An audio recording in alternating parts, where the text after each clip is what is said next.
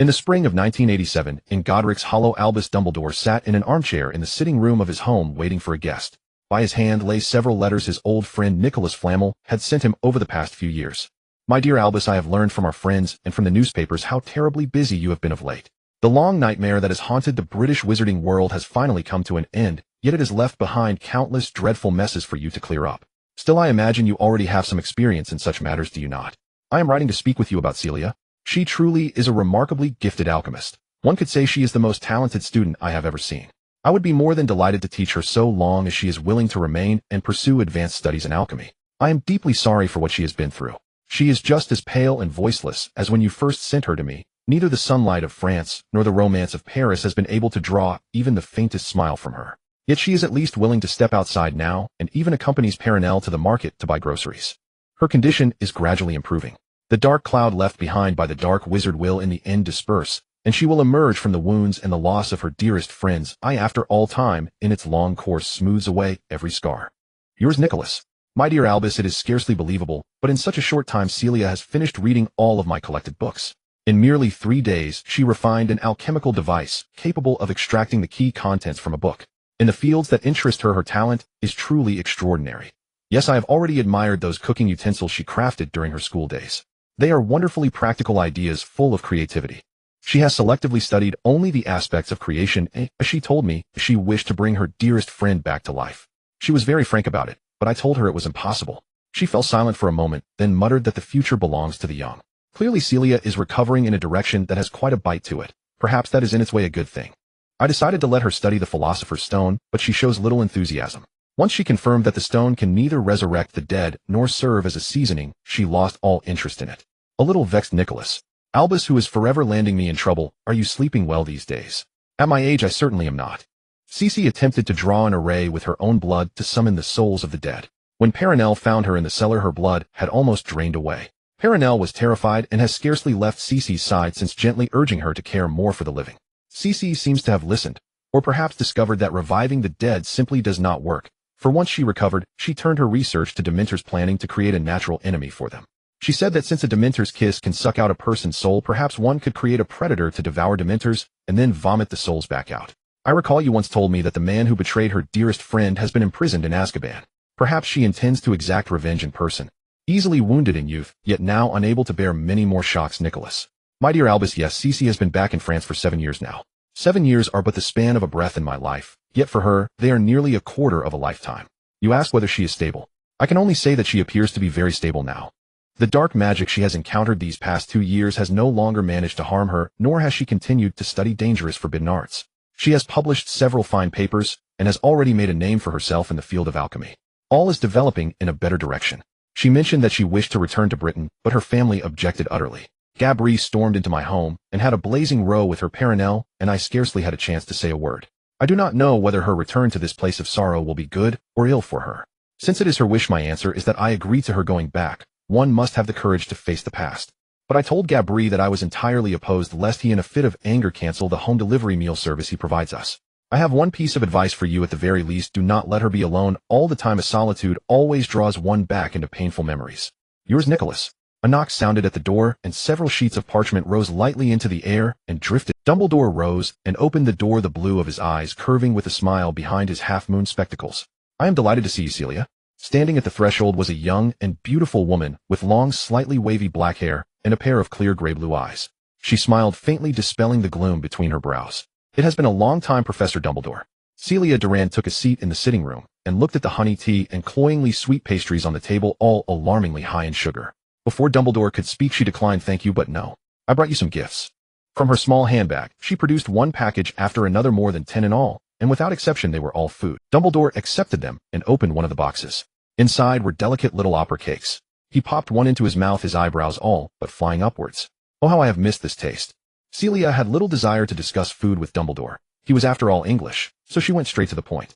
Professor Dumbledore, thank you for your invitation. I would be very willing to serve as the alchemy professor at Hogwarts. Dumbledore finished his cake, took a sip of honey tea, and began discussing the details of the post with Celia. They worked with remarkable efficiency, signing the appointment contract in less than half an hour. Celia glanced out of the window and suddenly said, I would like to see that child. Dumbledore studied the lace edge of the tablecloth, not refusing her outright. He is living with his aunt and uncle, growing up safely like a muggle child. But I have not yet seen him. Even if I were to refuse, you would still go and see him in secret, would you not? Dumbledore asked, looking at her. Celia nodded firmly. That is one of the reasons I came back. You have changed a great deal, Celia, Dumbledore said with a... What had Celia once been like? Weak, compromising, quick to give up. But now, I had so many friends in Gryffindor, I have finally learned a little courage from them, she said. Celia lifted her eyes and looked straight at Dumbledore. Light fell into her gray-blue irises, turning them into shimmering waves. They both knew exactly whom she meant. Dumbledore lowered his eyes, his tone deep. Harry must remain with his blood relatives until he comes of age. It is for his safety. Enough, Celia. I know why you chose to meet me here. Go and see them. Celia embraced Dumbledore in farewell, then walked toward a place both familiar and strange. The Potter home, once preserved as a memorial to the defeat of Voldemort, still stood, half destroyed, a ruin frozen in time. Celia stood there in silence, her gaze unfocused and empty. The fine, continuous ache in her chest made it difficult for her thoughts to move. Only an endless cascade of memories leapt forth. The last time she had come here was 7 springs ago. At that time, Lily had already been 6 months pregnant. Do you feel it? Lily, radiant with maternal light and breathtakingly beautiful, lowered her head and asked softly.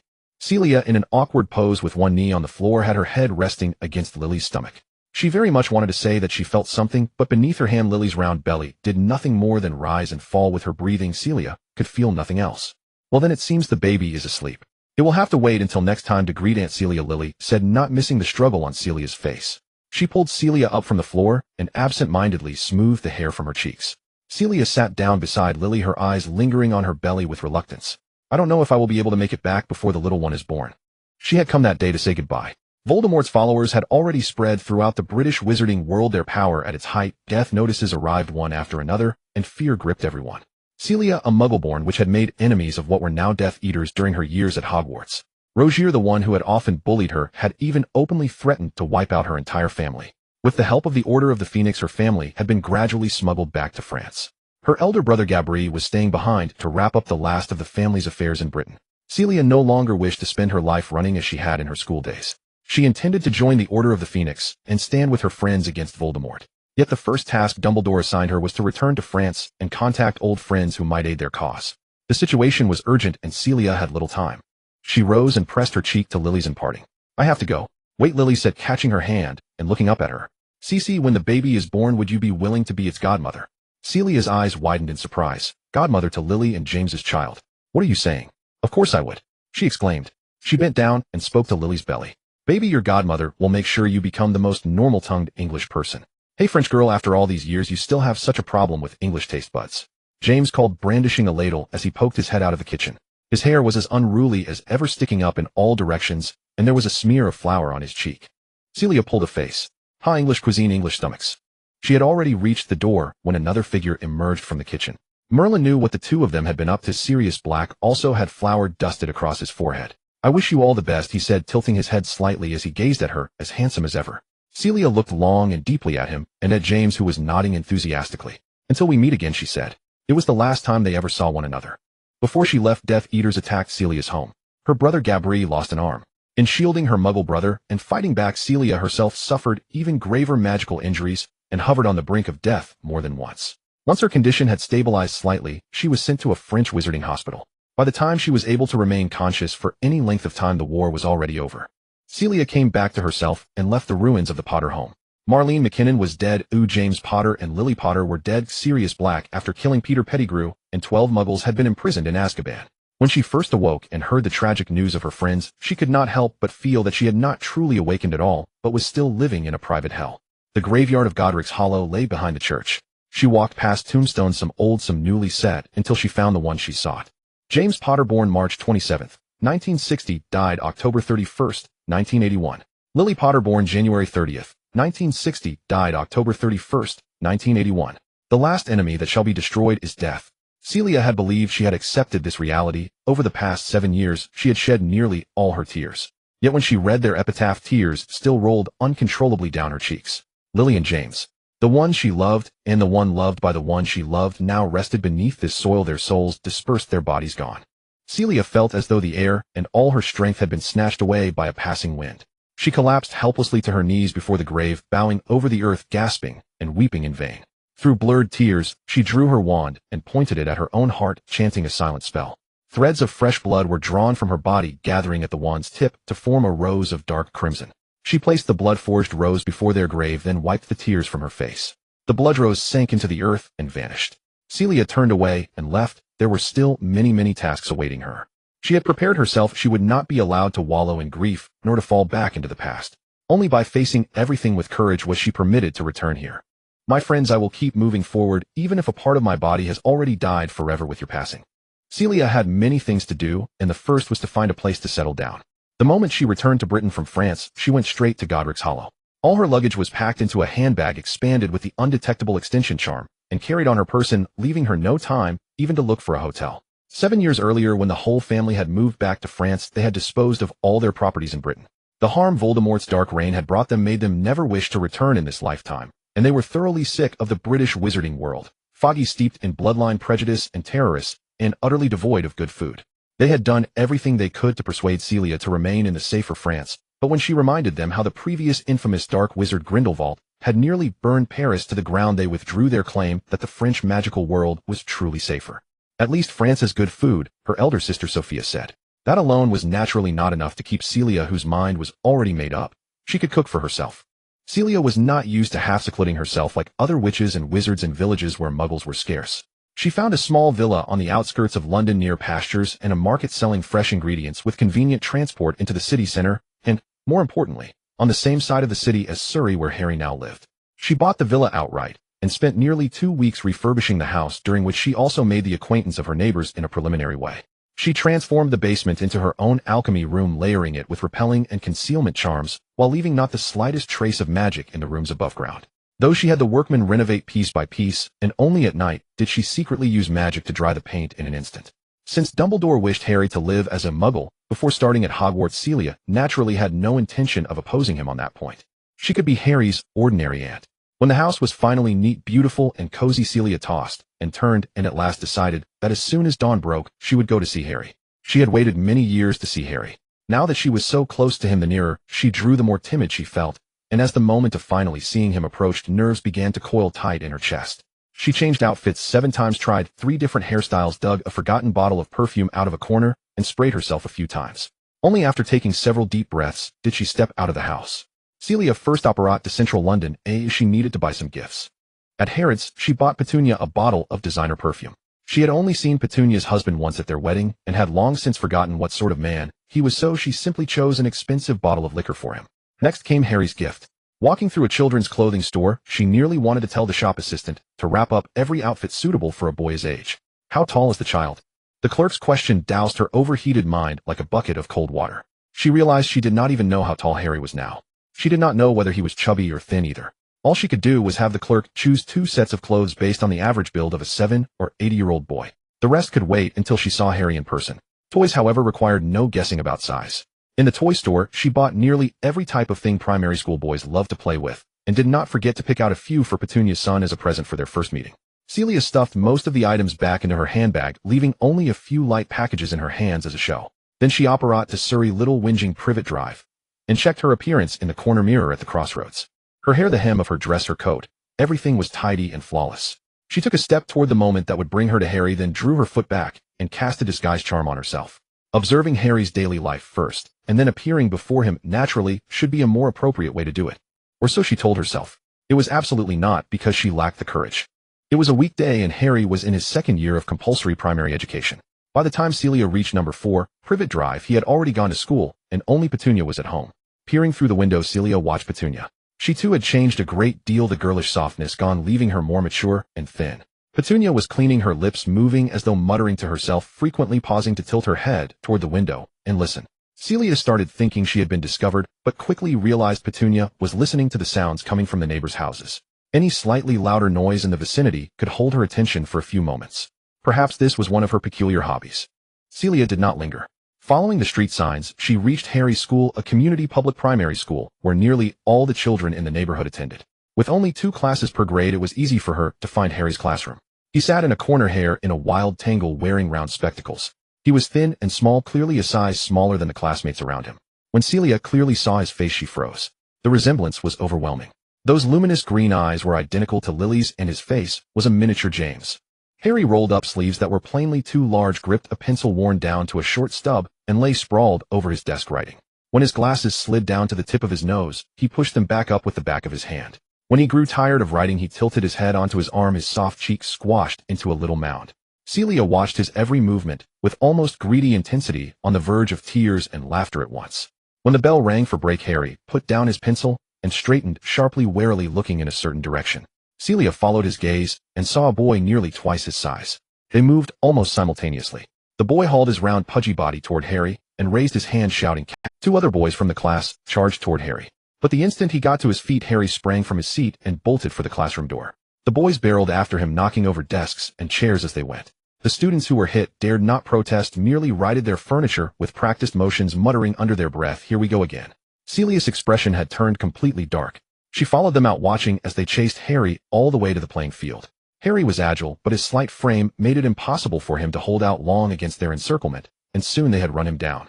The stocky, blond, curly-haired boy who led them was flushed scarlet from the run. He slammed a fist into Harry's chest, knocking him straight to the ground. The others snickered and surrounded Harry. One boy even hauled him up from the ground, pinning his arms, so he had to face. That first punch had scrunched Harry's face in pain. He tried to break free and failed. "Think you can still get away, Harry?" someone jeered as another fist thudded into him, forcing a muffled groan from his lips. "How dare they?" Celia's fury surged as she clenched her wand, struggling not to unleash a curse on them. Then, suddenly, there was a loud bang. Something invisible flung every boy around Harry backwards. They sprawled on the ground, leaving Harry the only one still standing. He blinked his green eyes in bewilderment and took to his heels again. Celia also blinked in confusion. She was fairly sure she had not cast any spell. She cast a brief glance at those little brats sprawled on the grass and followed after Harry. Yes, she was furious, but she truly had not used magic just now, which left only one explanation. Harry's magic had surged out of control. At his age, little witches and wizards were at the peak of accidental magic outbursts. Since his magic had already erupted, his wizard identity could no longer be concealed. Perhaps she no longer needed to pretend to be an ordinary person. Thinking it over, Celia shadowed Harry for an entire day, during which she learned that the pudgy ringleader was called Dudley. Hunting Harry seemed to be Dudley's idea of fun. Throughout the day, whenever nothing new and exciting presented itself, he would summon his cronies to go after Harry. From time to time, Celia cast small obstacles in their path to slow their steps, and Harry, being nimble, managed not to be caught again. Dudley grew ever more enraged, shouting that he would make Harry pay. Celia too was furious. What kind of school was this, and what kind of little monsters did it harbor? She was determined to make Petunia transfer Harry to another school. After school, Harry burst out of the school gate, carrying his tattered backpack. Celia knew where the Dursleys lived, but instead of following immediately, she trailed behind Dudley and his gang, planning to see where they lived and what kind of parents raised them. This group of boys was undoubtedly the most annoying children in all of England, shouting and screaming along the way, pulling girls' hair, shoving others around, and snatching things to throw about. "That kid runs really fast. We need to figure out how to catch him tomorrow, right, Dudley?" They began discussing how to Dudley grunted like a pig. "I'm going to make him pay today, or just wait, he won't get a bite for dinner." They erupted into hearty laughter. Celia suddenly had a bad feeling. She looked toward the direction Dudley was heading home, growing increasingly familiar, until she arrived at number 4, Privet Drive. Petunia was standing at the door, stretching her neck to look this way. The moment Dudley appeared in her sight, her eyes lit up as if they had been ignited. "Sweetheart, oh how I've missed you. Give Mommy a kiss." Dudley did not accept her kiss. He forcefully tossed his backpack into her arms. "Harry made me very angry today." Petunia stumbled backward as the bag hit her face, still wearing a smile, showing no sign of dissatisfaction, but her expression darkened when she heard Harry's name. She followed Dudley into the house, clutching the backpack, and as soon as the door closed, she shrieked, "Harry, what have you done?" "I didn't do anything," Harry said. Dudley began shouting. "He made me chase him and caused me to fall." Petunia gasped, immediately examining Dudley from top to bottom. She wished she had a magnifying glass to check if Dudley's hair was hurt. "Sweetheart, where did you fall?" "Oh, poor Dudley, did it hurt?" He crashed into Moken and Gordon, squashing them, and he came away completely unharmed. Harry couldn't help but comment as he watched Petunia check Dudley's unscathed legs. When Dudley chased him today, Harry had glanced back at the noise behind him. They tripped over a baseball bag thrown by someone, and Dudley fell directly onto his two sidekicks. "Shut up, this isn't your place to speak." Petunia snapped, continuing to fuss over Dudley. Harry pressed his lips together, forcing himself to keep quiet. Dudley kept wailing, and Petunia was overly concerned. Soon enough, Uncle Vernon, who was so fat he had no neck, returned and joined in. Without hearing the whole story, he grabbed Harry and hoisted him up like a chick, tossing him into the storage cupboard under the stairs. He spat as he roared, "You little brat, don't expect dinner tonight. Think about your behavior." Dudley got his wish and immediately stopped crying, starting to demand his mother change the channel to his favorite show and to bring over snacks, wanting chicken nuggets for dinner. The three of them became cozy and cheerful, leaving Harry alone in the storage cupboard. Celia was lost for words. Her emotions felt stripped away, and she felt numb. She went to a bakery a few blocks away to buy some cakes, and upon returning cast a silencing spell over the noisy kitchen before bending down to enter the cupboard. Harry was hugging his knees playing with a small stone he had picked up from the park, which was round and beautiful As he played with the stone, he listened with one ear to the sounds of the television in the kitchen and sniffed the aroma of fried chicken while pressing his other hand against his rumbling stomach. When Celia entered, he quickly looked around, sensing something was different. The cupboard door was still locked. So he focused again on pressing his stomach and playing with the stone. The cupboard was small, adults had to hunch over to fit inside, and only someone as small as Harry could move freely. Celia placed a piece of cake down not far from him, and then dispelled the confusion spell on the cake. Harry instantly noticed the new addition beside him. Startled, he shrank back a bit, but once he saw it was a piece of cake, he couldn't help but lean in. It was a beautifully decorated small cake, with cream forming lovely borders, and topped with an abundance of fruits. Am I dreaming? Harry muttered to himself, placing the stone back in his little box, then pinching his arm, causing him to wince in pain. The fact that it hurt meant it was a very real dream. Since it was a dream, there was nothing to fear. He picked up the cake and took a big bite. The sweet flavor made him squint his eyes in satisfaction. It was a dream so real he had never eaten such a delicious cake before. He gobbled down the small cake, and when he blinked again, another exquisite sandwich appeared. He ate the sandwich, and after another blink, a bottle of milk appeared. Harry drank the milk, finally satisfying his hunger with a burp of contentment. Curiously, he stared at that spot, wondering what else might appear, but after staring until his eyes ached, nothing else showed up. Alright, it seemed like today's pleasant dream was over. Harry blinked, feeling a bit sleepy. He spread out his little bed, a worn blanket laid on the floor, and then lay down on it, closing his eyes. It would be nice if he could have more dreams like this. After Harry fell asleep, Celia cast a sweet dream spell on him, taking out a handkerchief to gently wipe his face. His face was covered in crumbs, yet he thought he was dreaming. Celia smiled, but tears kept falling onto Harry's face. She wiped away her tears and continued to clean Harry's hands. After cleaning him up, she took the leftover food and packaging away, ensuring no trace was left before she exited. The Dursleys were still noisy in the kitchen. She lifted the spell, did nothing, left their home, and sat on a bench at the corner of Privet Drive. She sat there all night. She didn't understand why things were like this now. After regaining consciousness from the harm of her dark magic and learning of her friend's tragic fates, she had written to Dumbledore inquiring about Harry's whereabouts. She knew that James was the only son of the Potters. His parents had died from dragonpox a year after he graduated, and there were no other Potters left. Lily's parents were in poor health, and she was uncertain of their current state. Harry's godfather Sirius had also been thrown into Azkaban. She had almost become Harry's godmother, or perhaps she could have adopted him. Even if her health was too poor to care for herself, she had Gabri, Sophia, Alphonse, her brothers and sisters, and her still healthy parents, all willing to help her look after Harry. But Dumbledore replied, telling her that Harry was living with Petunia. Celia knew Petunia, and could say she once thought she believed Petunia was a tough but soft-hearted and brave girl, but she could take good care of Harry, a thought she once held firmly. So she felt at ease to recover, to heal her emotional wounds, and to no longer inquire about Harry's condition. Celia sat on the bench until dawn. The quiet community came to life as people began to step outside, chat, and drive off to work, all of them ignoring the presence of a person on the bench. A person who had sat in the same position all night, their body stiff as if carved from stone. Just as the rotund Vernon cursed his way to work in his car, Dudley and Harry ran out of the house to school, playing a game of chase, while Petunia returned from grocery shopping with her bag slung over her shoulder and her long neck extended.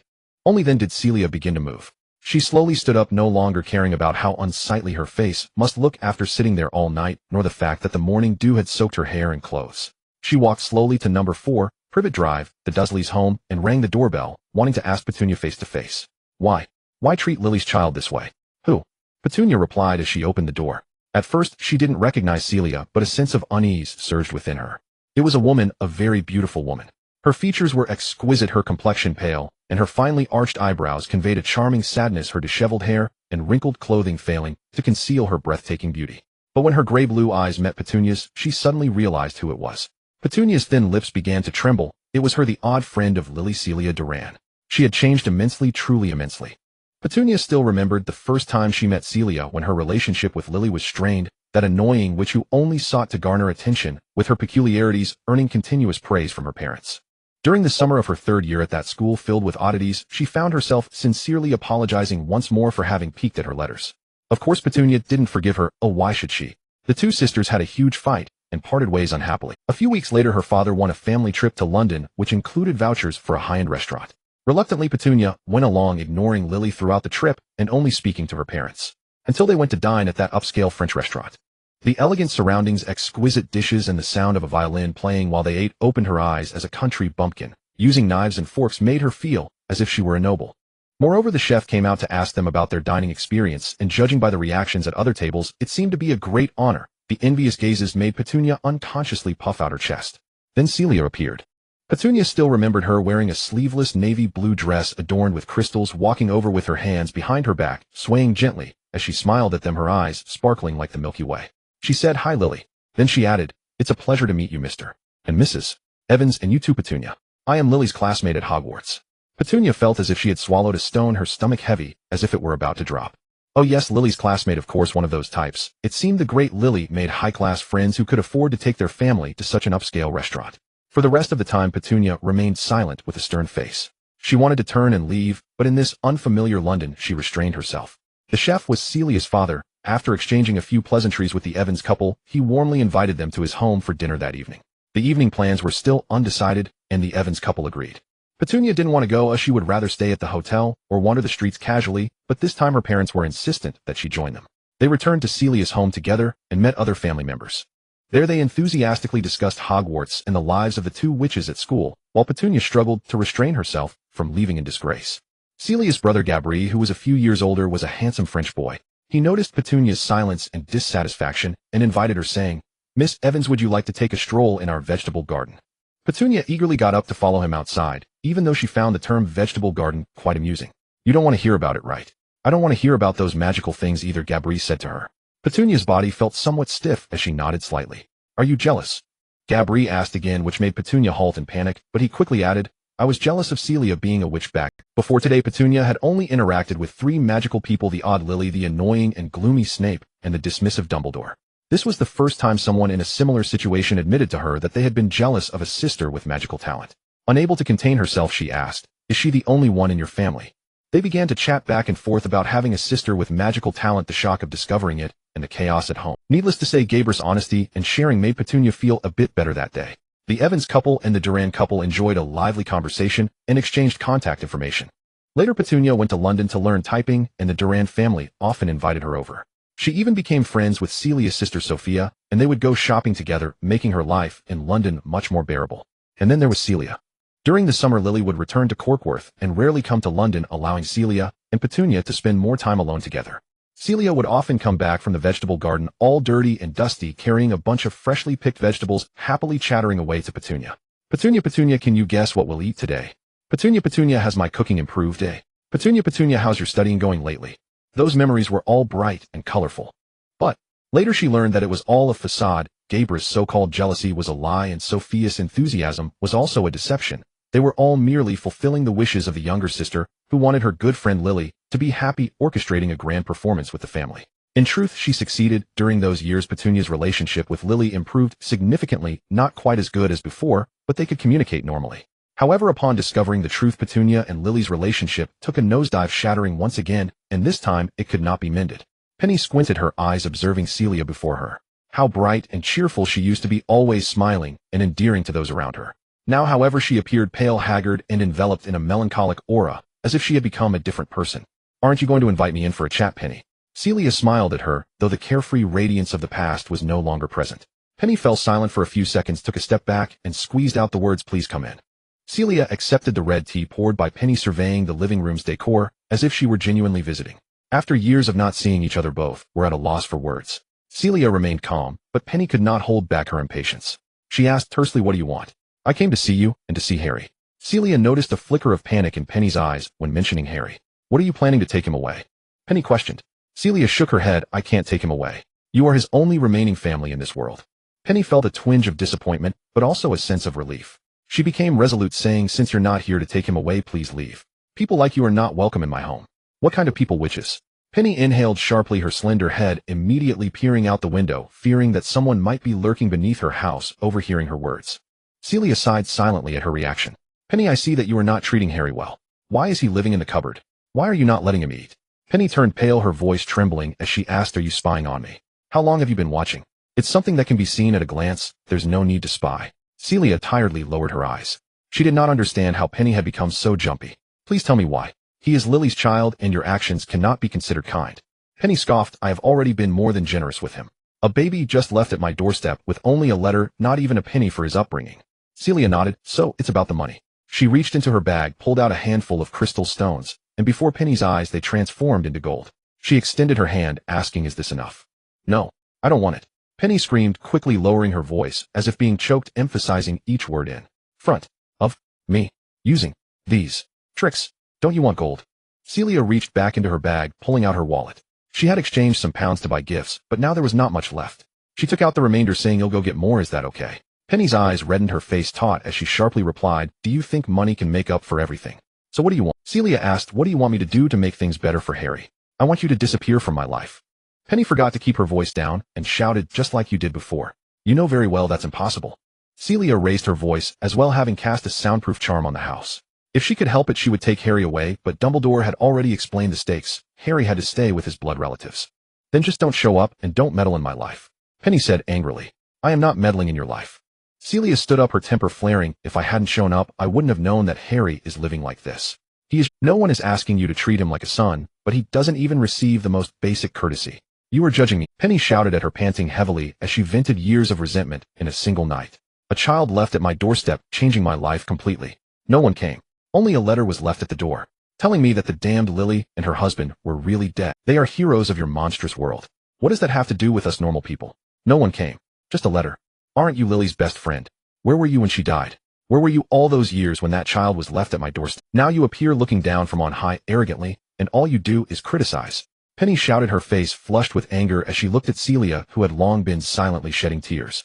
When she learned of Lily's death and a child was suddenly added to her household, all while being gossiped about by countless relatives and neighbors, it was also, when she needed Celia the most, she was absent. Celia remained silent, unbuttoning her coat and removing it, placing it on the sofa. She then rolled up the long sleeves of her dress, revealing her arms. "I'm sorry." She raised her hand. "This is the reason I haven't shown up for these years." Penny saw her exposed arm and let out a scream, stepping back in terror until she bumped into the wall. Her lips trembled rapidly as she looked at Celia's face, and then at her arm, instinctively averting her gaze as if stung. "Cover it up. Are you trying to scare me?" Celia looked at her own arm, once fair and slender, now wrinkled and shriveled, covered in pink and deep red scars, forming a terrifying pattern of uneven lines. She lowered her sleeves and calmly said, "As you can see, I have been recovering from my injuries in France for these past years. My health has improved significantly in the last 2 years, which led to today's meeting. I want to apologize again. The magical world lacks certain common sense from the ordinary world, and the means by which you took in Harry were too crude and direct. I returned too late, hoping it's not too late." Celia looked at Penny, who turned her face away, and sincerely said, "Penny, can we calm down and talk? I believe we can reach a consensus on many things." Penny continued to turn her head, remaining silent. Celia cautiously approached her, only to be astonished to find Penny biting her lip hard, tears streaming down her face. Celia felt her heart soften. She slowly moved closer, raised her hand, and gently embraced Penny. Penny did not pull away. Instead, she leaned her head on Celia's shoulder, beginning to sob.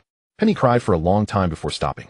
Once she did, she pushed Celia away, rushed to the bathroom to tidy herself up, and returned with red eyes and a flushed nose. She slightly raised her chin, exuding a prideful demeanor, as if the person who had just sobbed in Celia's arms was not her. "What do you want to discuss? Before Harry starts at Hogwarts, don't look at me like that, Penny. You know he will be a wizard. I hope you can live peacefully with him. Give him a room and 3 meals a day. I will pay the corresponding maintenance fees and visit him occasionally, or take him away for a few days." Talking to the current Penny was exhausting. She did not want to admit reality, did not want to solve problems, only wanted to vent her emotions. Almost every sentence seemed to invite rebuttal and refusal, continually repeating, "I will not acknowledge him as that thing." Fortunately, Celia was used to this kind of communication, ignoring what she didn't want to hear and expressing her intentions. After discussing certain details repeatedly, they reached a preliminary agreement. That was, Penny would discuss it with her husband Vernon before making any decisions. Celia felt exhausted, but maintained her calm demeanor. "Very well, I will formally visit on the weekend. If you don't want Mr. Dursley to know my identity, I can disguise myself as an ordinary person." "Oh, you always seem so adept at achieving your goals in various ways," Penny retorted. Celia pretended not to hear, pulling out a piece of paper and writing her home phone number on it, handing it to Penny. "I'll be home these days. You can call me if anything comes up." "No, I will not call a witch," Penny said, but still took the paper. Celia smiled and bid her farewell at the door. "Then I will take my leave for today. Before returning to England, Gabriel asked me to send his regards to you." "How dare he?" Penny screamed. "Don't mention your annoying brother and sister in front of me." She slammed the door in Celia's face. Celia blinked in shock and lightly waved her wand to lift the soundproof charm. What had Gabriel and Sophia done to offend Penny?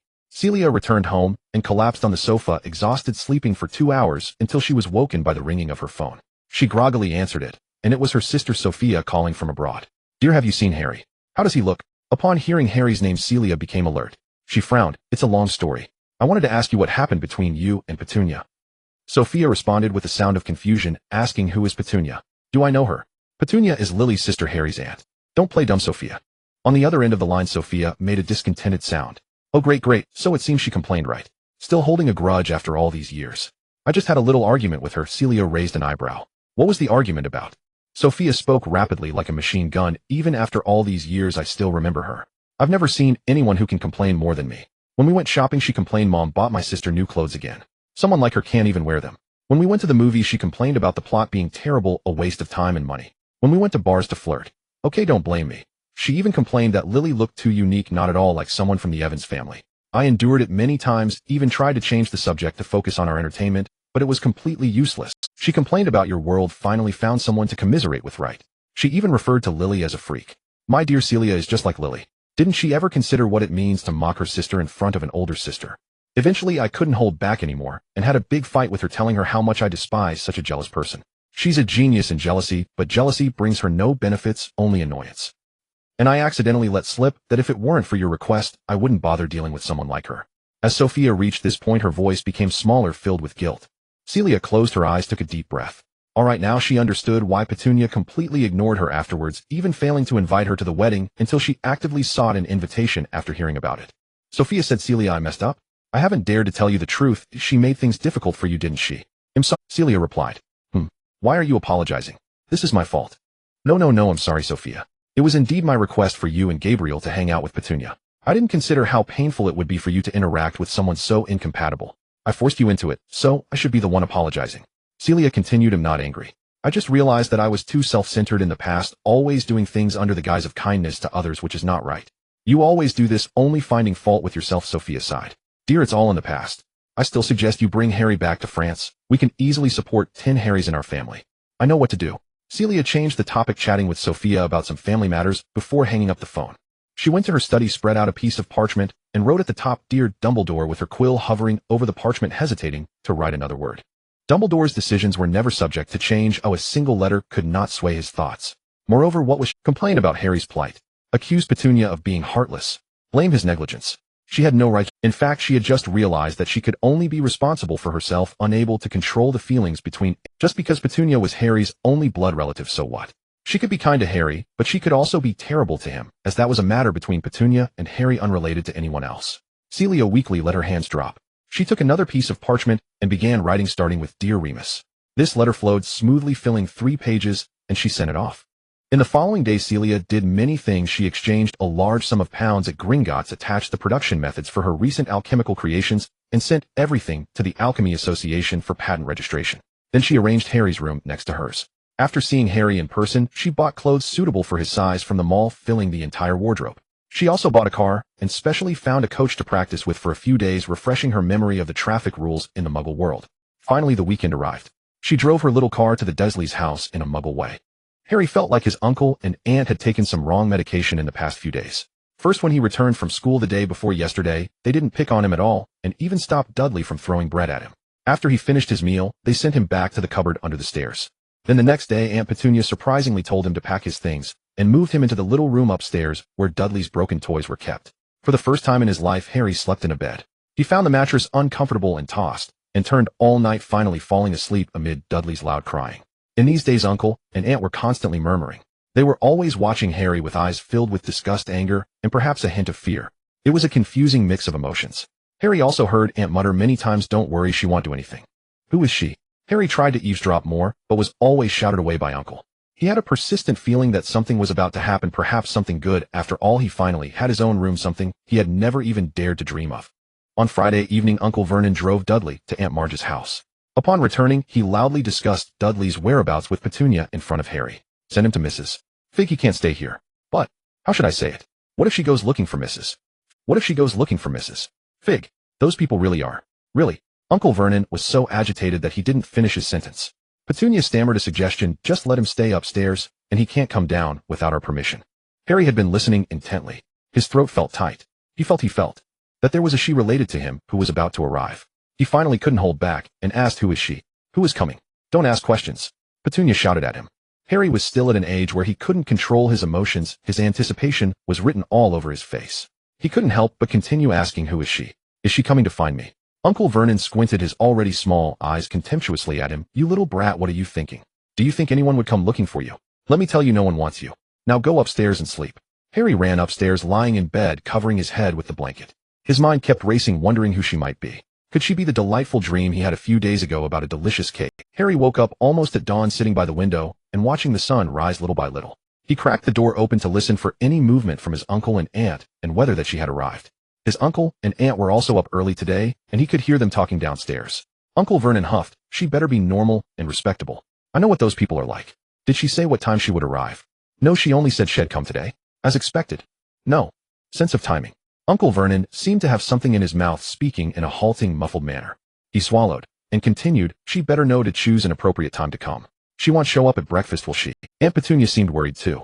Harry heard her pulling back the blinds, likely looking outside. That she did not come during breakfast. Harry was called down and given a piece of bacon and dry toast. He had just swallowed the last bite when he was urged back to his little room, not allowed to go downstairs. In his room, there was nothing to tell the time. Harry had no idea how long he waited. Perhaps half an hour or an hour. Every time he heard a noise outside, Uncle Vernon and Aunt Petunia would stretch, their heads peering out. Harry would also stealthily poke his head out from the window on the second floor. After a few times, all three of them felt their necks had received a good stretch. Downstairs, Uncle and Aunt began complaining that she had no sense of time, no manners, and so on. The sound of a car came from the street again, this time stopping in front of number 4, Privet Drive. Petunia screamed. Harry jumped up, running to the stairwell on the second floor, straining to look out the window. A brand new Mercedes parked by the roadside. Harry had seen it in TV commercials, as Uncle Vernon always paused to watch the ads, pointing and commenting for a long time, acting like he hated it, but Harry felt he actually craved it. Then a woman stepped out of the car. She was tall, wearing a fitted trench coat. Just then a gust of wind blew, lifting her long hair and coat. Harry's heart raced. Uncle and Aunt always liked to flaunt respectability and decorum, but their behavior was far from those words. But this woman, she looked like an actress who stepped out of a TV drama. There would never be someone more poised than her. She just happened to look up, and Harry quickly ducked his head, crouching against the wall. All right, he thought disappointedly, someone like her is indeed not coming to find him. Uncle Vernon was right. Her appearance seemed to have intimidated Uncle and Aunt. Uncle Vernon even stuttered, losing his previous arrogance. He vaguely heard the woman's soft voice, and he also heard his name. May I see Harry? The originally curled up Harry unfurled. Did she say she wanted to see Harry? Not Harry or Dudley or anyone else. Harry, come down. Uncle Vernon yelled upstairs. Harry jumped up as she wanted to see him. He raced downstairs, stopping in the hallway. He touched the doorframe, cautiously peering into the living room. The woman was smiling at him, looking even more beautiful up close, more so than the actresses on TV. Harry nervously fidgeted with his hands, wondering what he should say to appear polite. Hello, ma'am. Nice to meet you. I am Harry, ma'am. His throat was dry, and before he could say a word, the woman had already walked over. Her hands seemed to tremble slightly as she half squatted down and embraced his small body. Harry was enveloped in a gentle rose fragrance.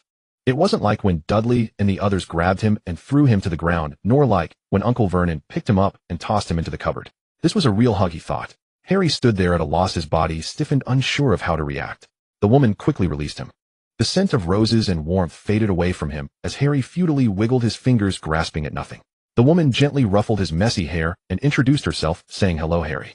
My name is Celia Delacour, a good friend of your parents. You hello. Harry swallowed hard. She was a friend of his parents. She was here to find him. Her hand remained lightly on his head, a touch so soft it felt weightless. I should have combed my hair before coming down, Harry suddenly thought. His hair was always a mess, sticking out in all directions, no matter how he tried to smooth it down, or it looked unkempt and unattractive. Uncle Vernon impatiently interrupted. Miss Duran, you've met him already. We should get to the point. All right. Harry, would you mind going outside to play for a bit? Celia said gently to Harry. He nodded, glancing back multiple times as he stepped out of the house and sat down on the steps at the front door. He clutched the hem of his clothing, feeling a strange swelling in his heart. She was a friend of his parents. He had only heard about his parents from Uncle Vernon and Aunt Petunia. Always negative remarks, a mix of delinquents and freaks presumed to have died in a car accident due to drinking or drugs. Nobody mourned their passing. But today he met Celia, and he suddenly realized that his parents were far from the worthless beings described by Uncle Vernon and Aunt Petunia, for they had such a friend. He wondered why she had come. Was it to check on her friend's child? Or perhaps to take him away? Harry dared not think too much. He feared that having too many expectations would only lead to disappointment. He got up from the ground and strolled around the garden, trying to think of something else, something attainable that didn't involve too many fantasies. For instance, perhaps when Celia left later, she would give him another hug. He had been so frozen earlier, so poorly behaved, he should have returned Celia's embrace. Harry walked over to a small tree, looking around to see that there were no neighbors in sight. He spread his arms and hugged the small tree, practicing how to hug others. Celia quickly discussed Harry's treatment with the Dursleys. When a pure-blood family that had once wished for her kind of mudblood to perish wrote to her, wanting to collaborate on selling alchemical products, she realized that profit could sway everything. Celia didn't want to get too entangled with the Dursleys, as she directly laid out many irresistible terms for them. Not only would she pay for Harry's upbringing, but she would also provide some assistance to Vernon's company, helping him get promoted sooner. She only required that Harry have a room, that his meals during school be guaranteed, that they wouldn't obstruct him when taking him away during holidays, and that family violence be prohibited. Based on her brief observations, she doubted the Dursleys could control their son Dudley. But that was fine, as she would teach Harry how to fight back. In any case, Vernon was satisfied with the agreement he reached with Petunia, made no comments, completely deferring to her husband's opinion.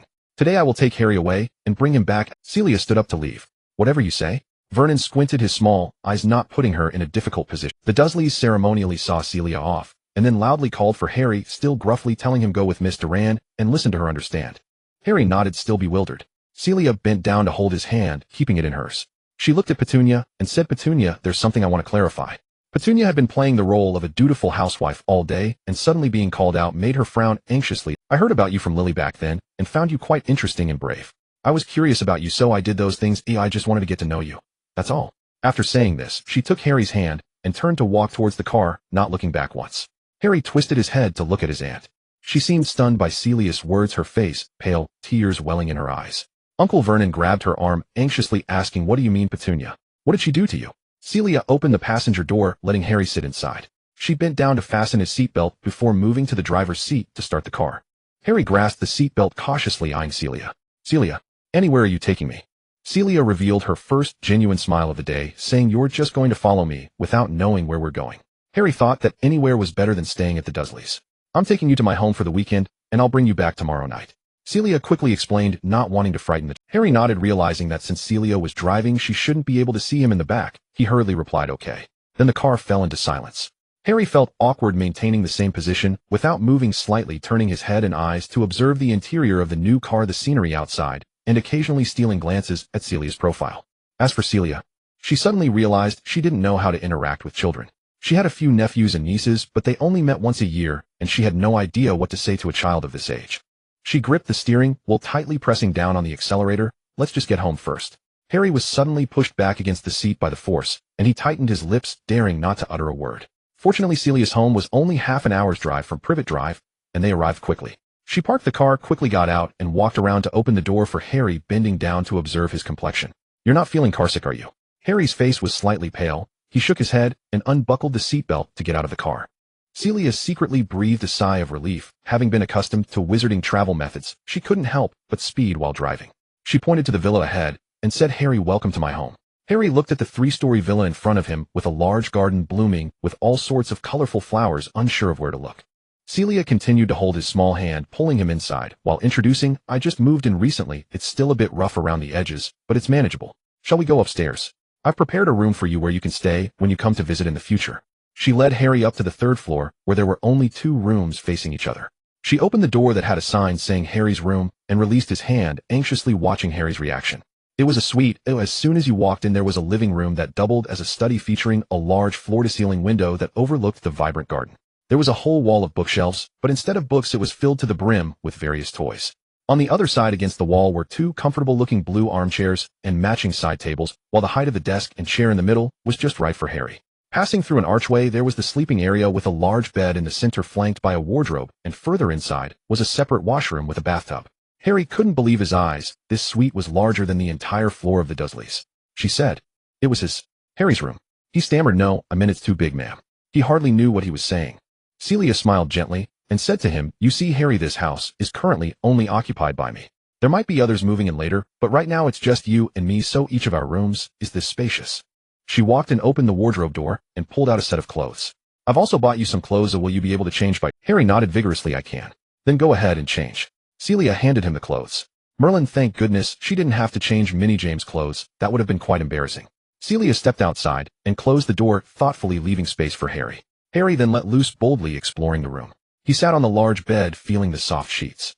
Oh God, if this is a beautiful dream, please let him not wake up. Harry quickly changed into a pair of sportswear trousers perfectly suited to his height, a pullover hoodie, and a lightweight jacket.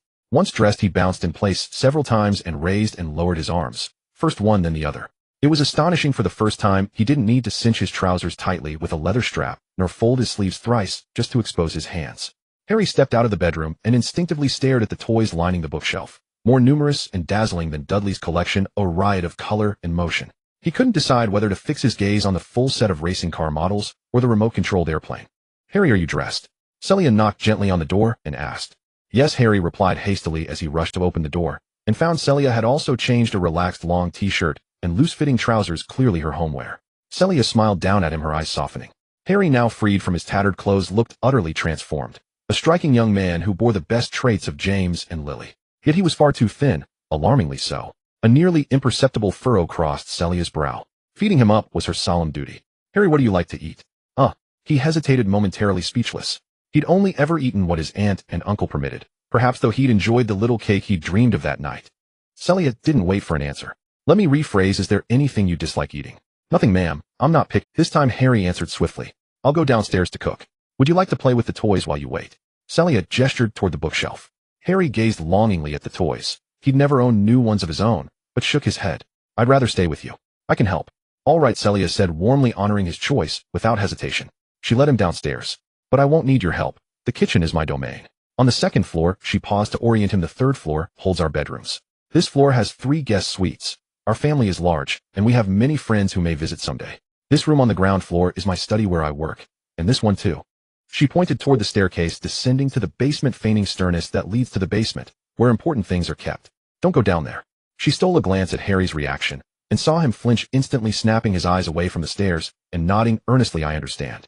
I won't go in." James, by contrast, would have agreed in the first second, and by the third blown the basement door off its hinges and ransacked every corner. Harry bore little resemblance to James, not least because their lives had unfolded in utterly different worlds. Celia brushed aside her scattered thoughts and guided Harry into the kitchen. She tied on an apron and opened the refrigerator, murmuring to herself, "Main course, roasted lamb chops with asparagus. Enough ingredients for onion soup. Only croissants for bread. I'll need groceries this afternoon." She laid out the needed items, then glanced at Harry standing nearby, watching her with quiet, hopeful eyes. "I tend to lose myself while cooking. I don't chat much. Can you turn on the TV? Just watch for a bit of dinner. We'll be ready soon." Harry didn't want to seem troublesome, so he nodded again and headed for the living room. He located the TV's power button and pressed it repeatedly. Was it broken? He recoiled in panic. Oh no, he'd barely arrived at Celia's home, and already he'd broken her television. She'd surely begin to dislike him. Crushed, Harry slumped. Clearly he lacked any natural talent for being the kind of agreeable child people liked. He returned to the TV, examining it from every angle, searching desperately for the fault. "Stay calm, Harry," he told himself. Aunt and Uncle's TV had been replaced several times, most often after Dudley hurled things at it. But having watched repairmen so often, maybe you can fix it yourself. The TV gleamed pristine and flawless. Yet as he knelt and peered beneath the stand, he spotted the power cords plugged dangling loosely beneath the cabinet. Harry exhaled in profound relief. It wasn't broken, it simply wasn't plugged in. Celia wouldn't dislike him. He stretched toward the plug, but realized the cabinet would need to be slid outward slightly to reach the socket. His strength wasn't enough, and Celia was busy. He couldn't disturb her. After a moment's indecision, he sank onto the sofa and stared fixedly at the dark blank screen, pretending quite seriously to watch television. He must look utterly foolish, Harry thought. Celia probably disliked troublemakers, and certainly wouldn't care for a dim-witted boy who sat pretending to watch a dead screen. He stood up and walked back toward the kitchen. He couldn't cook, but he could wipe tables, wash dishes, contribute somehow. Peering inside, he found Celia deep in the whirlwind of preparation. Her hair was tied back, revealing the elegant line of her pale neck and the graceful curve of her profile. 2 stovetops blazed, the oven preheating. With practiced ease, she chopped vegetables, tossed them into a sizzling pan, stirred once, then turned to season another dish. Her movements flowed like water, effortless, precise, unhurried. Harry watched entranced. Slowly, rich, savory aromas began to bloom in the air. Though her back was turned, Celia seemed to sense him. "Harry, would you please take the 2 rose-embossed dinner plates from the cabinet beside you and set them on the table?" "Of course." Harry opened the cabinet, located the plates, and carefully lifted one onto the table. Then and from the cabinet beside the refrigerator, 2 cobalt blue soup bowls. "Could you bring those out too?" Celia added her next request. Harry retrieved the bowls, then followed Celia's directions to gather the remaining cutlery and glassware. Standing on tiptoe, he arranged everything with meticulous care, and gazed upon the finished table, swelling with quiet, genuine pride. He could help.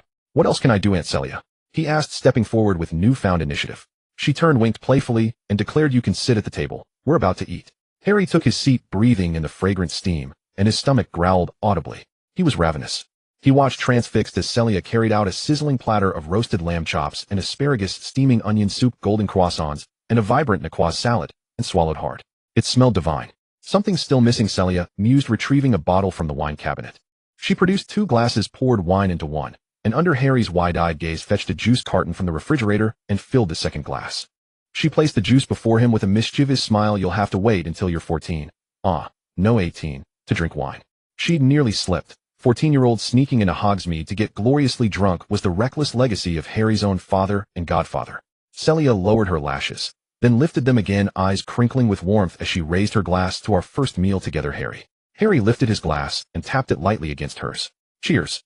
Celia was determined to fatten Harry up, almost watching him eat until he could eat no more. Do you want to go rest for a bit? Celia asked. No, I want to take a walk, Harry said, clutching his stomach with difficulty. This meal was the best he had ever had in his life. He kept shoveling food into his mouth, while Celia continuously added more dishes. One person overestimated their abilities while the other completely misunderstood the normal appetite of a child, ultimately succeeding in making Harry overeat. He did not want to throw up such delicious food, as that would make him regret it even in his dreams, so Harry dared not sit or lie down, wishing only to walk slowly and digest. His obvious gesture of clutching his stomach and his distressed expression made it clear, yet he dared not say he felt uncomfortable. Celia looked at him and chuckled. Wait for me a moment. She hurried into the study and found a bottle of digestive potion hidden in a box, transforming the bottle to resemble a muggle medicine. She came out and handed the potion to Harry. Here, drink this, and let me know if you can't eat anymore, okay?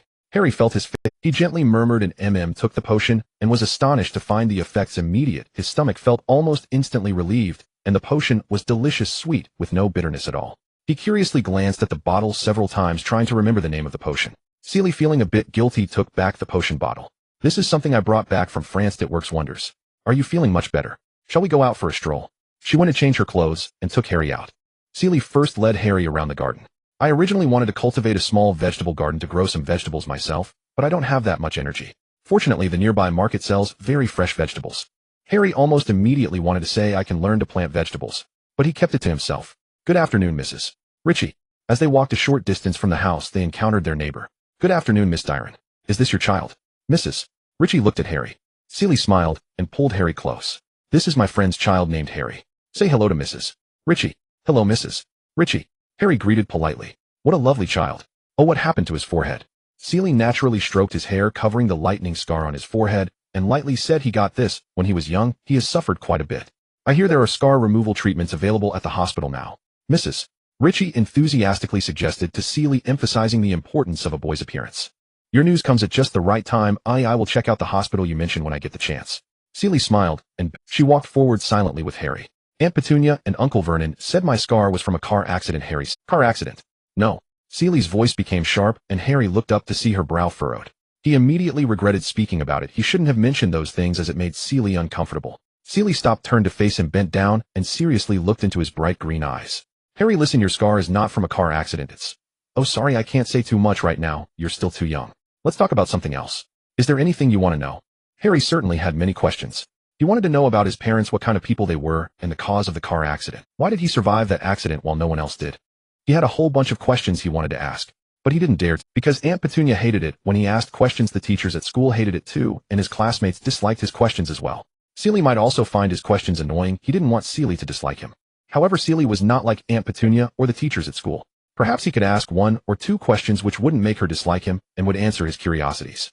How did you meet my mom and dad? Good job, Harry, he encouraged himself. That was a good question, and it would help him learn about his parents as well as Celia. But did Celia think it was a good question? He nervously observed her expression. She fell into thought, her emotions visibly fluctuating, then tilted her head and showed a bittersweet expression. Oh, Harry, that is indeed a good question. She thought it was a good question too. Harry was filled with joy, listening intently to what Celia had to say. I was classmates with your mom and dad. We attended a full-time boarding school in the Scottish Highlands. In fact, I will be returning there to teach this September. Harry made an effort to remember each of her words. We studied there for 7 years, having many enjoyable days. Your parents started off as a bickering couple. Your dad really liked your mom, pursuing her without success until the 7th grade when he finally won her over. They were also the presidents of the student council, and not long after graduation, they entered into marriage and had you. Celia gently patted Harry's head and said they were the most perfect match I've ever seen, a couple that radiated happiness. They loved you very much. Harry looked at Celia. Her eyes sparkled, seemingly filled with tears, but upon closer inspection, it was just the clarity of her gray-blue eyes creating an illusion. There are so many stories to tell about them. I will share them with you slowly in the future, Celia said. When Harry stepped into the magical world, she would tell him everything about James and Lily. As for now, she still needed to consider how to convey it. Meeting James was during a quest to catch a giant squid in the Black Lake, and meeting Lily was through Professor Slughorn, who introduced them to study improved potions together. No matter how she phrased it, neither of those initial encounters could be described in a Muggle way. Harry nodded vigorously, already savoring the news about his parents that he had learned today. Moreover, Celia had said she would tell him more in the future. Just thinking about seeing Celia again in the future, walking with her like today, enjoying her cooking and chatting about his parents' stories, made him unable to help but smile. Celia took Harry to the nearby market and bought many ingredients which they had to carry back. Harry wanted to show off his gentlemanly demeanor as a little man, but his small frame made him wobble while carrying a bag. Celia looked at him and burst into laughter, easily taking over the bag. She walked briskly, saying, "Just keep up with." Back at home, Celia finally discovered that their TV had not been plugged in since they bought it. She plugged it in and let Harry choose the show he wanted to watch. Harry had never had a choice at Aunt Petunia and Uncle Vernon's house. He picked a drama series and turned to see if Celia liked it. If she didn't, he would switch to another. Celia had no reaction as she walked back and forth in the kitchen, organizing the ingredients they had bought. Harry was multitasking, watching TV while glancing over to see when Celia would come out. Celia quickly emerged with 2 plates of cut fruit. She handed one to Harry and casually sat on the sofa to watch. Harry now found himself watching TV while sneaking glances at Celia. Children seemed truly oblivious to how obvious their little actions were. If Celia raised an eyebrow and asked what's wrong, Harry froze, his eyes intently fixed on the TV. He turned his head, displaying an exaggerated look of confusion, as if asking, "Are you talking to me?" Celia laughed and beckoned him to sit beside her. Harry sat close to her, feeling her warmth. Now he could finally watch TV properly, instead of constantly searching for where Celia was. 2 days passed in the blink of an eye. Harry, clutching his toy car model and a few new clothes, reluctantly returned to the Dursley household. "I will pick you up next Friday after school, so remember to bring your homework." Celia adjusted Harry's collar, standing by the car and watching him knock on the Dursleys' door. The door was opened by Petunia, her face darkened with displeasure. She yanked Harry inside without uttering a word to Celia and slammed the door shut. Celia shrugged. Petunia could hold a grudge for years. If she chose not to speak, then so be it. Returning home, she felt an overwhelming sense of desolation in the house. Harry was a quiet child, never noisy, very understanding. When he lifted his gaze, one could see him silently attending to tasks, even playing with toys, carefully treating them with great affection. This made Celia feel a pang of sadness countless times over the 2 days. He was the son of the infamous troublemaker James, yet he had developed into someone so entirely different. Celia no longer wished to question why. Instead, she pondered what to do to dispel the shadows hanging over Harry for so many years, allowing him to grow up healthy, happy, and carefree, living the life he deserved. Early the next morning, she rushed to the largest bookstore in London, buying a pile of parenting books, and upon returning home, immediately opened one to read. Everything else was cast aside as she spent several consecutive days immersed in related literature, even engaging in a lengthy transatlantic phone call with a friend. Celia's best friend at Hogwarts was Patricia Evans, her Hufflepuff roommate. They shared everything, and Patricia knew all of Celia's secrets. Patricia's father was a Muggle-born wizard who had worked in the Ministry of Magic. Her mother was from a fallen pureblood family. Shortly after their graduation, her father was killed by Death Eaters for opposing Voldemort, and her mother descended into madness, prompting Patricia to flee to America with her. Her experiences solidified Celia's resolve to join the Order of the Phoenix and fight against Voldemort, but before she could contribute significantly, she was severely injured. To protect Celia and her family, Dumbledore concealed the fact that she was still alive, declaring her missing. It was only later, when she reconnected with friends, that Celia learned she was thought to be the first among them to have sacrificed herself. When Celia awoke from her serious injury, it was Dumbledore who took time from his busy schedule to visit her in France and introduced her to Nicolas Flamel as a student. Nicolas initially did not wish to take on any more students, but after Dumbledore's persuasion and Gabrielle's culinary temptations, he changed his mind. For the past few years, Celia had lived a semi-reclusive life, rarely leaving her home. During that time, her emotions were unstable, and the trauma caused by dark magic often kept her awake at night. Nicolas used alchemy to alleviate her pain. 3 years ago, Celia created a protective item against dark magic damage, winning the Best Invention Award from the International Alchemist Association that year. Her award photo was featured in newspapers across multiple countries, allowing many friends to discover that she was still alive. The first to find a way to contact her was Remus Lupin. She received a letter from him sent to the Alchemist Association and then forwarded to her. Eager to meet him, he journeyed tirelessly to find her. The second was Patricia, who lived far away in America and had married a Muggle, nearly distancing herself from the wizarding world. If she hadn't seen the newspaper while accompanying her mother to a magical hospital, they might have missed each other forever. Patricia's method of contact was even more Muggle. She found the address of the Durand family's restaurant and reached out to Celia via long-distance phone calls. Now they nearly spoke every week. Celia grabbed a bottle of sparkling wine and glasses sitting by the phone. Just as she poured herself a glass, Patricia's call came in as expected. "Hi Sassy, tell me how Harry is doing." Celia took a sip of wine before responding, "Everything is absolutely terrible, Papa. Petunia is awful to Harry, he doesn't get enough to eat, and he is half a head shorter than his peers living in a cupboard under the stairs." Not daring to complain to Dumbledore, nor to tell Remus the truth, and unable to truly unleash her anger at Petunia, all her dissatisfaction, confusion, and sadness could only be shared with Patricia. Patricia had always been the best conversationalist. With a few simple words, she pulled Celia out of her sorrow, encouraging her to focus more on how to nurture Harry. "Raising children is not an easy task," Patricia remarked, and Celia then heard the sound of children screaming on her end. Celia set down her wine glass, straightened up, and urged, "Is that Eva? Hurry, and let her talk to me." A different voice quickly came through the phone. The young girl's voice was sweet and childlike, saying, "Sassy, why are you hiding in the phone again? When are you coming to play with me? Wait until you grow a bit taller, then I'll come out of the phone to play with you," Celia replied with a smile. "All right then, when I grow as tall as Jimmy, you can come out to play with me." Patricia added from behind, "Jimmy is the lamb on the farm. All right, Eva, go find Daddy." Eva babbled for a while before leaving. Patricia continued to chat with Celia. "When are you bringing Harry to America? Eva hasn't met her godmother since she was born." Celia also wished to meet her friend and her 3-year-old goddaughter. She calculated her itinerary for the upcoming holidays, saying, "I plan to take Harry back to France next summer. How about the summer after that?" They made a simple agreement, and the conversation returned to how to raise Harry. Patricia spoke earnestly, saying, "Sassy, remember, no one can replace the place of parents in a person's heart. You cannot be Harry's father or mother, you can only be his Aunt Celia." Celia did not quite understand why she said that, so she could only respond, "I will remember that." And also Patricia continued, "Harry is just Harry, not a substitute for anyone else." Celia was eager to agree. Of course, Harry was not a substitute for anyone. Yet she found herself not as calm as when she looked at Harry's face. Did she truly not compare him to James in every aspect? When she gazed into Harry's eyes, did she truly not see a reflection of Lily in that sea of green? Celia poured the last sip of wine into her mouth, finishing another bottle. Her slightly tipsy mind could not deny the piercing truth of Patricia's words. Bitterly she said, "Papa, I think I still need a little more time." Celia's life was quite stable. At home, she read parenting books, drank wine, recorded her insights from the books, and drank more wine. She went out to socialize wildly with the neighbors, trying to find all the children in the community and see if they were suitable to be friends with Harry. Her actions raised the alert of several families, prompting her to calm herself down and act a bit more like a muggle. Finally, Friday arrived, and Celia cheerfully tidied up the house, throwing away all the empty wine bottles. She stocked the refrigerator full, also adding some wine.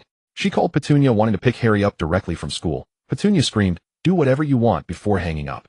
Then Celia dressed up and went to wash the car. On the way, she felt like she had forgotten something, but after thinking for a second, she dismissed it, believing that if something was important, it would find her. Since she had forgotten, it clearly wasn't important.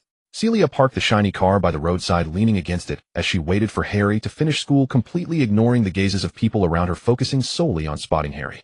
As soon as Harry appeared, she excitedly waved at him. Harry's eyes lit up when he saw her. He dashed over, stopping just 2 or 3 steps in front of Celia with sweat beads on his nose, panting, as he said, "Hi, Aunt Celia." Celia took his bag, saying, "Let's go, Harry. I've spoken to Petunia and am picking you up directly from school." Harry could hardly contain his smile as he got into the car. However, upon seeing Dudley passing by looking furious and shaking his fist at him, his smile faded. Celia, driving the car, enthusiastically told him about her plans. "How about we go to the mall tomorrow? The weather's warming up and I can get you some summer clothes and maybe pick out some toys." Harry's previously rosy face suddenly turned pale. He moved his lips but couldn't find his voice. Celia glanced at him, recalling that the book mentioned such situations. Children's unusual reactions usually indicated guilt or that they were hiding something from adults. What did the book say? Adults should guide patiently. Celia hadn't yet learned how to do that, and directly asked, "Harry, what's wrong? Aren't you happy?" Harry pursed his lips, deciding to be honest. "I'm sorry, Aunt Celia. The toy you bought for me got broken." He had been troubled by this matter. Celia immediately replied, "There's no need to apologize. It was a gift to you, so you can handle it however you want. Toys can be bought in abundance. It's fine to throw away a few while keeping others." However, the book also mentioned that one shouldn't excessively spoil children. Instead, they should cultivate their values and financial understanding from a young age to become an upright person. Celia was skeptical about this, but since the book said so, she decided to give it a try, quickly asking, "How did the toy get broken? Maybe I can fix it." "Oh, if you really like that toy, we can buy more to play with so you won't feel bad if they break." She didn't exactly follow the book's advice, but chose to trust her instincts. As for those broken toys, she would simply buy. After returning to the Dursleys' home, Harry's life improved somewhat. They started to treat him like heir, hardly acknowledging him, serving his meals separately on a plate farthest from the dining table, and after eating they would send him back to his room, forbidding him from lingering in public areas. If Harry were a bit older, he would realize that the Dursleys were subjecting him to emotional neglect. But what did it matter? To him, the current neglect was far better than before.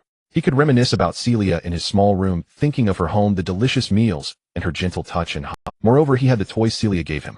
When he returned to the Dursleys, he brought a few small racing car models that he cherished, playing with them on the floor, while softly mimicking the sound of an engine. He was quite good at entertaining himself. However, Dudley soon discovered his toys, and yelled, "Harry stole my toys." Ignoring Harry's explanations, Dudley angrily smashed the little cars to pieces, and threw a tantrum at his parents, demanding, "You need to buy me new ones." The Dursleys were naturally distressed, and immediately agreed. Harry trembled with anger as he rushed over, shouting, "Those are the toys Aunt Celia gave me."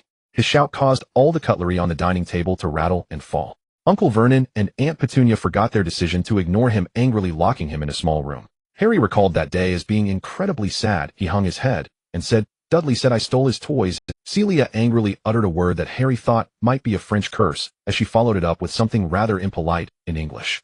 "That little piglet Dudley, how can he be so mean, both foolish and bad?" Harry, who had been holding in his frustration for several days, suddenly felt relieved and let out a quiet laugh, thinking that Celia also saw Dudley as a pig wearing a wig. What did Petunia say? Harry recalled Aunt Petunia's usual explosive rage and Aunt Petunia's hysterics, muttering, "Just the usual reaction. All right, I really shouldn't have any expectations of that family." Celia frowned, as she had no good way to resolve the relationship between Petunia and Harry. She could only ask Dumbledore if there was any way to substitute for the protection of blood relations, allowing both sides to be liberated sooner. The Dursleys treated Harry very poorly, so Celia wanted to make up for it. She took him to the mall over the weekend, eating fast food that she disdained but children loved, and even took him to the amusement park.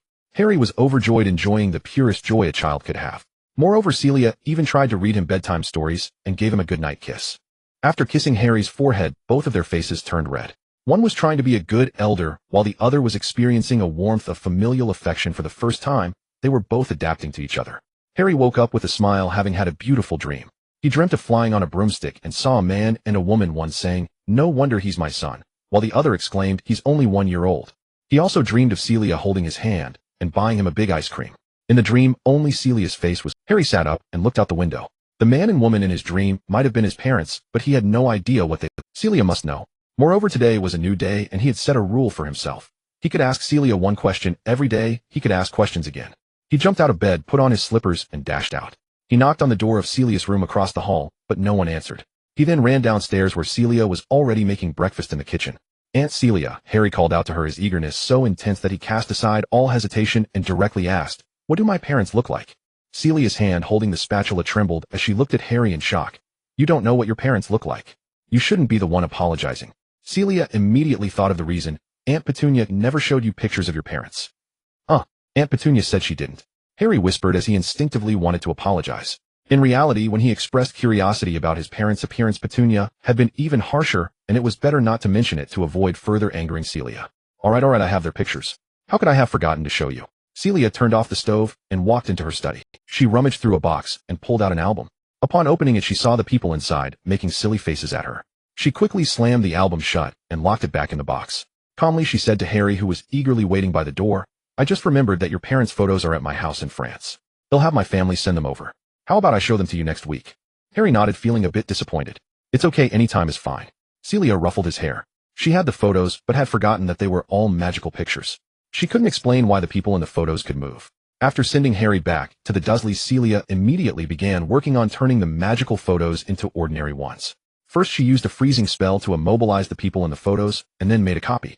It wasn't exactly a failure, but James was an expressive person, and she could never find the right moment. Each time she froze the image, James ended up making a bizarre face, while Lily always looked beautiful. She couldn't possibly show Harry such photos. It would give him the impression that his father had some facial condition. Celia began to think of other methods, like using a restoration spell to revert the photos to their state before the development potion was applied. Clearly, her spellcasting skills weren't up to par, as she ended up restoring the photo to a blank piece of photo paper. Fortunately, she was using other photos for the experiment. Unable to come up with a good solution, she decided to seek help, as she was a diligent student eager to learn. Celia went to the basement, took out her sculpted book, flipped to the page about Nicolas Flamel, and called out, Nicholas, are you there?" No one responded. She thought that the contact methods in the magical world were too outdated. If only Nicolas' home had a phone. She closed the book and went upstairs to make a call. "Gabriel, can you go check if Nicolas is home? Tell him to open the sculpted book. I need to ask him something. He hasn't been home for a few days. Is it something urgent?" "If it's not urgent, just use your owl," Gabriel said, making a dismissive noise at the mention of owls, clearly unimpressed with the magical world's communication methods. Great Celia finally remembered what she had forgotten. The owl. She had completely forgotten about her owl over the past. After hanging up the phone, she rushed upstairs. Upon reaching the third floor, she waved her wand, and the platform transformed, adding an extra step. She ran up, opened the attic door, and a foul smell hit her nose. To facilitate communication with the magical world, she had turned the attic into an owl station. By casting a confusion spell on the attic, no one would discover the owls coming in and out of her home. Her spell worked successfully. Harry had no idea there was an attic above the third floor, and Celia had completely forgotten. Her owl Ruka flew over, screeching angrily and pecking at her with its sharp beak. I'm sorry. Celia blocked its attacks with her hand continuously, using cleaning spells to make the owl droppings and small animal corpses disappear. But hey, I left you enough food and water. Ruka, tired of pecking, returned to its perch, continuing to squawk angrily at her. Celia sweetly added some food to its dish. How about I get you your favorite dried mice? Ruka squawked twice more, finally calming down. It nodded its head, showing her the pile of letters and packages scattered all over the floor. Oh, so many again. Celia muttered as she found a clean spot to sit on the floor and began to open the letters and packages. Love letters tossed aside. Another love letter tossed aside. After opening a dozen useless letters, Celia almost wanted to send a shout-out letter to the Alchemist Association, begging them not to forward her this kind of garbage anymore. The next letter she opened was from the Alchemist Association. Dear Ms. Dillon, among the samples you sent, 3 have been patented, which are. The remaining 18 had similar items created prior to yours and unfortunately cannot be patented. The International Alchemist Association is quite busy. Please ensure to screen your work in the future. After a whole page of official jargon, the tone of this letter abruptly shifted. The president asked me to be more straightforward, otherwise you might pretend not to understand. That means don't increase our workload any further, Celia. Don't send us anything you casually create for testing. You should find an assistant to help you with this work, Celia. And those love letters from your admirers, you might as well announce an address for receiving them. Celia pouted and tossed this letter aside as well. Finding an assistant wasn't that easy, and she knew well how busy the Alchemist Association was. Every time she went, they were just there drinking tea and reading newspapers. She continued opening the remaining letters and finally came across something of value. Lemus had replied, informing her that he was in Denmark and had found the alchemical materials Celia needed. He might not return for 2 months and was sorry he couldn't come back to England to meet Harry immediately. Celia finished unpacking the packages before replying to Lemus. She advised him to pay attention to the lunar phases. If he was in the wild during the full moon, he should definitely avoid drinking wolfsbane potion. His safety was of utmost importance. 2 months later was July, and he would return just in time to celebrate Harry's birthday. Among the packages received was 2 months' worth of wolfsbane potion. She preserved it in an alchemical pouch that maintained the item's original state, and had Ruka deliver the letter along with the potion to Lemus. The other packages contained various alchemical materials. She moved all of them into the basement and began researching how to turn magical photos into ordinary ones. The principle of the restoration spell is to revert damaged items back to their original state. Using this spell to accurately restore the photos to their state before the development potion was applied could only be easily accomplished by Dumbledore. Transformation spells could also be used to alter the photos, but Celia's transformation spell skills were extremely poor. She still had to rely on the alchemy. She was best at using magic circles and instruments to stabilize the photo's state in reverse, or separate the elements of the development potion from the photo. Celia conducted several experiments. The first option involved a major mysterious topic in the magical world, time which was beyond her skill level, while the latter was worth a try. For several days Celia spent all her time in the basement except for meals and bathroom breaks. She even skipped sleep, continuously trying to create a device capable of separating elements. Once she immersed herself in research, she lost track of day and night. Finally, she placed a magical photo on the operating table and successfully extracted the elements of the development potion, turning it back into an ordinary photo. Celia diligently recorded the magic circles, used the symbols drawn, the material ratios embedded in the operating table, and the final incantation. She began to doubt the necessity of the final step. After several more attempts, with the success rate rising to 100%, she added a note. Chanting seems to improve the success rate of the separation device's mood, so she might as well sing. Celia rummaged through several photo albums, beginning to select pictures. Before 7th grade, James and Lily had no photos together, and for a period after graduation, Celia hardly saw them. After flipping through her own album, Celia discovered that most of their photos were taken at their wedding. Among the wedding pictures, there were many people who had already passed away, never to return. Heartbroken, she ignored their smiling faces and selected a few photos of James and Lily together. As she put away the albums one by one, she suddenly flipped to a black-covered album hidden underneath. On it, a galaxy was embossed in silver lines, with the brightest star being Sirius. This was a graduation gift from Sirius to Celia, filled with his photographs. Celia had once found it quite distasteful asking him who would be so narcissistic as to gift their own photos. Sirius raised an eyebrow. Of course, it was my good brother James, who almost gifted the entire school his photos. Well, that was true. After receiving it, Celia had never looked through it carefully and had stuffed it into a box. This was the first time she opened it since then. Inside it was not just photos of Sirius himself. There were pictures of him as a child with his uncle Alpheus and photos with his cousin Andromeda. Most of the pictures were of him with James after he enrolled, celebrating Christmas at James' house, riding motorcycles together, flexing their muscles by the seaside, climbing trees to shake down fruits, and using wands to set off fireworks to celebrate coming of age. There were also photos of Celia. After running away from home in 5th grade, Sirius enjoyed spending holidays with James in the Muggle world, dining at Celia's house, wreaking havoc in her garden, and taking her to rock band concerts. Celia suddenly burst into tears, something she had never shared with anyone. She couldn't believe that Sirius had betrayed James. Even if the scene was brutal and the evidence overwhelming, she refused to believe that Sirius could do such a thing. But besides her, no one else believed him. Wiping her tears, Celia put the album away as she needed to see Sirius. Previously, while in France, she had written to the British Ministry of Magic requesting to visit Azkaban, but it was rejected. Now that she was back in England with a teaching position at Hogwarts, she thought of applying again. Perhaps this time it would be approved. Celia organized the selected photos, found a few frames for them, and then went to catch up on sleep.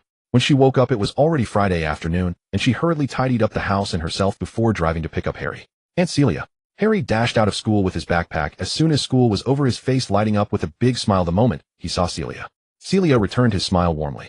As she turned the car around, she noticed a lady at the school gate looking this way, so she casually asked Harry, "Do you know that lady?" Harry glanced through the car window. "She is my math teacher, Miss Max. She asked me this week who you were, and I told her you were a friend of my parents." When Miss Max asked Harry, he felt uncomfortable. He was a sensitive child who could sense that her inquiry was not out of genuine concern. Celia pondered thoughtfully. She should build rapport with Harry's school teachers, but such matters didn't need to. "How was your week?" she asked. "Not bad," Harry replied simply. His school life was rather uneventful, just counting the days to Friday. "Is Dudley still chasing after you with his gang?" Celia inquired again. Harry's eyes widened immediately. How did she know? He hesitated, finally mumbling an "oh." Celia furrowed her brow, worried. Harry was clearly no match for that group of bully kids, and he couldn't just use magic for retaliation. She had no good ideas for the moment. From a young age, Celia had been quite insensitive. She didn't understand good or bad remarks as long as they weren't directed at her face. She couldn't comprehend the sarcastic jabs. Because of her insensitivity, she was often bullied in childhood, but she had her older siblings. Her brother Gabriel was 5 years older, her sister Sophia was 2 years older, and her brother Alphonse was 1 year younger. When she was bullied in a class, her siblings would come to defend her in the next class, though she never knew how they got the tip-off. Once they all graduated from primary school, Alphonse entered school. Although he was younger, he was tall, inheriting his siblings' knack for getting information, and if anyone bullied his sister, he would come to her aid. So Celia's primary school years passed in what she considered relative safety. Things changed when she got to Hogwarts. During her time at school, blood discrimination was severe. She was called a mudblood by Slytherin's beautiful, yet with a weak personality, making her a clear target. The other 3 houses despised Slytherin, but those who truly clashed with them were only the Marauders, led by James. Celia was often defended by them, and that's how their bond became familiar. The magical world seemed to follow the jungle law of survival of the fittest. Hogwarts students would fight to the blood, and as long as it didn't result in fatalities, it was not considered a big deal. Celia naturally became assimilated. She even considered whether to use magic to punish those annoying brats, constantly reminding herself that they were muggles, just muggle kids, and one of them was Petunia's child, which made her dismiss that thought. Back at home, she squeezed Harry's shoulders. This little frame needed to eat more to grow strong. That evening, they went out for their usual walk, and Celia pulled out the photos of James and Lily. "Harry, the photos have arrived. This is your mom and dad." Harry took them, focusing intently on the pictures, remaining still for a long time. He was seriously looking at his parents. His dad wore a somewhat odd-looking suit, and his mom wore a beautiful silver dress. These were their wedding photos. His mother had a pair of green almond-shaped eyes that were exactly like his. His father had messy hair, and a tuft sticking up at the back of his head looked just like his. The pictures became blurry as his eyes welled up. He took off his glasses, wiped away the tears with the back of his hand, and sniffed, while pointing at the picture, saying, "My hair is like that too." Celia sat beside him on the floor, neither comforting him nor telling him not to cry, simply recounting the stories behind the photos gently. "Your dad's hair was always unruly. The night before the wedding, he tried to make it smooth using several bottles of conditioner, but it didn't work at all. He then used hair gel, making his hair stiff and sticking up all over like a flying broom." Cough, broomhead. It was actually his friends who helped him return it to normal. As for your mom, she was so nervous before the wedding that she couldn't sleep, checking her outfit and getting annoyed at the threads on her dress. An aunt volunteered to help her cut them, but ended up cutting the wrong thread, causing a whole string of beads to fall down, and we ended up sewing beads there. Harry listened intently. Did the wedding go smoothly? Celia chuckled. It was a very chaotic, yet very Harry wanted to ask how it was chaotic, but realized he had already asked all his questions for today. He opened his mouth, and then closed it again, his face reddening, unable to ask the next question. Celia blinked. "Harry, I have a question for you." Why do you only ask me one question each day? Harry timidly asked. Do you dislike kids who ask too many questions? Of course not. Celia replied emphatically. No, I should say, Harry, no matter what kind of child you are the child I like. Harry hugged his parents' photo, while sleeping, a smile gracing his face in slumber. He could feel that Celia spoke from the heart, as she liked Harry whether she asked questions or not. She simply enjoyed his company.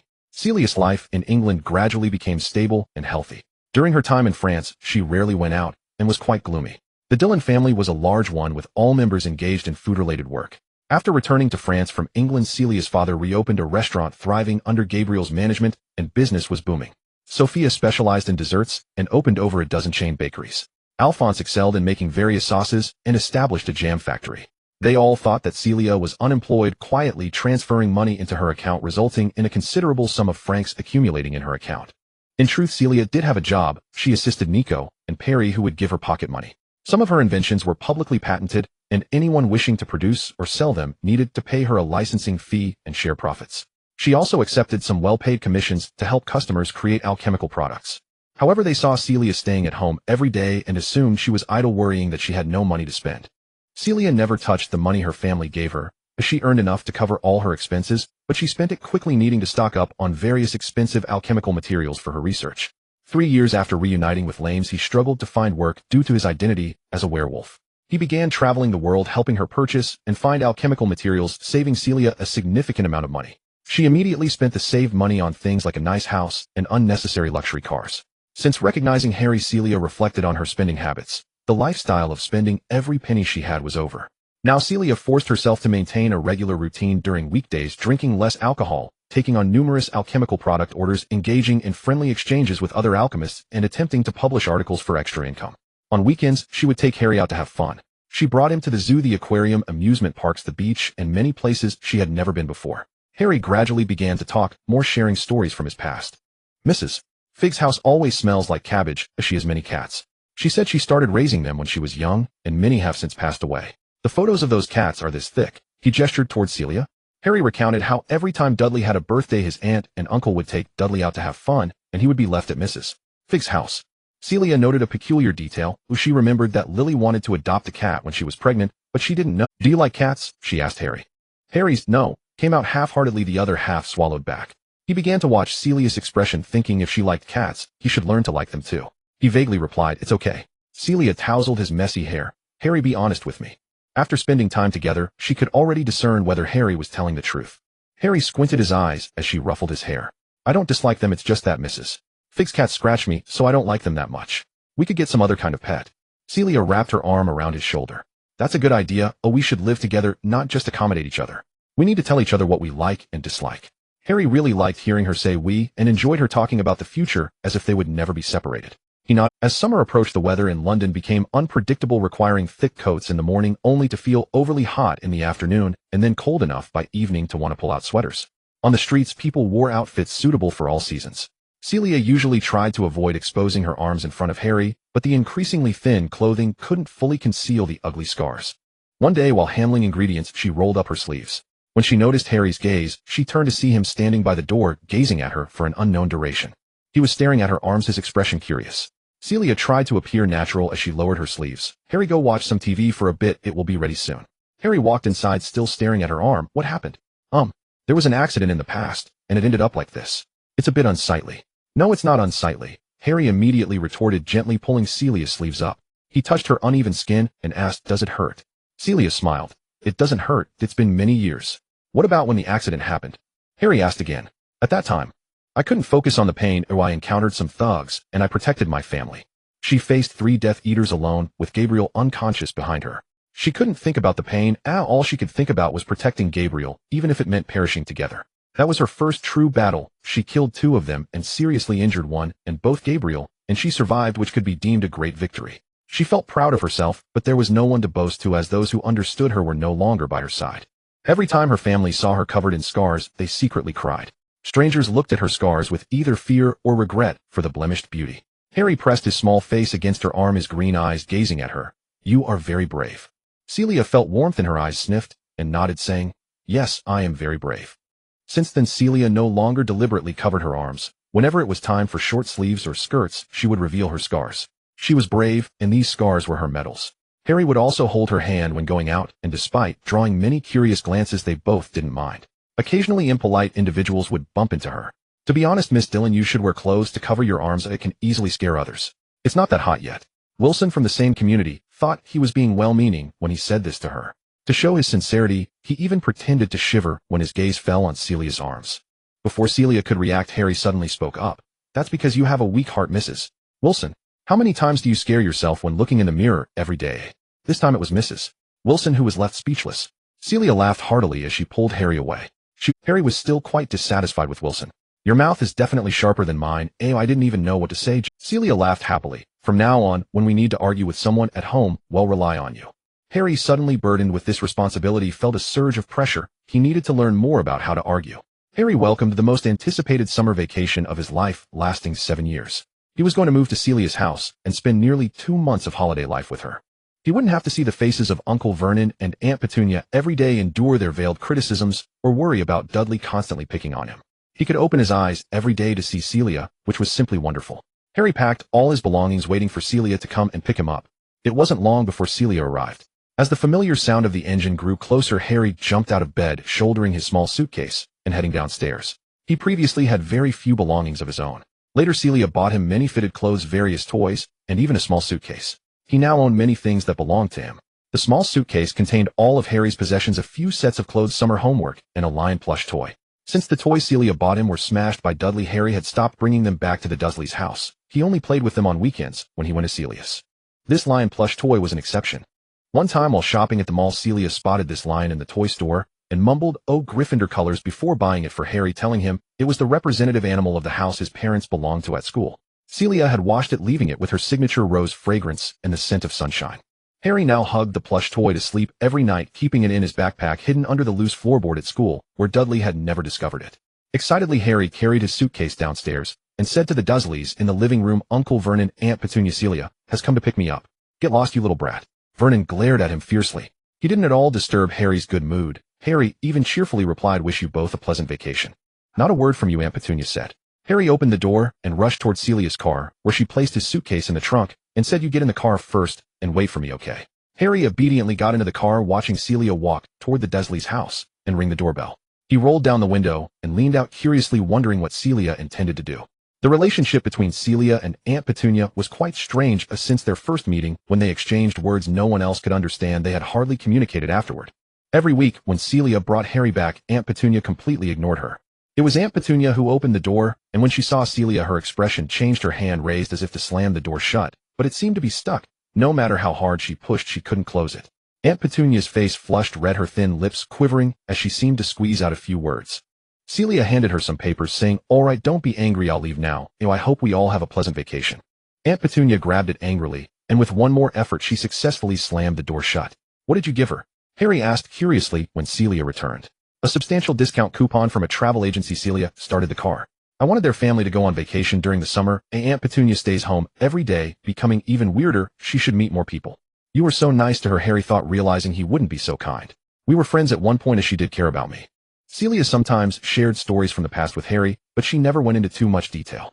Harry clearly didn't quite believe her. He couldn't imagine Aunt Petunia caring about anyone other than Uncle Vernon and Dudley. In reality, with Uncle Vernon and Dudley's size standing there, Aunt Petunia's eyes hardly found room for anything else. Making more friends is still beneficial, Harry.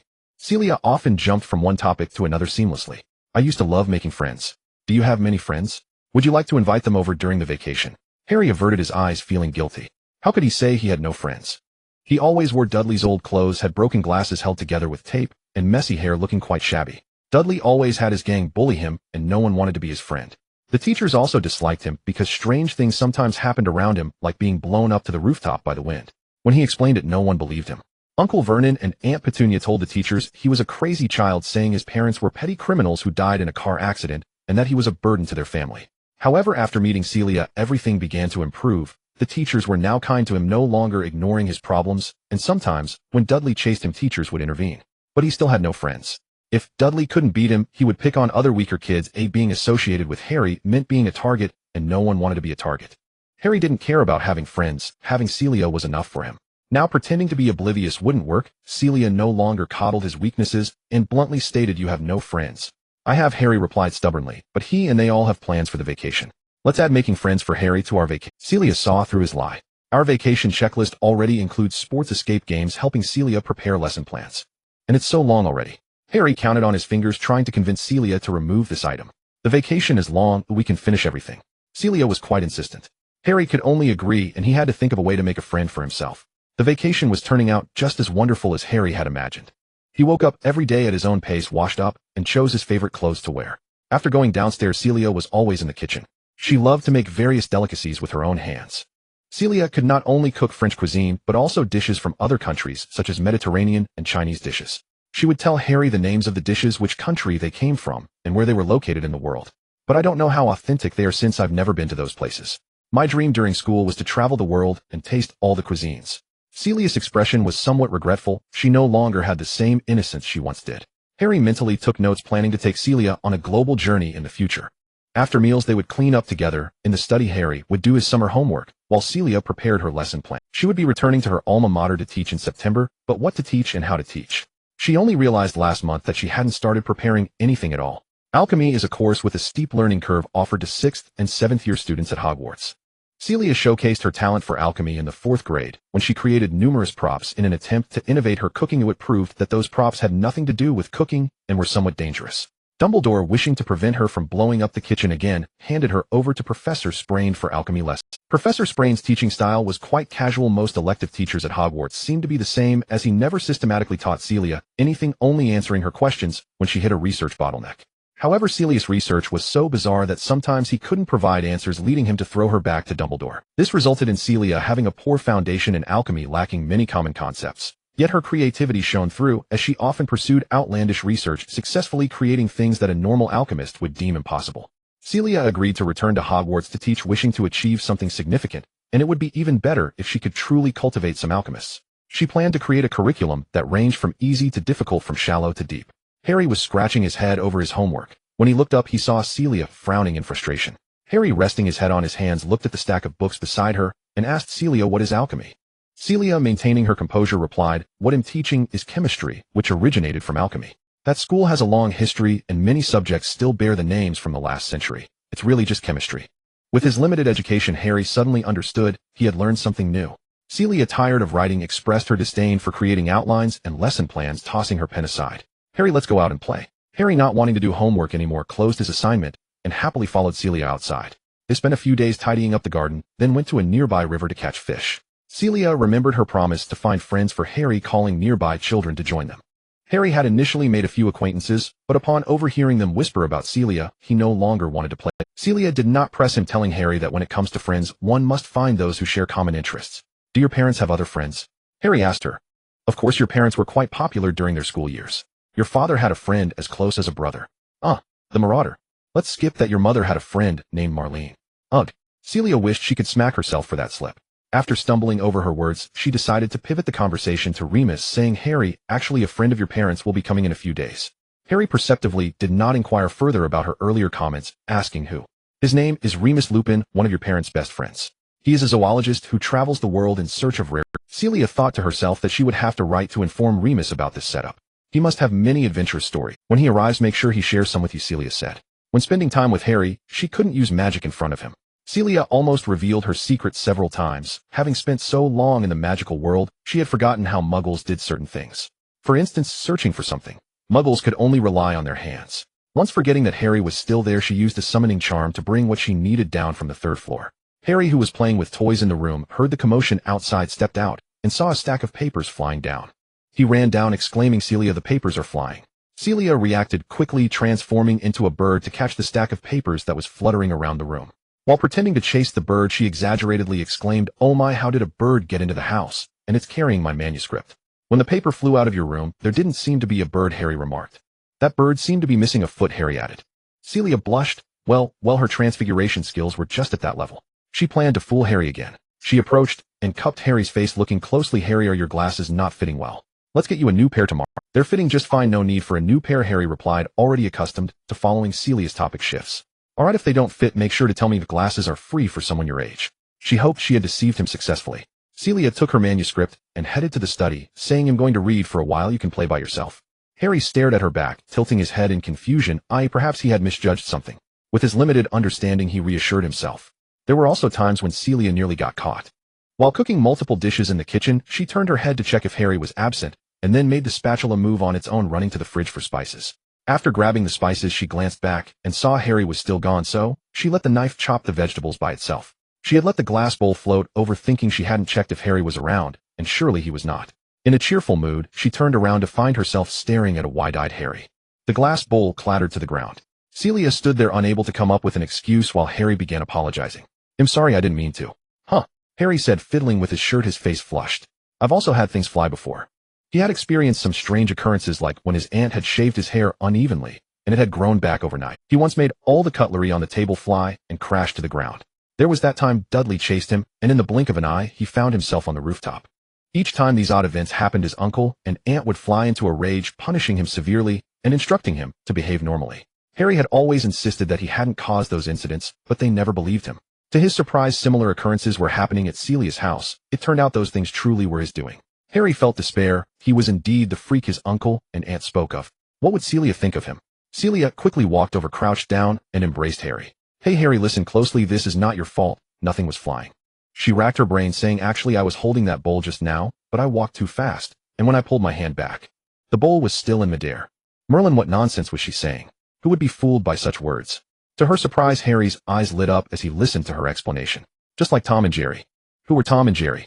Celia recalled they were characters from a cartoon Harry had been watching recently, a cat and a mouse. She nodded with conviction. That's the situation. She gently ran her fingers through Harry's hair, filled with concern, unsure if Harry would still be so easily fooled. In mid-July, a letter arrived from Lamus announcing his imminent return to England. Celia was extremely excited, cleaning Lamus' room every day, checking whether the supplies she prepared for him were complete, and preparing many of his favorite foods. Harry watched her bustling about, feeling a bit uncomfortable. He did not know that this feeling was called jealousy. Lamus arrived in the morning holding a note. After confirming the address on it was indeed this house, he nervously smoothed the wrinkles on his clothes. It had been more than half a year since he last saw Celia.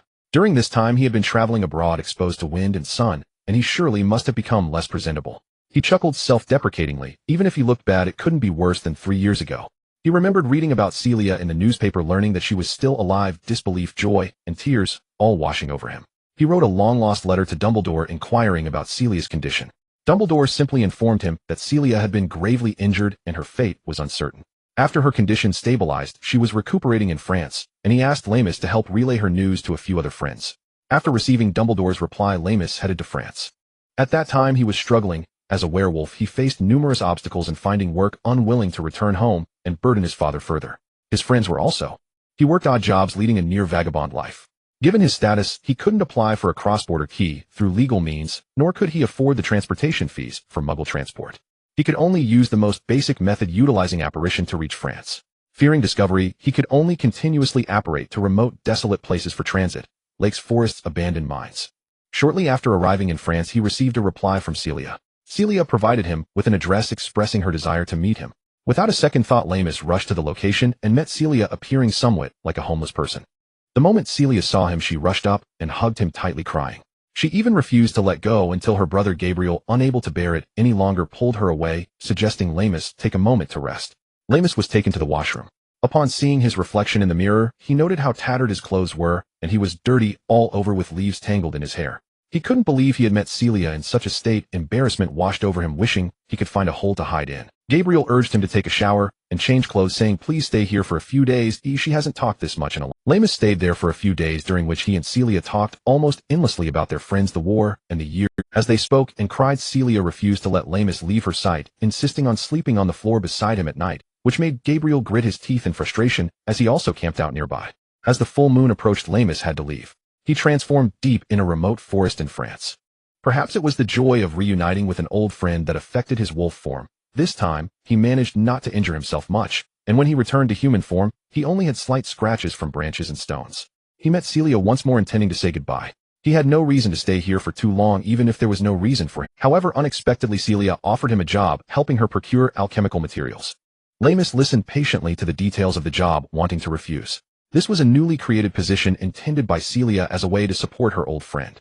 She was an emerging, promising alchemist, and as soon as she spoke, many were willing to provide her with materials. Celia persuaded him with facts, showing him the significant price difference between materials in France and their place of origin. She also explained that the job was far from easy as he would need to delve into many dangerous areas and face numerous crises. Celia looked at him with a pleading expression and Lamus could only agree for now. He had originally planned to write to Celia in a few months informing her that he had found another job, but he never expected this job to be so complicated as some materials could have price differences that reached dozens of times. Lamus felt that he could indeed help Celia, and continued, and thus 3 years passed. He traveled all over the world seeing Celia only a few times a year. No matter how urgent the time, he always took a shower and tidied himself up before meeting her wearing his most presentable clothes. He rang the doorbell, silently listening to the sounds from inside. The familiar light footsteps belonged to Celia, and he swallowed hard. The door opened revealing Celia's young and beautiful face, which had not changed at all compared to 8 years ago. Her face was radiant with a bright smile, which surprised Lamus. In these 3 years, every time they met, Celia's smile had always carried a hint of melancholy and bitterness. He hadn't seen such pure brightness in a long time. "Lamus, I missed you so much," she said passionately, then rushed forward to hug him. Lamus embraced her back, inhaling the rose fragrance from her hair, feeling his restless heart finally anchored in a safe harbor. Celia always gave him a hug without exception, he thought. "I missed you too, Celia." Celia released him, grabbing his wrist and pulling him upstairs. "Hurry, Harry will wake up soon, and we need to coordinate our statements." She pulled him into a room on the second floor. "This is specially prepared for you. I bought you several sets of muggle clothes. Hurry and change." Lamus obediently opened the wardrobe and took out a set. He looked at Celia, who was standing still, and helplessly said, "I need to change my clothes." "You can change in the washroom. Let's talk while we change." Celia pushed him into the washroom, closed the door, and began talking to him from outside. "I told Harry you're an animal researcher studying creatures around the world. You mustn't slip up. Don't mention anything related to magic and avoid talking about any strange magical creatures. Wait, you can mention some. Harry is still young and a bit foolish, so he's easy to fool." Celia's voice was gentle and pleasant. She spoke continuously without growing tedious, while Lamus listened carefully, occasionally responding to ensure she didn't monopolize the conversation. At the same time, he was carefully changing clothes, trying to avoid making any noticeable rustling sounds with the fabric. As two adults, a man and a woman, stood on either side of a thin door changing clothes, it felt quite intimate to him. However, Celia was frank and never minded such trivialities. Only those with guilty hearts would care. Lamus changed his clothes and opened the bathroom door, causing Celia to stop her endless chatter. She circled around Lamus twice, and he cooperatively allowed her to lift his arms and twist his head. "You got a bit tanned, but no new scars," Lamus said obediently. Celia lowered his arms with satisfaction, saying, "That's more like it." This job was indeed specially arranged by Celia for Lamus. She originally intended for him to take on the role of a broker, helping her acquire some alchemical materials from the source markets, allowing him to earn an income without having to stay in one place for too long and expose his identity as a werewolf. Lamus stubbornly set a higher difficulty for himself by finding the original production area to acquire the most fundamental materials, sometimes venturing into dangerous places to dig for them personally. He would take care of himself when seeing Celia, but she still noticed the extra wounds on him. Celia was extremely frustrated as she wanted to help her friend, not put him in danger. She couldn't bear for Lamus to encounter any more accidents. During that time, her emotions were volatile, and when Gabriel noticed, he took Lamus aside for a long talk. After that, Lamus stopped putting himself in too much danger. "I secured a new collaboration this time." Lamus began to share his findings after he passed the test. Celia shook her head, saying, "No talk of work, you must be hungry." She pulled Lamus downstairs, seated him at the dining table, served him a large plate of breakfast, and then sat in front of him with a cup of coffee. "You have to stay at my place until Harry's birthday is over, okay?" Celia gave him a pleading look. Despite his worries, Lamus could only agree. He could never refuse Celia. "How's Harry?" he asked. Due to the limitations of their communication method, Celia only briefly mentioned Harry's situation. "You will be shocked when you see him," Celia teased, as she had so much to say about Harry, but he had to meet Harry first. Lamus raised his spoon and smiled, saying, "Then I better finish my breakfast quickly, or I might drop the spoon on the floor." Celia chuckled and took a sip of her coffee, watching Lamus clean his plate. "Are you still hungry?" "I'm full, as delicious as ever," Lamus replied, taking his plate to wash, when he heard a strange voice behind him. "Good morning, Celia." His heart raced as Lamus set down the plate and slowly turned around. Upon seeing Harry, he couldn't help but exclaim, "Merlin." He stared at Harry's face, approached him, crouched down to meet his gaze, extended his hand with a slight smile, saying, "Hello, Harry, I'm Remus Lupin." After learning about Remus' existence, Harry sometimes imagined what kind of person he might be. A good friend of his parents, a close friend that Celia often mentioned. He had met so few people that it was hard to build a concrete image. Now that he finally met him in person, Harry thought he didn't dislike him at all. Remus had light brown hair and appeared quite young, although there were already a few noticeable white strands among his hair. His face bore several faint scars, but they did not diminish his gentle and peaceful aura. "Hello, I'm Harry Potter," Harry said, reaching out his hand to shake like a young man. Remus' smile widened, causing some lines to form at the corners of his eyes. "The last time I saw you, you were this small." He gestured to indicate Harry's size. Celia patted the two of them, saying, "Harry, go eat first." "Okay." Harry obediently went to serve himself from the hot food in the pot. Lemus kept staring at Harry's back, murmuring, "I feel like I'm seeing a little James." Celia added quietly, "A Lily version of James." "Oh, that's perfect," Lemus said. "Spend more time with him, and you'll come to like him." Lemus softly replied, "From the first." Harry quickly finished his breakfast. He was very curious about Lemus. Celia said he was a zoologist who often went into dangerous forests to search for rare animals, and his scars were proof of that. Boys are always interested in adventure stories, and he had never interacted with a normal man of this age, referring to the fact that his uncle obviously did not fall under the normal category. After finishing his meal, Harry took the initiative to walk towards Lemus in the living room, sitting opposite him, and Celia stood behind him, ruffling his hair. "Lemus was your dad's roommate for 7 years. He knows everything about—" Harry blinked. He wanted to know about his dad, but he didn't want to ask about his dad the first time he met Lemus. "Mr. Lupin, you just returned from abroad, right?" He mimicked his uncle's way of treating guests and started the small talk. Lemus raised his face and exchanged a glance with Celia, both sharing a smile. "Harry, just call me Lemus." "Yes, I just returned from Denmark, where the largest island is called Jutland." Lemus' voice was gentle as he narrated his journey in Denmark, occasionally mentioning some dangerous situations he encountered, which made Harry even more fascinated. Celia left the two of them in the living room to chat, while she went to her study to handle her affairs. Harry quickly became familiar with Lemus and decided that he would go from not disliking him to liking him. Lemus was completely different from the adult men he knew, specifically his uncle. He was humorous and told jokes that Harry could understand, while also being a good listener, answering all of Harry's childish questions. He was also very gentle, always smiling, and never raised his voice or shouted. Harry listened to his adventure stories and tales of magical creatures for almost an entire day, his mind imagining what those creatures looked like. Before going to bed that night, he told Celia, "When I grow up, I can also become a zoologist. Of course you can know I support whatever you want to do." Celia brushed his hair back. Harry looked at her with his bright green eyes and suddenly asked, "Celia, is Lemus—" Celia was taken aback. Do children understand about boyfriends and girlfriends at this age? She chuckled and shook her head. "No, we are very good friends." "All right, good night, Celia," Harry said, unable to tell if he felt disappointed or relieved as he closed his eyes. Celia closed Harry's bedroom door and walked downstairs, where Lemus was sitting and watching television. She took a bottle of wine from the wine cabinet and shook it at him. "Care for a drink, head of Lupin?" Lemus raised an eyebrow, leading the way in breaking school rules, head of Doran. Celia shoved the wine glass into his hand. "Gryffindor and Hufflepuff each lose 10 points. Since points have been deducted, you can only drink now." Celia sat down next to Remus and swirled the wine in her glass. "Let's chat." Remus took a sip. "I've been feeling dazed countless times today, as if Harry is about to wrap his arms around my neck and say, 'Hey buddy, take me on an adventure.'" Celia laughed lightly. "But it's nothing like James, is it?" "Not at all." Remus shook his head with a smile. "How could he be so well-behaved? Merlin James' son."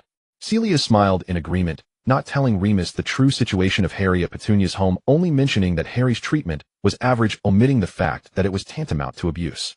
Remus was a sensitive person. Telling him would only make another person sad. "Remus, I have something to discuss with you. Please listen before making a decision, okay?" Celia put down her wine glass, and after he nodded, laid out her plans in full. "I won't be leaving again after I return to England. I want to establish some of my own enterprises. I plan to open an alchemy shop, and once I start teaching at Hogwarts in September, I'll need someone to help manage the shop. Don't say anything yet." Celia quickly shoved Remus' wine glass towards his open mouth, causing him to choke slightly as he raised a hand. "The alchemy shop will primarily showcase my alchemical products and accept custom orders. Secondarily, I'll sell the junk I produce, the ordinary products there. I know it's been tough for you these years running around to find alchemical materials, and you've developed your own connections and routes. It would be a waste to return just to look after the shop." Remus raised his hand to speak, but Celia waved him off, continuing her explanation. "But Remy. Celia frowned and looked at him with clear eyes, feigning a pitiful expression. "I am selfish. I've returned, and I don't want you to run around anymore. I want you to stay and help me and see Harry more often. I'm not doing it for you, but for myself. Don't refuse outright. Please consider it. If this were a suggestion from James or Sirius, would you accept it?"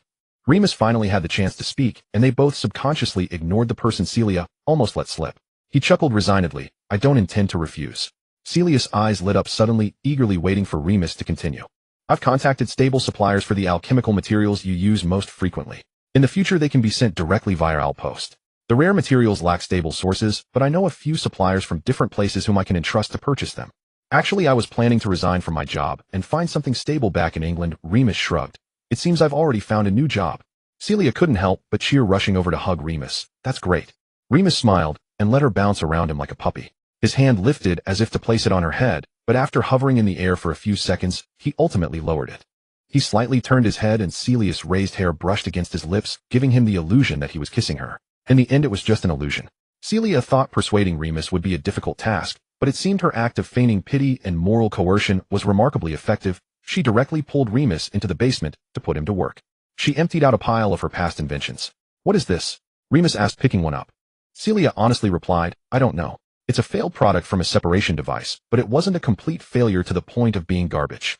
And this one, I suspect it can change the color of marble patterns," Celia said sheepishly. "Oh." Remus remained calm. "Sounds useful. Ooh, I've grown weary of the large marble at my doorstep." Celia wanted to laugh, but held back because the next item Remus picked up was even more useless. He helped Celia organize a box of items, which could be categorized into two types: useless failed products created during research and defective products that had some use, but were nearly worthless. Celia had about 10 more boxes of such items. "Boss, will I get a commission if I sell these?"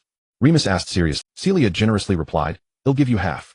"It seems I won't be getting that half." Remus put away the parchment he initially planned to use to record the items. "Seriously, let's see if we can find something that can support the shop." Celia puffed her cheeks. "Really, can't they be sold?" Remus gently stated the harsh truth. "Some signed with your name might sell as memorabilia, and it'll help you clean up the rest."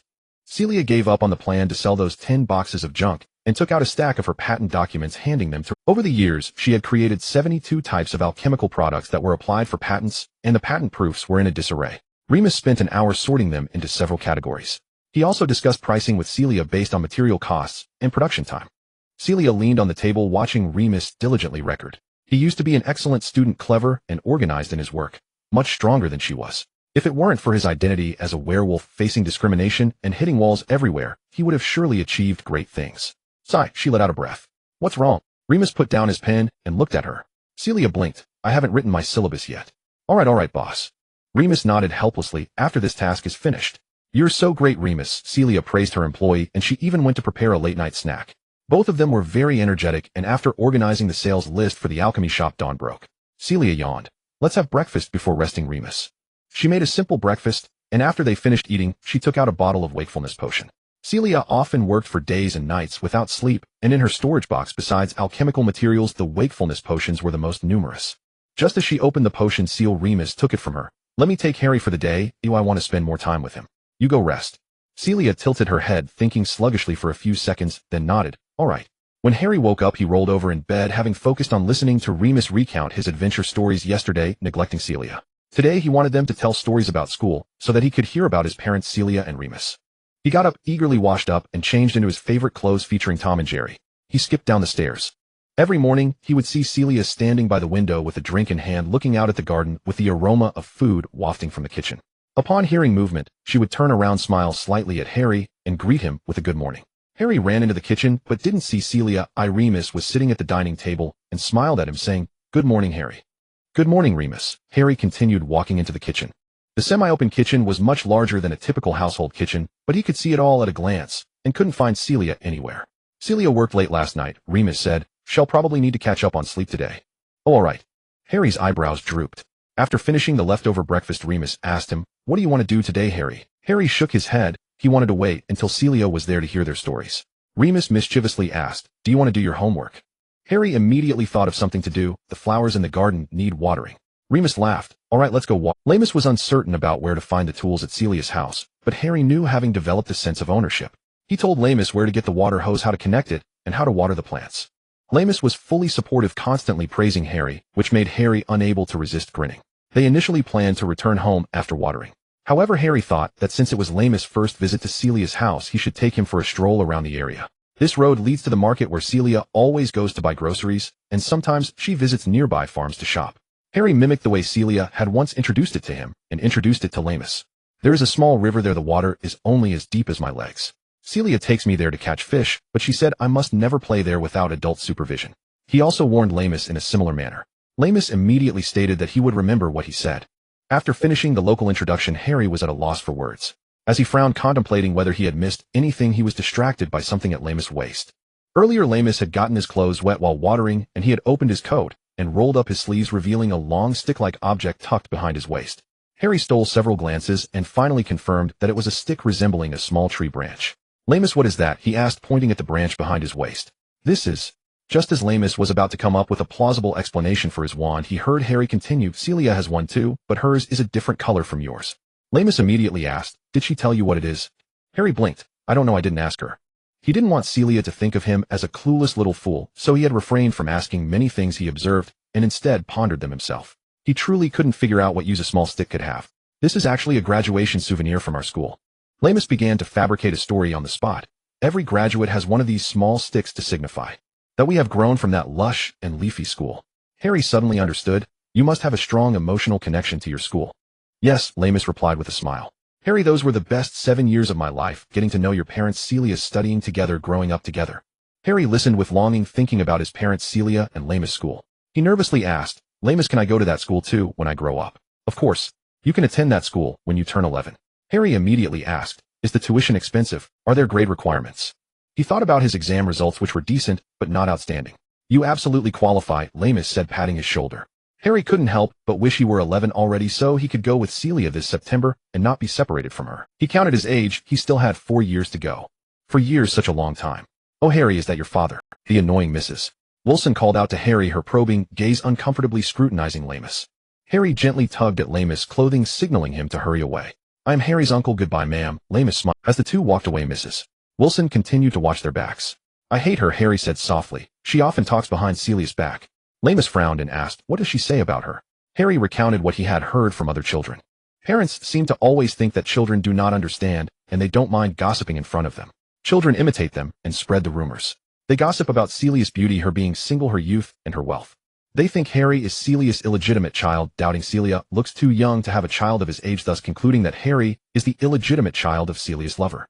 There was much that Harry couldn't fully understand, but he knew it wasn't anything good. He got into a quarrel with those kids out of anger and no longer wanted to play with them. After hearing this, Lamus patted his head. Don't mind them, Harry. They are just jealous, so they speculate about others with the worst intentions.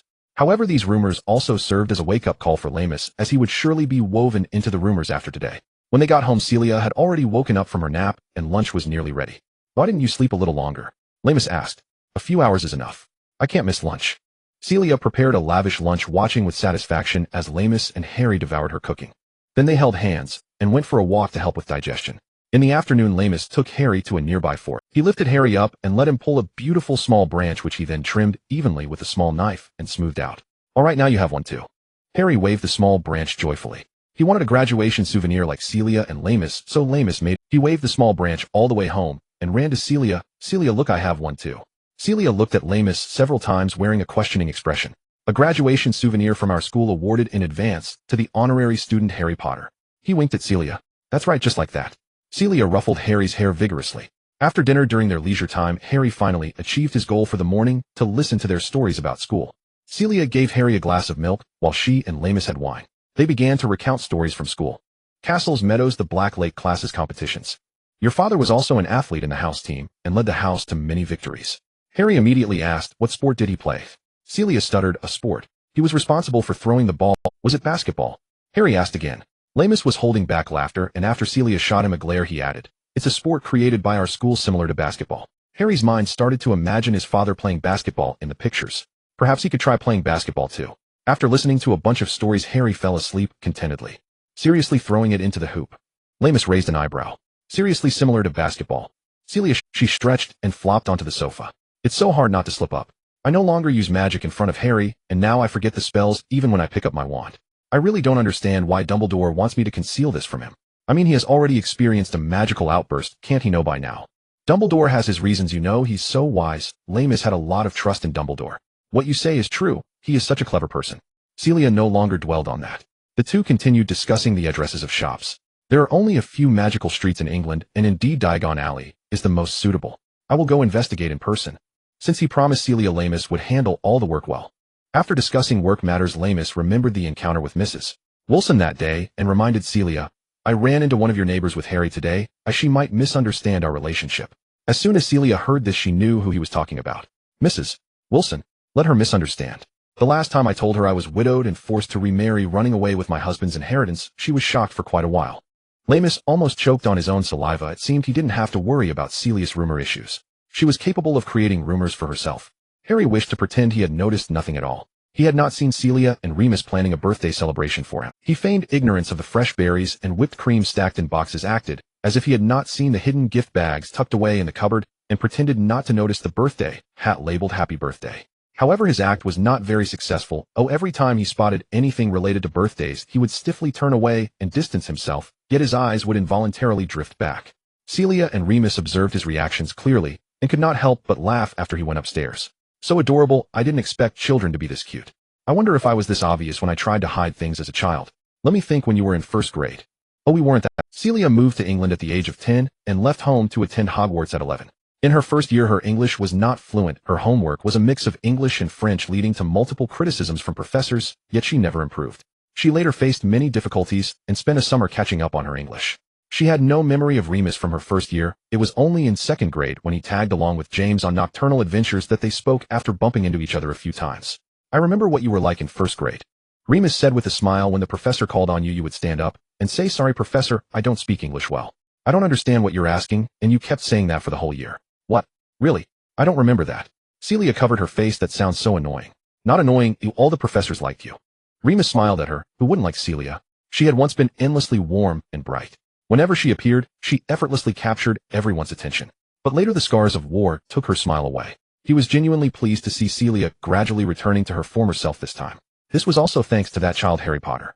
On the night of July 30th, Harry, feeling distracted, returned to his room early to rest. Tomorrow was his birthday, and many signs around the house indicated that Celia and Remus were planning a celebration for him. But what if it was not for his birthday? Even after asking Remus and learning that Celia's birthday was in May, and asking Celia to find out that Remus' birthday was in March. Perhaps they were celebrating the birthday of the pear tree in the garden. Well, alright, it must be for him. Harry had received so little in the past, he was just a little anxious. He unknowingly fell asleep. Remus quietly pushed the door open, confirming that Harry was already fast asleep. He cast a silencing charm before closing the door and waved at Celia. Let's get started. They both picked up their wands and began decorating the house. From upstairs to downstairs, they spent several hours arranging it beautifully. Is this okay? Celia looked around uncertainly. It's perfect, he will love it, Remus assured her. They both stared at the streamers emblazoned with the words "Happy Birthday" and fell silent. For a child's birthday, parents absolutely did not want to be absent. Alright, it's all done. Let's go rest, Celia said, her voice slightly tight. Remus nodded and followed her. Good night, Remus. Celia smiled at him as she continued up to the third floor. Good night, Celia. Remus stood at the door, watching her figure disappear around the bend of the stairs. Once friends who laughed together, only the two of them remained. Fortunately, Celia was still alive, and the two could keep each. Harry slept uneasily. As dawn broke, he opened his eyes. He climbed out of bed, tidied the sheets and pillow, washed up, and sat on the edge of the bed, watching the sun just peeking over the horizon. The room was adorned with a cute parrot-shaped alarm clock, which displayed that it was still not even 6 o'clock. Celia and Remus were surely still asleep, and he suppressed his urge to rush downstairs. He waited until the sun rose higher in the sky, and finally could not wait any longer, stepping out of the bedroom. As he exited the bedroom, he saw the living room decorated with colorful streamers hanging from the ceiling, swaying gently, and a banner with golden letters on a red background reading a phrase. He read aloud, "Happy Birthday, Harry." Exiting his room, he noticed balloons of various shapes and sizes floating from the ceiling. The staircase railing was also decorated, and a carpet stretched from upstairs to downstairs. Harry tugged at a balloon string, pulling it down, and it also bore the words "Happy Birthday." As soon as he let go, the balloon floated back up to the ceiling. He walked downstairs surrounded by a riot of colors. The living room had also been rearranged, with the sofa moved and filled with stuffed toys, while a central table held many gifts piled into a small hill. He stared blankly at the gifts. "Oh, Harry, why are you up so early today?" Celia, hearing the commotion from the kitchen, came. Harry looked up at her, his lips moving slightly. Celia knelt down in front of him, gently brushing his hair off his forehead and placing a soft kiss on it. "Happy birthday, Harry." "Thank you." Harry's mind went blank as he heard himself say this. Then Celia's face became somewhat blurry as she showed a look of surprise, squatting down to reach out and take off his glasses. "Oh, darling, don't cry." Her fingers wiped away the large tears streaming from Harry's green eyes, but for some reason, he cried even harder. When Remus came downstairs, he saw them in an embrace, both crying. Oh, he was momentarily stunned, even considering whether he should join them. He approached, first patting Celia on the shoulder and handing her a tissue. Celia looked utterly pitiful, her eyes red, and her nose too. She took the tissue, embarrassed, and turned away to wipe her tears. Remus then picked up Harry, gripping him under his arms and lifting him up. He settled Harry comfortably in his arms. Harry had never been held like this before. He felt awkward forgetting to continue crying, and instead he experienced this unusual height. "Alright, Harry, today is a day worth celebrating, a happy day. We should smile on joyful days rather than cry, right?" Remus looked at him with a smile. "Happy birthday, Harry." Harry wiped the tears from his face with the back of his hand, and after a lavish breakfast, Harry opened his presents under the warm companionship of Celia and Remus. He had not expected so many gifts. Most arrived from people he had never met. "Oh, this one's from Sophia, my elder sister. She seems keen on cultivating your culinary skills. Apologies, it's a family tradition. Celia gazed helplessly as Harry unveiled an entire set of child-sized kitchen utensils. Yet Harry showed no trace of disappointment. Instead, his eyes sparkled with excitement as he declared, "I'd love to learn cooking from you." Next, Alphonse, my younger brother. Let's see what he's sent. Excellent, a gaming console. Dudley has one too, but this model is newer. Harry beamed. This one's from Aunt Patricia. Do you remember her? You greeted her during her last phone call. Yes, she has a little daughter named Eva who's your goddaughter. Though Harry had spoken with Patricia only twice, he remembered her clearly. Eva was Celia's goddaughter, and when Harry first learned that a quiet ache stirred in his chest. Why wasn't Celia his godmother? Then perhaps they could have lived together without question. Indeed, she lives far away, in the United States, so she had it mailed via a London department store, Celia explained, gently pointing to the shopping bag's origin. Harry nodded thoughtfully. Next time Aunt Patricia calls, I'd like to thank her properly. Celia ruffled his hair affectionately. Petunia had also sent Harry a gift. Celia had discreetly called ahead, a pair of socks. At least these are new, Harry said cheerfully, holding up a pair so oversized they'd fit Vernon Dursley's plump feet. In years past he'd received only worn-out socks, sometimes mismatched ones. Celia had refrained from contacting other wizarding friends. Most of Harry's gifts came from her own family. They finished unwrapping quickly. Only 2 remained. Harry opened the rectangular box from Remus, and inside lay 3 silvery white hairs. He lifted them, curiously cool, soft, yet resilient, radiating an aura of sacred stillness. What is this? He murmured, entranced. Celia's eyes widened. She jabbed Remus sharply and shot him a silent accusatory glare. How could you give him this? I found them during an adventure, shed by a silver creature according to local lore. They symbolize fortune and blessing. I wanted you to have them, Harry. Harry carefully returned the hairs to the box, closed the lid, and cradled it to his chest. Then he beamed at Remus. Thank you, Remus. I truly love it. He turned to the final gift, from Celia. It was a palm-sized box. Inside rested a golden orb. The intricate, indecipherable patterns spiraled across its surface. Faint light seemed to pulse within, though upon closer look it vanished in illusion. It's a French charm bracelet, popular for bringing luck and blessings. I can weave it into a pendant for your school bag if you'd like. Celia said, cheeks flushed, but voice steady. Could it be a bracelet instead? Harry asked immediately. A pendant could easily be broken, or a bracelet could stay hidden beneath his sleeve. Of course. Celia took the golden orb and began crafting the bracelet at once. Remus retrieved his gift and handed over one of the silvery hairs for her to braid in. One gave unicorn hair, the other an alchemical artifact inscribed with protective enchantments, both deeply magical. Neither could accuse the other of impropriety. Celia wove the unicorn hair with silver thread into an adjustable bracelet, then Remus cast a transfiguration charm and a muggle-repelling charm upon it, ensuring non-magical eyes would perceive only an ordinary accessory. Harry slipped it onto his wrist. The band adjusted perfectly, not shifting, not constricting even when drawn up his forearm. It felt weightless and visible, as if he wore nothing at all, and he adapted to it instantly. At noon, they shared a grand birthday feast and a beautifully decorated cake. In the afternoon, Remus and Celia took Harry to the cinema. That evening, they dined at an exquisitely adorned restaurant. Harry thought, this could not possibly be a better birth. As August arrived, time accelerated. Remus departed to scout suitable premises in Diagon Alley, while Celia grew increasingly occupied. She prepared for her teaching post, selecting farewell gifts for colleagues, packing her belongings, and refining the lesson plans Remus had already drafted. While Celia worked, Harry quietly completed homework or played with toys. When she had free moments, they strolled hand-in-hand outdoors, breathing in the summer air. Mid-August arrived swiftly, and the household atmosphere shifted subtly but unmistakably. Celia began leaving home more frequently. Occasionally, Remus would step in for a few hours to watch Harry. When she returned, exhaustion shadowed her face, and she spent longer stretches sitting silently, lost in thought. The thought of returning to the Dursleys and enduring months without seeing Celia settled like lead in Harry's stomach. He found himself losing his appetite entirely, yet parting was inevitable. The night before Harry's return to the Dursleys, neither slept well. Harry tossed and turned in bed, silently pleading for time to halt, begging the hours not to advance into tomorrow. Meanwhile, Celia drank steadily, cross-checking her to-do list with meticulous care. In recent days, she had finalized the shop location with Remus, a modest corner stall in Diagon Alley. Its unremarkable position and small size kept rent affordable. They named it simply, bluntly, the Alchemy Shop. She transported their collection of alchemical artifacts there, leaving the house strikingly uncluttered. Then came Harry's welfare, her deepest concern. What if after she left he reverted to his old life? She met separately with Harry's headmaster and several teachers, offering small tokens and her contact details, asking them kindly to watch over him. Naturally, such arrangements remained unknown to the boy.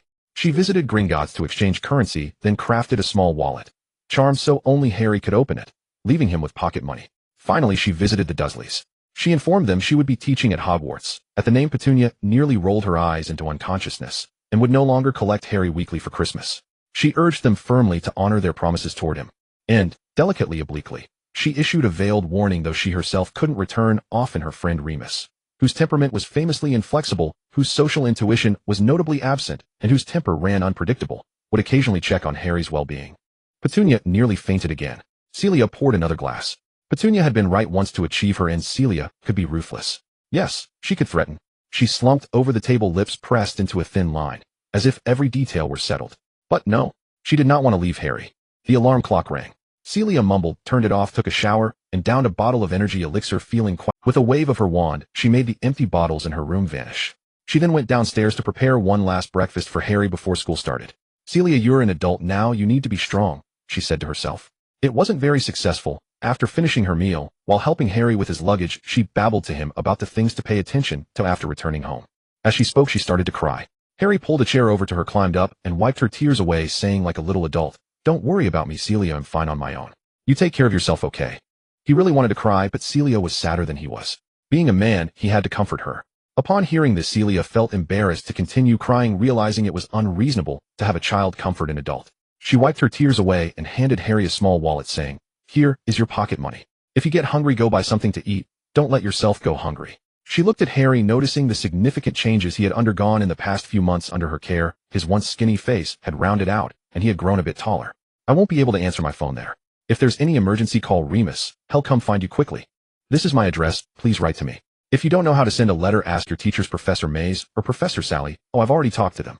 If I'm not busy with work, I'll come back to see you." Harry shook his head, continuing to comfort her. "Don't keep thinking about coming back. It's so far away. I can manage on my own." He had checked. It took 10 hours to travel from London to the Scottish Highlands, nearly a whole day with transfers, and the tickets were quite expensive. If he said he missed Celia, she would surely find a way to come back, and that would exhaust her.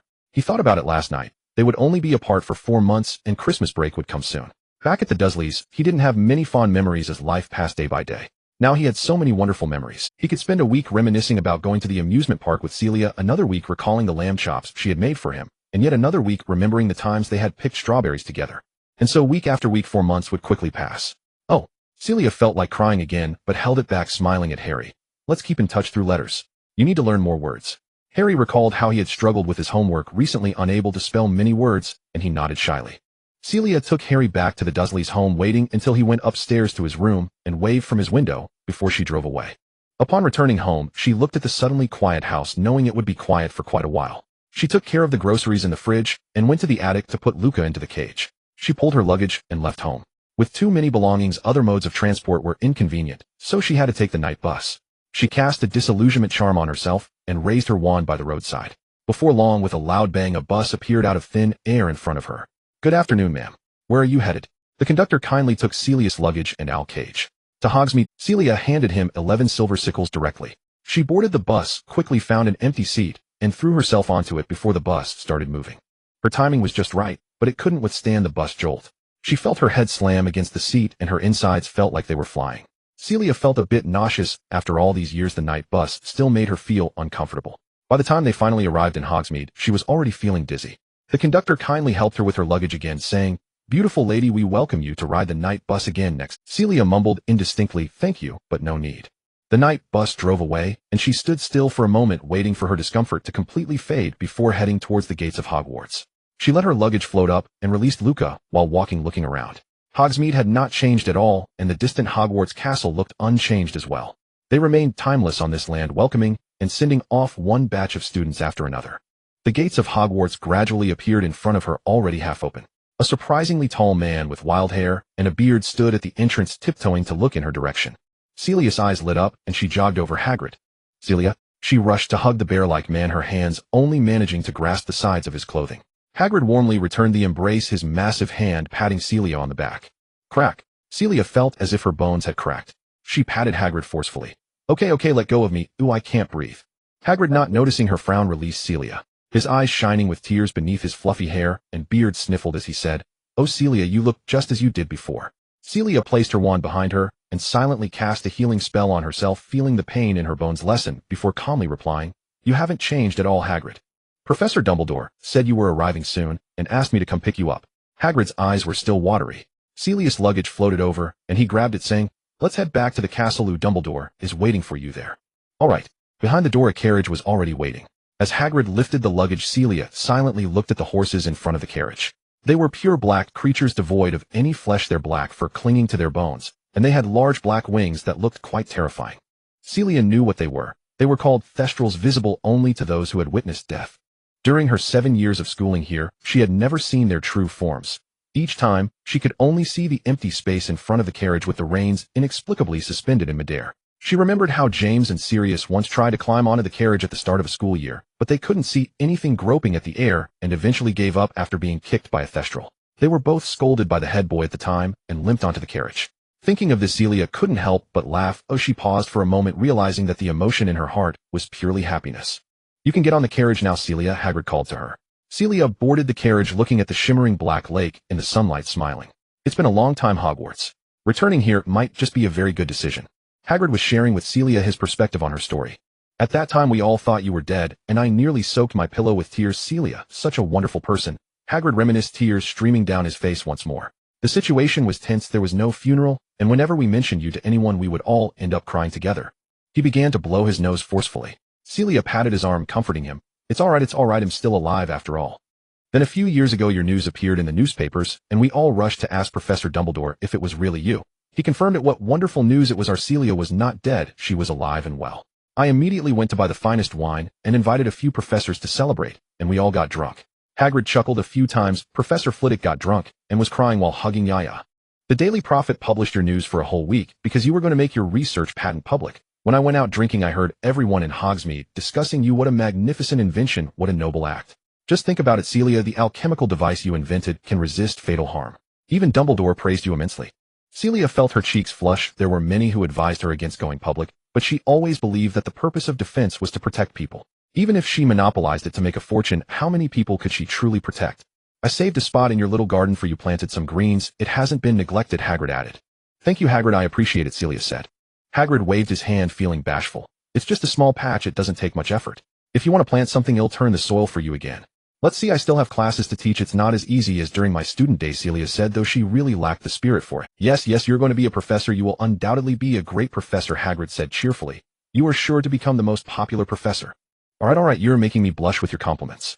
"Oh, we've arrived. Look, it's Professor Dumbledore," Hagrid pointed out the window. The carriage stopped at the edge of the Forbidden Forest, and Celia looked in the direction he indicated. The tall and slender Dumbledore, wearing a blue wizard robe adorned with stars, stood before the massive oak door, smiling at them. "Go on, your luggage will be sent to your dormitory shortly," Hagrid waved at her. Celia stepped out of the carriage and walked toward the castle gate. "How does it feel to be back at Hogwarts, Celia?" Dumbledore asked with his hands folded in front of him, smiling. Celia beamed at him. "I'm very happy, sir." Dumbledore's blue eyes sparkled. "Let me show you to your office." They walked into the castle together. "I noticed you look much better than you did a few months ago." Yes, Celia acknowledged her change. "It's because of that child. Surely you don't mind that I've been in contact with him too much, do you, sir?" Dumbledore pretended to be disappointed. "Oh, what can I do? I was always at a loss with you." Celia smiled, cheerfully, not responding as she understood that he meant it was not her fault. Celia's alchemy classroom during her school days was in a corner on the 4th floor of the main castle. Dumbledore had prepared a new classroom for her on the 2nd floor of the main building. "I thought you would want an independent space for experiments, so I found an empty classroom on the 2nd floor, transformed it into a layout where the outside is a classroom, and the inside is a laboratory, and next to it is your office and dorm suite."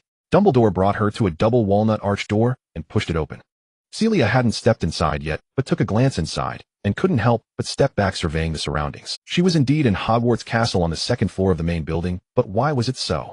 Sparkling inside, Hogwarts had been established for nearly 1,000 years, making it a school with a profound historical sense, which meant that some areas looked slightly worn. However, the classroom inside could be described as dazzlingly golden.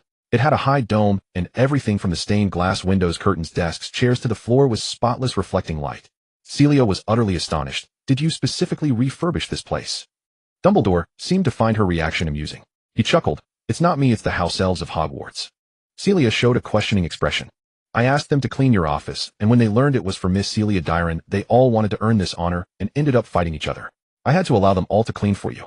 But with over 100 house elves cleaning at once, I imagine the walls of the castle would be reduced by 5 feet, so I had them split up, cleaning your office, dormitory, and classroom separately. After all these years working at Hogwarts, it was the first time I learned what color the bricks were." Celia looked at the gleaming classroom, her feelings completely transformed. Her eyes glistened with warmth. "Thank goodness I remembered to bring them gifts, otherwise it would be too embarrassing." Dumbledore's smile deepened. I believe it's because you remembered to bring them gifts that they like you so much. Celia felt she was being complimented too much today. Feeling shy, she changed the subject. Shall we go to my office? Dumbledore led her to her office right next to the classroom, where everything was still so clean and tidy that it made her hesitant to step inside. Celia almost wanted to change into slippers before entering. Her luggage was already inside. Celia invited Dumbledore to sit down first, rummaging through her luggage for some snacks and a set of tea utensils. Muggle honey flower tea. She opened a box of tea bags and placed one into the cup. Dumbledore waved his wand, filling the cup with hot water. He sniffed and said in enjoyment, "It smells wonderful." Celia arranged the snacks neatly and sat down in front of Dumbledore. "Professor Dumbledore, I would like to talk to you." Straight to the point, as always," Dumbledore remarked, nostalgically recalling how Celia had countless times brought tea and snacks to his office. She would place the items on the table, automatically sit in the chair, and immediately start. "Professor Dumbledore, I need to talk to you about the kitchen reforms." "Professor Dumbledore, I want to discuss the acquisition of foreign language books for the library." "Professor Dumbledore, I wish to talk about the exams." If he was too busy to listen, she would persistently come back again and again until she achieved her goal or realized it was impossible. "This flower tea is very delicious." After taking a sip, Dumbledore raised his eyebrows and continued to look at Celia. "Celia, I can understand the healing you felt from spending 7 years in semi-seclusion in France with Harry from the innocence of a child, but you are back at Hogwarts now, and your future students will give you the same feeling." Celia wanted to say it was different, but as someone who aspired to be a teacher, how could she assume such a stance? She could only remain silent. "You know how famous Harry is in the magical world.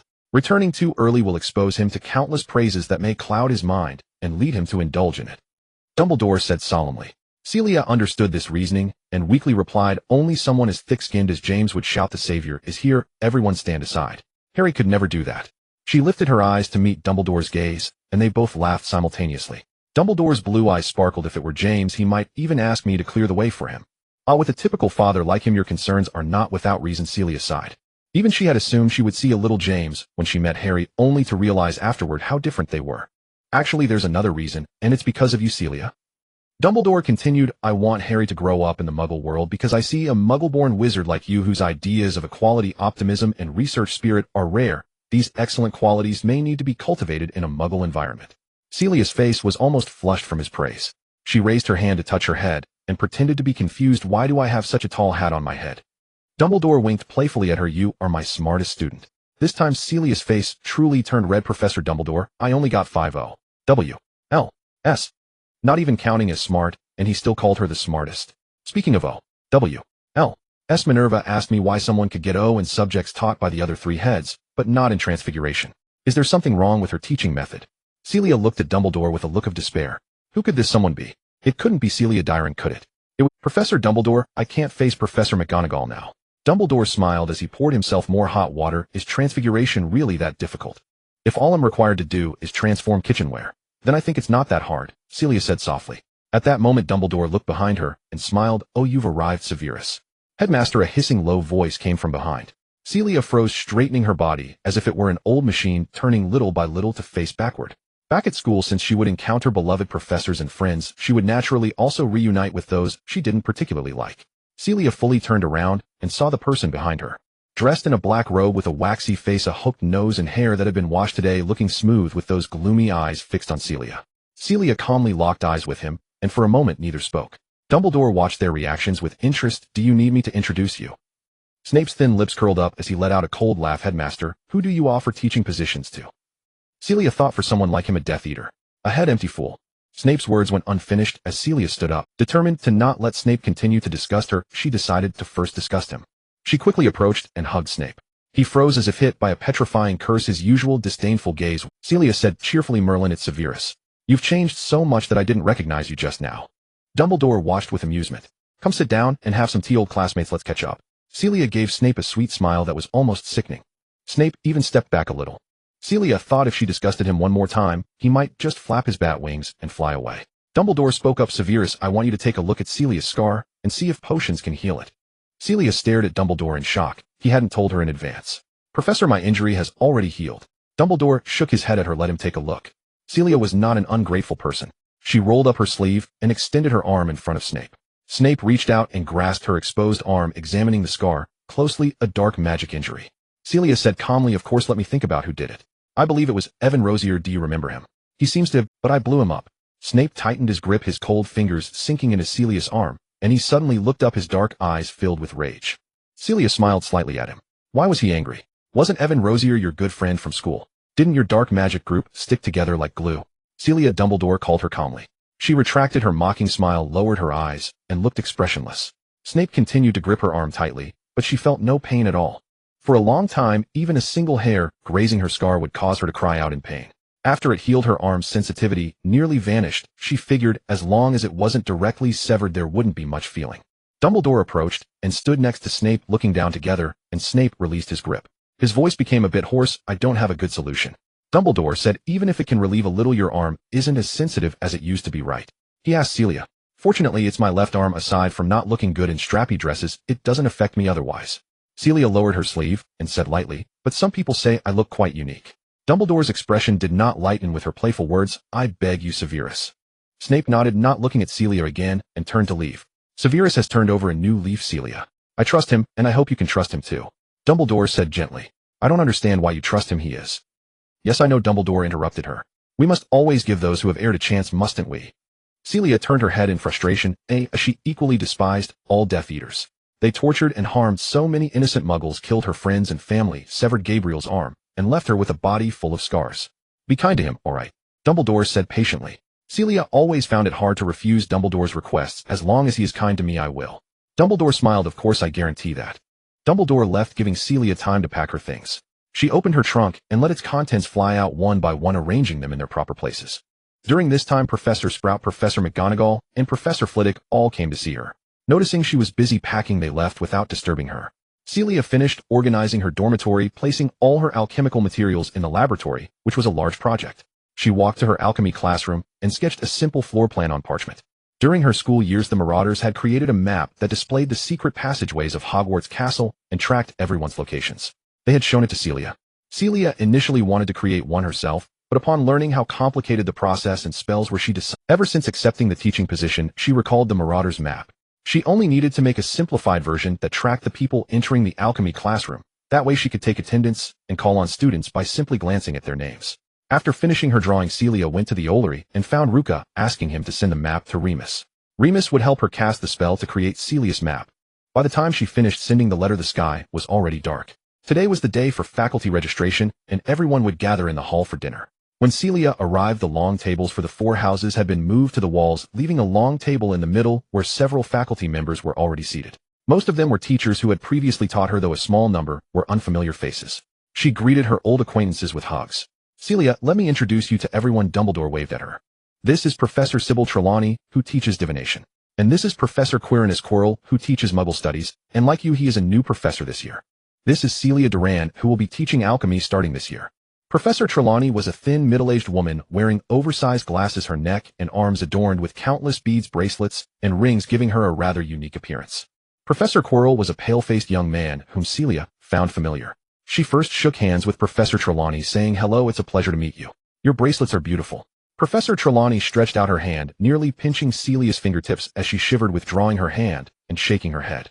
"I'm afraid you lack the sight, dear." Celia didn't understand her. Just as she was about to ask for clarification, she noticed Professor Sprout winking at her, so she smiled and said, "That sounds rather unfortunate." She turned to Quirrell, extending her hand. "Hello, I remember you. You're a Ravenclaw student 4 years below me, aren't you?" Quirrell extended both hands, shaking hers, trembling slightly, as he said, "Yes, Senior Durand, I didn't expect to see you again. From now on, we'll be colleagues." Celia smiled at him warmly. "Let's just call each other by our names, shall we?" "Yes, Senior." Quirrell trembled even more. Just then Celia spotted Snape entering and seized the moment to step away from Quirrell, who looked like he might faint. Remembering her promise to Dumbledore to be friendly towards Snape, Celia forced a smile and said, "Good evening, Severus." Snape's lips twitched as if he wanted to say something, but Dumbledore glanced over just then. His mouth curved into a strained smile. "Good evening, Celia." Saying Celia's name made him feel as though he had swallowed a slug. "Now that everyone is here, let's take our seats," Dumbledore announced after Hagrid entered the hall. Celia sat down between Professor Sprout and Professor McGonagall. Dumbledore stood before his seat, beaming, and said, "A new school year is about to begin. We welcome our new professors, and also our old friends returning. I just want to say welcome, and let's eat." He picked up a spoon and lightly tapped it against the plate, and in the blink of an eye a sumptuous dinner appeared on the previous. The dishes on the table surpassed even the definition of sumptuous, as if all the world's famous delicacies had been brought over each plate, beautifully garnished. "Oh," Dumbledore blinked his blue eyes in surprise. "It seems the house elves have changed their menu." After sitting down, he raised his glass and gestured to Celia, silently thanking her. The two professors beside Celia noticed this. Professor Sprout giggled, and even the usually stern Professor McGonagall smiled slightly. They both raised their glasses to toast with Celia. Celia clinked glasses with them. Looking at the Wellington steak and French snails in front of her, she decided not to wait until tomorrow. After dinner, she would go straight to the kitchen to visit her house elf friends. After a satisfying meal, Celia left the hall to go back to her dormitory and retrieve the gifts she had prepared for them. She navigated her way to the kitchen located underground. During her 7 years at Hogwarts, this place had been where she spent the most time aside from her dormitory, referred to by Patries as her second home. She scratched the pear in the painting, gripping the appearing doorknob, and pushed the door open. The first house elf looked up and let out a piercing scream. Miss Celia Duran has returned. Then a wave of screams erupted. Miss Celia Duran. Miss Celia Duran is here. Celia was taken aback, her head buzzing from the sudden excitement. The once relatively empty kitchen was suddenly crowded with house elves, some of whom were even crying tears of joy. Celia raised her voice. Quiet down. As soon as she spoke, the kitchen fell silent as if under a silencing spell. It's been a long time. She smiled at the house elves, saying, I heard from Professor Dumbledore that you all cleaned my room and provided such a lavish welcome dinner. I truly don't know how to thank you.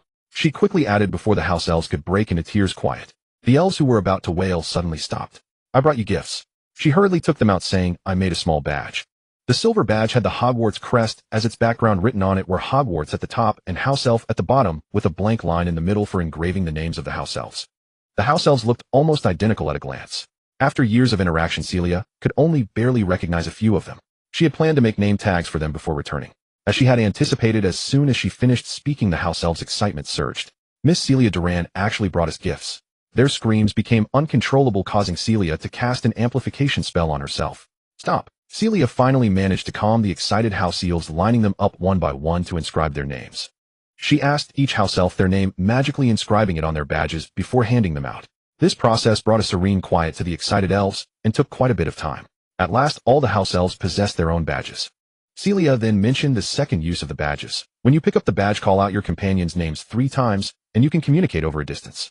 She demonstrated with 2 house elves. However, this function only works within Hogwarts. It doesn't function out. Celia once again suppressed the house elves. She glanced into her pocket and found that she still had 4 badges left. During her school years, she had counted the house elves at Hogwarts, totaling 127. So she had specially made 130 badges just in case there were new house elves who needed one. Is there anyone without a badge? It seems there's still one house elf who hasn't come to collect theirs. She raised her voice to ask. Suddenly, a timid house elf said, Miss Celia Ding Dong passed away last year. Celia opened her mouth. Oh, I didn't know.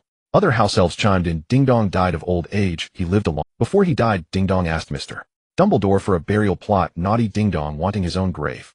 Celia inquired, where is he buried? Ding Dong is buried in the Forbidden Forest, miss, the first house elf said again. Celia looked at the name and realized it was probably a she. Her name was Dyla. Dyla, can you take me to see it? It would be my honor, Miss Celia. Dyla accepted the task amidst the envious gazes of the other house elves.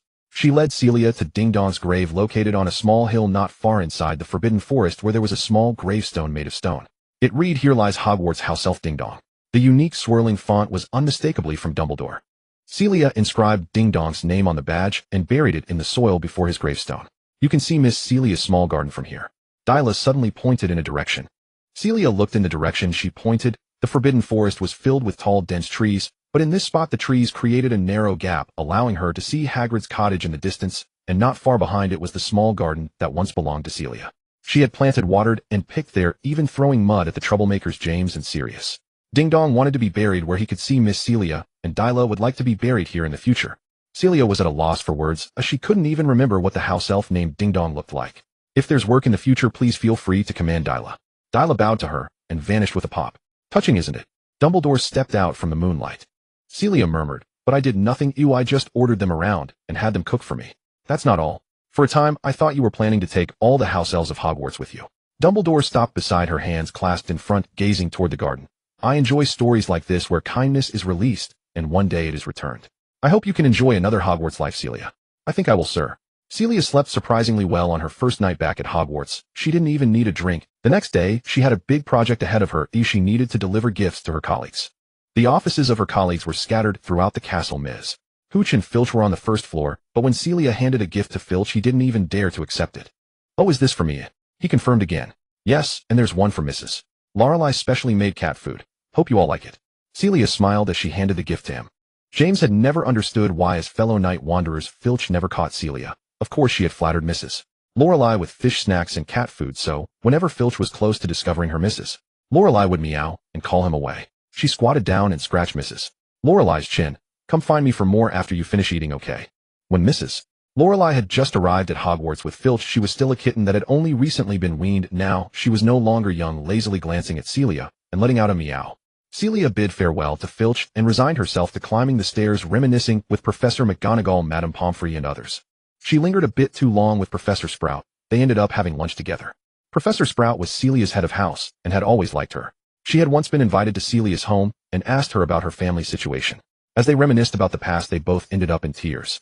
In the afternoon, Celia climbed to the 8th floor to deliver gifts to Professor Flitwick and Dumbledore. Their offices were on different floors, which tired her out considerably. It took her a long time to find Professor Quirrell's office. After delivering the gift, she didn't stay long, because he began to tremble again.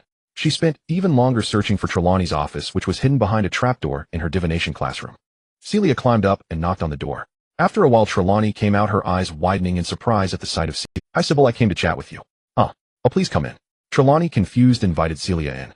Celia curiously surveyed her classroom, which resembled a small tea house furnished with armchairs, small tables, and cushions, and filled with a rich aroma. It looks great. I usually bring my own snacks. Hope you don't mind. She took a seat in a favorite color armchair. Trelawney seemed taken aback by Celia's familiarity as she passively sat down in front of Celia, shaking her head. Celia began to pull out delicate pastries, beautiful tea set, and various flavored tea bags from her bag. Muggle tea bags, do you mind? She asked. Trelawney gasped, dramatically stepping back a few paces and shaking her head. Contaminating the mundane will pollute my inner eye. Celia raised an eyebrow and readily switched to magical tea leaves, pouring hot water into the cup. I've put them away. Please sit back down. Trelawney elegantly sat back down, her eyes occasionally darting towards Celia, unsure of her purpose. Celia took the initiative to invite her to have some snacks and tea. I have always been very interested in divination. It truly is a mysterious subject.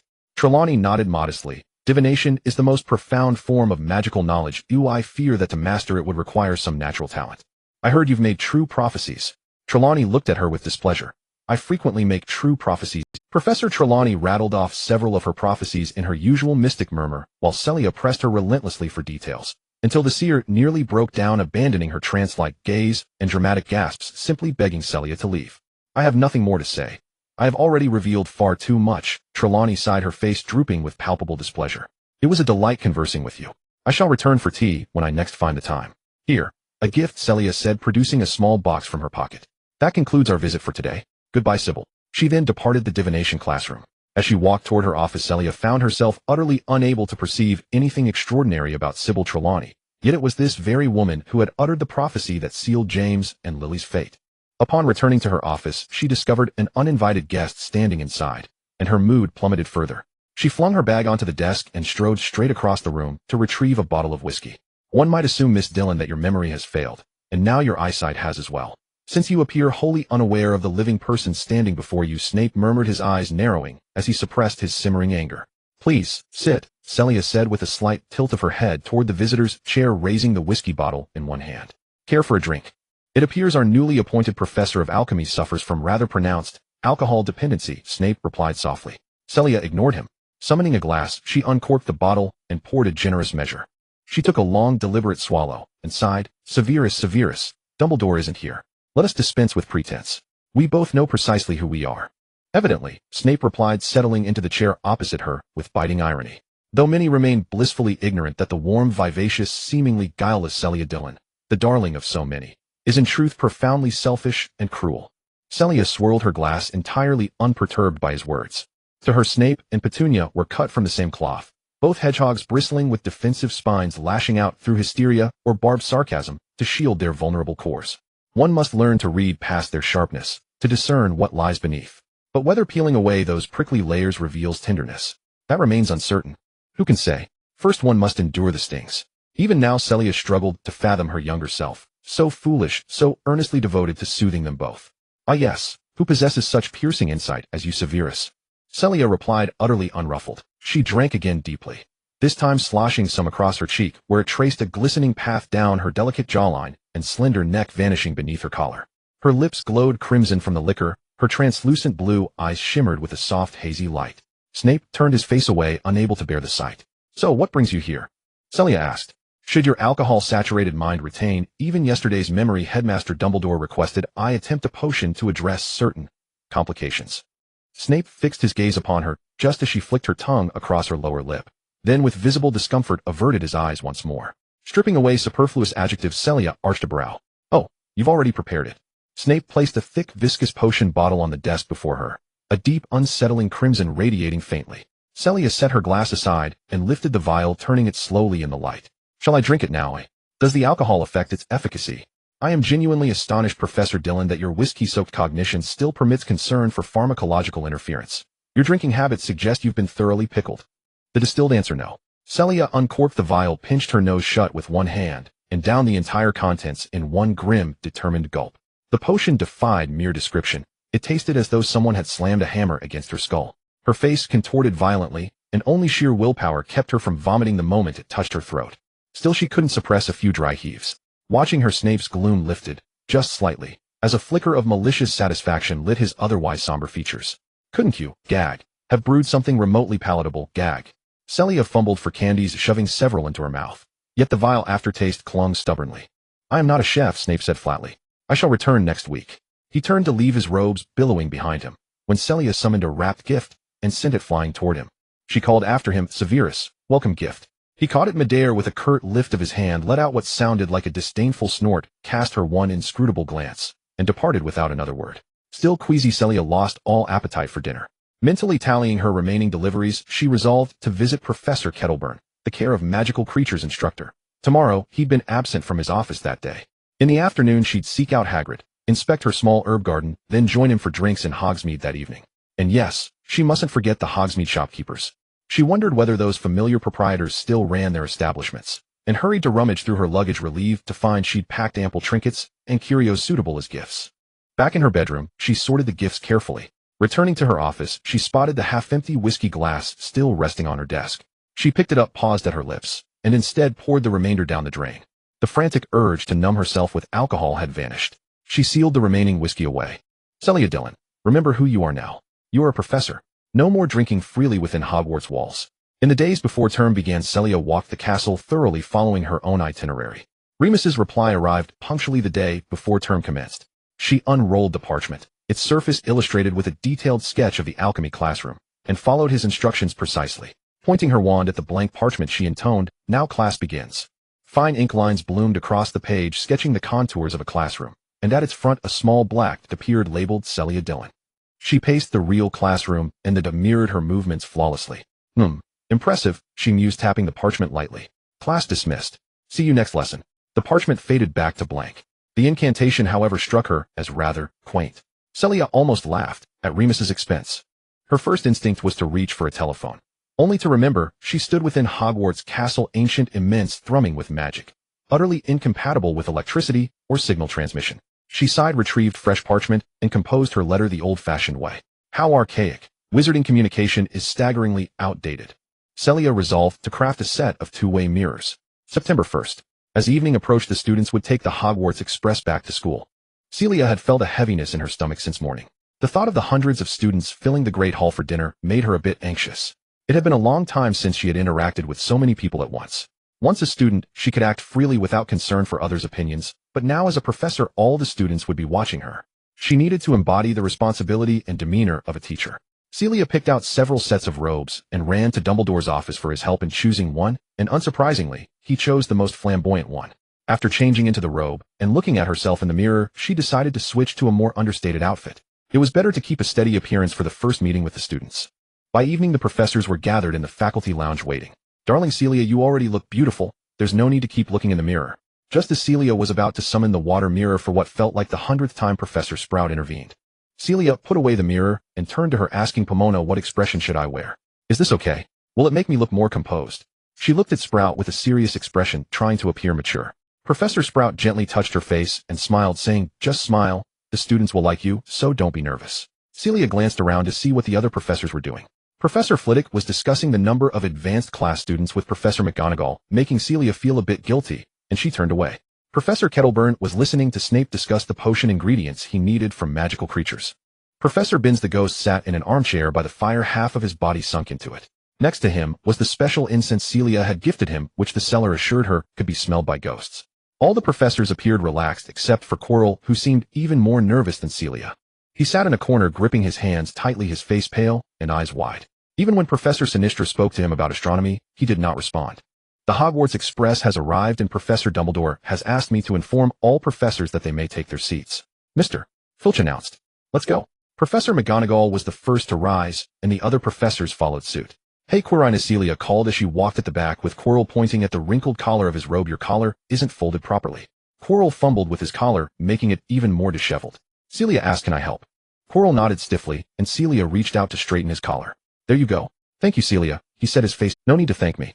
Don't be nervous, Quirinus. We can both be good teachers, she said, although she mumbled a few meaningless words after. I think so. Quirrell suddenly raised his voice, surprising Celia, but then his voice dropped again. Celia, you will be a good Celia smiled at him, and as she turned to look ahead, she caught a glimpse of Snape turning away. It seemed they had made two. The group of professors had barely arrived at the Great Hall when this year's Defense Against the Dark Arts teacher also made his entrance. It was rumored that the position of Defense Against the Dark Arts teacher at Hogwarts was cursed, with no professor lasting more than a year. Celia had experienced this during her school years with 7 different teachers over 7 years, several of whom had met unfortunate fates. This year's Defense Against the Dark Arts professor was a somewhat famous adventurer named Tyrell Humphrey, a robust middle-aged man. He had spent years outdoors, his skin tanned brown, and when he smiled, he revealed a mouth full of bright white teeth. Dumbledore introduced him to the other professors. This is Celia Duran, our professor of alchemy. Humphrey took Celia's outstretched hand and kissed the back of it, saying, it's a pleasure to meet you. I've read your articles, and you have boundless potential at such a young age. It's truly an honor, Mr. Humphrey. Celia replied with a smile, I have read your travelogue, and your experiences are incredibly exciting. I know what gift to bring you. I've just improved a version of the defensive alchemical device. Humphrey continued enthusiastically, while Snape, waiting nearby, grew increasingly grim. Dumbledore cleared his throat. Tyrell, the students will be arriving soon, and there will be plenty of opportunities to learn about Celia's inventions later on. He quickly introduced the remaining professors as footsteps and voices approached from outside, and the professors took their seats at the staff table. Dumbledore deliberately arranged for the younger professors to sit together with Celia on the left of Snape, and on the right. As if a switch had been flipped, the students suddenly surged in, wearing their uniform robes, their youthful faces expressive as they chatted with friends and greeted professors, creating quite a commotion. Celia watched the students with great interest. It was her first time seeing the start of the school year from this perspective. Previously, she had always been one of the chattering crowd. Please take your seats quickly and don't run around. McGonagall stood at the entrance of the Great Hall, staring sternly at the students. I thought you would all stand hand in hand until the sorting ended. Severus, if you keep babbling nonsense, I will poke you with my wand, Celia threatened seriously. Poking someone with a wand could be quite painful. Snape scowled, glaring back at the students who were staring at them. As the students entered the Great Hall, they quickly noticed the new faces at the staff table. Most ignored the 2 new male professors, focusing instead on Celia under Snape's fierce gaze. The conversations at the 4 house tables began to converge. Who is she? Who is the female professor next to Snapeeve, old bat? Who knows what she teaches? Is it too late to sign up? Please, whatever you do, don't let her teach Defense Against the Dark Arts. The discussion at the Gryffindor long table was more intense. Is it my imagination, or is it because of the old bat's contrast that I find the new professor so beautiful?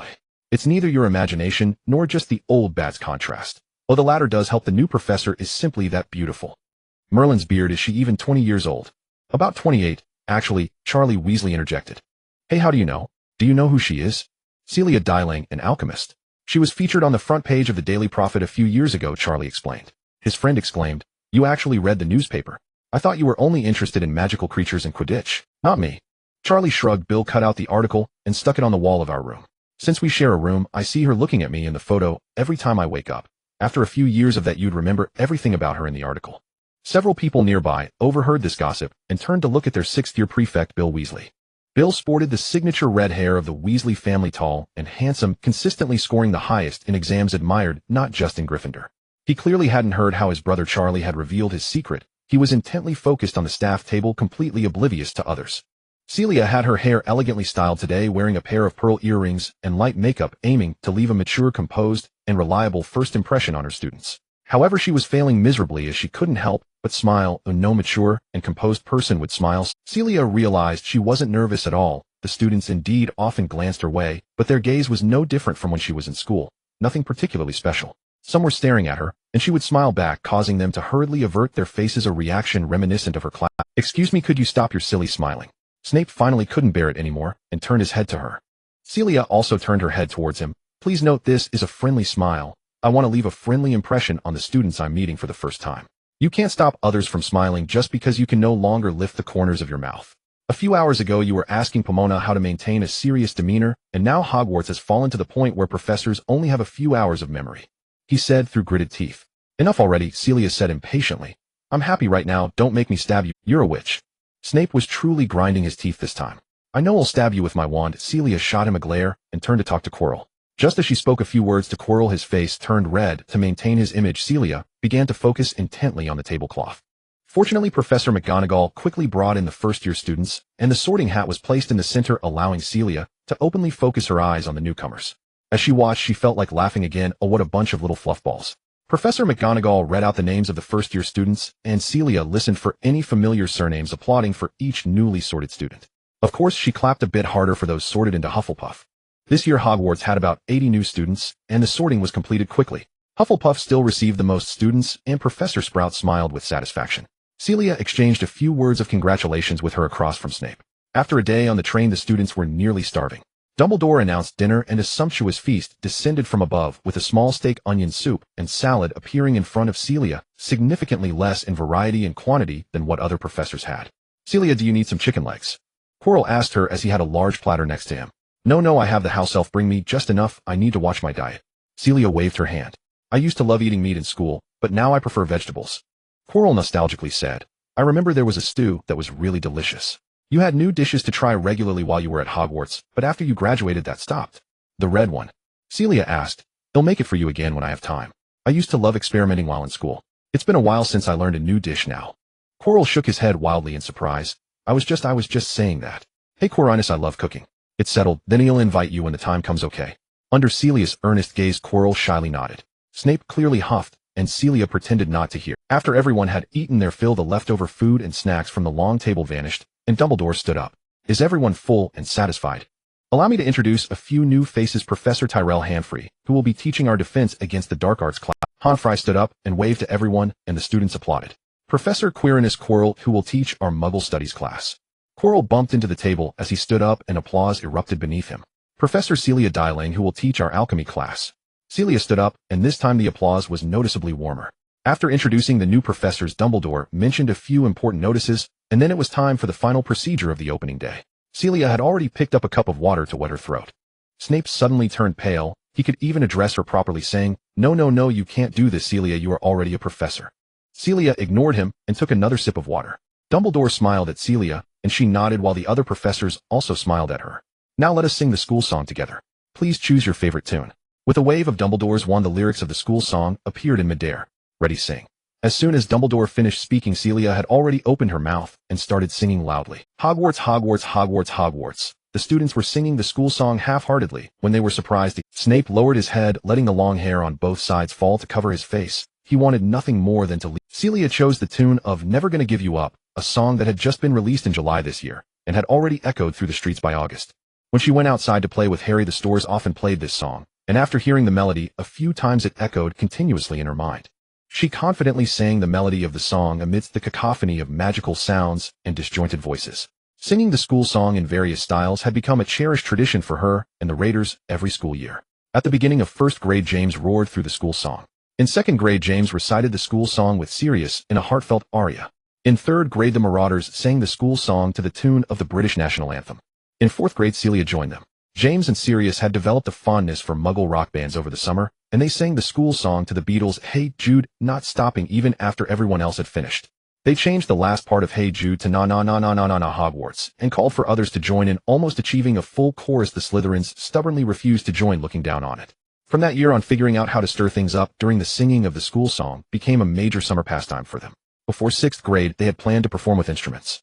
But Celia couldn't learn to play the drums, James couldn't master the guitar, Remus' bass sounded like cotton being plucked, and only Peter's percussion and Sirius' lead guitar sounded decent. They had no choice but to let Sirius rock out alone.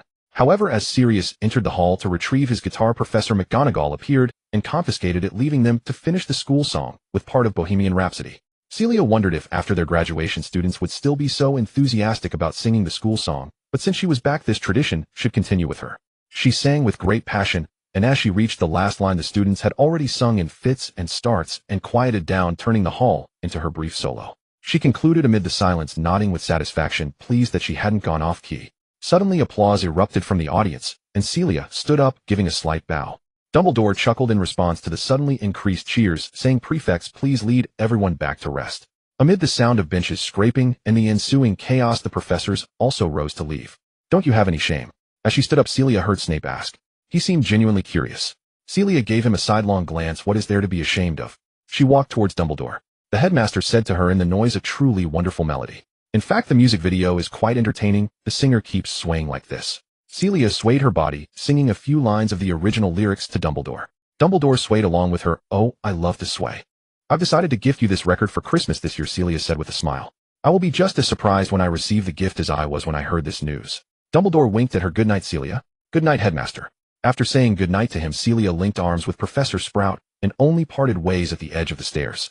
"Sweet dreams, Celia." "I will." Celia kissed her lightly on the cheek and wished her good night. After the students returned to school, the windows of Gryffindor and Ravenclaw towers lit up, and faint sounds could still be heard from the Hufflepuff and Slytherin students on the second floor. Madame Loris stealthily walked past her door, beginning her patrol duties. The entire castle felt alive, which was quite a peculiar sensation. Celia returned to her bedroom, where half a page of parchment was already written. She added her thoughts from today. Today the students returned to school, and during the opening ceremony, looking at their youthful faces, I felt my own mindset becoming younger again.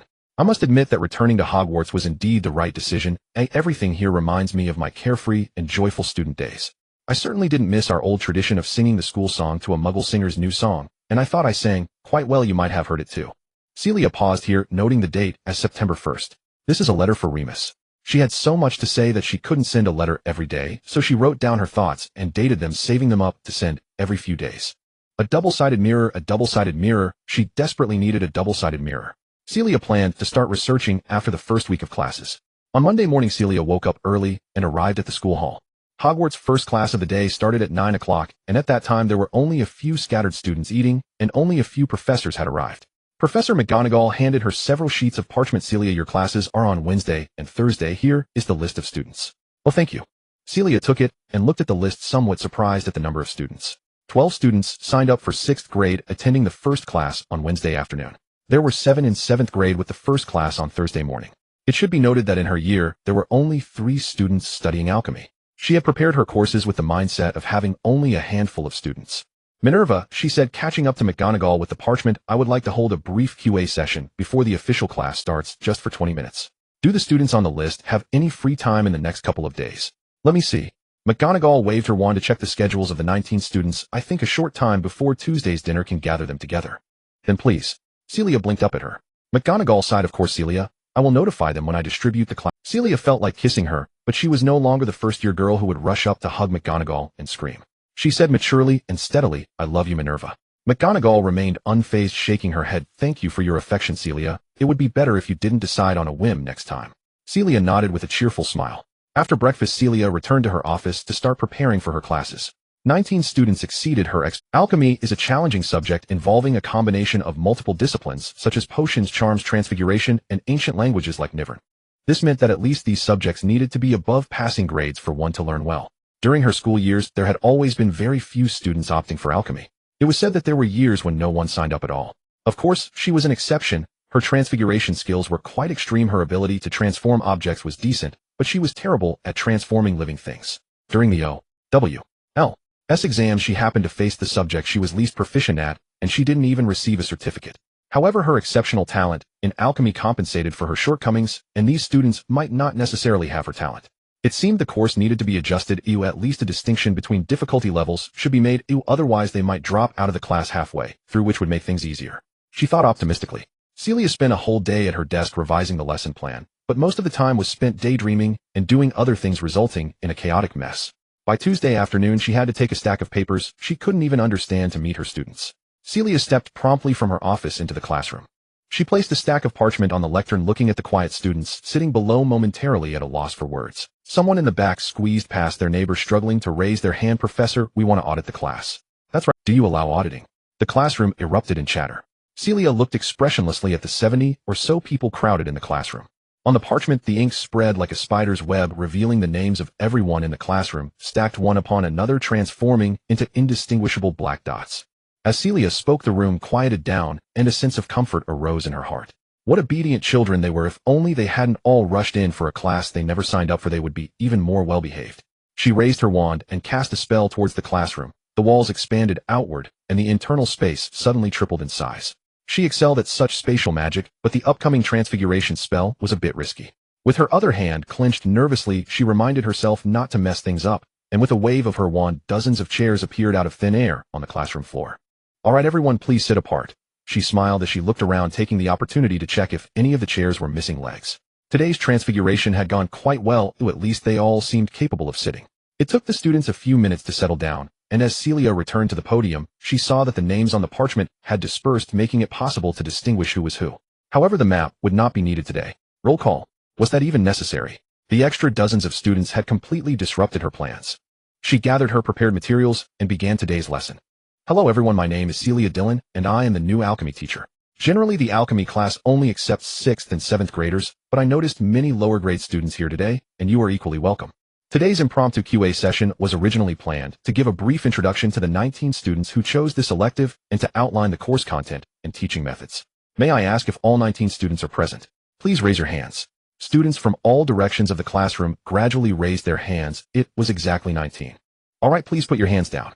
I mentioned this was the original plan, but due to the excess number of students visiting today, I would like to change the approach to a QA format.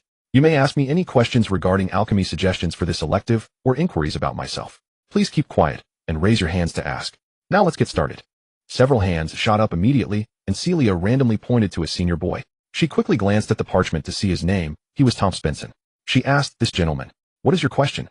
Spenson stood up. "Professor Dillon, my name is Spenson, and I would like to ask, are you single?" The classroom erupted in laughter. Celia chuckled as well, raising her hand to quiet the room. "For the first question, I don't think it qualifies as a good one. Mr. Spenson, please sit down. My answer is single. As an added bonus, I won't date students. Now, let's proceed to the next question." The classroom was filled with raised hands. This time Celia chose a girl. "Professor Dillon, may I ask if you graduated from Hogwarts? Which house were you in?" "Yes, I graduated from Hufflepuff." The Hufflepuff students below obviously became excited. Celia made a request. "Could everyone please ask questions that are related to the course?" She pointed to another. The boy asked, "Professor Dillon, I heard you were a student of the alchemy master Nicolas Flamel, and one of his most famous achievements was the creation of the Philosopher's Stone. Have you seen the Philosopher's Stone?" Finally, a question related to alchemy. Celia nodded. "I have seen the Philosopher's Stone, or it can turn lead into gold and grant immortality. It is the ultimate goal of many alchemists. And let me share a little secret. I have consumed a potion made from the Philosopher's Stone, so even though I am now 50 years old, I can still maintain a youthful appearance." She winked at the students, observing their shocked expressions, but her lie was exposed in less than 10 seconds. A student shouted, "You're lying, Professor Dillon. I've seen your photo with my uncle. You were in the same year." Celia quickly looked at the parchment. Which familiar child was this? The one who exposed her was Raphael Violin. She only knew one person named Violin, a fellow Ravenclaw from her year UN Violin. They were both prefects and had a decent relationship. Celia shrugged in defeat. "All right, please send my regards to your uncle." Another voice called out, "My aunt was all. My dad knows you too." A group of students clamored to claim their relation. Celia sighed inwardly. The British magical community was so small, and with only one magic school, it seemed too many people recognized her. She quieted the students again. "Please send my regards to all your relatives. Let's move on to the next question. This time Celia pointed to a lethargic Slytherin boy. The Slytherin students in the classroom were far fewer than those from the other 3 houses, and they all sat together at the back, making them quite noticeable. "Professor Dillon, you mentioned that the original plan was to introduce the class format. Could you please do that now?" "All right, the alchemy course is also divided into theory and practice, which we will conduct simultaneously. I will teach you how to create a challenging alchemical product on a semester basis, clarifying the methodologies involved and extending related knowledge."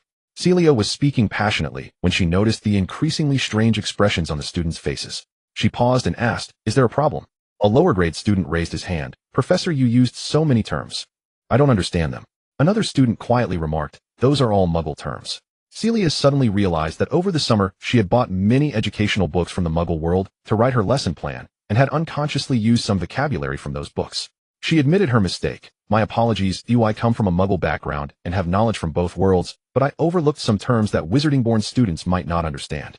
Another Slytherin girl raised her hand, speaking in their house's distinctive pureblood tone. "Professor, you should teach Muggle studies instead. That class isn't so magical." Upon hearing about Muggles, some were curious, some disdainful, some disgusted, and some indifferent. She suddenly thought, what is the role of a teacher? Muggle books state that teachers not only impart knowledge but also instill moral values. Returning to Hogwarts as a professor, she could bond with the students as friends, teach a few talented students the basics of alchemy, and help them pass the ultimate wizarding exams. She suddenly wondered if she could influence a generation of students. Celia remained silent, and the students below began to whisper among themselves. She turned around and walked to the podium, pressing her hand on the table and pushing herself up. She sat on the podium facing the students with a smile and clapped her hands. Now let me share my views. I come from a Muggle background, having spent half my life in the Muggle world. I used magic in the Muggle world and longed for the conveniences of the Muggle world and the magical one. I'm not entirely magical nor entirely Muggle. The boundaries between the two worlds are not so distinct for me, nor do they need to be.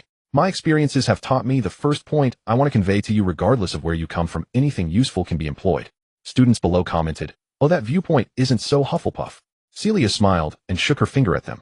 That leads to my second point: don't categorize, get to know individuals. This is quite challenging to achieve. Stereotypes are prevalent, and Hogwarts has categorically sorted students by traits from a young age, deepening those stereotypes. In fact, Celia also found herself easily biased against Slytherins, influenced by the last Wizarding War. She wasn't like this when she first entered school. Back then she was filled with curiosity about the magical world, warm and welcoming towards everything and everyone.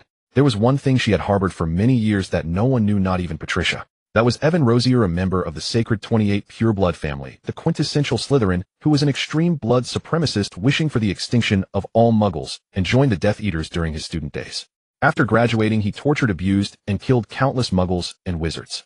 During their 7 years at school, he targeted Celia, loudly proclaiming he wanted to purify her mudblood blood, leaving her with numerous injuries from dark magic, which she eventually retaliated against, killing him. The two of them had once been brief friends when they first entered the first year. At that time, Celia called him Little Rose. The story is quite simple.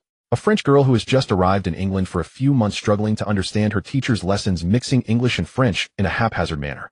A pureblood boy from a powerful French branch of the family who has been learning French since childhood. Under the circumstance of attending the same class, they began to communicate in French. The two of them chatted away in a language that no one around them could understand, taking walks together and going to the library. Celia, confused and ignorant of the magical world, was subtly warned by the older students not to get too close to Slytherin, but she didn't understand.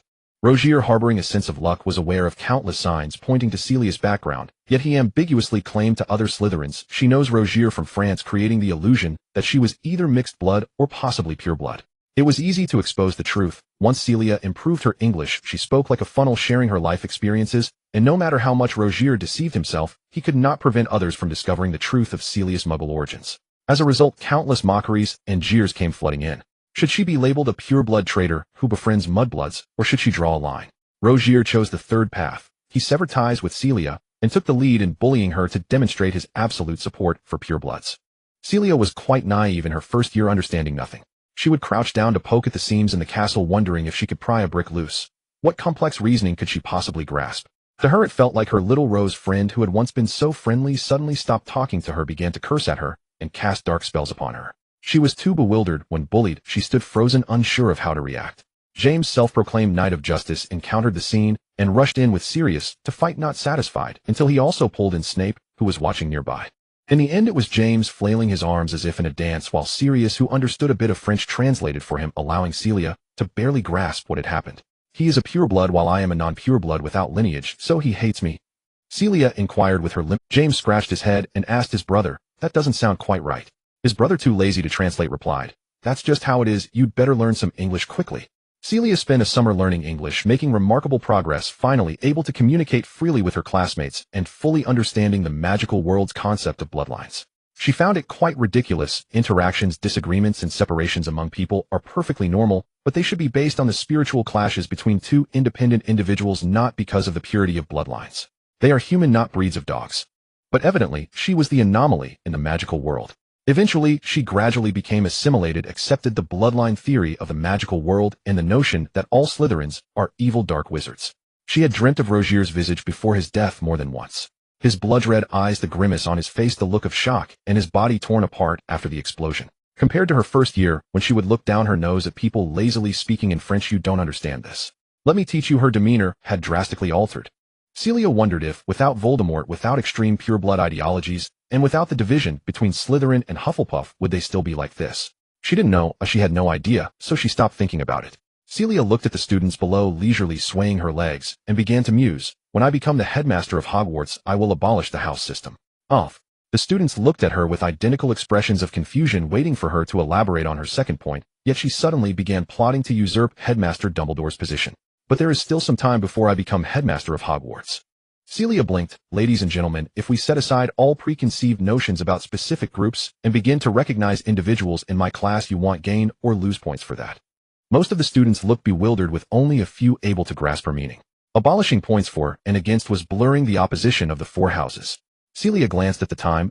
She had exceeded the planned 20 minutes. She hopped down from the podium. All right, classmates, I will say 3 final sentences. First, please contact your respective head of house for adding or canceling classes. Second, I welcome 4th year and above students to audit, but you will also have assignments, so please consider carefully. Third, go eat. Class is dismissed. The students bid her farewell and streamed out. It wasn't until nearly half had left that the Slytherins in the back row finally stood up. Celia noticed the girl who had spoken earlier silently mouthed a word to the person beside her. Mudblood. Celia almost reacted instinctively. When she was in school, bloodline discrimination was at least 10 times worse than now after Voldemort's downfall, and she was good friends with Lily. The two of them were the most beautiful girls in their year, both from Muggle backgrounds, both attention-grabbing. When they went out together, the term mudblood seemed to follow them like a shadow popping up unexpectedly. Lily was quick to react. She could always pinpoint the person saying that word from the crowd. While Celia was still stunned, her spring water-like retort had already been launched, washing away the offender. You can't remain silent when insulted. You must retaliate to make them shut up, Lily said seriously. Celia explained, my son of a bitch was on the tip of my tongue, but it just wasn't as fast as yours.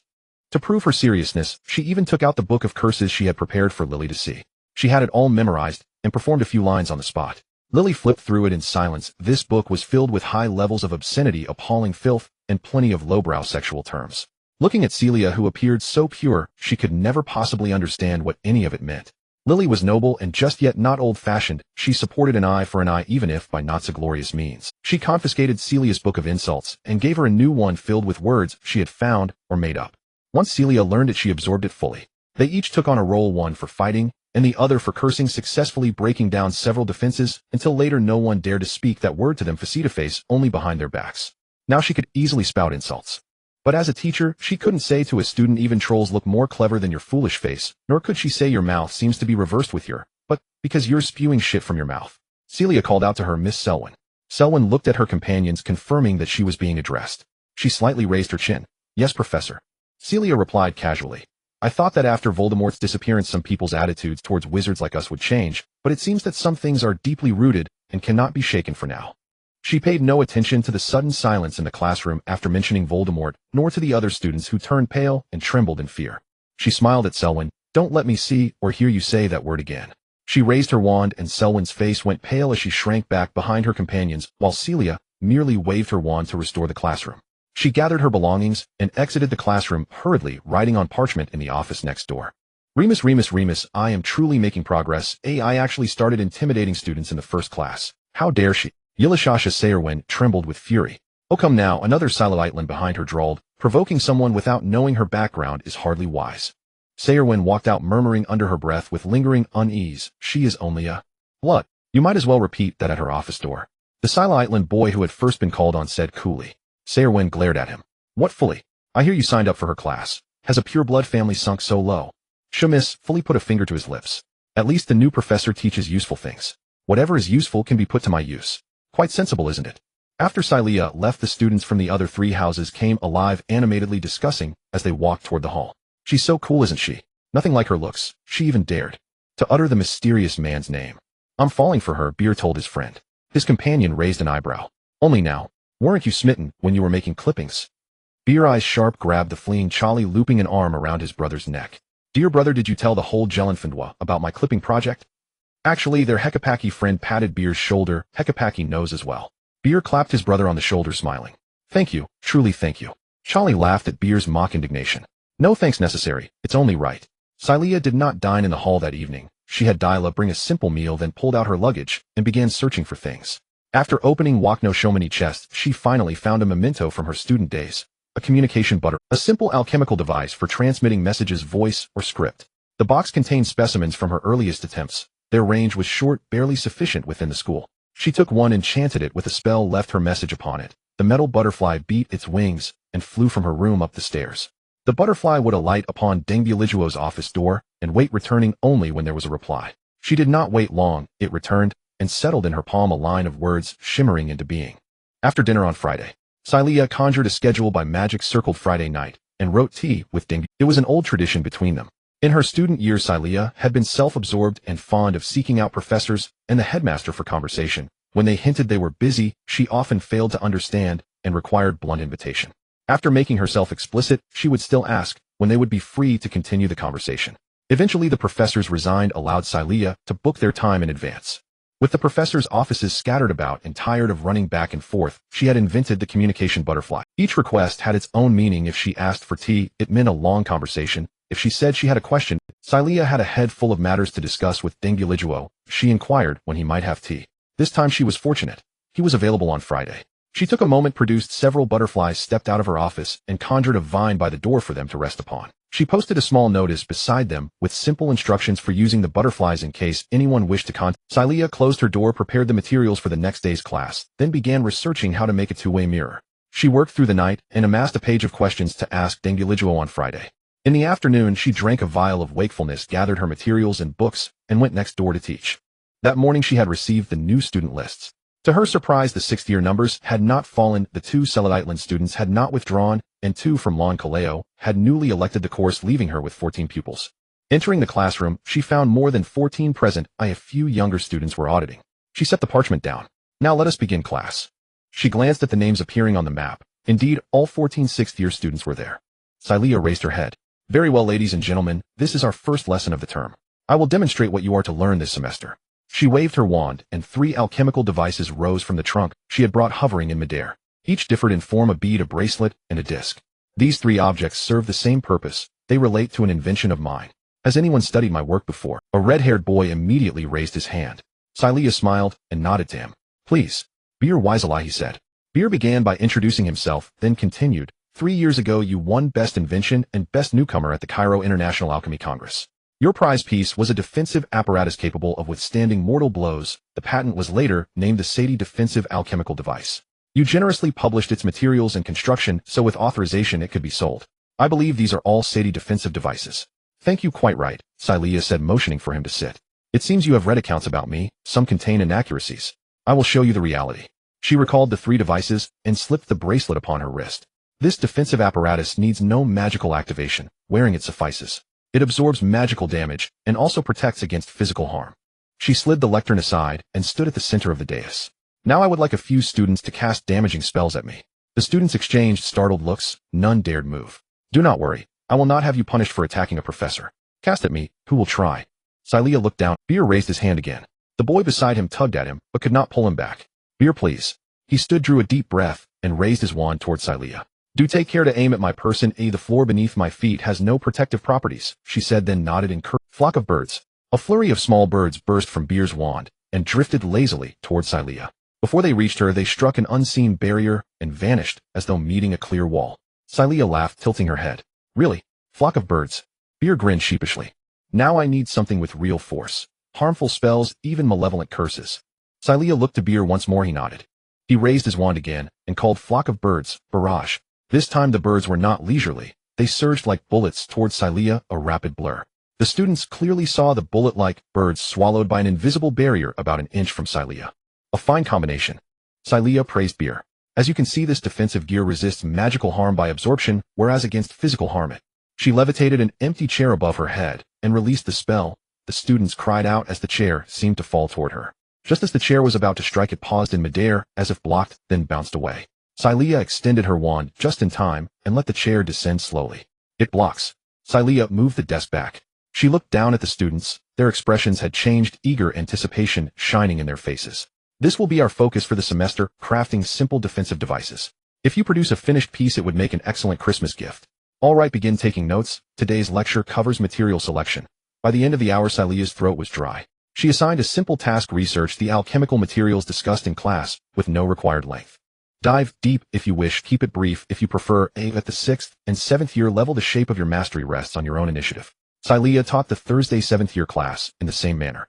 She judged it a success. At least the students had been awed and their attitudes were enthusiastic. On Friday, she planned to visit the kitchens and bake some biscuits, light refreshments for the evening tea with Ding. Worried about running into students, she went during the afternoon class period.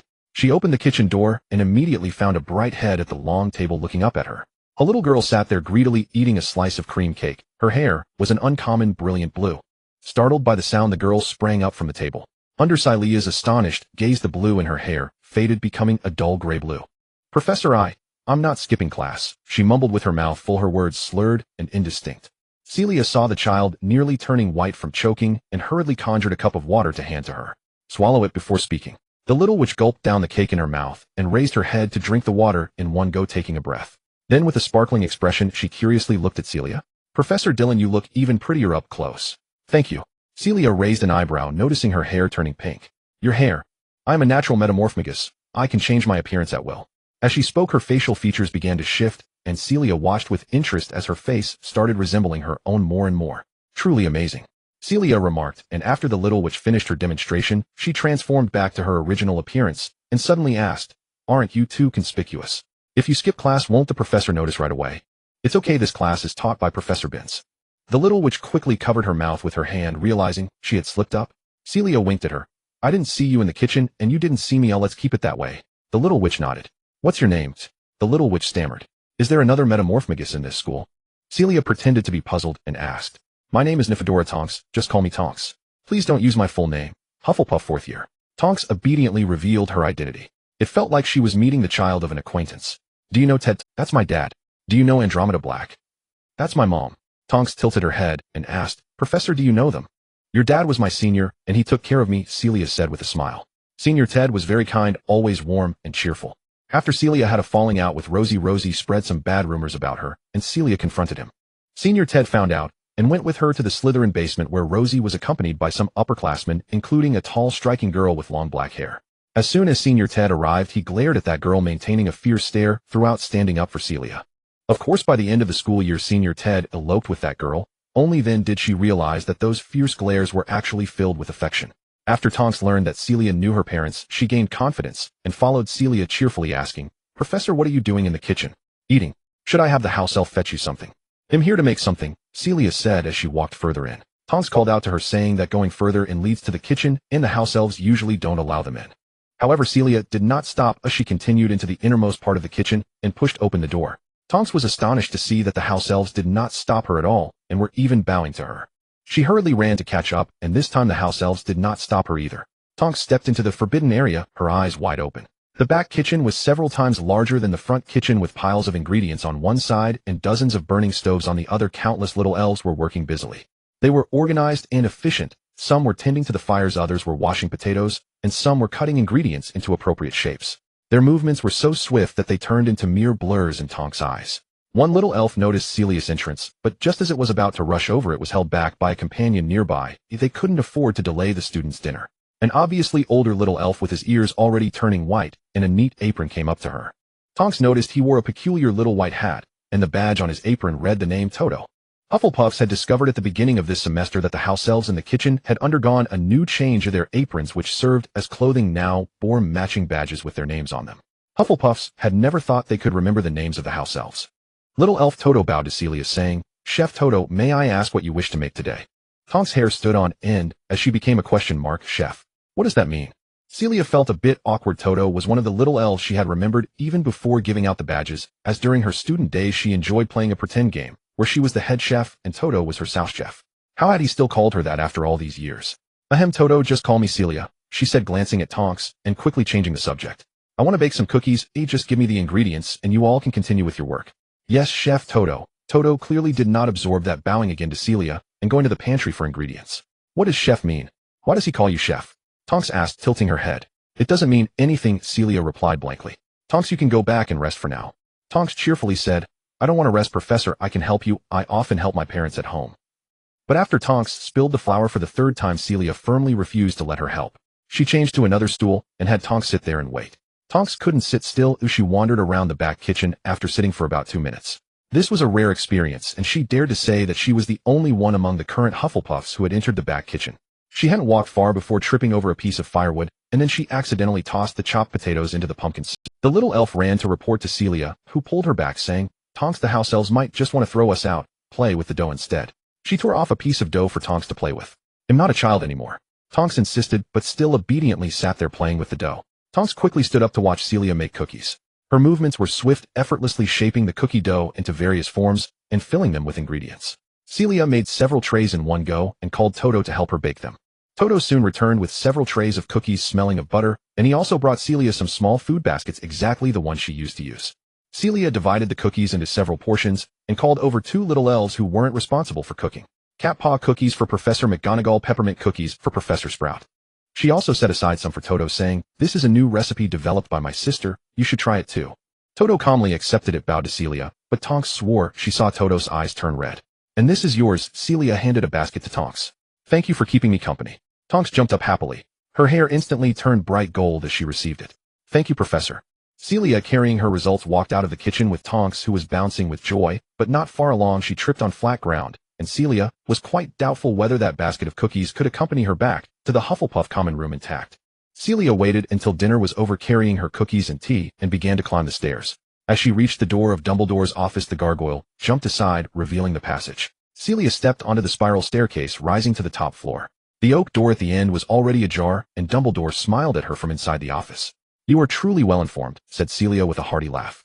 "Please take a seat." Dumbledore gestured to the familiars. Celia arranged the biscuits from the basket and took out the tea bags she brought for the day. "Let's have some licorice tea." Dumbledore busily prepared the tea as Celia sat opposite him, surveying his office. She had rushed through their previous visits, saying just a few words before leaving, and now she noticed it hadn't changed much since a few years ago. Even the portraits of the former headmasters seemed unchanged. Look, Headmaster Phineas Nigellus Black was still. Celia had once dated Sirius, and whenever she entered the headmaster's office, the portrait of Phineas would loudly berate her for consorting with a muggle-born wizard, claiming it tarnished the family legacy of being forever pure. It became so annoying that whenever he started to rant, Headmistress Dolores' portrait would jump into his frame and smack his head with her wand, finally teaching him to keep quiet, as he turned to glare at Celia, occasionally letting out a huff during her conversation with Dumbledore. Celia flashed him a sweet smile, causing him to make a noise reminiscent of a cow turning his back to her. The tea was ready, and their conversation could begin. Celia asked, "Headmaster, have you ever considered abolishing the house?" She heard a disapproving hiss from somewhere among the portraits of former headmasters. "I haven't considered it, Dumbledore. Or rather, I have thought about whether it might be better not to categorize students, but I haven't thought about how to abolish it. Changing a tradition that has lasted for centuries is a challenging endeavor, and we still cannot see its effects clearly." "Don't even think about taking away my job, miss," suddenly interjected the sorting hat from its perch. Celia turned to the sorting hat and said, "Maybe I could get you a better one." She then turned back to Dumbledore, curiously asking, "Is it really that difficult to abolish the houses?" "If a headmaster is determined, it can be done," Dumbledore said, looking at her. "Some headmaster even abolished Quidditch." Phineas let out another cow-like grunt. "The difficulty lies in changing people's mindsets. One headmaster had to reinstate Quidditch later on." Phineas began to turn and shout at Dumbledore, asking what he knew. Inheriting the qualities revered by the 4 founders, taking pride in their respective houses, and striving for honor has been a customary practice for centuries. After every little wizard is born, their parents recount their own school days, hoping their child will enter the same house they once belonged to, viewing it as a tradition. Abolishing the house system would undoubtedly invite a flood of opposition. When countless people are criticizing you, can you withstand the pressure? My answer is it's not difficult, but it is troublesome, very troublesome, Dumbledore said, looking at Celia with his bright blue eyes. When you become headmaster, I will be the first to support you in abolishing the house system. Celia understood that abolishing the house system was not very necessary, and the obstacles were significant, offering little cost-benefit ratio. She raised her hands in surrender. "I was just rambling to the students. I never really wanted to be headmaster. If I had the chance, I would prefer to be a Muggle liaison officer in the Department of Mysteries." "I have high hopes for you to take over my position," Dumbledore said sincerely. Celia was not swayed by his persuasion. Being headmaster would undoubtedly be troublesome. She shifted to the next topic. After Voldemort's disappearance, it seems the pure-blood families weren't much affected. Several portraits of headmasters who valued pure-bloods made impatient clicking sounds. "Of course there were some effects. I understand what you want to ask. We discussed this before, and the answer hasn't changed." Celia shrugged. She had previously asked Dumbledore about blood discrimination in the wizarding world, which is in fact a grand issue involving centuries of history regarding the opposition between wizards and muggles. "Alright, let's skip that. Let's ask about a specific person. Is Asher Fleely still alive? There's a student with the surname Fleely. What is their relation to him?" "He is still alive. Zane Fleely is his nephew. Asher Fleely vanished after that failed mission to attack you. It is said that he is now disabled and useless, and Voldemort abandoned him. However, because of this, he completely escaped the post-war reckoning. Asher Fleely, the only Death Eater who escaped her grasp during that attack." When Celia saw that student named Fleely, she was reminded of him. She ought to hate him, but strangely she felt calm, perhaps because he had paid the price for his actions. It was all in the past. She could sense that Zane Fleely bore no malice towards her, at least not overtly, as she would not project her grievances with Asher onto him. If she were to project her grievances, half of Slytherin would be implicated. After all, there are only so few pure-blood families, and they are all interconnected. Celia asked Dumbledore about the issue of two-way mirrors. She did not want to simply create a one-tune two-way mirror currently on the market. She wanted to connect them in a network allowing for multi-party communication like muggle phones. This involved many steps and complex spells. She had considered referencing the Flu network, but it lacked privacy. She bombarded Dumbledore with her questions. The portraits on the wall were no longer pretending to be asleep. Some began to chatter, while others complained, "Albus, don't answer every question. This little dimwit is too lazy to think, and just asks you everything." Celia turned her head and stuck out her tongue at the portrait, which had previously called her a dimwit, who asked too much. Celia didn't care. She had previously asked Dumbledore if her questions were too foolish, and he had replied that engaging with her could help refresh his mind, indirectly admitting that her questions were indeed foolish. So what if they were foolish? Celia felt a high sense of self-worth. As long as Dumbledore was willing to answer, she would keep asking. After Dumbledore listened to her string of questions, his expression became somewhat stiff. His long fingers pressed against his temple, while his other hand waved his wand. A sheet of parchment floated up filled with titles of books until it covered the entire page. He handed the parchment to Celia, saying, "I believe these books can answer your questions." Celia happily took it, delighted by Dumbledore's encyclopedia. "Let's call it a day for now," Dumbledore said, making the tea set and snacks disappear, beginning to see her off. "Good night, Celia." Celia glanced at the time. She had unknowingly been there for almost 2 hours. She stood up, saying, "Good night, Headmaster." Dumbledore left the office first. Celia waved to the portraits on the wall, saying, "Good night, Headmasters." She was just about to walk out when a portrait called out to her. "That Muggleborn witch, stop right there." Celia turned around, saying, "You can just call me Celia, Headmaster Black." Headmaster Phineas blew on his goat beard, disdainful of calling her by her name, arrogantly saying, "You didn't secretly give birth to that worthless descendant in hopes of inheriting the Black family fortunes, did you?" Celia could hardly believe what she had heard. She stepped closer to examine Headmaster Phineas' expression. He awkwardly retreated into the portrait, still wearing a haughty expression, while casting a sidelong glance at Celia, waiting for her response. Celia calmly replied, "I have no children, Headmaster Black." Phineas' expression twisted, making it hard to tell if he was relieved or angry.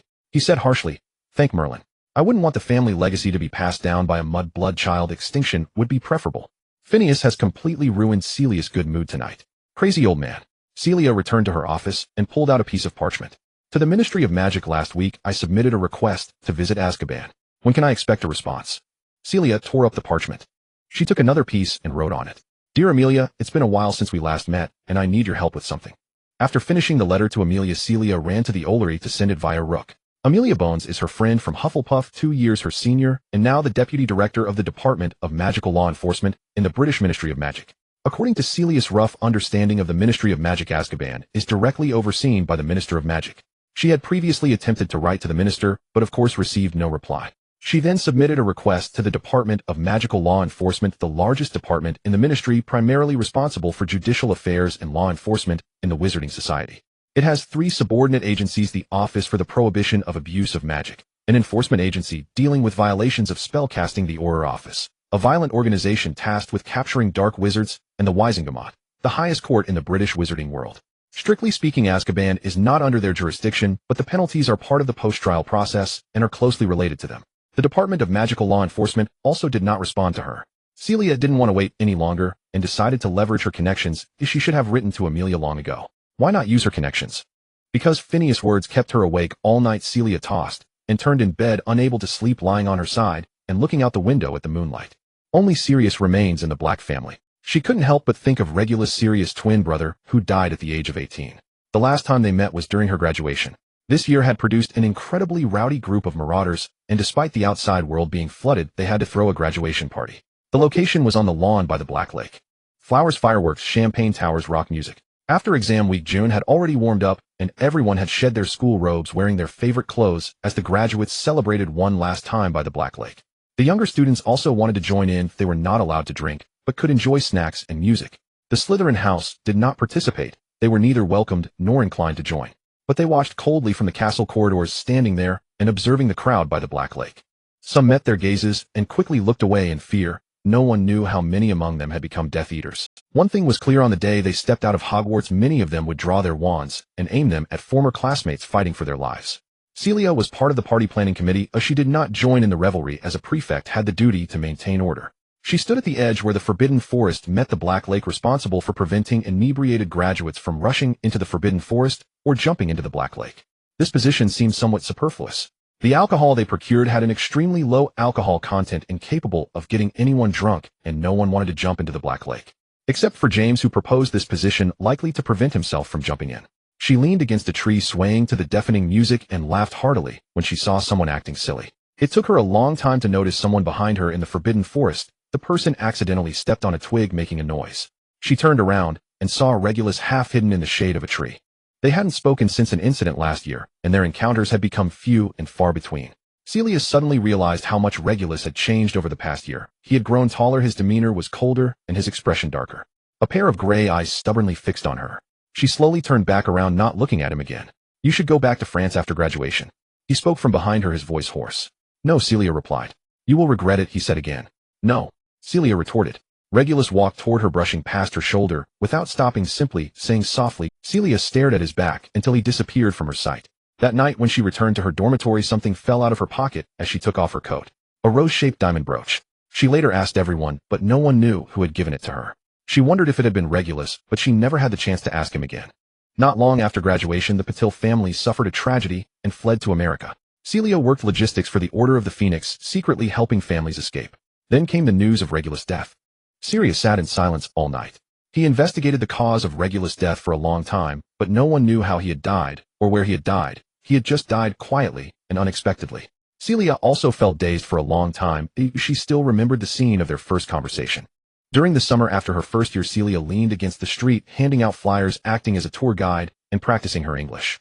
Passing by Grimmauld Place, she saw number 12, which Muggles could not see, and spotted Sirius leaning against the window, realizing he lived there. Later, when she passed again, she saw a pale little face peeking out from another window. She waved and shouted to the window, "Hey, is your brother home?" The pale face quickly shrank back in fear, and after a few seconds timidly peeked out again, whispering, "He's not home." This Regulus was already gone. When Celia first proposed joining the Order of the Phoenix, Dumbledore refused. She was slow to react, had weak fighting abilities, and a gentle personality. When faced with Death Eaters, she would only rush in to face death. Dumbledore naturally wanted more people to join the Order to fight against evil, but that didn't mean he wanted to sacrifice lives. Celia was extremely frustrated training spells with Sirius, and then creating alchemical products to provide for the Order. She quickly proposed to join the Order for the second time. Dumbledore's expression was ambiguous. "Celia, you can distance yourself from the conflict." Yes, she could. Of course she could. Countless people had persuaded her. Family, friends, classmates, professors, and even those Slytherins she had begun to see as enemies, had secretly reminded her. Leave for the war sparked by extreme pureblood ideology would first harm wizards like her, of Muggle descent. Leave here, wait for the war to end, and then return, or never return. She had been afraid, had thought of retreating, but every time she had the thought of leaving, she would see the figures standing in front of her. James Potter, pure blood. Sirius Black, pure blood. Edgar Bones, pure blood. Fabian Pruitt, pure blood. Gideon Pruitt, pure blood. Frank Longbottom, pure blood. Alice Longbottom, pure blood. There were quite a few pure bloods in the Order of the Phoenix. They didn't need to stand and fight. They just had to pretend to be deaf and dumb, remain neutral, wait for Voldemort's victory, and when he restored the glory of pure blood, they could become the beneficiaries. But they stepped forward. They did not fight for profit. They fought for justice, to oppose evil, to save the persecuted, and to protect more innocent lives. Celia suddenly realized that in those 7 years at school, her concessions brought her what? Only intensified. She should fight for herself, just like Lily. She told Dumbledore her thoughts, and this time he agreed to her joining.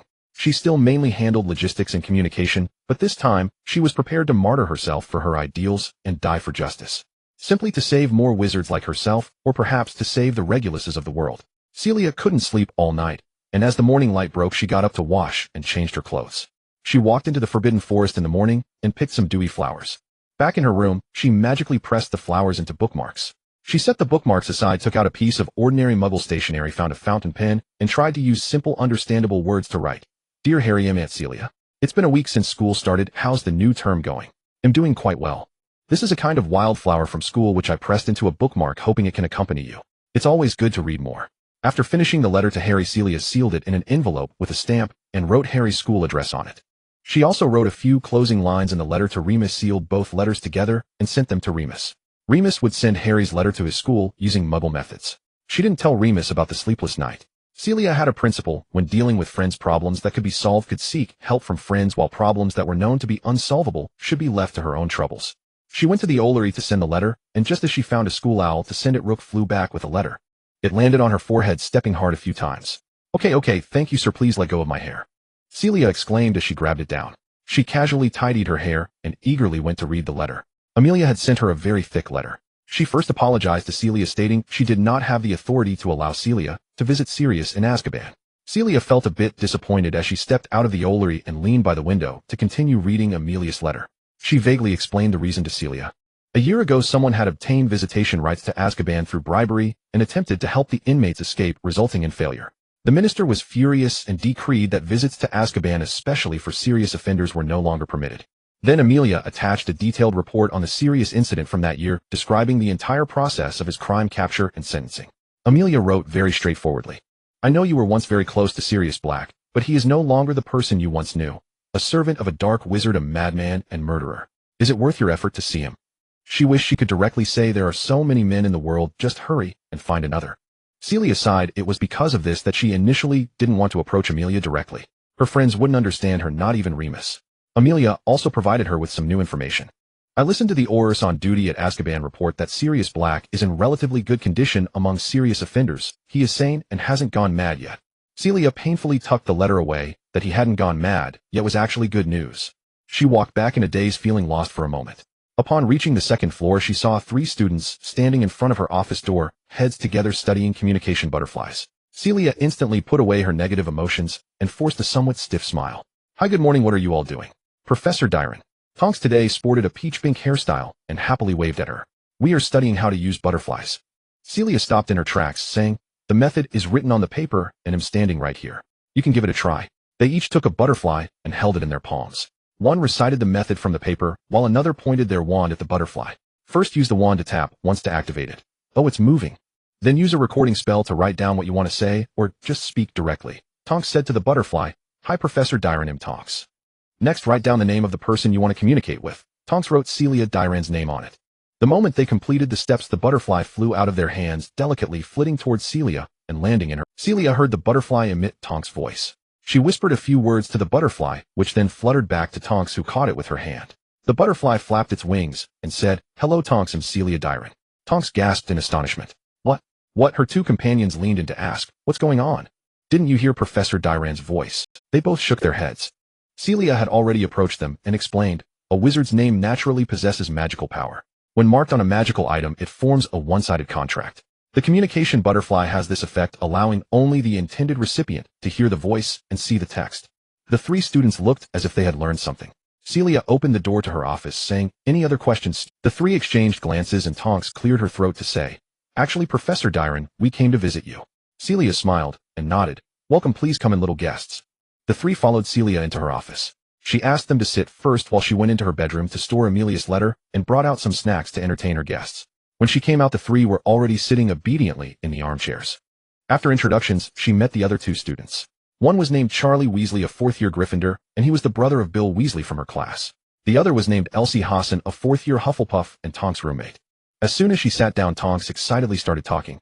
"Elsie really liked the cookies you made yesterday and wants to know the recipe. We ran into Charlie at your office door, and he was studying the butterflies. He'll write down the recipe for you later," Celia said to Elsie, who blushed and thanked her. She tapped her wand on the table and several plates of egg custard cookies appeared, instantly accompanied by 3 kinds of jam and 3 cups of oddly colored drinks. Charlie leaned in to examine. "What is this?" The drink was brown, fizzing with bubbles, and when he got close, a bubble burst in his face. Celia cryptically said, "Give it a try." The 3 picked up their cups, took a sip, and all grimaced in unison. What a strange taste, a bit spicy and numbing, like their mouths had been hit. One more sip. The aftertaste was a bit sweet, still very odd. One more sip. They each gulped down their cups, yet couldn't figure out whether it was good or bad.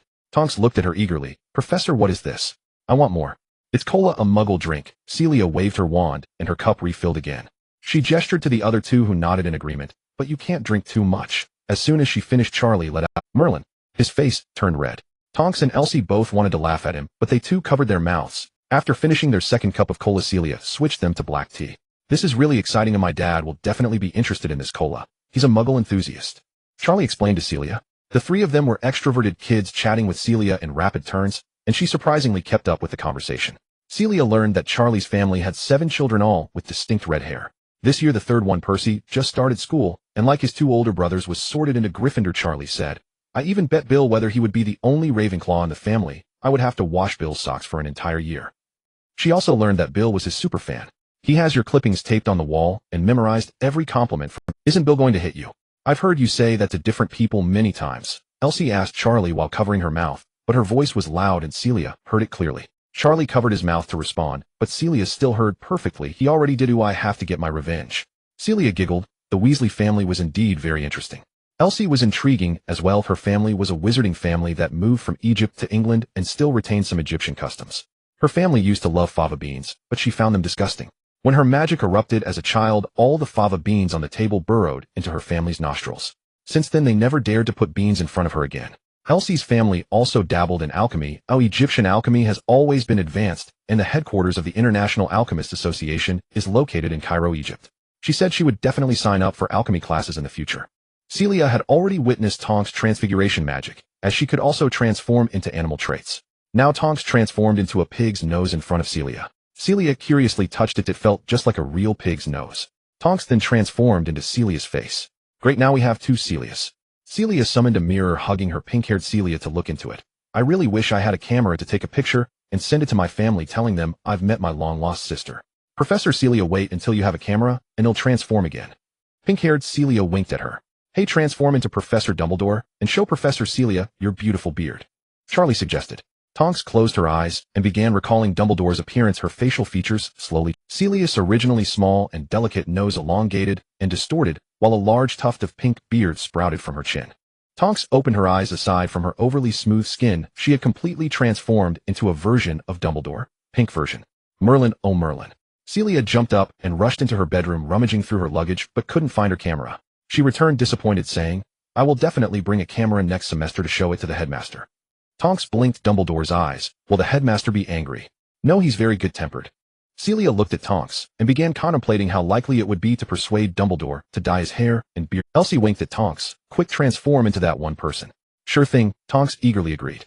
She closed her eyes again. The beard on her face disappeared, and when a familiar hooked nose appeared, the other three began. Objectively, Snape did not look old at all. Oh, after all, he was only 28. However, his always gloomy face, tightly furrowed brows, and the completely black attire he wore year-round successfully earned him the nickname Old Bat among students. Now Old Bat had transformed into Pink Bat. Celia laughed until tears nearly came out. It actually suits him quite well. Suit? What? A gritted voice came from the doorway. Tonks turned around in horror, and the frightened Pink Bat found itself face to face with the real Old Bat. The three students were frozen in fear. Only Celia's laughter echoed throughout the office. Tonks' face suddenly returned to normal. Her hair turned gray in shock. Celia was still laughing uproarious. Snape entered with heavy footsteps, his lips moving slightly as cold words squeezed through his teeth. Hufflepuff loses 10 points. Each Gryffindor loses 10 points for disrespecting the professor. Celia continued to laugh. He gritted his teeth and continued. Hufflepuff loses another 10 points because you Miss Tonks are abusing your abilities and showing off. Celia interrupted his point deduction skill, waving her hand to hurry the three students away. The three students ran off in one breath before finally stopping. Is Professor Celia okay? They are professors, they should be fine. Right? We actually deducted 30 points from Hufflepuff. Dean Sprout will definitely be very sad. Elsie looked dejected. Charlie asked bluntly, does Hufflepuff really care about these points when you always compete with us Gryffindors for last place? Hey, I haven't added 30 points since I came to Hogwarts. Elsie glared at him. Oh, I see, I can earn that back by winning a Quidditch match. Charlie said. Tonks and Elsie both punched him playfully. Annoying Gryffindor seeker. Have you noticed that Snape seems to have washed his hair? Charlie asked again. Tonks glared at him. I'm already scared enough to see my great-grandmother and you as a seeker. The three of them parted on the first floor, having learned one thing today. Always remember to close the door before doing something. After the students escaped, Celia looked at her still furious colleague, wiping away the tears of laughter from her eyes. Severus, don't be angry. It was just a joke. Just a joke. Snape glared at her angrily, indulging students to mock tease colleagues and insult the image of colleagues. That is what you did, Professor Celia. Merlin, how could he be so furious over this? Celia walked over to him, placed her hand on his back, soothing him like a child. Calm down, calm down. This surprisingly worked. His mouth, which originally wanted to spew venom, closed, and some of the anger on his face dissipated. His body awkwardly shrank away as if trying to distance itself from her hand, but did not actually move away. Celia then pushed him forward, pressing his shoulder to have him sit down in a chair.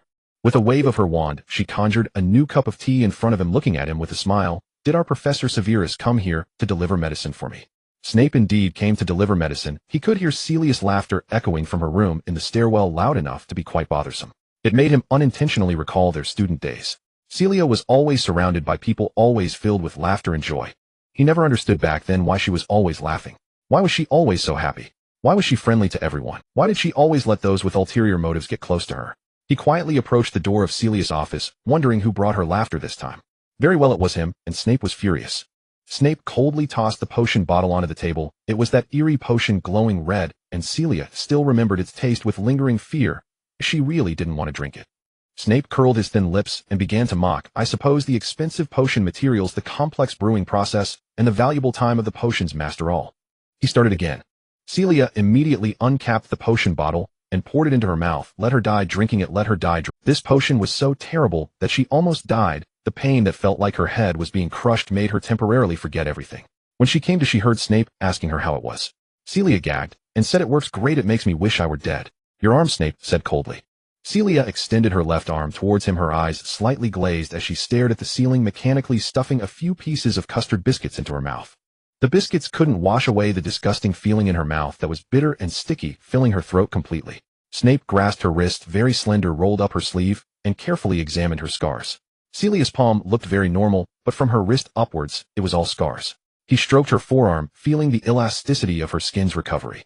Celia pulled her gaze back, landing on her arm. She looked at the mottled arm, and suddenly the words of the Muggle salesman, when she bought the car, jumped into her mind. Frosted texture. Her arm must feel like a frosted texture, she chuckled foolishly. Snape mistook her laughter for something else. He abruptly released Celia's arm, and awkwardly said, "The scars have faded. Ooh, I will brew the potion once a week from now on." "What?"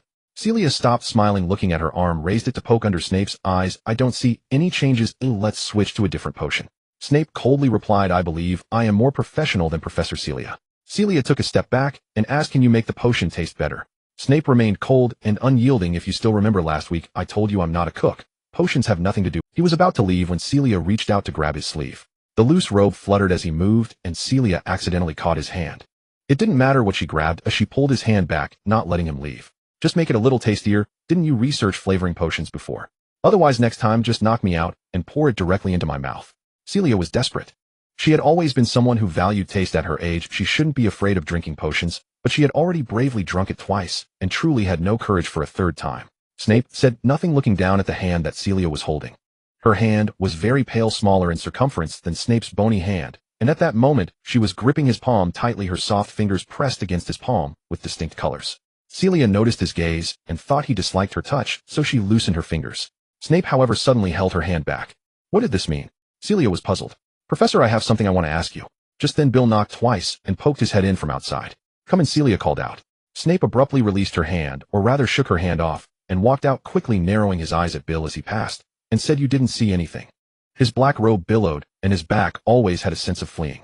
Celia stared blankly at his retreating figure, then looked at Bill's strange expression, and then back at his back. "What did Professor Snape want with you?" Bill asked directly. Celia was genuinely pleased he had asked, rather than returning home to brood in silence. She raised her arm, letting her sleeve slip down to reveal the scar on her wrist. "Professor Snape brought me medicine. You needn't concern yourself with him." Bill shrugged. "I was his student for 6 years. I know how to handle him." "And what brings you to me, eh?" Celia asked, glancing at her desk. Leftover biscuits vanished. The teacup she'd used disappeared as well. This morning had been unusually busy. 3 separate visitors had already stopped by. Celia conjured a fresh cup of tea and gestured for Bill to sit. "I wanted to ask some questions about alchemy," Bill said, pulling out his notebook. "But on my way here, I ran into Charlie. He seemed to have caused you some trouble. I'm truly sorry." "He caused no trouble at all. We spoke quite pleasantly." "Let's see your questions." Celia could now empathize with Dumbledore's reaction to such queries. Some were fundamental, knowledge readily found in textbooks, and she saw no reason to recite them aloud. Instead, she preferred to compile a reading list and let him seek answers independently. She longed to emulate Dumbledore, pressing one hand to his temple while the other floated midair, elegantly inscribing titles in shimmering script. How effortlessly commanding that would look. Yet Dumbledore performed that gesture not for show, but to sift through the vast luminous archives of memory, centuries of accumulated wisdom drawn from countless volumes. Celia, by contrast, had read only a modest number of books, and rarely remembered their titles.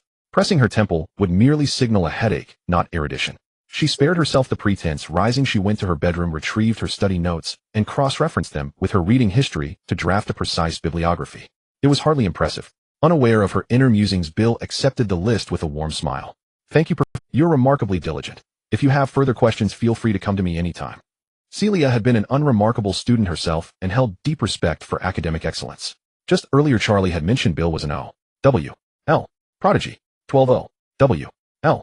certificates, 12. She hadn't earned even half that number. Bill nodded, hesitated a moment, then continued, Professor Celia, there's actually something else I'd like to speak with you about. She smiled gently. What is it? Did Charlie mention the newspaper clippings? Bill's expression tightened with awkwardness. In truth, I knew of you long before the articles appeared. Oh, my uncles, Gideon and Fabian, often spoke of you. They called you extraordinarily brave, a comrade worthy of profound admiration. Charlie was too young to recall them clearly. When he saw the reports, however, I recognized you instantly. Oh, a faint bittersweet smile touched Celia's lips. Yes, Gideon and Fabian. I knew your uncles well. They were endlessly witty, always making me laugh until I cried. True heroes both. Bill rose and offered her a tender smile. So are you, Professor Celia? I'll take my leave now. Goodbye. Goodbye, Bill, and thank you. Celia watched his retreating figure until it vanished from sight. She sat motionless in her chair, recalling Gideon and Fabian Pruitt, twin brothers bound by uncanny synchrony, who had saved countless lives before falling heroically in battle against 5 Death Eaters. She seldom allowed herself to dwell on how her comrades met their ends. Yet Bill's words today had warmed her deeply. Perhaps their courage and their spirit would endure, echoing across generations. Legacy, what a beautiful word. No sooner had Bill stepped out of Celia's office than his fists clenched. Charlie had gotten off far too lightly, a mere scolding. He'd casually teased Celia about Bill's private habit, exposing it without warning. Had Bill not clarified matters, Celia might well have mistaken him for a deranged admirer, someone who clipped portraits of pretty girls and pasted them onto his walls. Though admittedly he was precisely that kind of deranged admirer, having cherished her for years, ever since glimpsing her face in the paper and connecting it to the girl his uncles once described so fondly. Bill held the parchment bearing the reading list aloft, letting sunlight filter through it for a long, quiet moment, then drew it close to his chest, cradling it with quiet reverence. He was profoundly fortunate the girl he'd admired for years had finally appeared before him, this very year. After lunch, Celia took Dumbledore's reading list to the library. It was Saturday afternoon, the first week of term, and the library stood nearly deserted save for a handful of Ravenclaw students. She approached Madame Pants, directly handing her the list. Good afternoon, Irma. Do we hold these titles? Irma Pants was a slender, elderly woman who had served as librarian throughout Celia's own student days. Her temperament was notoriously sharp. She loathed book damage and any activity within the library unrelated to reading. She'd ejected the marauders more times than anyone could count. Even Celia, the universally beloved faculty favorite, had been summarily tossed out on numerous occasions. Once Celia had persistently urged Madame Pants to acquire books on cursing, preferably bilingual French-English editions, prompting yet another unceremonious ejection. Madame Pants peered closely at the list through her spectacles. All are available, though several reside in the restricted. I'll need a professor's permission slip then. Celia asked lightly. Don't be absurd. You are a Madame Pants offered no smile, simply appending shelf locations beside each title. Go ahead. Celia accepted the list with a grateful smile and set off to retrieve the books. Madame Pants's annotations proved impeccably precise. Celia gathered her stacks swiftly, and intending to carry them back to her office, paused upon passing a secluded corner where Quirinus Quirrell sat immersed in reading. She altered her course and approached. Hello, Quirinus, she murmured, setting the books down softly on his table. Quirrell flinched, then lifted his head. Recognizing Celia, his tense features softened. Oh, hello, Celia. She seated herself opposite him and leaned forward, voice hushed. I haven't seen you much in the Great Hall this week. How has your first week been? Quirrell replied just as quietly, not bad. And you?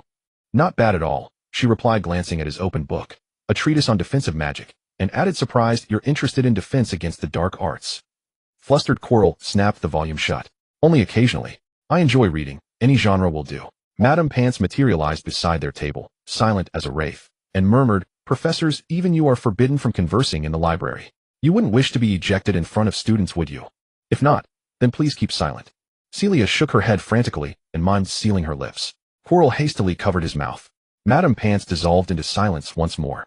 Celia gathered her books and moved to the seat beside Quirrell, then tapped her wand, casting a muffliato charm. Let's continue, quietly. Quirrell felt torn. Surely silence and study were the proper response. Celia whispered, what kinds of books do you usually read? Why couldn't he simply obey Madame Pants and read in silence? He dared not voice the thought. Quirrell shifted uneasily, casting furtive glances toward Madame Pants's domain as he answered softly, Muggle studies. Fantastic beasts. Defense against the dark arts. Lately those are my favorites. Celia nodded, pointing to her stack. I'm researching improvements to two-way mirrors. This many texts are required. If only I were a seer, knowledge would flood my mind unbidden. But I've learned a speed-reading charm. Watch. She withdrew a book, laid it open before her, and silently incanted. Her spine straightened, her eyes shimmered with golden light. The pages flipped rapidly, unaided by wind, rustling like autumn leaves. Within moments the final page turned. Celia closed her eyes, sharply slumping slightly as she exhaled. With a small wry smile she showed Quirrell the book. Done. Advantage rapid comprehension. Disadvantage details inevitably slip through. Coral stared dumbfounded. That hat doesn't even count as reading the book. But it's highly efficient, Celia countered with a shrug. Coral's eyes widened in alarm. He whirled around. You two out. Now. Madame Pants brandished a feather duster, her eyes blazing with fury. Oh dear, ruined. Celia snatched up her books in one swift motion, winked at Coral, and rose. Right away, Madame Pants. She breezed past Madame Pants, saying brightly, Don't be cross, Irma. You look absolutely radiant today, and pressed a light kiss to her cheek. Madame Pants's lips twitched, perhaps toward a reluctant smile, but her scowl remained fierce, twisting her features further. Her glare now fixed squarely on Coral. Coral scrambled to his feet. Was he expected to do the same? Irma. Out. Madame Pants hurled him bodily from the library. Celia felt sympathy for Chilo, who was affected by her. She planned to invite him to the kitchen for afternoon tea, but he shook his head in refusal and quickly ran away. She had no choice but to return to her office and continue reading. After finishing all the borrowed books, Celia had a preliminary idea and locked herself in the alchemy room to begin her work. She remained locked in until Tuesday evening before finally emerging from the alchemy room. After taking a shower, she went to the hall for dinner. Celia, if you don't show up soon, I'll have to come to your office and drag you out. How many days have you gone without sleep? Professor Sprout asked, touching her face. 3 days. Probably. Celia yawned as she stuffed food into her mouth. I'm just a little short of something. I don't know where the problem lies. Even if you are young, you need to take care of your health. I will go ask Pomona for a dreamless sleep potion. You really should get it. Professor Sprout nagged at her like a mother. Take your time with your research. You should adjust your routine. Celia leaned her head on Professor Sprout's shoulder, inhaling her familiar earthy scent and herbal aroma. Thank you, Pomona. After finishing dinner, she floated back to her office, which now contained a lot more items. Though there was only a wall separating them, she hadn't stepped over to this side in days, and had cast a barrier spell on the alchemy room, making it so she couldn't hear sounds from outside, and no one could enter. The communication butterflies had all been used up, resting on her door. She waved her wand, and different voices came. Professor Celia, where have you been? The office has been locked all the time. Have you been out? Professor Celia, I've placed the assignments at your door. Professor Celia, are you still alive? Celia's eyelid twitched at the silly question. She picked up the assignments that had been slipped through the gap in the door and placed them on her desk. After glancing into her bedroom, she noticed that Luca had evidently come in and made a mess, with several of his feathers scattered on the floor and packages and letters carelessly tossed in various corners. It seemed she really needed to change her habits. During those 7 years in France, it had become a norm for her to be cooped up in the alchemy room, day and night reversed. She had informed her family, Nico and Perry, that she could go for months without stepping out. But that wouldn't do now, as someone would always be looking for her. Celia hummed a light tune as she picked up the packages and letters. There were food items sent by her family, as well as some from Lames. Lames replied to her letter point by point, like answering questions in an exam before bringing up his own matters. On September 1st, he secretly went to see Harry start school. Harry had entered the 3rd grade and seemed to be doing well, so Celia didn't have to worry. The alchemy shop had already received orders, and he sent the corresponding alchemical materials along with the order details to Celia, sharing his thoughts on the shop's development prospects, waiting for Celia, the boss, to make a decision. Celia, Professor Sprout knocked on the door. I've brought you the dreamless sleep potion. Celia hurried out to receive it. Thank you again, Pomona. You look very happy, she said with a smile as she looked at Celia. I just received a letter from Lames. Celia admitted, her mood genuinely bright. Lupin. I remember him, a very capable child. How is he doing now? Professor Sprout shook her head regretfully. The professors back then all knew Lame's true identity, as she must have remembered. He was a werewolf. Life as a werewolf is not easy. Celia invited Professor Sprout to sit down. We opened an alchemy shop together, selling some of the alchemical products I've invented. Luckily, Lames is helping out. I couldn't handle all the business intricacies myself. Oh. Professor Sprout fiddled with her fingers, which had dirt stuck between them. She hesitated and asked, what is your relationship with him? Celia smiled at her. We are friends, Pomona. Yes, you two have always had a good relationship. Professor Sprout stood up and said, you should go get some rest. Celia saw Professor Sprout to the door, then organized her packages and letters, set an alarm for an early rise, and drank the dreamless sleep potion. A night of good sleep. The first thing Celia did after waking up was to grade the 6th graders' assignments, since she had to teach them in the afternoon. She realized she was cramming at the last minute. She really shouldn't have. After her identity changed, her standards miraculously and naturally shifted. Looking at these 14 assignments, Celia could tell at a glance how much effort had been put in. Some students only completed the minimum standard assignment, casually copying the assigned materials from the book and submitted it. This type of student was still the majority. Some students took it more seriously, adding more content to the assignment or finding additional reference materials. The last type of student was excellent and self-disciplined, holding themselves to very high standards. The assignments they submitted were often 7 or 8 times longer than those of other students. In under a week, they found so much material, compared it, argued, and deepened their understanding, it left Celia sweating profusely. She privately knew she couldn't be that lazy anymore, or else her students would soon surpass her. In the afternoon during the second alchemy class for 6th graders, Celia walked into the classroom with the assignments. She lightly tapped the podium. Now we will begin class. She glanced at the names on the map. The students who signed up had all arrived. Alright students, let's first talk about the assignments. She tapped the stack of assignments, which automatically flew to their respective owners. 2 students received an O. Bill Weasley and Zane Freely. She smiled towards Bill and Zane. Bill smiled back at her, while Zane remained cold and indifferent.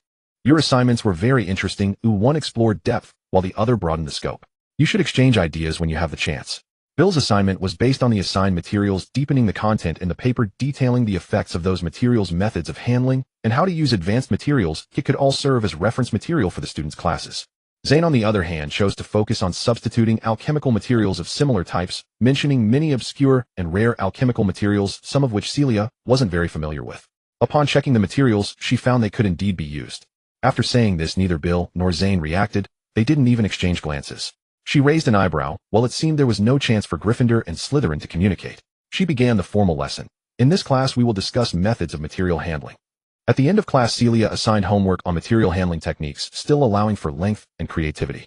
Before leaving, she called Bill and Zane. Please wait in my office for a moment. She packed her things and returned to the office, finding Bill and Zane standing, one looking left and the other looking right, still with no communication. They'll keep it brief so as not to delay your dinner. Your papers were excellent, and I would like to use them as references for future students. I will keep your names attached if you agree. Bill immediately said, of course I would be honored, Professor.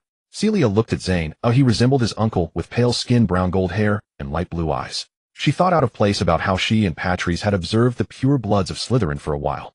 They always had a face like they smelled something foul. I really wanted to throw a dung bomb under their noses. Patrice whispered. Why do they always elongate their voices soar? Why? Why you are.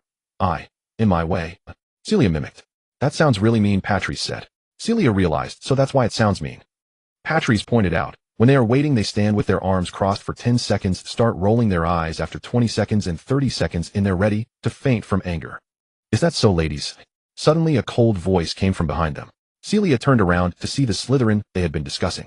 Asher Flick glanced at them with his emotionless light blue eyes. You are in my way. Please move aside, or I might faint from anger. Celia and Patrice were startled and grabbed each other's hands until he walked away. He heard us. They exchanged glances, shaking their hands as they left. Whatever, if he heard, he heard. Zane looked at Celia with his similarly light blue eyes. Thankfully, he neither frowned nor elongated his voice, or Celia couldn't guarantee she wouldn't burst into laughter. I don't think my paper has much value, Professor, Zane began. It's just that someone in my family likes to collect alchemical materials. He stared at Celia's expression without blinking and gently said, that person is my uncle. Celia smiled. No wonder it's a family tradition, but I don't think your paper lacks value. In the end, Zane also agreed to Celia's proposal. Celia waved her hand, allowing them to go eat. What are you trying to test, Freely? Bill asked. The only way from Celia's office to the hall was a single path, and they were reluctant to walk together with a few people separating them. This is none of your business, Wesley, Zane said coldly.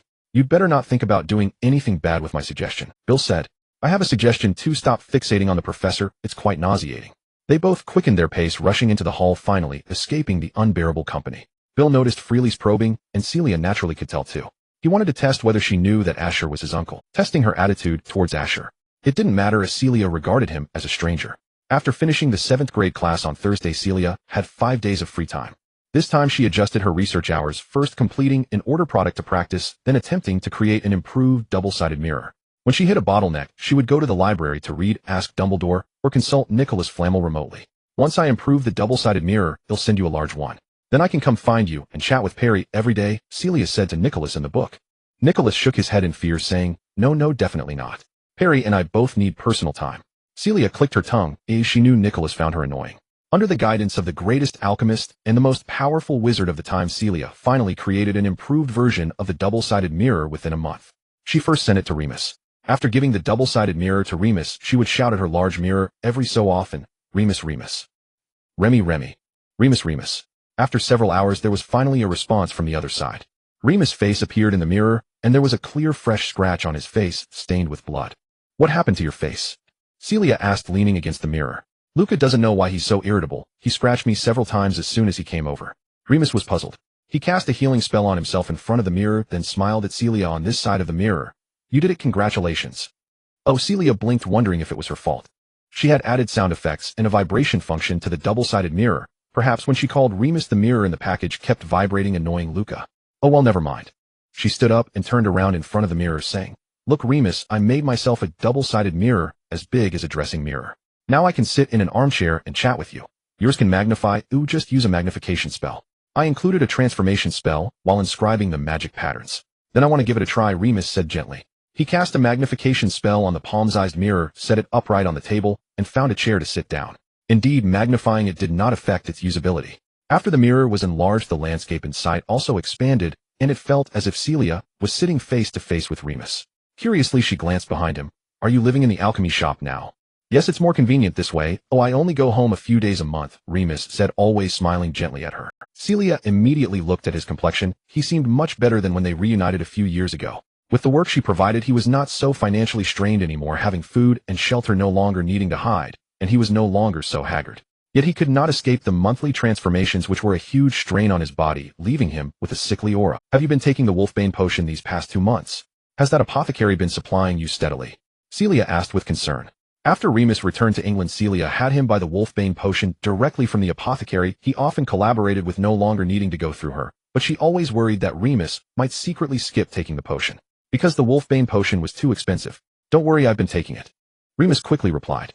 The cost of the Wolfbane potion took up nearly 2/3 of his income. In the past, he might have been pained by it, but now he was showing Celia around the shop. He couldn't ruin Celia's shop because of his own reasons. "That's good."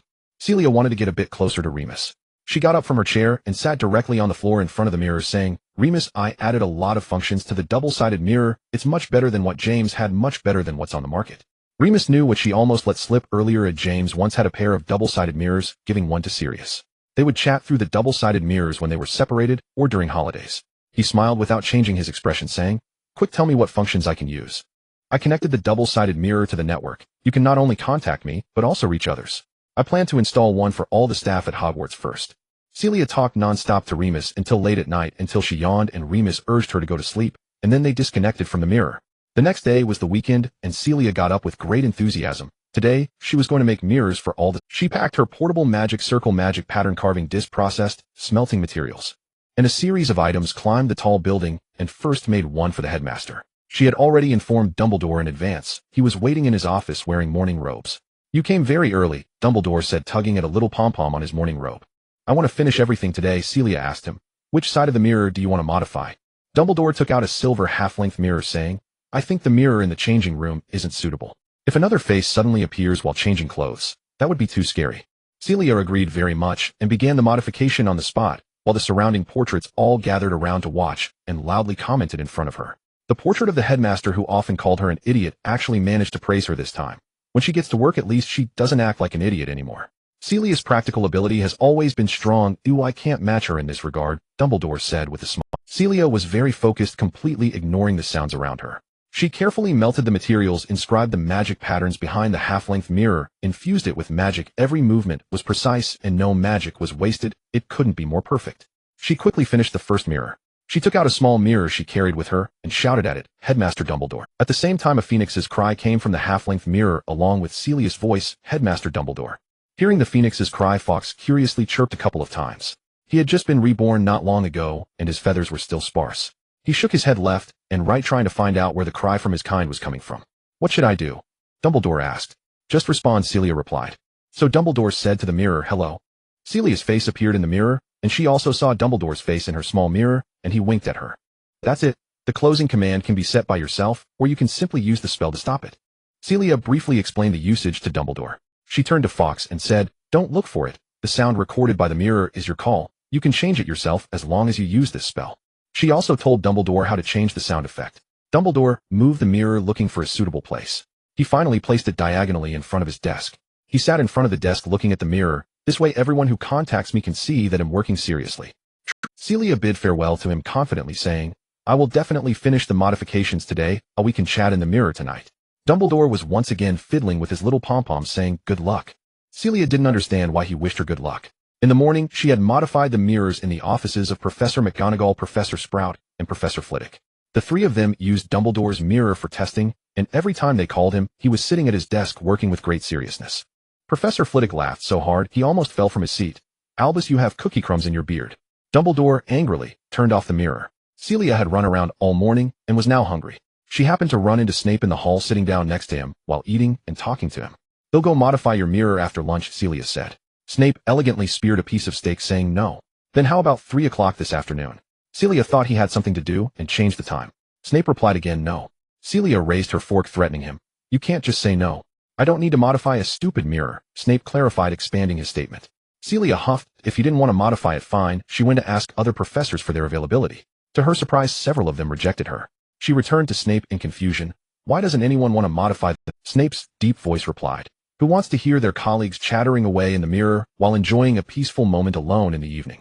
Thanks to Toesnap, Celia understood why her colleagues refused to let her modify the two-way mirror. "Oh, Merlin, she was just joking when she said we can chat in our own rooms at night, and didn't genuinely intend to chat with them. She couldn't manage a conversation by herself." They all took her joke seriously, understanding the reason Celia dared not joke when she went to persuade her colleagues this time. She clearly explained the benefits of modifying the two-way mirror to them and informed them how they could refuse calls, merely adding another way to connect. This time the colleagues who had originally refused all agreed, and Celia's initial plan to finish in a day took over 2 days due to her persuasion and the modifications. No wonder Dumbledore wished her good luck. In the end, there were still 2 difficult individuals who firmly disagreed. One was Snape, and she had her own way of dealing with him. The other was Filch, who posed a bit more trouble. For Argus, Filch was a squib, which was no secret among their cohort of A squib is someone born into a wizarding family, but without magical abilities akin to a muggle. How could a muggle use magical items? Celia silently chastised herself for forgetting this point. "It's not your fault," Remus said to her through the mirror. "You didn't see his expression. He looked as if I had humiliated him and wanted to jump off the tower of Hogwarts Castle," Celia said as she fiddled with the things in her hands. Remus chuckled softly. "That expression is very familiar to me, just like how we used to make him mad in school." He watched Celia's movements. "So you still want to continue the modification so he can use it too?" "It wouldn't be right to leave him out. After the modification, he can chat with Severus at night, as neither of them are particularly liked by others." Celia pouted. Remus laughed heartily. "You see, it's actually quite simple. Oh, it's already modified." Celia raised the mirror in her hand for Remus to see. "Just add a switch, and it can be controlled manually." "That's because you are a genius," Celia, Remus exclaimed in admiration. "I don't feel that way." Celia got up from the ground and stretched. "I'll install it for Argus tomorrow. It's time to sleep. Good night, Remus. Tomorrow I'll send you the letter I wrote to Harry. You really should see his reply. It's so cute. Actually, we've been corresponding too, and it's quite delightful. Good night, Celia." The image of Celia in the mirror faded, reflecting the smiling figure of Remus. He looked at his reflection in the mirror, those smiling eyes filled with emotion, and anyone could see his happiness. He slowly tucked away his smile. The man's face in the mirror turned pale and helpless. He shouldn't be smiling like that, nor looking at Celia with such eyes. Celia had to avoid Filch during her student days, but now that she was a professor, she had her own methods to deal with him. She just needed to keep interrupting him. I specifically added 2 extra switch buttons. You just press this one to call someone, and press this one again to end the call." She passionately introduced it to Filch. "I don't need, but Madame Lorelei can't use it. I haven't figured out cat language yet, have I, meow?" Celia squatted down to scratch Madame Lorelei's chin. "This is of no use to me." "All right, Argus, where do you want to place it? It can also serve as a dressing mirror." "Professor Dyron." Filch finally couldn't hold back and shouted at her. Celia replied in surprise, "Oh dear, you start." Filch's face turned beet red. I don't need this thing. You, I can't use it." "Of course you can use it. In the future, when you catch students violating school rules, you won't have to run up and down looking for professors. All right, you can give it a try." Celia pushed him in front of the mirror. He shook his head and sidestepped, as if something terrible would happen if the mirror reflected him. Celia sighed inwardly, taking out her small mirror, and said to it, "Argus." The large mirror trembled slightly, the surface rippling like water, emitting Celia's voice, "Argus." Filch's body twitched nervously. Celia said to him, "Press that button, you can do it." She blocked the door firmly, and Filch had no choice but to step forward, trembling as he pressed the button. He closed his eyes, fearing that nothing would happen which would expose his lack of magic. "Open your eyes, Argus." Filch opened his eyes, heart heavy, and instead of seeing his own face in the mirror, he saw Celia smiling at him. "I told you you can do it. Do you want to try actively calling me?" Celia asked. Filch stepped forward and pressed the switch. The image of Celia vanished, returning to a normal mirror reflecting his own figure. He awkwardly curled his hands while Madame Lorelei gently rubbed against his legs. He lowered his head and said, "No, thanks, just leave it here." Celia blinked. "You can call me through the mirror if you need anything. Goodbye, Argus." His head sank lower. "Goodbye, Professor." Oh dear, Celia walked back, wondering why there were always so many awkward people. Now only one most awkward person. After dinner, Celia lay in the rocking chair by the fireplace, flipping through an alchemy book while snacking.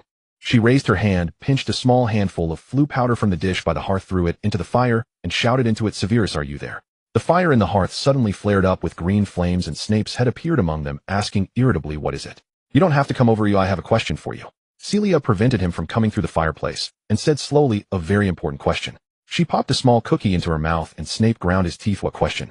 A very hard-to-speak question, Celia said slowly again. Snape's face in the flames showed clear anger as he asked, "Wah. What question?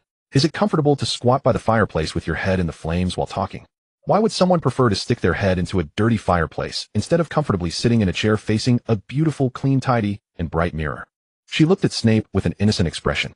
With a loud bang, the flames extinguished and Snape's head disappeared. Celia threw flu powder again and called for Snape, yet he did not appear. No matter if she had external assistance. Celia sat in Dumbledore's office asking for his help. Dumbledore tossed a handful of flu powder into the fireplace and called out, "Severus, I want to see you." Snape emerged from the fireplace, and upon seeing Celia leisurely sipping tea beside him, his nose crinkled in irritation. He looked incredulously at Dumbledore. "Headmaster, are you conspiring with her against me?" "Severus, one must keep up with the times. Celia's two-way mirror is much more convenient," Dumbledore replied.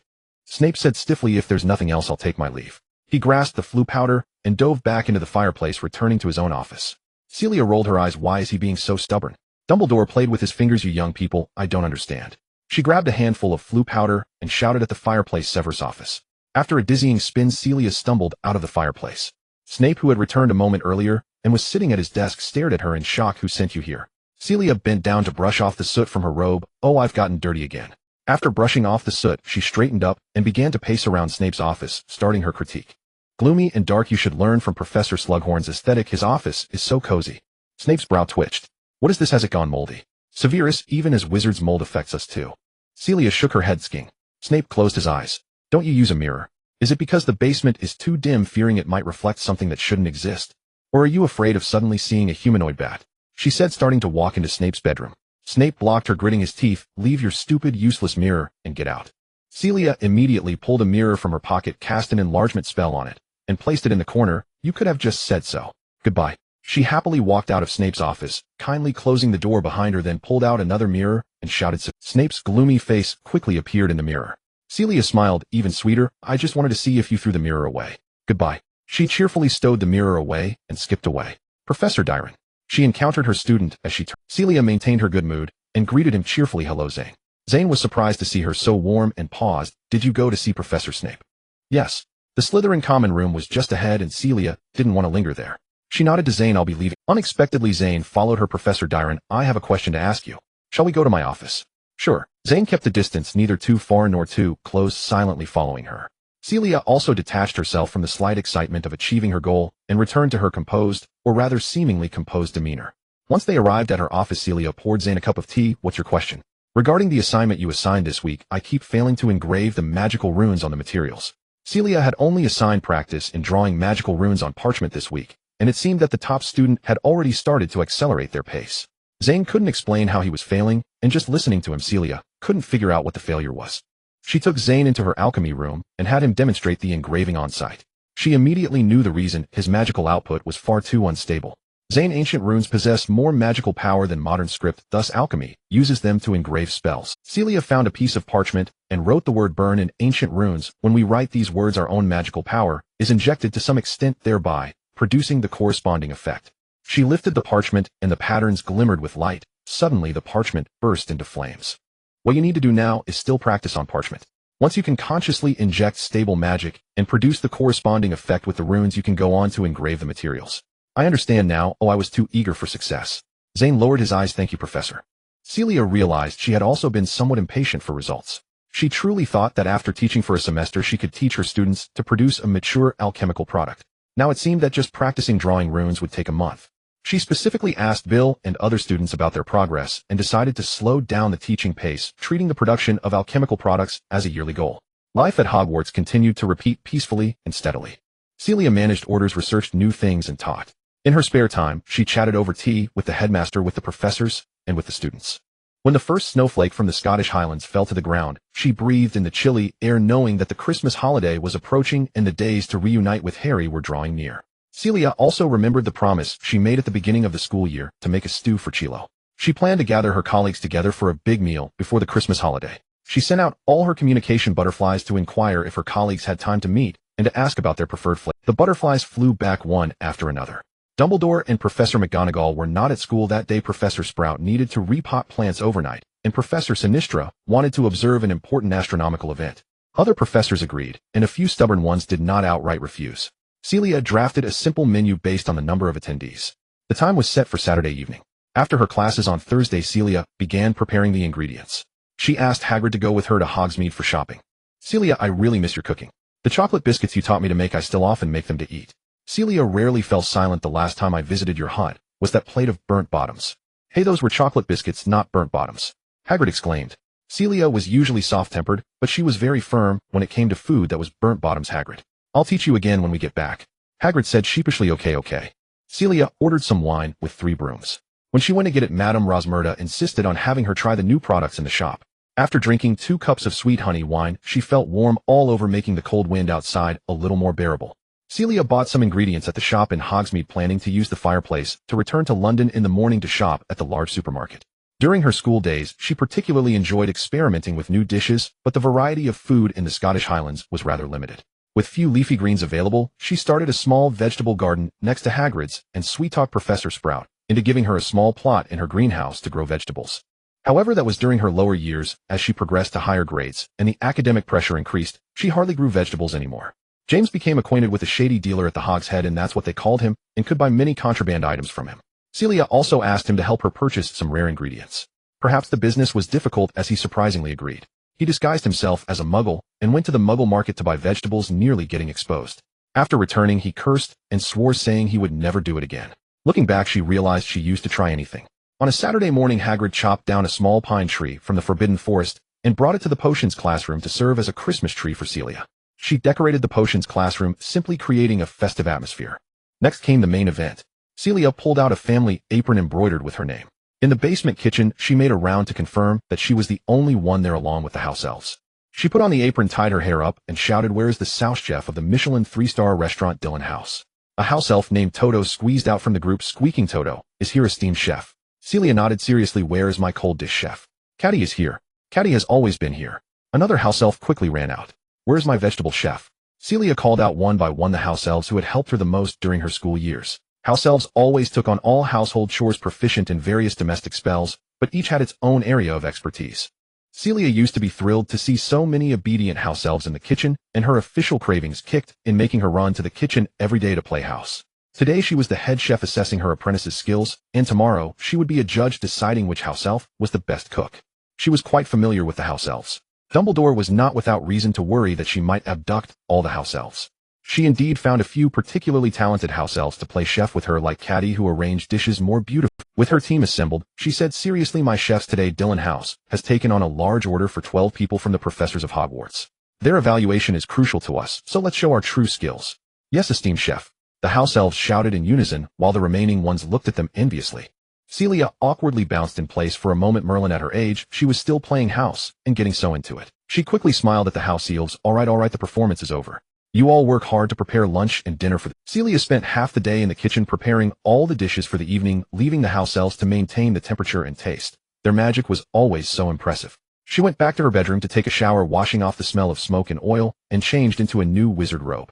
Dinner was scheduled after the banquet time in the Great Hall. They had to wait for the students to finish before the professors could. Celia arrived early at the potions classroom to await the guests' arrival. She cleared away all the student desks and chairs, and placed a long table in the center of the classroom, decorated with fresh flowers. Before the agreed time, a professor arrived. The first was Quirrell, nervously standing at the door, peeking in with half of his. "Quirrell, please come in." Celia spotted him, and quickly went to greet him.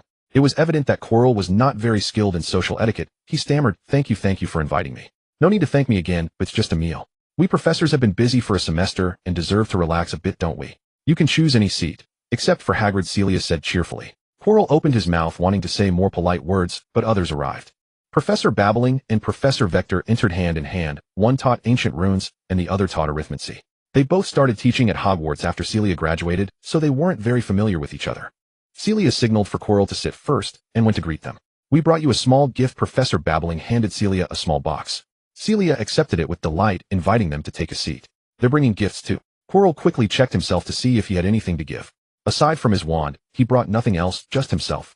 He found a random spot on the edge to sit, feeling almost restless as other professors arrived one after another. Fortunately, not everyone brought gifts, so he didn't feel overly embarrassed. As colleagues, there was no need for introductions. Everyone had started chatting amongst themselves.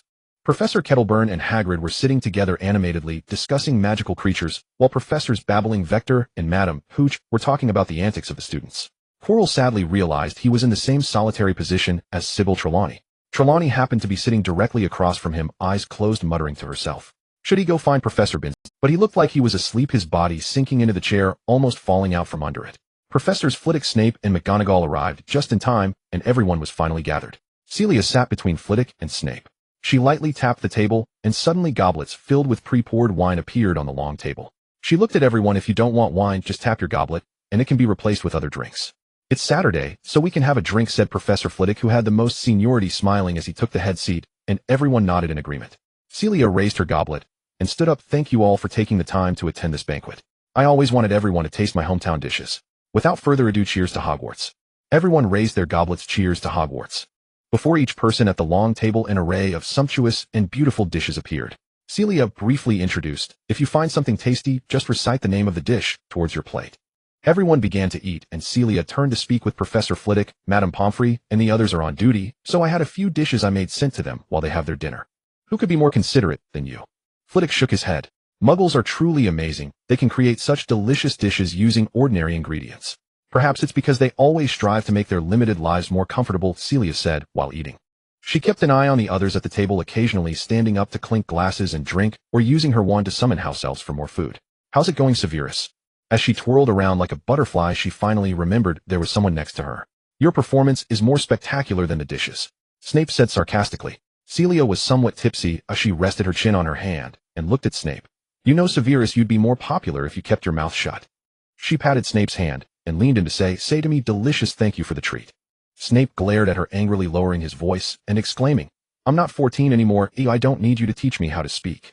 Celia raised an eyebrow at him. I don't feel like your psychological age has grown much. She no longer paid attention to Snape and turned to find Professor Flitwick. I really miss Professor Slughorn. I secretly drank his good wine. He always turned a blind eye. Do you have his current address? I want to send him a gift for Christmas.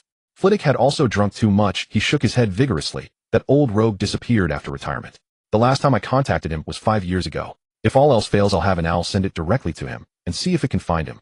Seeing that everyone had nearly finished eating, Celia cleared her throat and stood up to raise her voice. Colleagues, I have one last request. I will have a few house elves come over shortly. Please give them a round of applause as encouragement. Celia is always like this. Hagrid said, his eyes sparkling as he murmured to Professor Kettleburn. Even though they didn't quite understand why she did this, clapping their hands didn't hurt, and the other professors naturally wouldn't oppose their host's suggestion. Celia called out a few house elves with her badge. They wore matching white tea towels and colorful homemade chef hats, standing behind her. Celia slightly bent towards the long table. The Dillon house is honored to serve you tonight. The house elves also bowed slightly. Professor Flitwick led the applause, and the other professors followed suit. The house elves disappeared again, but everyone could see their eyes turn red when they heard the applause. The dinner party concluded successfully. Celia saw the professors off one by one, and the classroom would return to normal tomorrow, if she still had things to do.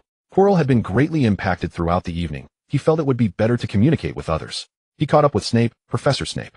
Snape paused, turned his head, and glared at Quirrell with his gloomy black eyes. What is it? Quirrell immediately thought to say nothing. How did she manage it? What? Snape frowned. Professor Celia, how did she become so popular? Quirrell, being 4 years below Celia and Snape during his time at school, had little interaction with them. He knew that Celia and the Marauders were prominent figures in the school, but he had a rather prominent classmate, Gilderoy Lockhart, who was such a ridiculous figure that students would frown at the mention of his name. After graduating, he nearly triggered a celebration across the school.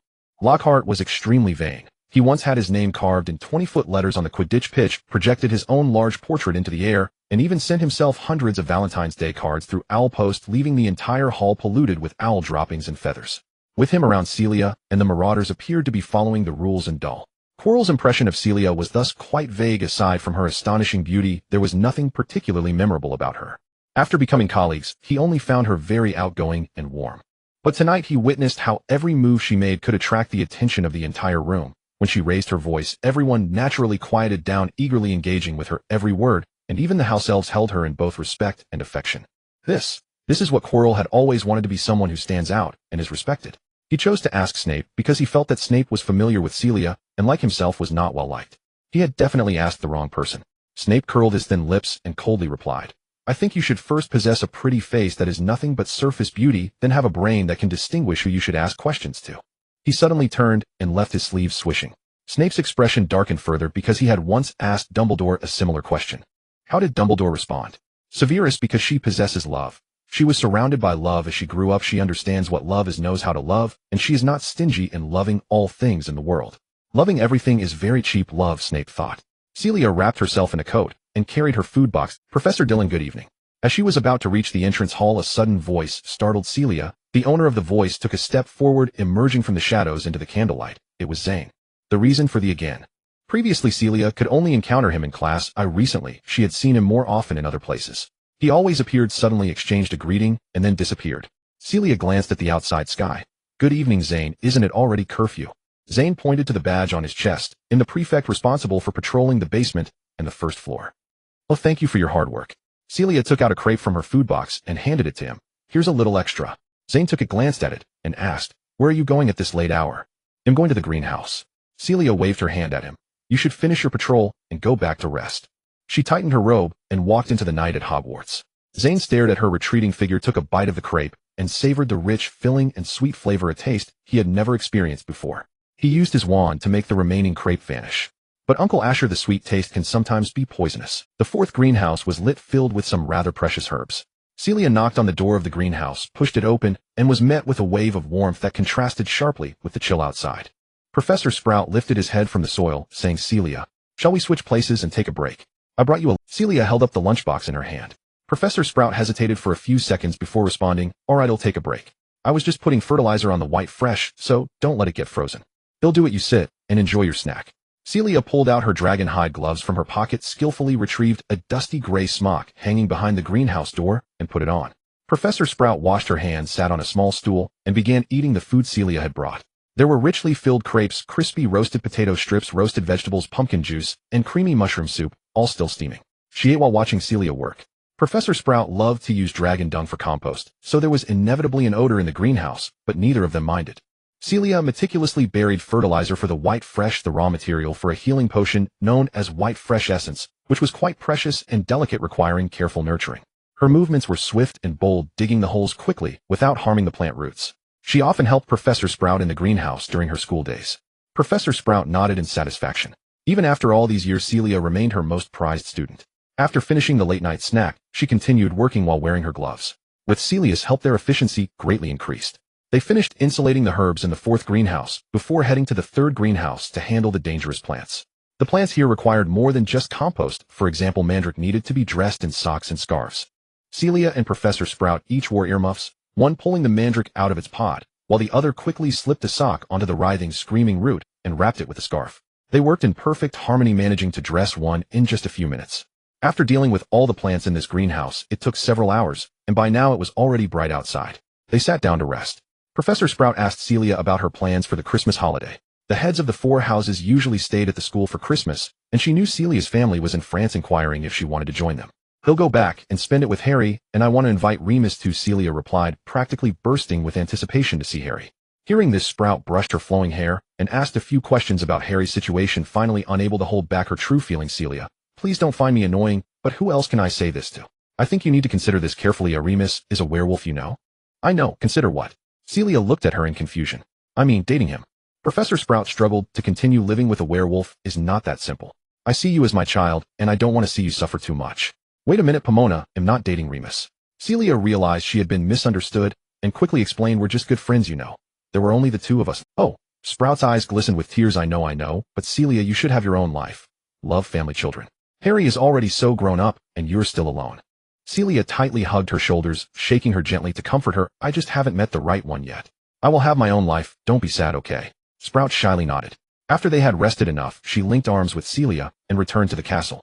Celia had a quiet Sunday before starting to pack her things. She felt more eager to go home for the holidays than the student. In the last few days, she organized the Christmas gifts to be sent out and ordered several sets of Muggle winter clothes through a delivery order. She was too distracted to teach the students on Wednesday and Thursday, not covering any new material, but giving a spontaneous quiz asking students to draw magical runes and point out their mistakes. All right, class, we conclude this semester's lessons here. I wish you all a Merry Christmas in advance, and I'll see you next semester. Merry Christmas, Professor Celia. The students each greeted her as they left. Celia locked the door of the alchemy classroom, rushed back next door, and dove into the fireplace with her luggage. Diagon Alley. After a nauseating whirlwind of high-speed spinning, she awkwardly emerged from the fireplace of the leaky cauldron covered in soot. After using several cleaning charms on herself, she walked to the bar, placed a galleon down, and and said, Tom, I'm paying you, could you clean your fireplace for me? The bar owner smiled widely, accepting the galleon. Of course, Miss Celia, you will see a nice clean fireplace shortly. Has Hogwarts already gone on break? He took a bottle of butterbeer from behind the bar and handed it to Celia. The students leave the day after tomorrow, so I came back early. She shook the bottle of butterbeer, saying, another one, please. Tom handed her another bottle. Celia grabbed 2 bottles of butterbeer, waved goodbye to Tom, and entered the back alley through the back door of the bar. She tapped a few bricks on the wall with her wand, causing the wall to jump aside and form an archway. She walked through and arrived at Diagon Alley. The weather had turned cold and Diagon Alley was quite deserted with only a few sparse people on the street. She walked toward the alchemy shop. As long as she found Gringotts, turned into the adjacent alley and walked to the end, she would reach the alchemy shop. Celia stood at the shop's entrance. Remus had taken excellent care of it. The cobblestone path in front was spotless. She pushed the door open and entered. A crisp bell chimed. Welcome. Remus' voice came from the back as he emerged carrying several stacked boxes. He paused when he saw Celia, his face breaking into a broad smile. Hi, boss. You know what? I need to give you the best employee award, Celia said with a smile, as she quickly walked in, opening her arms toward Remus.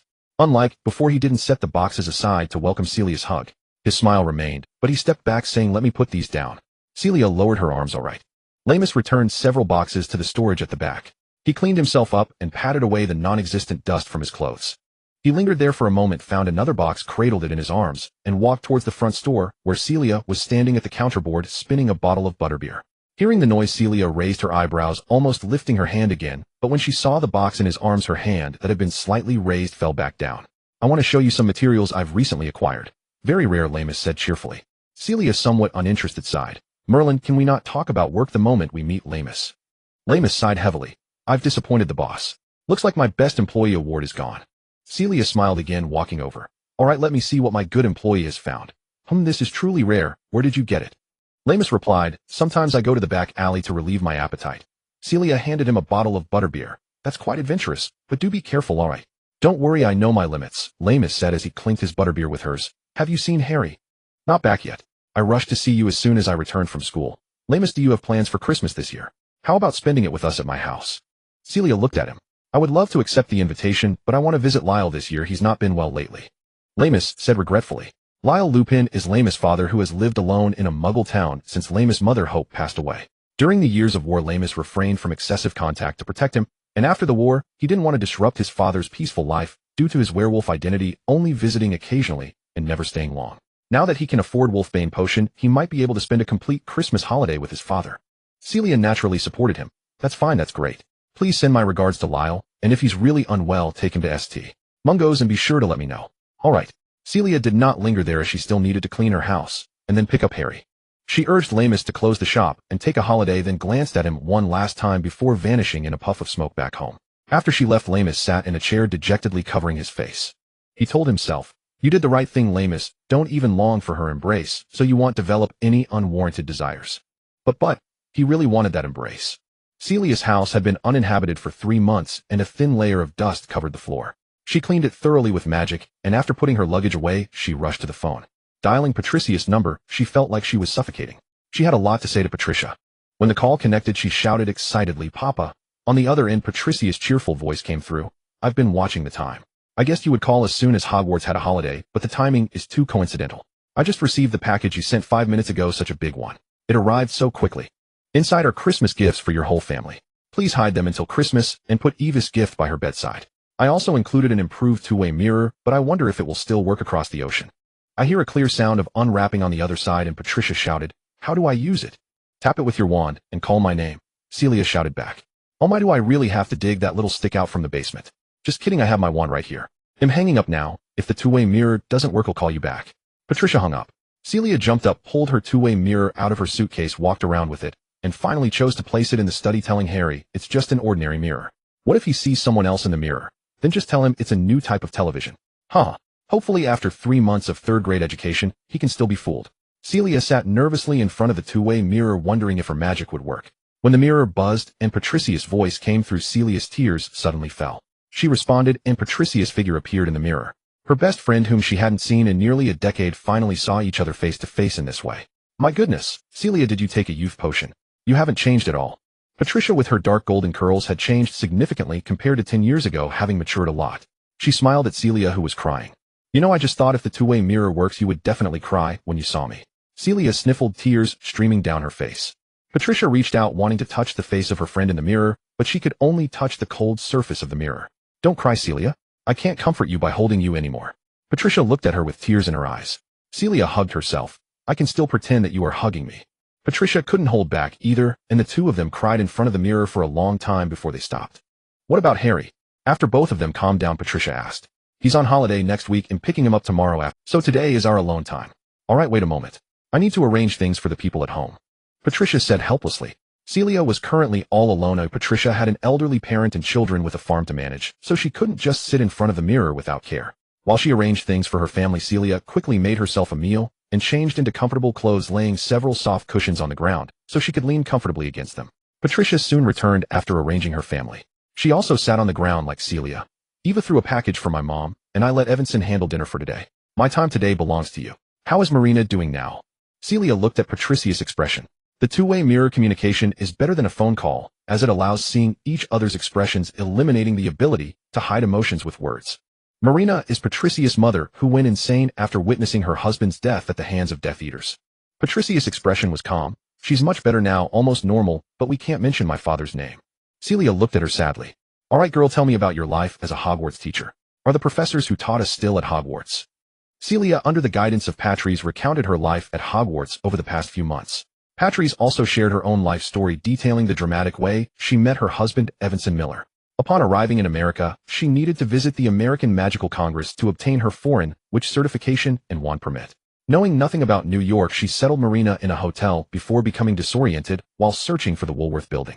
At that time, Evanson was a college student at New York University volunteering nearby. They brushed past each other on the street, just as Evanson's friend called out to him. Hey, Evanson. Patrice, whose last name was Evans, mistakenly thought he was calling her, and startled, she drew. At that moment, she was in a poor state. The war in the British magical world was raging. Her father had just died tragically, and she could only give him a simple burial, fearing for her mother's safety. With some of her possessions and her mentally unstable mother, she went to America to seek refuge with relatives. However, she underestimated the vastness of America and nearly 40 times the size of Britain, and without prior arrangements, she had no idea where to find her long-lost relatives. She could only head to New York, where the American Magical Congress was located, to seek help. Unexpectedly, someone called her name on the unfamiliar streets. She thought a Death Eater was pursuing her and almost cast a spell, but fortunately Evanson, who was just a step behind her, responded in time. Patrice put away her wand, intending to leave, but Evanson stopped her. Hello, ma'am, you look like you need help. What was his reaction when he found out you were a witch? Celia pressed on. Patrice spread her hands. He is a fan of superheroes from Marvel and DC Comics. He thought my magic was a superpower and accepted it immediately. Later, Evanson gave up his dream of living in a big city and returned with Patrice to their sparsely populated hometown to inherit the family farm, where they welcomed Eva. Celia cupped her face and said, That's wonderful. Patrice changed her sitting position, propping her chin on her hand, and asked, What about you and Lupin? How is that developing? Celia's face crumpled up. You know, you are the second person recently to mention me and Remus together. Patrice immediately responded, I guess the first was Pomona. How did you know? She was so eager to secretly vet your dates while you were in school. I never told you, but she even asked me about your dating situation.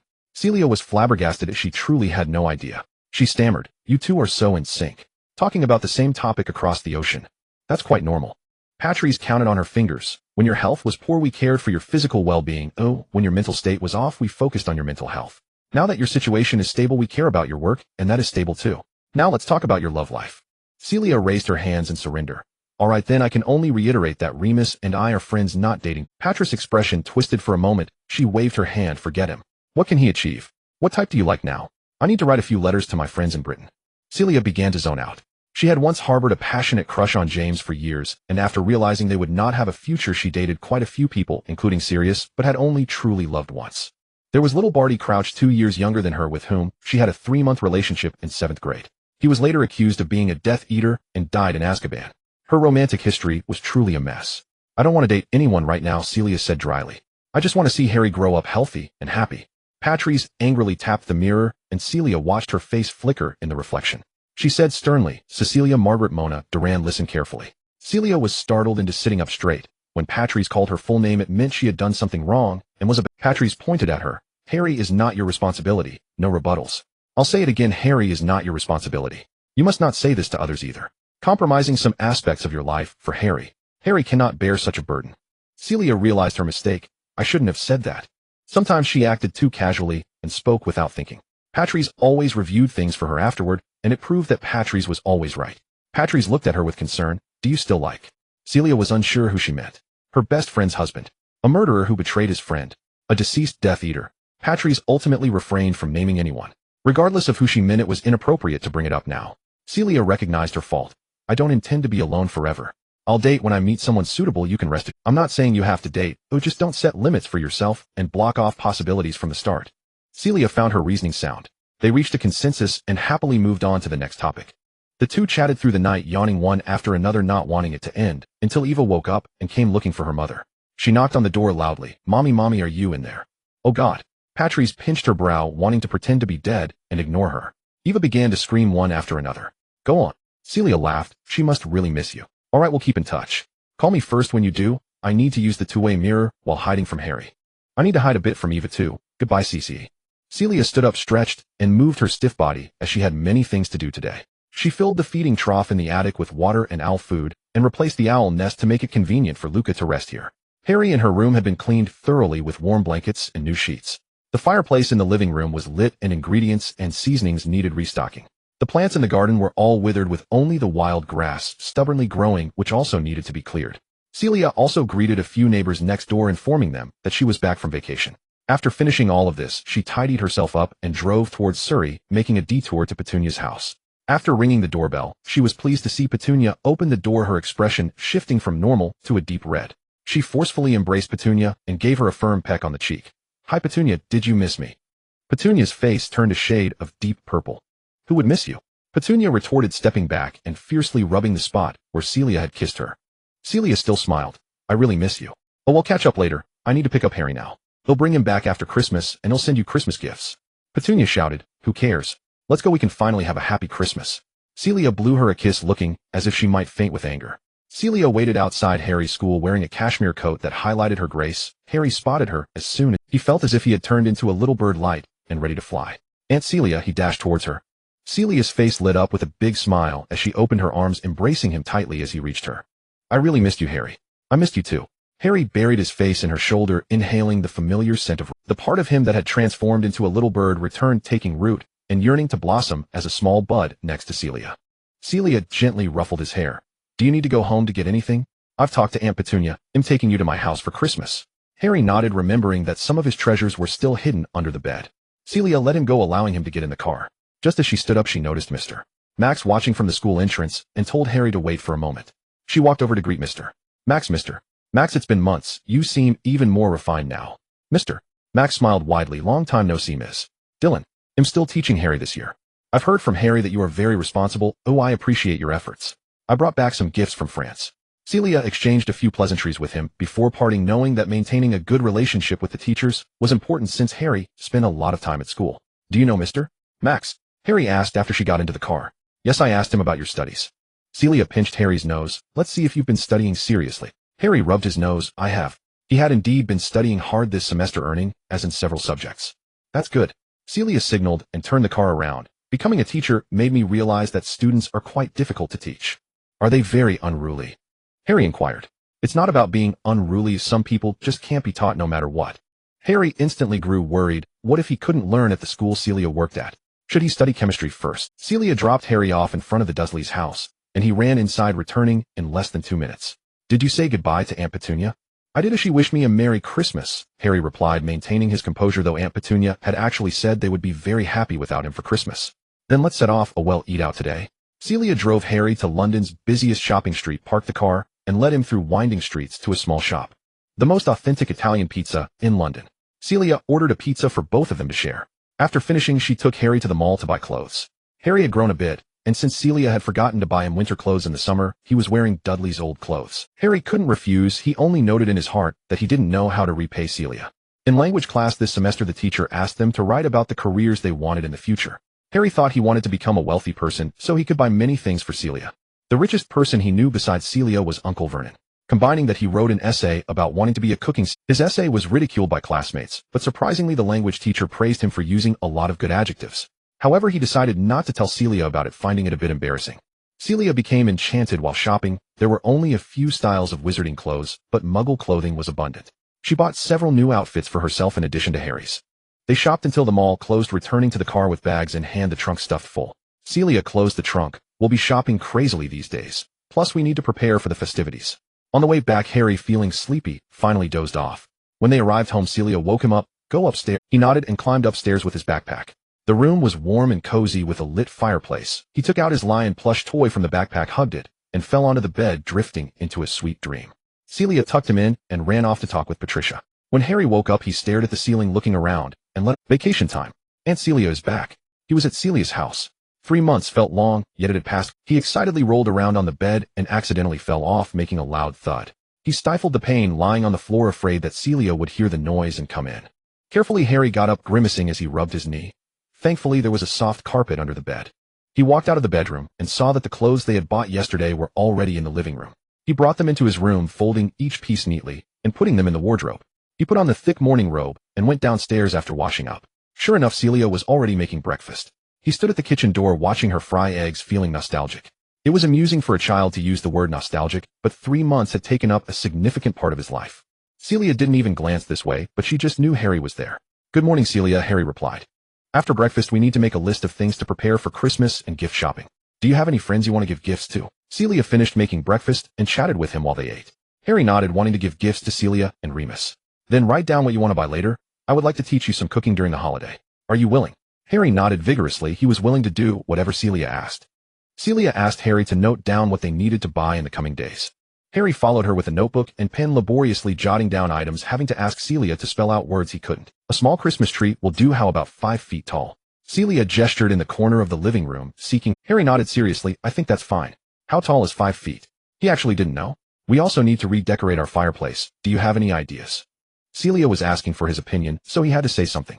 Harry struggled to recall the decorations from last year at his aunt and uncle's house. How about some ribbons? Very good, note that down. Harry misspelled ribbon, and not being sure if he had written it correctly, he drew a ribbon bow. Celia caught sight of this and secretly smiled. Though she had only been a teacher for 3 months, it seemed she had already developed a teaching instinct, always wanting to teach Harry something. During a child's growth, family education can sometimes be more important than school education. The Dursleys obviously couldn't provide Harry with any positive feedback. Previously, Celia had not realized this. She just wanted Harry to be happy and thought it was fine to help him finish everything. In the past few months, her mindset had changed. If there were things she didn't teach, who else could teach Harry? So this time she decided to involve Harry in everything they did. They wandered around the house, listing a long shopping list. At noon, Celia taught Harry to make the simplest spaghetti, showing him how to cook delicious sauce with simple ingredients. In the afternoon, she and Harry reorganized the list, categorizing it into several groups. She told Harry that the common types of trees used for Christmas trees are fir or pine. If they don't mind the trouble, they could buy one from a logging site in the suburbs. If they didn't want to go too far, they could get one from the mall, though it would be much more expensive. There was a year when Celia's father, Louis, specifically took their 4 children to a logging site in the suburbs to see how workers select trees, cut them down, and package them for transport to the mall. After categorizing the items they needed to buy, they had to purchase them from different places. Celia spent several days taking Harry all over London, buying the items on their list. Celia specifically bought a camera, as a huge Christmas tree had already been erected in Hyde Park, adorned with neon. She asked a passerby to take a photo of her and Harry together. They both smiled widely, looking a bit silly, yet they were very satisfied. Celia, can I have a copy of this photo when it's developed? Harry asked her. Of course. As it started to snow in London, and they had finished their shopping, Celia and Harry stayed home to organize their things and Once the snow stopped, Harry took a small shovel to go out and clear the snow. Seeing him dressed warmly, Celia didn't stop him. The child was eager to work, and regardless of how well he did, she would first praise him. Celia watched him huff and puff as he cleared a narrow path for an hour and sincerely praised him. You did amazing. It was only after realizing they couldn't use magic that they found being a muggle was tough. How long would they have to shovel snow that could be solved by a single spell? Harry, feeling proud from the praise, declared, "It'll continue after lunch." Celia wiped the sweat from his forehead with a handkerchief. All right. Every day after Harry went upstairs to sleep, Celia would rush into the study to chat with Patricia through the two-way mirror. There was a time difference between the UK and the US. In the evenings when Celia was free, it was just the busy evening for Patricia. Celia stayed up until the early hours, and by then Patricia was also free, while Evan was not too pleased. He appeared through the two-way mirror to meet Celia and introduced himself. He placed his hand on Patricia's waist and said to Celia, "Hi Celia, can you two chat during the day? Patricia has something to do tonight." Patricia elbowed Evan and gave him a glare. "Don't listen to him, I'm fine." Celia suddenly understood, her face flushed. "You two go ahead, we'll talk during the day. Good night, Papa Evan." She turned off the two-way mirror, holding her warm cheeks in her hands. Merlin, she had disturbed their couple's life. During Christmas, Patricia was also very busy, so they could only manage to squeeze in phone calls during the day. The day before Christmas Eve, Celia and Harry had decorated the house. After persistent effort, Harry finally cleared the snow from in front of their door. He found another temporary job working with the neighborhood kids to clear the roads in the community, with neighbors chipping in. During summer vacation, Harry had stopped playing with the neighborhood kids because they had been gossiping about Celia, but children have short memories. He didn't hold grudges, and they were playing together again this holiday. Celia took the opportunity to sneak up to the attic when Harry wasn't around. Over the past week, she had accumulated a pile of letters and packages, many of which were early Christmas gifts and cards. She had cast a confinement spell downstairs, preventing the owls from coming down. They had all dropped the items in the attic. There were many Christmas gifts that she couldn't open in front of Harry. A few letters surprised her. Professor Slughorn had sent her a bottle of wine along with a letter expressing his happiness at her return to the UK, suggesting they meet up sometime. He occasionally held meetings for the Slug Club, indicating he wasn't as reclusive as Professor Flitwick had claimed. Besides, Amelia, whom she had already been in contact with, other old classmates also sent her gifts, like Ewan Violin, who was now a historian of magic. He had been traveling across the country collecting materials, and it was his nephew who wrote to him that informed him of Celia's return. He also suggested meeting when free. There were a few similar situations, mostly from families with children studying at Hogwarts. Celia noted down their names, intending to send Luke to the Owl Post urgently to help her return the gifts. She also received some Christmas cards from students, which Celia also took note of. When she opened a large package, her brow furrowed. It was a very rare, alchemical material dragon bloodstone, which was quite expensive. Celia pulled out the accompanying letter, which was from Zane Flitwick. She opened the letter to read that he encountered many problems while self-studying alchemy during the holiday and wanted to consult Celia. The letter indeed included several advanced problems that Celia had not yet covered in class. He apologized for disturbing the professor during the holiday and sent the dragon bloodstone as a Christmas gift. Celia immediately stood up and cast several detection spells on the package. The dragon bloodstone was free of any issues. She looked at the letter worriedly. At first glance, the handwriting was very much like Zane's, but upon closer inspection, there were subtle differences. Who else could it be? There was no need to guess anymore. Asher Flitwick, what exactly do you intend to do? Before graduation, Celia held no ill feelings towards Asher Fleury and even felt a twinge of guilt. He always followed like a shadow behind the other Slytherins, watching them cast dark curses, mock her, and insult her as a mudblood.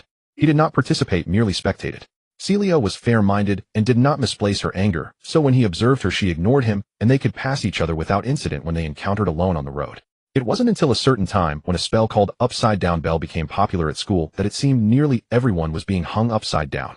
Both Hufflepuff and Slytherin common rooms were located underground, so when exiting the Great Hall, they had to walk alongside each other for a while, occasionally encountering each other in narrow spaces. Celia and Patrice happened upon a few Slytherins they had conflicts with, and the Slytherins generally targeted Celia, ignoring Patrice, who had a pure-blood mother and was possibly related to them. They attempted to use Upside Down Bell on Celia, but it hit Patrice instead, and she fell to the ground before she could even flip over. Celia lost her temper for the first time, frantically launching the Slytherins present one by one against the wall, although some reacted and disarmed her wand. That person was Fleury. In a fit of rage, Celia impulsively rushed forward and punched him in the face, reaching for her wand, which he clutched tightly. She gripped his wrist and bit down. She bit down to the bone, drawing blood, and only released her grip when the professors hurriedly arrived. Madame Pomfrey remarked that had she delayed even a moment longer, she might have bitten off his wrist. Patrice mentioned that Upside Down Bell originated from another direction, not from Fleury. Celia harmed her enemy, but also injured herself, dislocating her jaw in the process. She lay in the infirmary for several days. She was uncertain whether she should apologize. The professors did not pursue the matter, and neither did Fleury, so it passed without resolution. Fleury began to avoid her, and ultimately she did not apologize. The next significant interaction with Fleury occurred on the night the Death Eaters attacked her home. He was one of the 3 Death Eaters, and their goal was to capture Celia alive, disregarding her Muggle brother. While waiting for Celia to return home, they took pleasure in tormenting Gabriel, dangling his life and chopping off pieces of his right hand. Celia later thought that perhaps Fleury was just another bystander. He stood the farthest away and thus had the chance to escape the explosion, only losing a leg. However, reflecting on the past held no significance. They were enemies, and that was the outcome. Now that the war was over, Fleury's family had remained a high-ranking official in the Ministry of Magic, and Asher himself had not faced any reckoning, while Celia taught at Hogwarts, presumably without any intersections. Only because Zane Fleury was her student, Asher seemed inclined to act upon the opportunity. Was it revenge? She carefully packed the dragon bloodstone and quickly wrote a reply marking it and sending it back with Ruka. Zane watched his uncle be pushed out by the house elf for what felt like the umpteenth time today. Since that letter was sent, he had become immobile, and the elf often pushed him into the manor's yard to gaze at the sky. When his father returned, he cast a cold glance at his uncle and told Zane, "Don't mind him." It was easy to say, oh, if not for the letter sent in his name, he wouldn't want to care either. Asher Fleury was only 10 years older than Zane, and they resembled each other, sharing similar personalities. In their childhood, they were more like brothers than uncle and nephew. The former family head Austin had followed the Dark Lord since his youth, and after the Dark Lord reappeared to persuade his old friends after many years, he became fervently zealous, wanting to follow the Dark Lord to restore the greatness of pure blood. He forced his eldest son Edgar to join in, but Edgar was already of age and had his own opinions. He fundamentally felt that the Dark Lord's ideas were not very reliable. Thus he advised his father that one should not put all their eggs in one basket. He worked in the Ministry of Magic, and at least on the surface he should appear neutral, while also providing the Dark Lord with information from the ministry. Austin was convinced and shifted his focus to his younger son. The year Asher Fleury enrolled at Hogwarts, his father branded him with the mark that he must join the Death Eaters. For this reason Edgar felt guilty towards Asher. After Voldemort's downfall, he continuously protected him. Zane only remembered a certain year when Asher returned to the Fleury Manor covered in blood and disfigured using the family key. Edgar searched everywhere for healers, yet none could regrow his severed limbs. This is not a bad thing. This is not a bad thing, Edgar muttered to himself. Asher has sacrificed so much for the Dark Lord. The Dark Lord will not blame the Fleury family. Even if he lost, he is already disabled. This is a good excuse, no one can accuse him. He convinced himself, and less than 2 years later the Dark Lord disappeared. The Fleury family was unharmed, and unlike the Malfoy family, who paid a hefty sum of galleons to escape punishment, Edgar felt his choice was indeed correct. However, since the day Asher returned from his injury, he seemed to have withered like a dead tree. He became a mere shell of himself, never speaking again, and never leaving his room. Did the Dark Lord lose? Or did he win? He cared not at all. Zane often visited him. He merely lay in bed, eyes open, his body rising and falling with each breath like a corpse that could breathe. The change came 4 years ago when the house elf, per the head's request, read the newspaper to Asher daily. When it reached the headline, "Alchemy prodigy Celia Delacour wins award," the dead Asher slowly blinked his eyes, rasping in a hoarse and unpleasant voice, "She is still alive." Asher came back to life. He began to get up, practice with a cane, eat, go out, and had people gather all information related to Celia. Bill Weasley from Gryffindor spread the professor's clippings around Slytherin. Zane thought expressionlessly, what was that? His family had something even more excessive. Not only were all 4 walls of his room plastered with enlarged photos of Celia, but even the ceiling had them. His uncle sat in the room every day talking to Celia's pictures. Was Weasley a creep? His uncle was indeed the worst kind of creep. "She's here."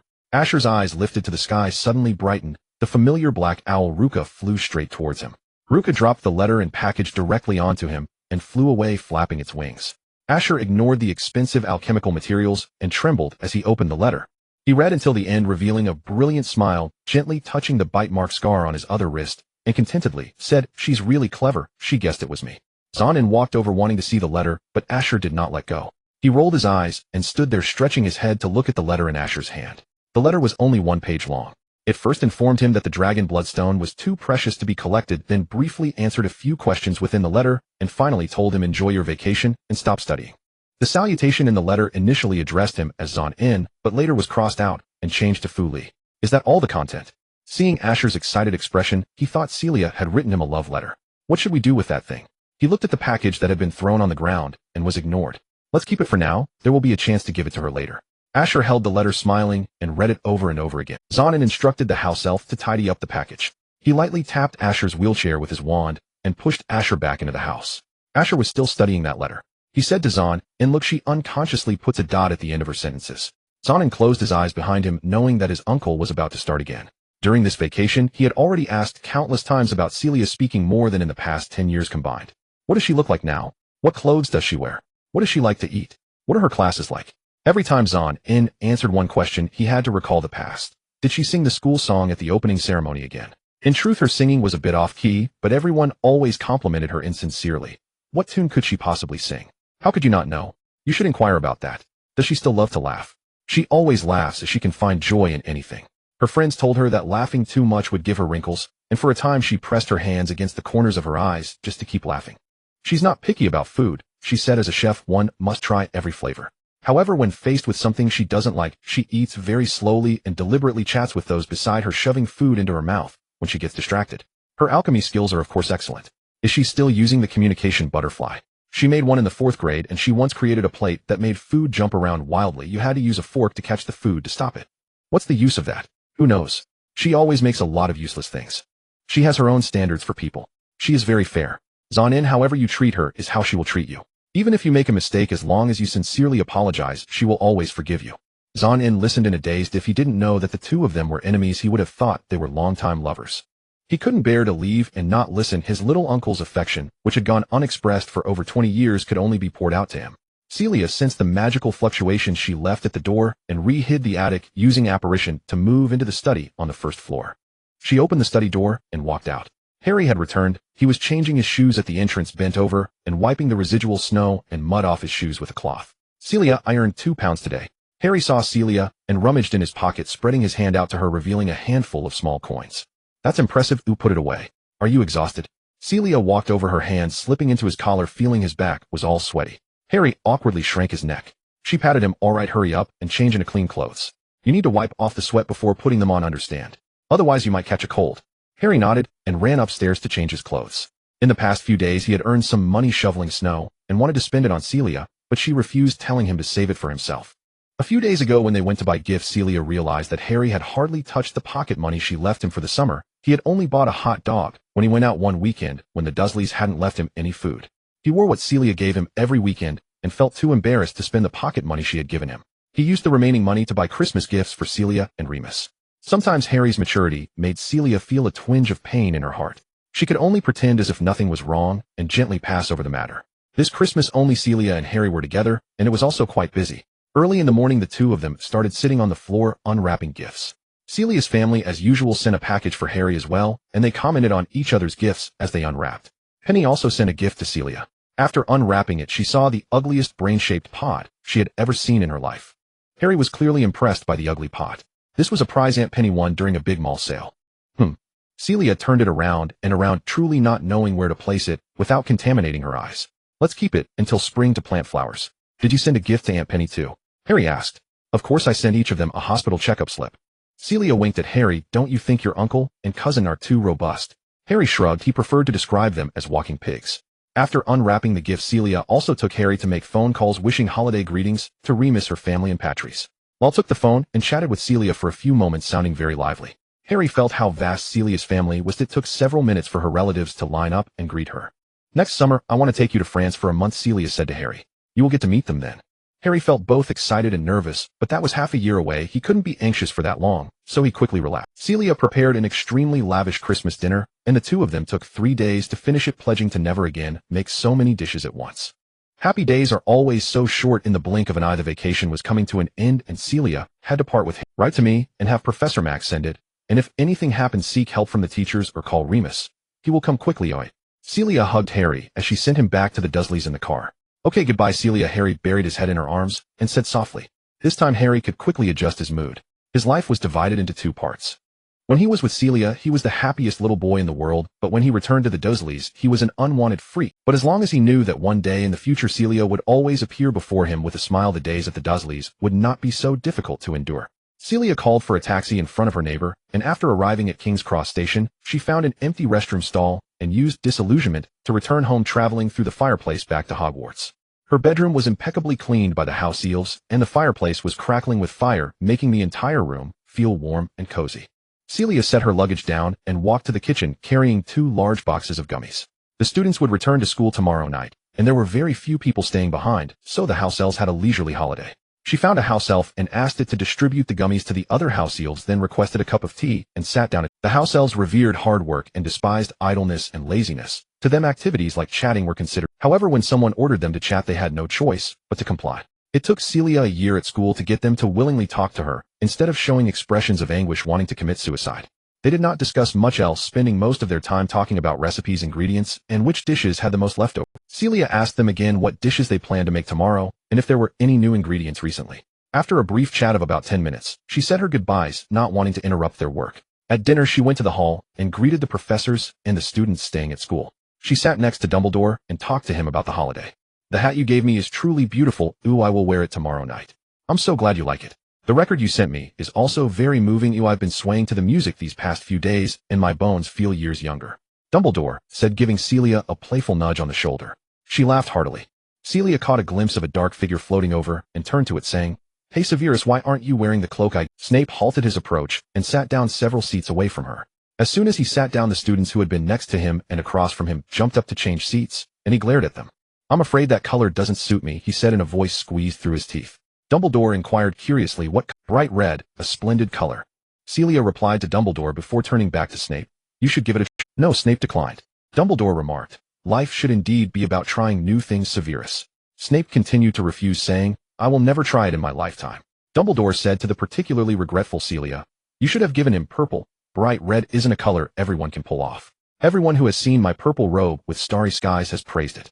That's a very constructive suggestion. Oh, I will consider it, Celia said. The others at the long table were secretly laughing, while only Snape was grinding his teeth. They had a dinner that was very enjoyable for everyone except Snape. Without Harry's presence, Celia had a good chat with Patience through the two-way mirror the next morning, and she heard some good news. Eva's magic went haywire. At the Christmas dinner, she tried to fight her father for the last pudding, and Evan purposely tried to snatch it from her, causing the pudding to fly up and jump right into Eva's mouth. Patience mimicked the scene vividly. Merlin, oh God, who cares? That's incredible. I must send our little witch a congratulatory gift. Celia was just as happy as Patience. By afternoon, the students returned to school, and a few rushed to Celia's office as soon as they arrived at Hogwarts Castle. Professor Celia. Tonks came crashing in with a large enamel pot. Celia timely cast a spell to stop her, just before she fell, stepping forward to take the pot. Dora, I told you there's no troll chasing you. Take it slow, take it slow. Tonks steadied herself and grinned. Professor Celia, my mom wants you to try her beef stew. I specially brought it from home with a warming charm. Celia was pleasantly surprised as she opened the pot lid. The fragrant and beautifully colored beef stew was, Thank you so much. I don't know what to say, or it looks absolutely delicious. Do you mind if I share some with the other professors later? Not at all. Tonks shook her head, her bright red wavy hair bouncing with her movements. I asked my dad to buy cola for me in the Muggle world when I went home for the holidays. He asked how I knew about that stuff, and I told him it was you who let me drink it. My mom said I was so inconsiderate for bothering the professor every day, and that I must express my gratitude to you. Her voice was like a lively little elf lighting up the air around her. Then my dad said Celia loves to eat. So my mom decided to make you a pot of her best secret beef stew. Thanks again, and also to Ted and Andromeda. It's the first time someone has given me beef stew. Celia said cheerfully, what a novel experience. She was not very familiar with Andromeda, having only seen her a few times at school. Though she didn't have the same arrogance as other Slytherins, she still carried the pride and reserve of a pure-blood family.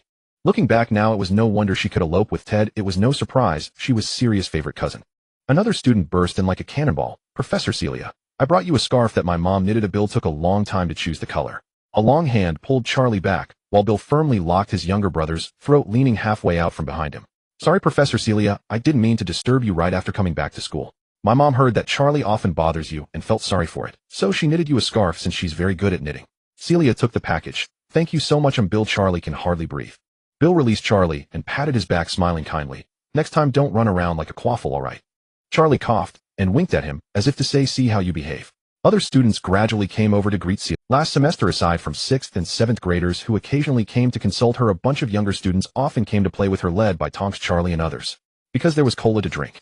The most frequent visitors were Hufflepuffs, and Celia was exceptionally welcoming to her juniors from her house, seamlessly blending in to chat about food and student gossip. Dinner was about to be served downstairs in the hall, and many students ran down after just showing their faces. Bill tightly gripped his brother Charlie's shoulder, gritting his teeth as he said, Don't just run up to Celia and say random things, dear Charlie. Celia unwrapped the package that Charlie had sent her.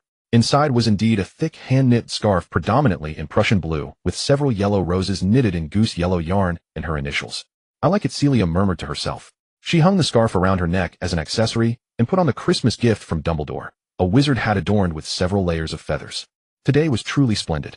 Celia turned around in front of the mirror and called a house elf, handing over the pot of stewed beef to him, arranging for it to be served to the professors later. She entered the teacher's seating area in the hall dressed like this. Beautiful hat and a beautiful scarf. Chilo attempted to compliment her. Actually, this combination is a bit strange, isn't it? Celia said. Chilo let out a sigh of relief. But indeed, these are gifts from others, Celia replied, then suddenly raised her voice. Wearing gifts from others is a matter. Snape's face darkened again. Fortunately, dinner soon began, and they wouldn't have to engage in further debates about the bright red cloak that Celia had given him. Andromeda made the stewed beef exceptionally delicious, a flavor Celia had never experienced before. It seemed she could frequently discuss culinary matters with Andromeda. The post-holiday syndrome affected everyone. After 2 or 3 days of school, the students slowly immersed themselves back into their academic life. This semester, Celia planned to teach her students more Hansen courses, including some dangerous content. She would begin teaching them how to transmute base metals into precious ones using alchemy. The transformation of alchemy has a core theory known as the soul, spirit, and body. We regard all metals as composed of these 3 principles. Gold is the perfect composition of soul and spirit. Its form is the manifestation of its body. To transmute base metals, one must alter the ratios of their soul and spirit, which requires a bit of talent. A Ravenclaw student, Benny, raised his hand to ask, Professor, don't those metals have fixed ratios? I mean, are we supposed to change according to some ratios? That's a great question, Benny. My answer is that in the magical world there are no fixed ratios.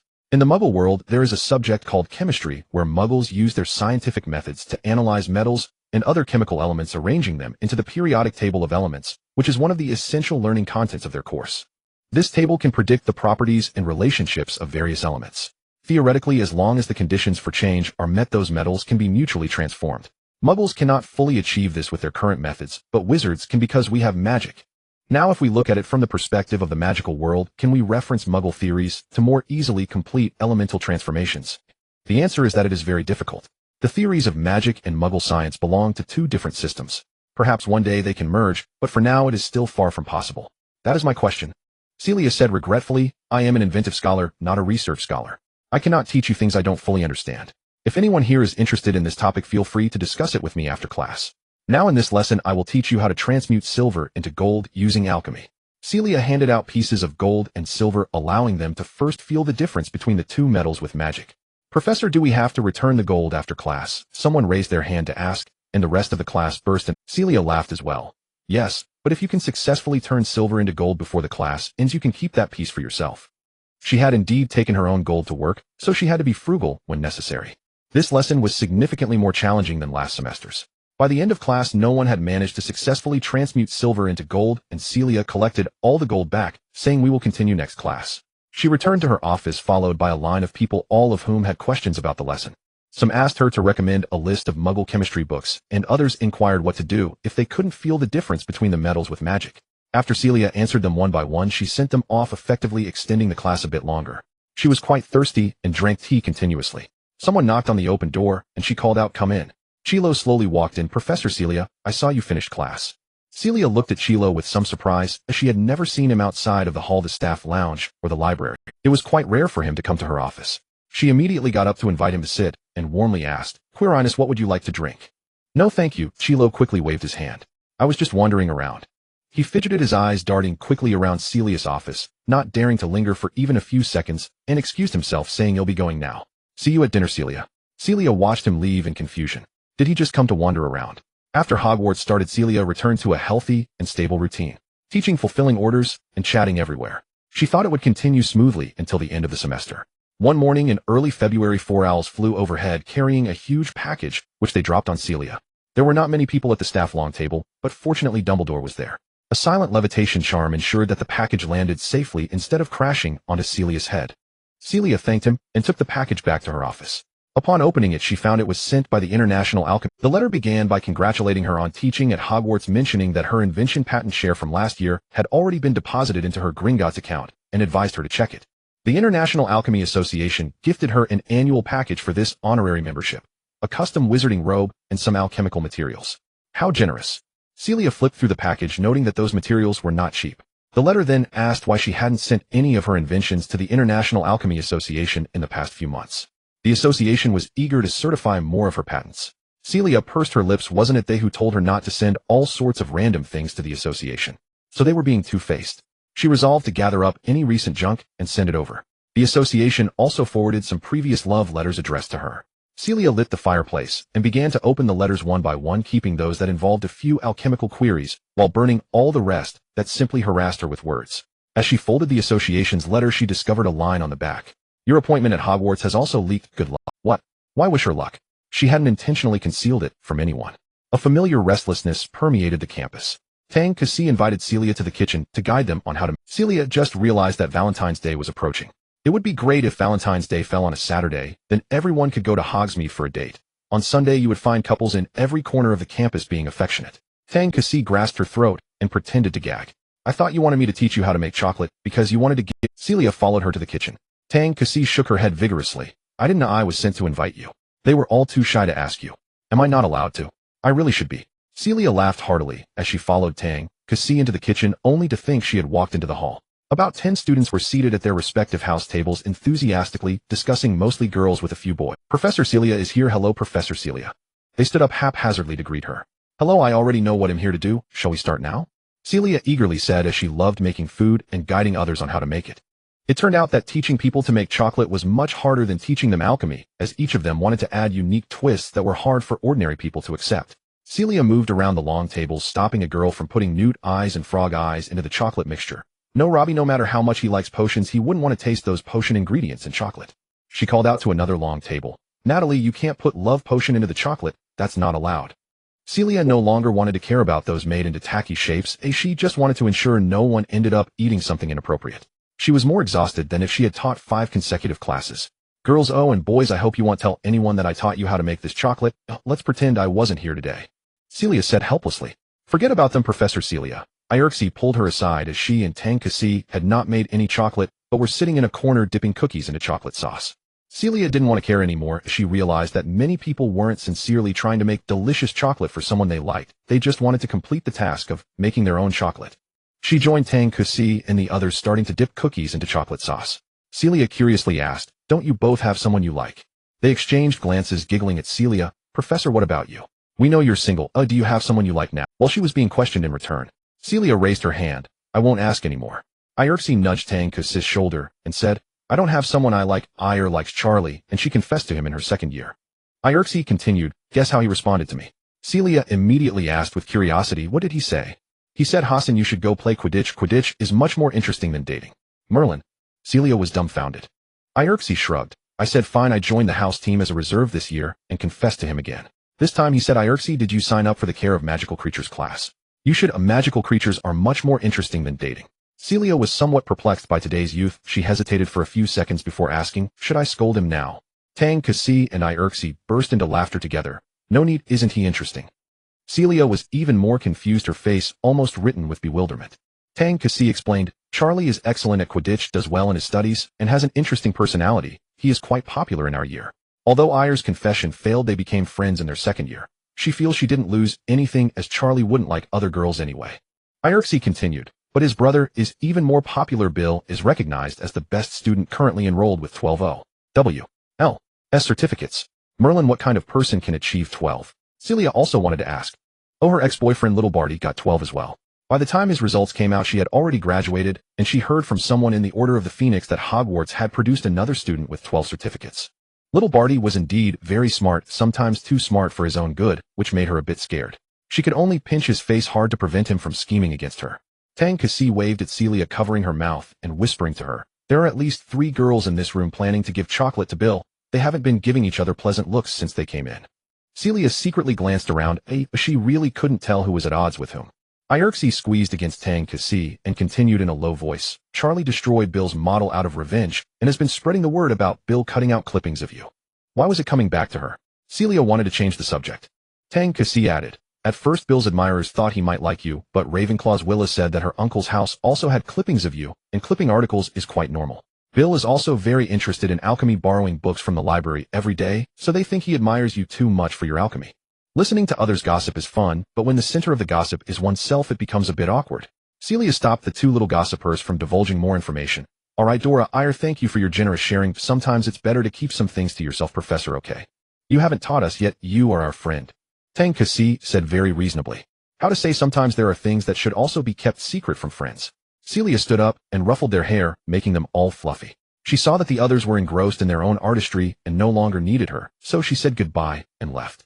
She did not go directly upstairs, but turned toward the dungeon to knock on Snape's door. "Come in." Snape was grading assignments at his desk, and when he looked up with a sullen expression, ready to see who was disturbing the professor at such a late hour, his expression blanked for a moment upon seeing Celia. "What are you doing here? It's so late."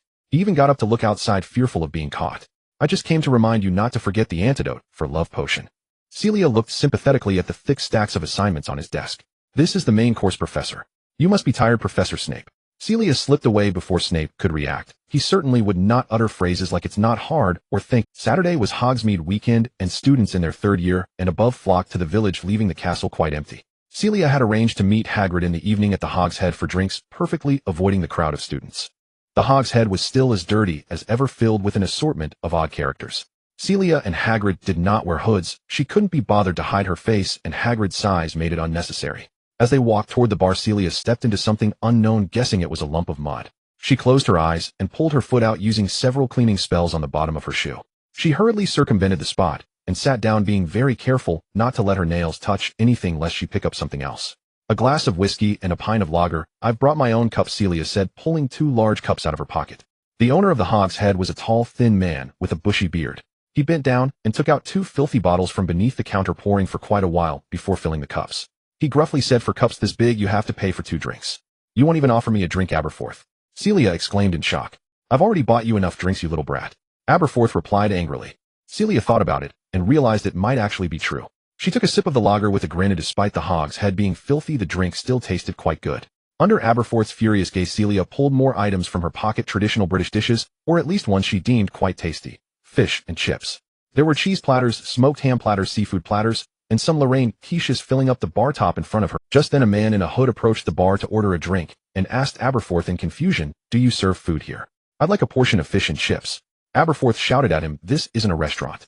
The man, looking dejected, ordered a bottle of beer and sat down. Aberforth seemed eager to throw Celia out, but she quickly stuffed a piece of ham into his mouth. "Hey, it's not like I'm stopping you from eating."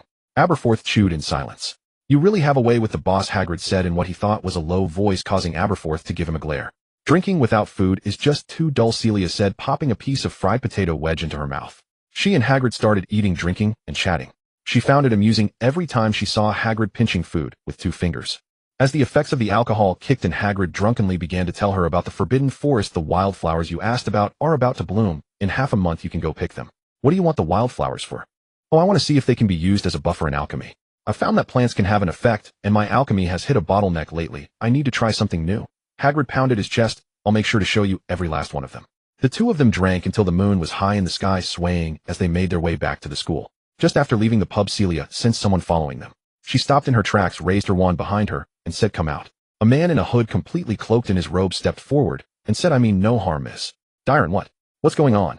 Hagrid, even more intoxicated, looked around aimlessly, unable to focus his gaze. "What's the matter? How do you know who I am?" Celia let out a small burp. The man looked somewhat speechless. "You can't even be bothered to change your appearance or conceal your face. Who wouldn't know who you are?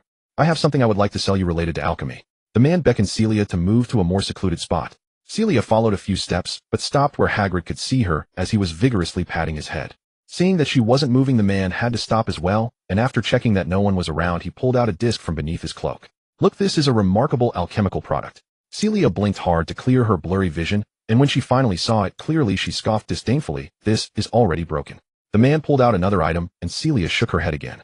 He presented another, and she continued to shake her head, explaining that while they were all alchemical items, none of them were useful. From a distance, barking dogs and voices could be heard from Hogsmeade.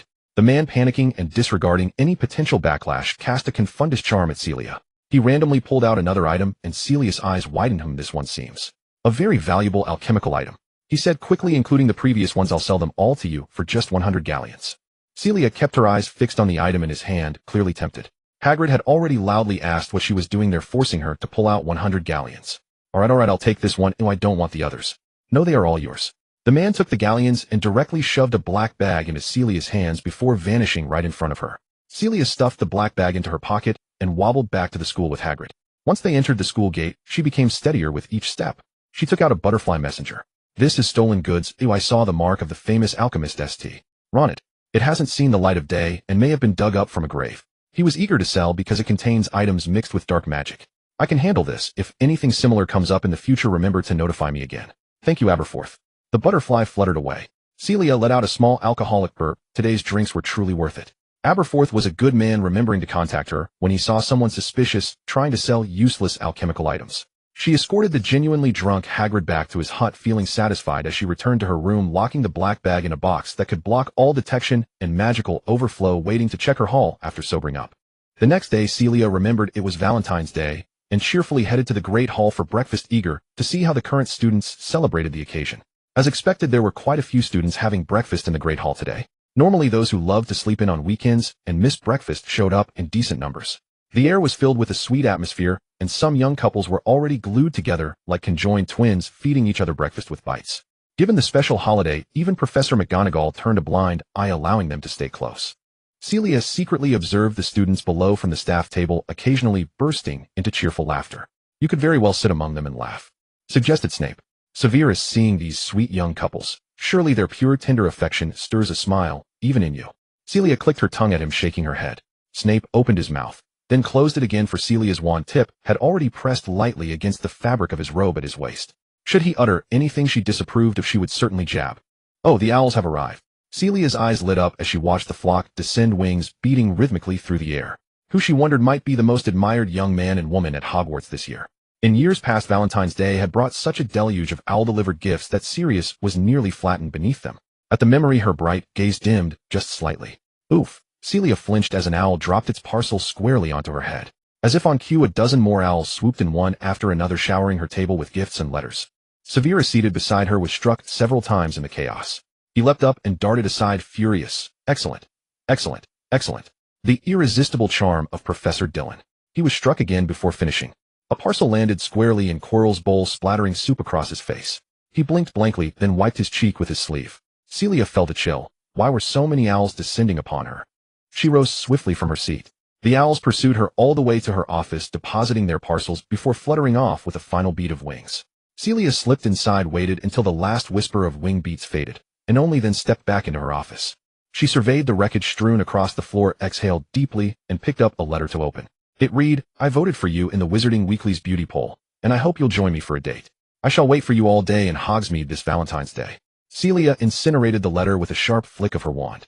What was this? What was the Wizarding Weekly's beauty poll? She tried another parcel. Inside lay a vial of pearlescent potion and a self-portrait. A broad-shouldered wizard winked directly at her. On the photo's reverse, scrawled in bold ink, "Drink it."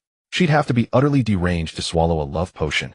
So Professor Dillon asked me to prepare the antidote to amortentia for herself. Snape's low voice cut through the silence. Celia looked up to find him standing in the doorway, face dark with displeasure, arms laden with parcels. He dropped them unceremoniously onto the floor and said, voice laced with scorn, "Your admirer's offerings. Always so dramatically conspicuous. Quite pleased with yourself, aren't you? Don't resort to calling me by my surname the moment you're cross, Severus. I happen to need your help right now." She frowned at the heap on the floor. "Help me inspect these. I suspect some contain something irregular." "No," Snape replied, cold and absolute. "And if I accidentally ingest amortentia, I'll still have to come to you for the antidote." With a sharp snap, Celia shut the office door behind her, and gently but firmly guided Snape inside. His lack of resistance signaled reluctant consent. When Celia asked whether they might salvage and repurpose the amortentia, Snape regarded her as if she were a troll, then destroyed the vial outright. She tore through the parcels with mounting disbelief, 3 vials of amortentia, and 1 dose concealed within. Thanks to Snape, both the tainted food and its accompanying note were obliterated on the spot. Otherwise, Celia might well have eaten it. It did smell delicious. "I'm truly grateful you're here." Celia suppressed a wave of nausea while sifting through the revolting assortment. Now she understood why the International Alchemist Association's letter had wished her luck. How had these letters grown even more excessive than those of years past? Snape, too, looked thoroughly ill. After reading one letter that declared, "You visit my dreams each night. His expression turned so venomous it seemed he might poison the entire castle of Hogwarts. "Is this what you wanted?" he asked abruptly. Celia met his gaze, puzzled. "What do you mean?" Smiling vacuously at everyone, calling them by name with false familiarity, bantering back and forth, memorizing every dish they favor, cooking for them personally, making each feel uniquely cherished. His voice dropped smooth and slick as oil, and in return receiving this, their infatuation, their stares, their sordid fantasies. Celia rose, approached him silently, her expression unreadable. "Severus, do you love me?" His eyes widened, a faint tremor passed over his cheek. His tone rose unervingly sharp. "Has adulation inflated your vanity to such grotesque proportions?" Celia continued advancing until less than a foot separated them. Snape took a single step backward. She pressed forward relentlessly until his back met the unyielding wall. Trapped breath, shallow face pale, as he looked down at her. "Have I never smiled at you? Have I never spoken your name? Have I not remembered every dish you favor? Have I not cooked?" Celia reached up and cupped his face in her palm. "And you, have you loved me for it? Gazed upon me with longing? Harbored those thoughts?" Snape's face flushed crimson inch by inch. Celia gripped his sharp, angular jaw, her expression calm, unwavering. Snape stared into the deep, cerulean depths of her eyes, where his own reflection shimmered. When she smiled, they sparkled like the boundless starry firmament, or when cold they froze like still glacial waters. "I believe I've extended every ounce of goodwill I possess toward others. You ought to judge those who treat me with malice, not condemn the manner in which I choose to live." Celia released his jaw and stepped back. "Severus, we both know precisely what has passed between us, a brief, ill-regarded friendship, a bitter rupture, mutual exploitation. Our ledger is balanced. I'd hoped once we became colleagues we might set aside the past, and begin anew with honesty and respect." She tilted her head, studying him. "If that's impossible, then let us simply resume being cordial strangers." "Agreed." "Fair," Snape rasped. "You have never been fair to me. When Potter cast a curse at me, you said, 'Don't drag me into your affairs.' That That was your idea of Celia hadn't expected that remark to still fester after 15 years. She should have forgotten it, but Lily had raged at her over it, the fiercest outburst Lily had ever directed her way. And so she remembered it with perfect clarity, even the precise words she'd used in reply to Lily. Severe. The day before Rosier cast a hair-growth charm on me while you stood watching.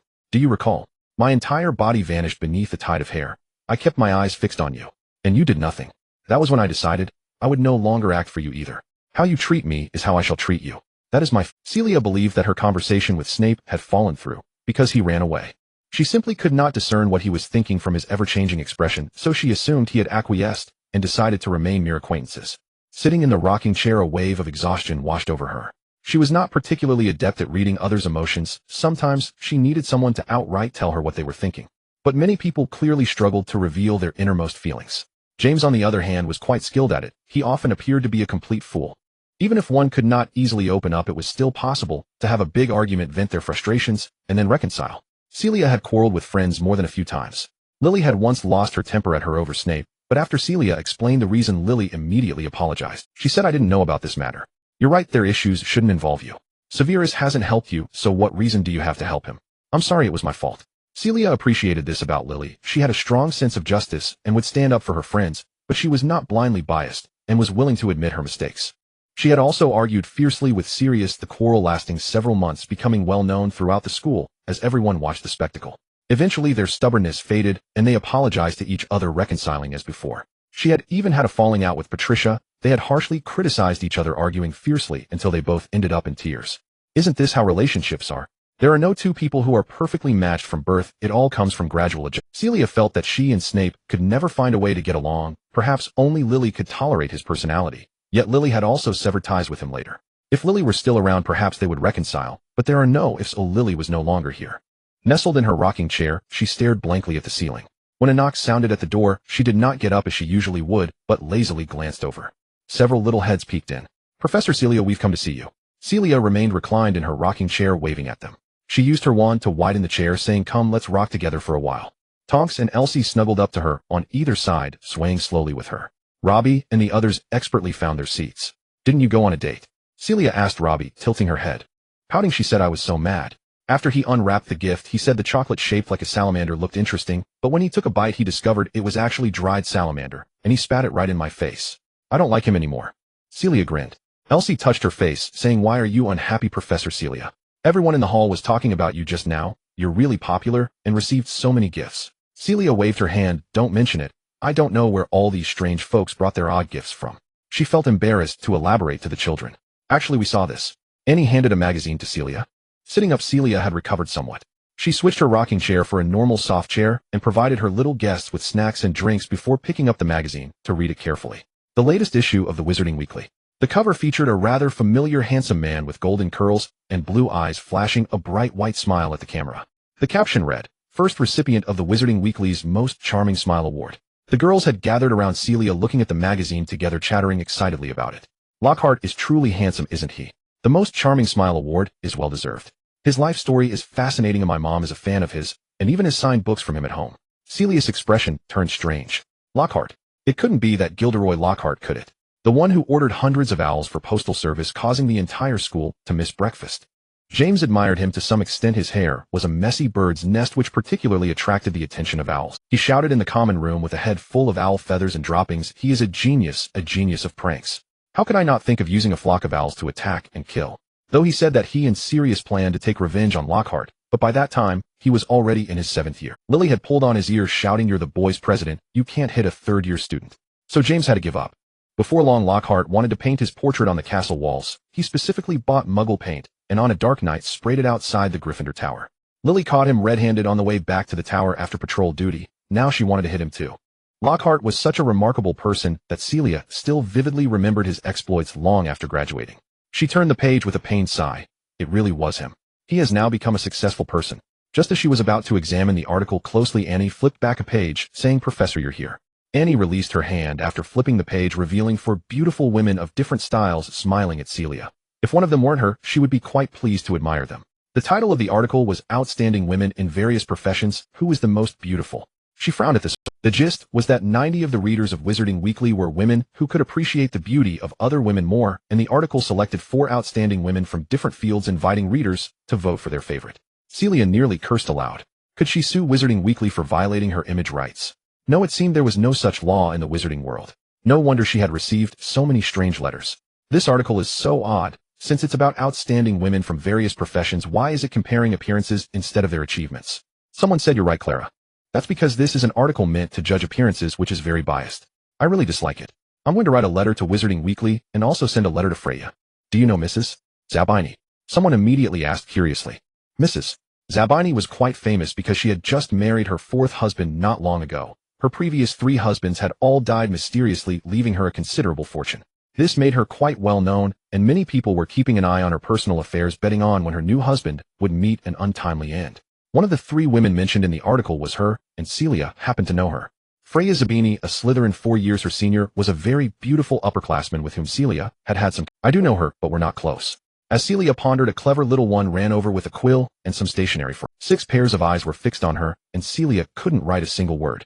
She put away her quill and the letter paper, saying, "All right, ladies, let's chat instead." The young girls quickly shifted their attention, no longer thinking about how she would write to the Witch Weekly and Madame Zabini, and began to excitedly discuss the gossip they had seen today. Most of the students at school were still names she couldn't remember. They spoke of who was dating whom, and she couldn't match the names to faces, yet she listened with great interest. There was talk of someone confessing and crying as they ran away, of fights breaking out, and of a complicated love quadrille. Celia couldn't help but exclaim how wonderful youth was. Tonk and the others spent the entire morning in Celia's office. People walked by her office door glancing in, but upon seeing too many people inside, they didn't enter. When it was mealtime, Celia urged them to go eat. "Aren't you coming, Professor Celia?" "I have my own meal," Celia replied, not wanting to appear in the hall again today. Celia sent them off, closed the office door, and called her house elf to bring her a simple meal. After finishing it, she quickly wrote 2 letters and sent them off with Ruka. As Tonk had said, all over the castle, couples could suddenly be seen being affectionate, even in the Ollery, where they didn't mind the strong smell. It was understandable. When she was in school, she also sought out strange places to date. The weather was beautiful today, and Celia strolled slowly back to her office, carefully avoiding the oblivious couples. As she went up to the 2nd floor, she saw the tall and slender Bill lingering at her office door. "Hi, Bill, looking for me?" Celia mischievously cast a disillusionment charm on herself and spoke from a distance. Bill stiffened for a moment, and then laughed, saying, "Professor, I wouldn't have been scared like this when I was 12. That's truly unfortunate. Please come in." Celia opened the door, asking, "Why didn't you go on a date?" Bill hurriedly replied, "I don't have a girlfriend, no date, no one to date." Celia smiled at him, and Bill closed his mouth, his ears turning a bit red. He said, "I came to ask you a few questions about alchemy." Celia sighed. "Merlin, you are too eager to learn. Let me see." Bill handed her a piece of parchment, saying, "Maybe this way I can earn 12 certificates. Celia looked at the questions and replied, "I have fully understood the gap between me and the top students. You are a genius, different from someone like me who only knows how to study hard." Bill quickly added, "Thank you, we can continue to flatter each other. This counts as an interesting pastime." Celia poured him a cup of tea and told him to wait a moment while she went into her bedroom to find him some books. She had a pile of alchemy books she had borrowed from Nick's house that were not available in the school library, just what she needed to answer Bill's questions. She pulled out 2 books and handed them to Bill, saying, "Make sure to return these when you're done. They're rare editions." Bill was pleasantly surprised as he took them with both hands, saying, "Thank you, Professor, I will be careful." Celia replied, "It's nothing, they're not that fragile." After handing him the books, she waited for him to take his leave, but he remained seated, drinking several cups of tea as if he was quite thirsty. "Do you want more?" Celia asked as she saw he had emptied his cup. Bill pushed the cup forward slightly, saying, "Thank you." Indeed, he was very thirsty, and Celia filled his cup again. Bill's long fingers rested on the handle of the teacup, and he seemed to have become fascinated by the pattern on it. Celia chuckled softly, saying, "Just say what's on your mind, Bill." Bill had the trademark red hair and freckles of the Weasley family, and his features were a bit more refined than his brother Charlie's. He usually wore a faint smile and appeared quite casual, but today, from the moment he entered, he seemed unusually tense. Upon hearing Celia's words, the color of his freckles deepened. He shifted his gaze from the teacup to Celia, nervously asking, "Professor, did you receive many gifts today? Did you like any of them?" Celia replied calmly, "No, Bill, in fact I am troubled. The Witch Weekly published my photo for comparison without my consent, and some readers sent me some rather unpleasant gifts. I was just thinking of writing to the Witch Weekly for an explanation." Bill frowned, saying, "The Witch Weekly always loves to create some hype, Professor. You don't need to take that content to heart. They often fabricate stories. I will also write to complain." He stood up, picked up the book, and said, "Professor, I won't disturb you any longer." After Bill left, Celia's calm expression crumbled. She really wanted to call Patrice to help her analyze whether Bill had feelings for her. No, it couldn't be. He was just concerned about the professor. Bill walked relieved towards Gryffindor Tower. Only by witnessing it firsthand could he understand that Celia was even more popular than he had imagined. But what could he do? He was only in 6th grade, still her student, and could only respect the professor as a student without any behavior that crossed the line, as that would cause trouble for Celia. He still couldn't help but probe, wanting to know if Celia had someone she liked. Fortunately, she didn't. What he needed to do now was to go back and borrow a copy of the Witch Weekly to see what it had said this time. Bill went down the first floor and bumped into Zane, who was coming from another direction. They both ignored each other. Zane caught sight of the book in Bill's hand and couldn't help but say as they brushed past, "Going to flatter the professor again, Weasley." Bill walked past with a cold face, replying, "It's none of your business, Flit." He sniffed lightly in the corridor. Strange, why was there a floral scent in the air? Zane also walked towards the dungeons with a cold expression. What was so big about it? He was also going to flatter someone. Celia heard the sound of wings flapping and wondered if Ruka had returned. She looked towards the sound and saw a strange owl, its claws grasping a bunch of vibrant red roses which it tossed directly into Celia's arms. Celia held the roses stunned for a few seconds and began to look for any accompanying letters. Inside the roses was only a card that read "Happy Holiday," and the trademark on the back of the card indicated that this bouquet came from a Muggle shop in London. The thought of throwing them away instantly vanished. Which wizard would buy her a bouquet of roses from a Muggle shop? She could only think of some old friends who were Muggle-born and had hidden away in the Muggle world during the last, were no longer in contact with the wizarding world. Perhaps one of them had learned of her return to teach at the school and in a moment of whimsy sent her a bouquet of roses. Celia took out a few stems and placed them in a vase, leaving the rest at the door. "To share my joy with you all," she wrote on a piece of paper. The roses that Celia had placed at the door were gradually taken away by passing students. When Zane returned to the Slytherin common room and saw someone holding a red rose, his brows twitched. "What is that?" "A rose," a friend whispered mockingly in his ear. "I heard it was taken from in front of that professor." The atmosphere in Slytherin has truly changed. They don't even mind the dirt now. Zane closed his eyes, not replying. If his friend knew that the rose was bought from the Muggle world, he might scream and jump into the Black Lake. His uncle Asher, after so many years, finally stepped out of the house, but it was to the Muggle world where he bought a bouquet. He even ordered Zane to deliver it to Celia. If this matter got out, their family, the FLI family, would become pureblood, so he couldn't tell anyone. Zane recalled his conversation during the Christmas holidays with his father Edgar, where he asked why he didn't dissuade Asher. Asher was now almost living for Celia, a pureblood deeply infatuated with a Muggle-born. In his education, this was something that brought extreme shame to the family. Edgar called him to the study for an all-night discussion. "I have taught you since childhood to listen more and speak less, to agree rather than express your own stance. You have done well all this time." Zane's upbringing had made him appear aloof and taciturn on the outside, while his inner thoughts were extremely rich. Edgar continued, "You are now an adult. There are many things I can lay bare before you. What do you think is the most important thing about being the head of a pureblood family?" Zane furrowed his brow and thought, "To uphold the family's honor." "No, it's to ensure the family's continuation," Edgar said calmly. "What has the noble and ancient Black family become when they regard family honor? Only one traitorous pureblood scum survives, living a fate worse than death in Azkaban. And what about the Potter family, which has an even longer history than the Blacks? The only son foolishly fights against the Dark Lord, leaving behind an orphan.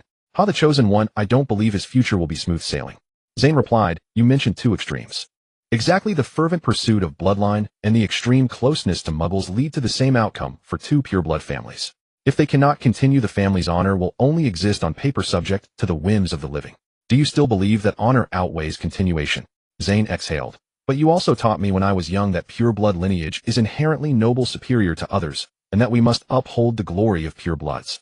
Edgar rubbed his temples. "You should understand that I have not constantly drilled these slogans into you compared to the families of your peers." What he said was true. The wizarding world does not have kindergartens or elementary schools like the Muggle world. The early education of pureblood children before entering Hogwarts is usually undertaken by family members or hired tutors. Since the magical surge, Zane had begun receiving home tutoring for magic. When Asher returned home for the holidays, he would test how well Zane had learned and tell him interesting things in classes at Hogwarts.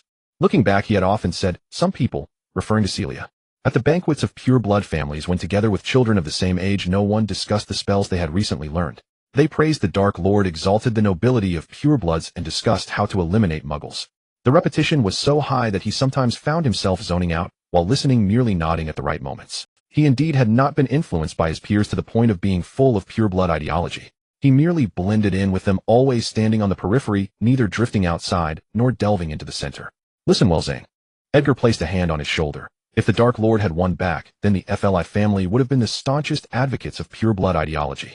But he lost, and the FLI family remains noble and pureblood, yet academics and career must take precedence over bloodlines. A fence-sitter, Zane summarized in his heart. You can have different thoughts from me, but my goal has always been to maintain the stability of the family amidst the storm. When you become the family head, what you want to make of the FLI family will be your affair. Edgar patted his shoulder.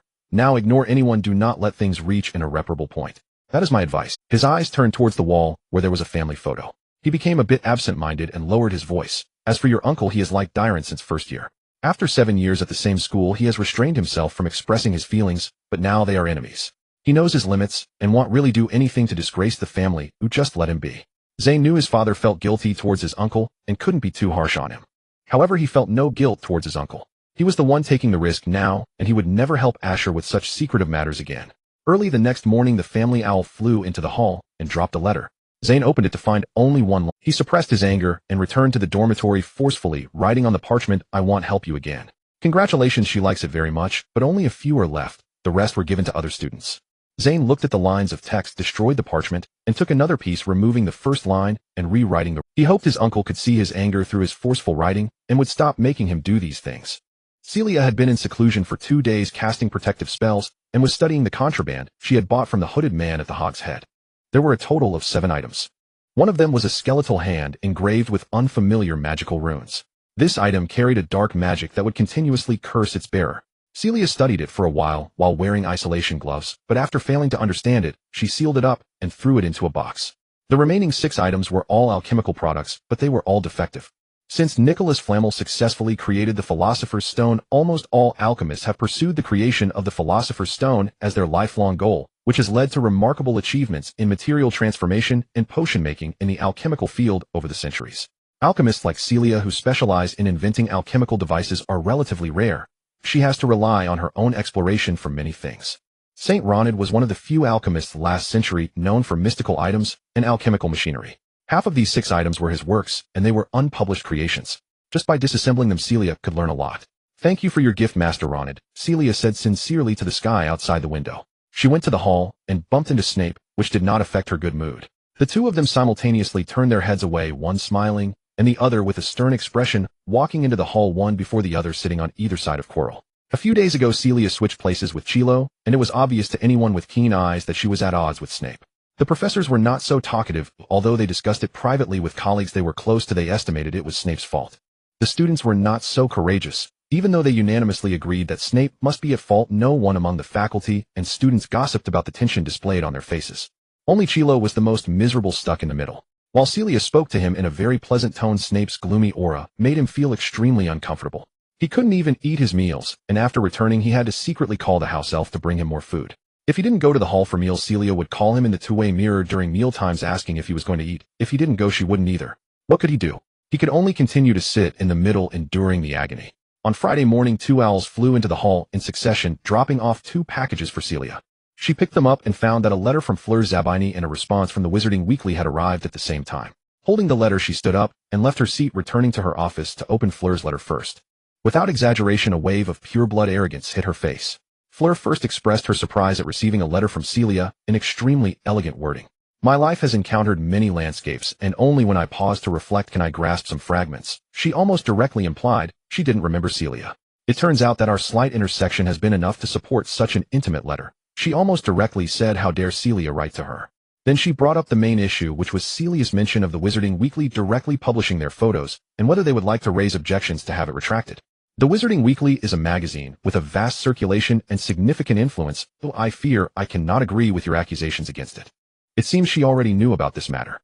As I've said before, if you have a desire to become someone paramount, I am willing to lend a helping hand. At first she claimed not to remember her, but now she recalled their conversation. Celia set Fleur's letter aside and began to read the response from the Wizarding Weekly, which perfunctorily apologized for her anger and attached the latest magazine as compensation. She picked up the magazine and saw that Fleur was featured on the cover with the headline of this issue reading, revealing the results of the most beautiful vote. "Marriage makes women more beautiful." She laughed speechlessly. Quickly she knocked on the two-way mirror to call Patrice. After a while Patrice appeared yawning in the mirror, saying, "You called me so early." Celia read the article and Fleur's letter to Patrice. The more she read, the more awake she became, and in the end, she was both angry and amused. So this magazine collaborated with Zabini to hold a vote for the most beautiful to promote her column, How Women Should Manage Marriage. It seems so. I have become a stepping stone for her alongside the other 2 ladies. Celia shrugged. "Oh my God, I thought only those Hollywood stars would pull such stunts." Patrice rolled her eyes. "What do you plan to do?" Celia happened to be flipping through Fleur's marriage advice column, where she published a short article emphasizing the benefits of marriage, stating it could make a woman's life complete and perfect. She chuckled as she read, "Fleur is really interesting." "What? Are you mocking her?" Patrice leaned on the mirror, eager to see what else was written in the magazine. "Not mocking, but genuinely interesting. Look, she has been married 4 times, with her first 3 husbands dying untimely deaths, leaving her with a huge inheritance. And here she is teaching women how to manage marriage and serve their husbands." Celia sighed. She hasn't changed at all, still adept at scheming and ambitious. Patrice patted the mirror. "Are you trying to praise her?" "She has always been a character," Celia did not deny. Celia found the potions at the school hospital too distasteful, so, in her second year, she nagged Professor Slughorn to find a way to make the potion more palatable. Professor Slughorn was quite disturbed by her persistence, and casually dragged Snape over. "Celia, you can work with Snape to figure out how to make potions that suit your taste. He is in the same year as you, and is a potion genius." Celia did not realize that this was just a casual excuse from Professor Slughorn. Every day she would go to the potions classroom to corner Snape, who at the time thought it was a task assigned by Professor Slughorn. Reluctantly, he found an abandoned classroom, and they began to study how to improve the taste of potions together, which was how Celia got to know Snape. However, Celia was only adept at following the instructions in the books to brew potions. She had no understanding of research and improvement, so Snape often mocked her coldly. Unable to bear it, she ran back to continue bothering Professor Slughorn. The professor did not expect them to be genuinely researching. Wanting to send Celia away, he summoned Lily as well, and arranged for her to join them. Thus Celia began to become familiar with Lily. After Lily joined, Snape no longer easily mocked Celia. Only when he really couldn't stand it would he mutter a few words, and Lily would always glare at him, prompting him to obediently keep quiet. The work of researching and improving the taste was mainly carried out by Lily and Snape. Although they were only second-year students, they discussed potions in a very professional and profound manner, which Celia could not understand, as she was specifically responsible for assisting and tasting. Indeed, both Lily and Snape were rare potion geniuses. They successfully created some potion flavor enhancers that could alter the taste of potions without affecting their efficacy, but they could not determine how many types of potions would be effective. They could not afford the costs of testing so many kinds of potions. Celia went to find Professor Slughorn for sponsorship. Slughorn did not expect that these 3 second years had genuinely developed something that resembled research. He took it seriously for the first time, but cunningly did not want to bear the cost, so he introduced Celia to a senior Slytherin student, Xavier Shipworth. Xavier was a descendant of Glover Shipworth, the inventor of the modern improving stimulant, and his family owned a potion factory that sold some common potions, capturing nearly half of the market share in the European magical community. Initially, like other Slytherins, he looked down on the combination of 2 mudbloods and a half-blood and did not want to pay them any attention. However, Celia was very persistent. During free periods, she followed him around, discussing the prospects of their invention, how wizards needed delicious potions, and how the world needed a bit of love, even trailing him, until he was mocked by his peers for being stuck with mudbloods. As a 6th-year student, he could not treat a second-year student as his equal. It was inappropriate to hit or scold. He could only drag Celia to an empty place, frowning as he asked, "So what do you really want?" Celia looked up at him with a bright smile and cheerfully said, "Galleons Senior." Xavier tapped her on the head. "You can go now. In fact, we need some common potions," Celia said, taking advantage of the moment. "We want to experiment with the effects of flavoring agents on various potions and make corresponding adjustments." Xavier agreed, laying down the rules. "Give me the potion list. I will only provide common potions, and you must not tell anyone that I supplied them. If the final effect is excellent, I want priority for the patent rights of the flavoring agent. Can you agree to that?" Celia patted her chest and assured him, "I can." Xavier reached a consensus with them. After discussing, Celia and Lily decided to improve only the most common potions available on the market. For example, invigorating potions, antipyretics, wakefulness potions, and sleep aids. Lily and Snape were responsible for experimenting and improving various potions, while Celia was in charge of reporting progress to Xavier weekly and coordinating the acquisition of new potions. Professor Slughorn occasionally came over to offer guidance and suggestions, such as which potion materials could be replaced with cost-effective alternatives and which materials had better effects. Their progress was swift, and before long they could finalize the formula. It was during this time that Freya appeared, proposing to fund them with some rare potion materials. Freya was born into a pureblood family, but her family had been poorly managed for generations, leaving them with nothing but the name of pureblood, living worse than a dilapidated household. She had always been very intelligent, ambitious, and determined to change her family's situation. Fortunately, she had a sharp weapon: her beauty. After entering Hogwarts, she relied on her looks and social savvy to navigate among the heirs of various deep-rooted pureblood families, successfully bringing in numerous small businesses for her family. In just a few years, she accumulated a considerable fortune. Professor Slughorn was of the same kind, always eager to network. She never missed any event hosted by the Slug Club, and even if not invited, she found a way to sneak in. At one such event, she overheard Slughorn boasting to his friends that his 3 students were about to achieve something. Knowing how much he valued fame and fortune, Freya realized that his praise was undoubtedly profitable for him. After a brief observation, she set her sights on Celia and her companions. Upon learning that they were researching ways to enhance the flavor of potions, she immediately decided to join their efforts. In front of pureblood families, she viewed muggles as mere mud, but when there were benefits to be gained, she had no qualms about stepping into the mud.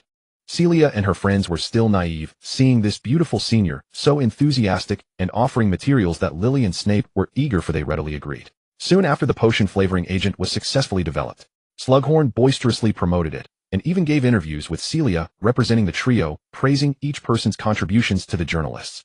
However, in the final report, there was no mention of the 3 of them at all. Xavier and Freya stood beside Slughorn, gracing the newspaper headlines.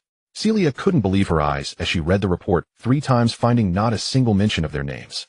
Their hard work had been stolen. Celia and Lily were furious and decided to confront Professor Slughorn for an explanation, but Snape stopped them. "It's useless. Don't you understand?" he exclaimed, his face turning red with emotion. "The newspaper says he guided the heirs of pure blood families and potion families to invent the potion. What he needs are the benefits brought by pure blood families. Listen to you, Severus. I want to hear what the professor has to say." Celia pushed him aside and took Lily away. Lily glanced back at him. He looked pained, but he had bowed his head in submission to the pressures of power before them. Professor Slughorn appeared quite guilty. When faced with Celia and Lily's questioning, he kept looking down at his round belly, occasionally rubbing it. Initially angry, Celia couldn't help but get distracted. Why had she never noticed how round the professor's belly was? She was tempted to touch it. Could men get pregnant? That report was not Slughorn's intention, yet once published he could not change it. The newspapers always like to embellish. "I will write a letter, but it has already been published and cannot be retracted." "Then what about the contributions of Lily and Severus?" Celia pouted, looking at him. Slughorn fiddled with his thumbs, not meeting her gaze. "Celia, you can't say that. Their names are still written in the patent record." Yes, but at that time he also added Xavier and Freya's names. With the newspaper's report as evidence, everyone will remember their names.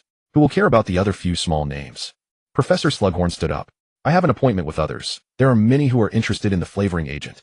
After saying this, he quickly slipped away. The 2 of them watched his back, and Lily said, "It's not surprising at all, is it?" "Exactly, he is always like this." They both sighed simultaneously, Lily's beautiful green eyes dimming. "Let Severus be right." "He is not right. It is not Slughorn who made the newspaper write that he can't help it," Celia said, shaking Lily's hand to cheer her up. "You will have more inventions and greater achievements in the future. Your name and photo will definitely appear on the front page of the newspaper. Lily Evans, the rising star of potion making. Then what will you be?" "Celia Delacour, the foremost gourmet in the magical world." "I like that." Both of them regained their good spirits. However, Celia did not completely let this matter go. Thanks to her family's background in the restaurant business, she had seen all kinds of guests since childhood and instinctively grasped many truths. While fame and fortune often went hand in hand, without fame there were still benefits to be sought. From time to time, she would take her small basket and seek out Slughorn, urging him to hurry and promote the flavoring agent for their share of the profits. She also taught him how to conduct business. Slughorn shared the candied fruits she brought and laughed heartily. "You need to teach me, young lady," Celia said earnestly. "Professor, please don't underestimate me. We even have the richest muggle dining at our family restaurant.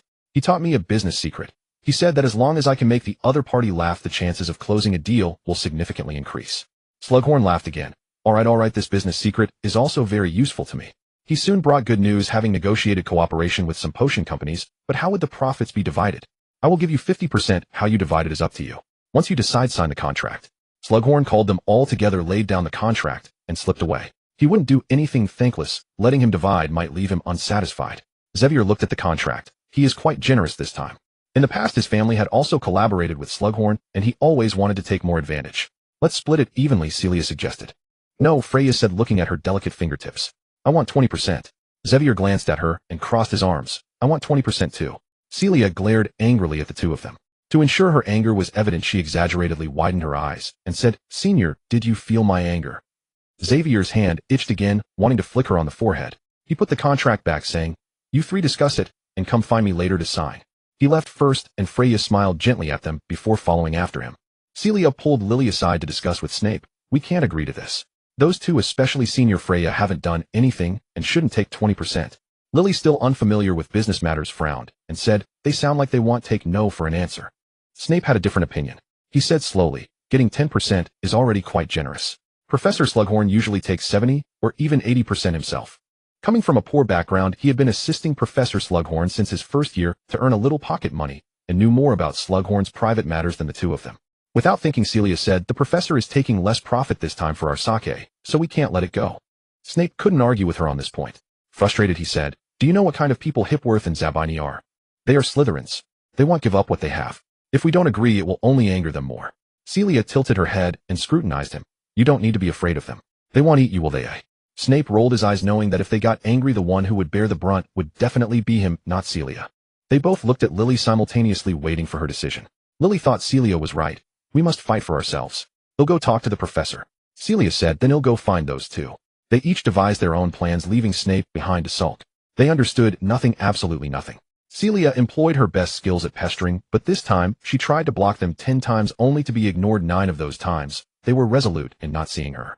After sulking for 10 seconds, she decided to use the French approach, inviting them to dinner. With the help of her house elves, she prepared a lavish French dinner, diligently drawing 2 invitations while laying on the table, and had the upperclassmen use beautiful magic on them, which she then asked them to deliver to Xavier and Freya. Celia didn't know if they would come. While waiting in the kitchen with her chin resting on her hand, after the agreed time passed without any sign of them, her brows drooped. After waiting another 10 minutes, the door opened. Celia jumped up, her face brightening as she welcomed them. "Welcome, welcome." Freya arrogantly surveyed the kitchen. "So this is how the kitchen looks. Our time is precious. Bring out the contract. This is a dinner invitation. Let's eat first." Celia invited them to a corner where she had set up the table. She found a small round table, covered it with a clean tablecloth, and even picked some beautiful flowers from Professor Sprout's greenhouse to put in a vase for decoration, giving it an elegant touch. Xavier sat down first, and Celia jogged to pull out a chair for Freya. She finally put away her haughty expression and smiled gently. Celia snapped her fingers, and the house elves brought out the dishes along with some light honey wine. "Where did the wine come from?" Xavier asked. Celia put her index finger in front of her lips, saying, "I borrowed it from Professor Slughorn. It's a secret shoe." Although he had seen her when she took it, and she had to swap it for a lesser quality bottle due to his strong protests. She expertly poured wine for both of them.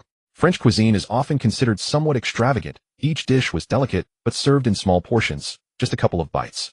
Xavier sampled a few dishes, set down his cutlery, and sipped some honey wine.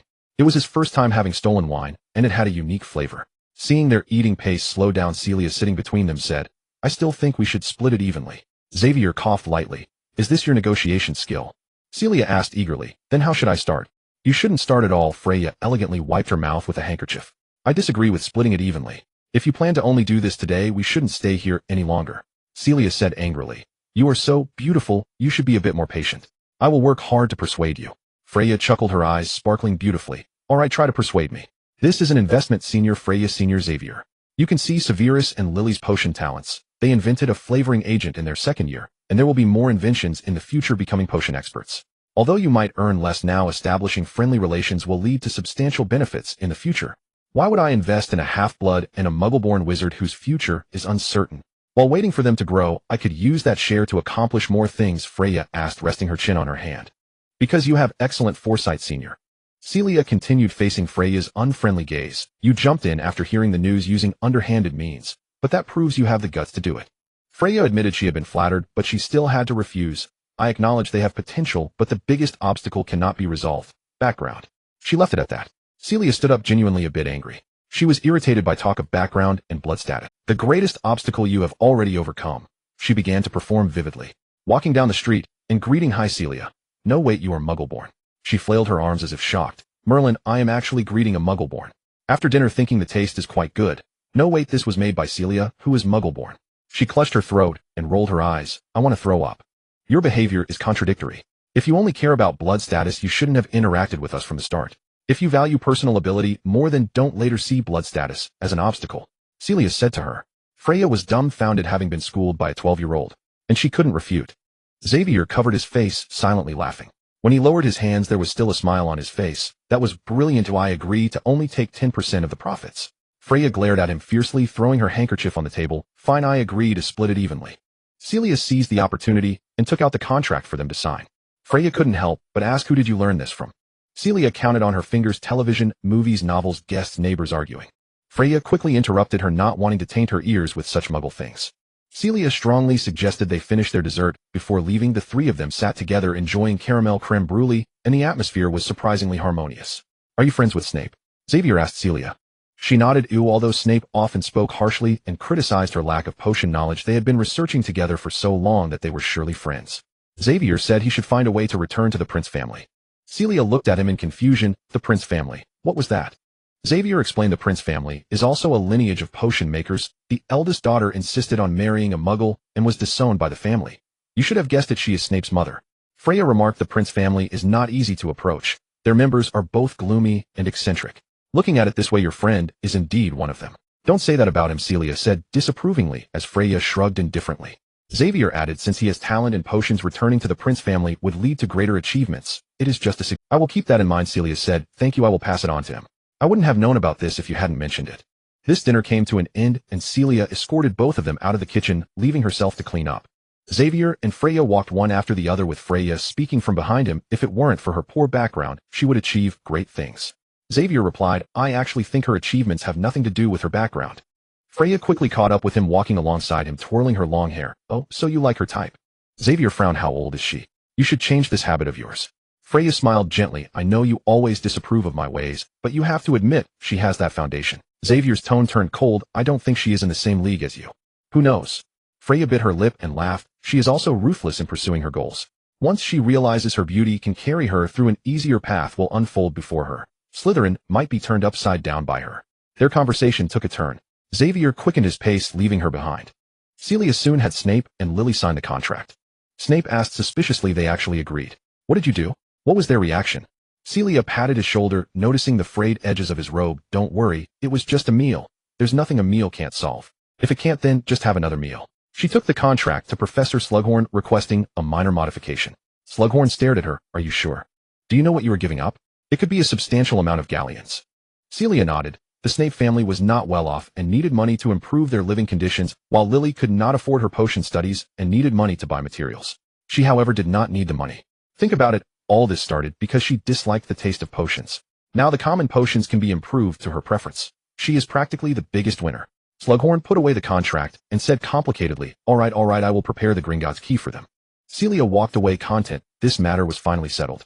After she left, Slughorn immediately called for Xavier and Freya, showing them the contract. Xavier saw the final division of profits and felt a sense of expectation, while Freya's face darkened there. Did Dylan agree too?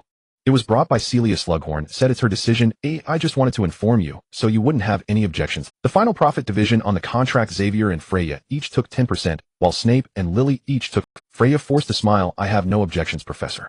After they left Slughorn's office, Xavier said, I told you she is not in the same league as you. Freya did not respond as she returned to her dormitory, unable to calm down for a long time. Fool. Such a fool.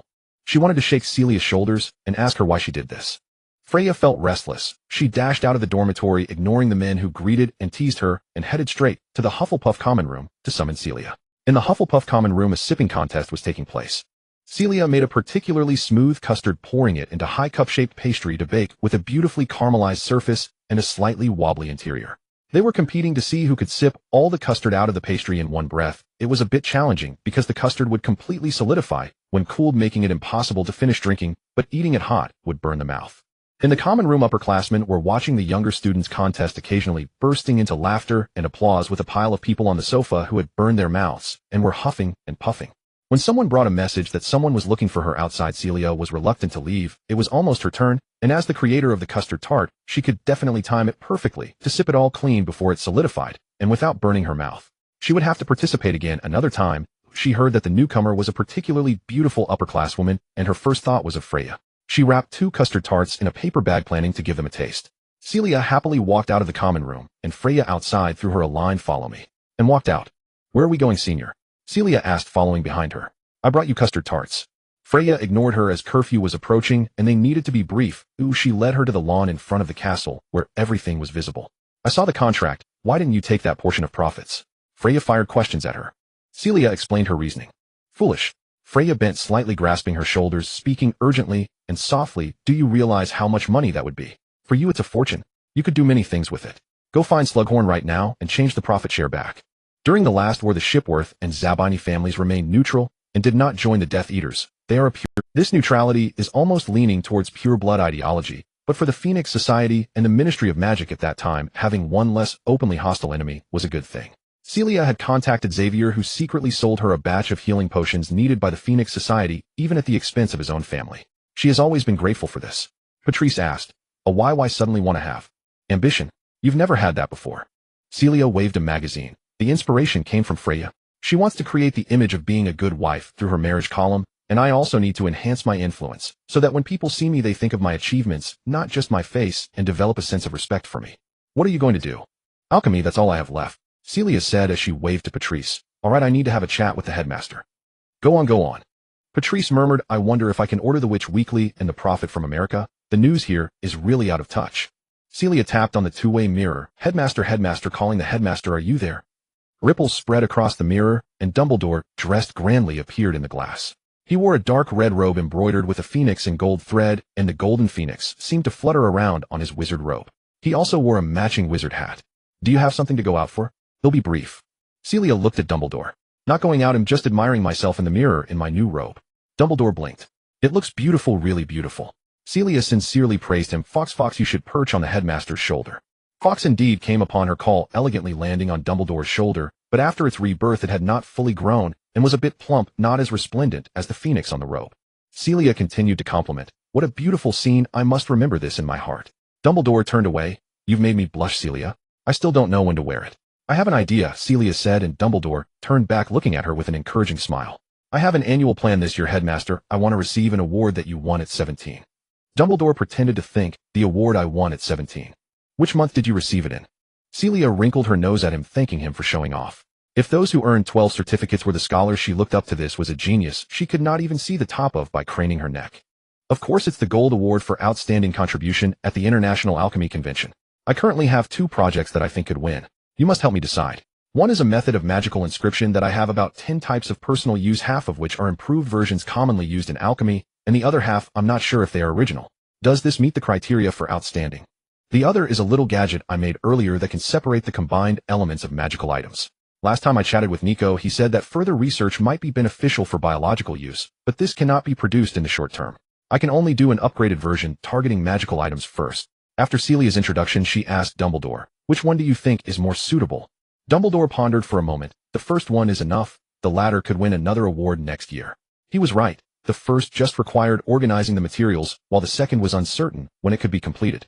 Celia rose from in front of the mirror. Then he'll go to work. When I go to Egypt to receive the award this year, I want to invite you to go with me wearing this robe. It would be my great honor, Celia, Dumbledore called out to her as she was about to close the mirror. May I ask a question? Are you planning to never speak to Severus again? Did he go to complain to you? Celia immediately asked, and Dumbledore looked at her kindly without answering. She pursed her lips. As long as he learns to talk to me properly, I will talk to him. Oh, he just asked me if your arm can be treated. When Snape delivered her medicine for the 3rd time, she saw it was still that same potion, and she would rather die than drink it. After he returned, he spent over a month improving the taste. Celia took a taste. The previous potion felt like being hit hard on the head and nearly fainting. The new potion felt like being hit hard in the face, making her nose and tears sting. How dare he call that an improvement? Celia firmly refused to drink the potion, and he went back to improve it, failing to complete it before their argument. Not treating it, headmaster. My arm really does not affect my daily life, Celia said seriously. She knew Dumbledore meant well, but that scar was nothing to her. Dumbledore nodded slightly, understood. They concluded their conversation. Celia organized her recent tasks, validating all 10 magical inscription methods, writing them into a paper, and ideally finding a few more, the more the better to impress. Looking at the word thesis on her list of plans, she scratched her head in frustration. In the past, when she lived close to Nico, she shamelessly asked him and Perry for help with materials. Now she certainly couldn't go on torturing a 660-year-old man.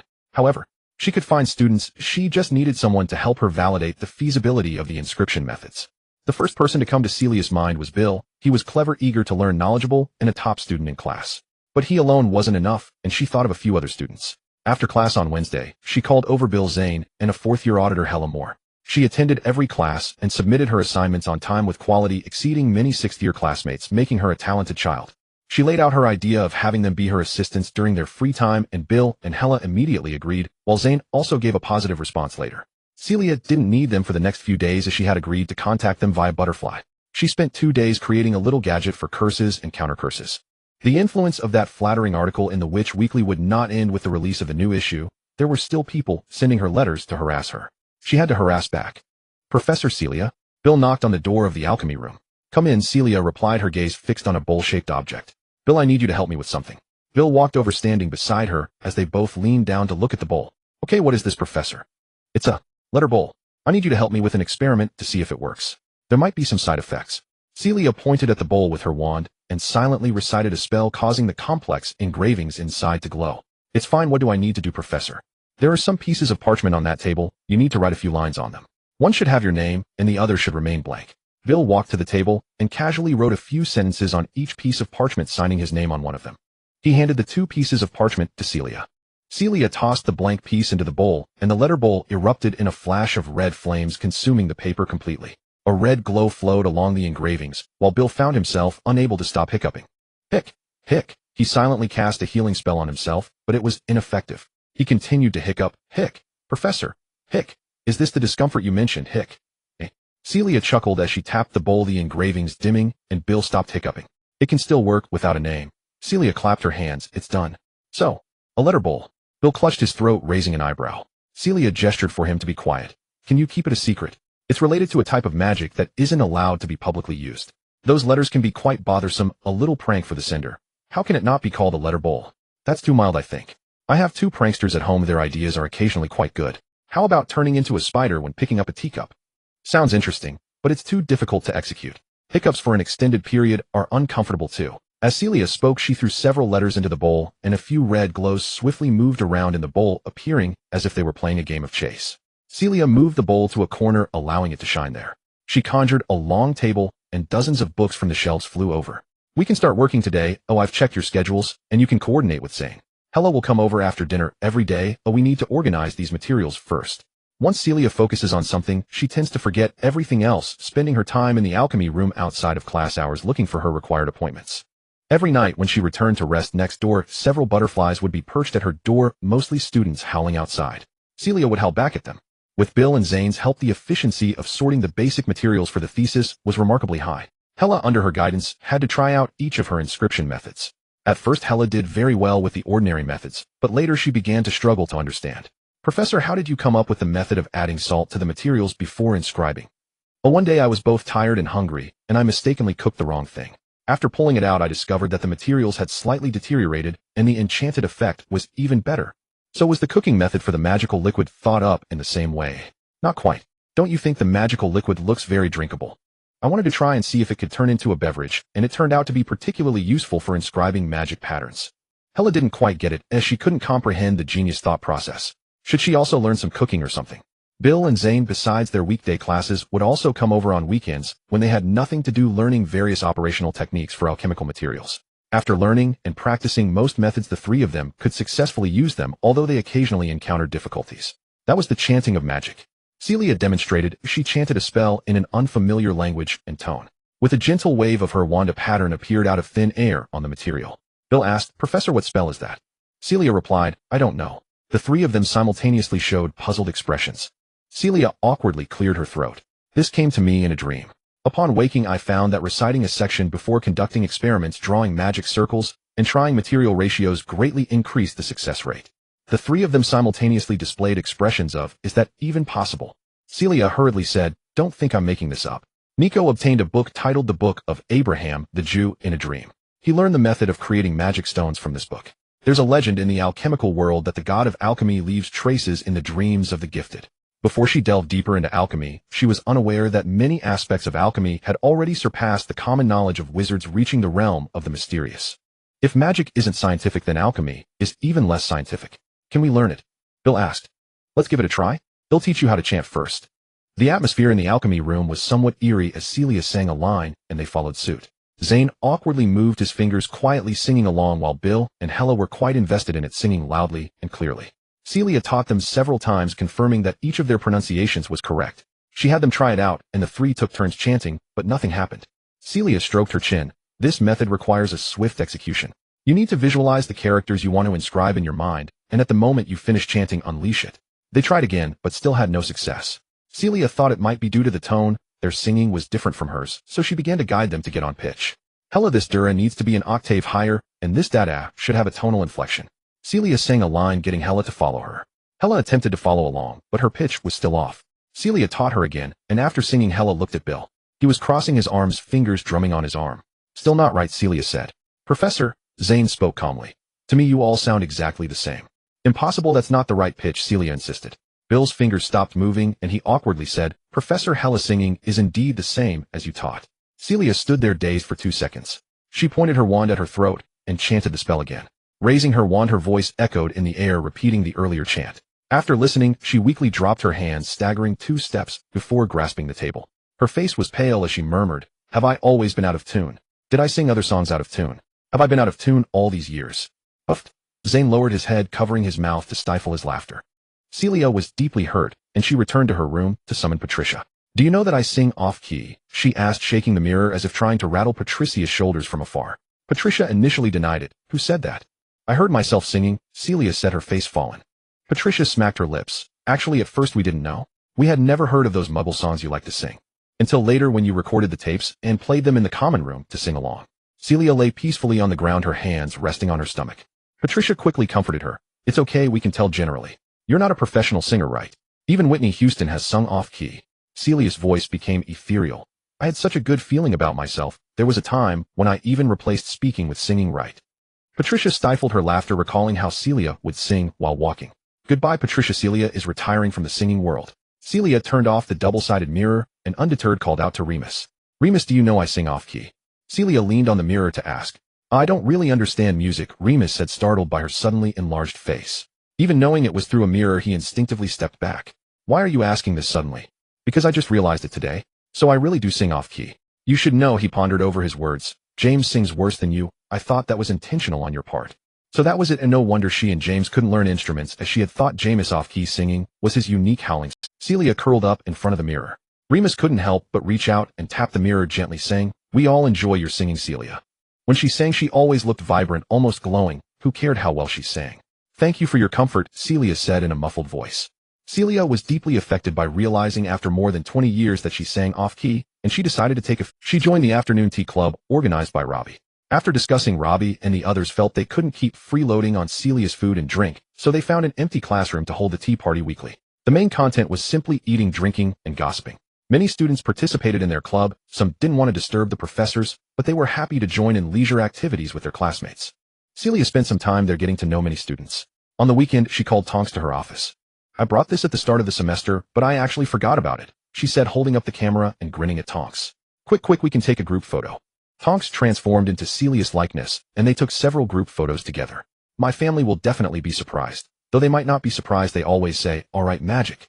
Celia then had Tonks transform into Dumbledore and designed a beard for him. "How about a rainbow-colored one, Professor?" Tonks changed her big beard to rainbow colors. "Beautiful," Celia exclaimed, taking photos. "We should give him a new style."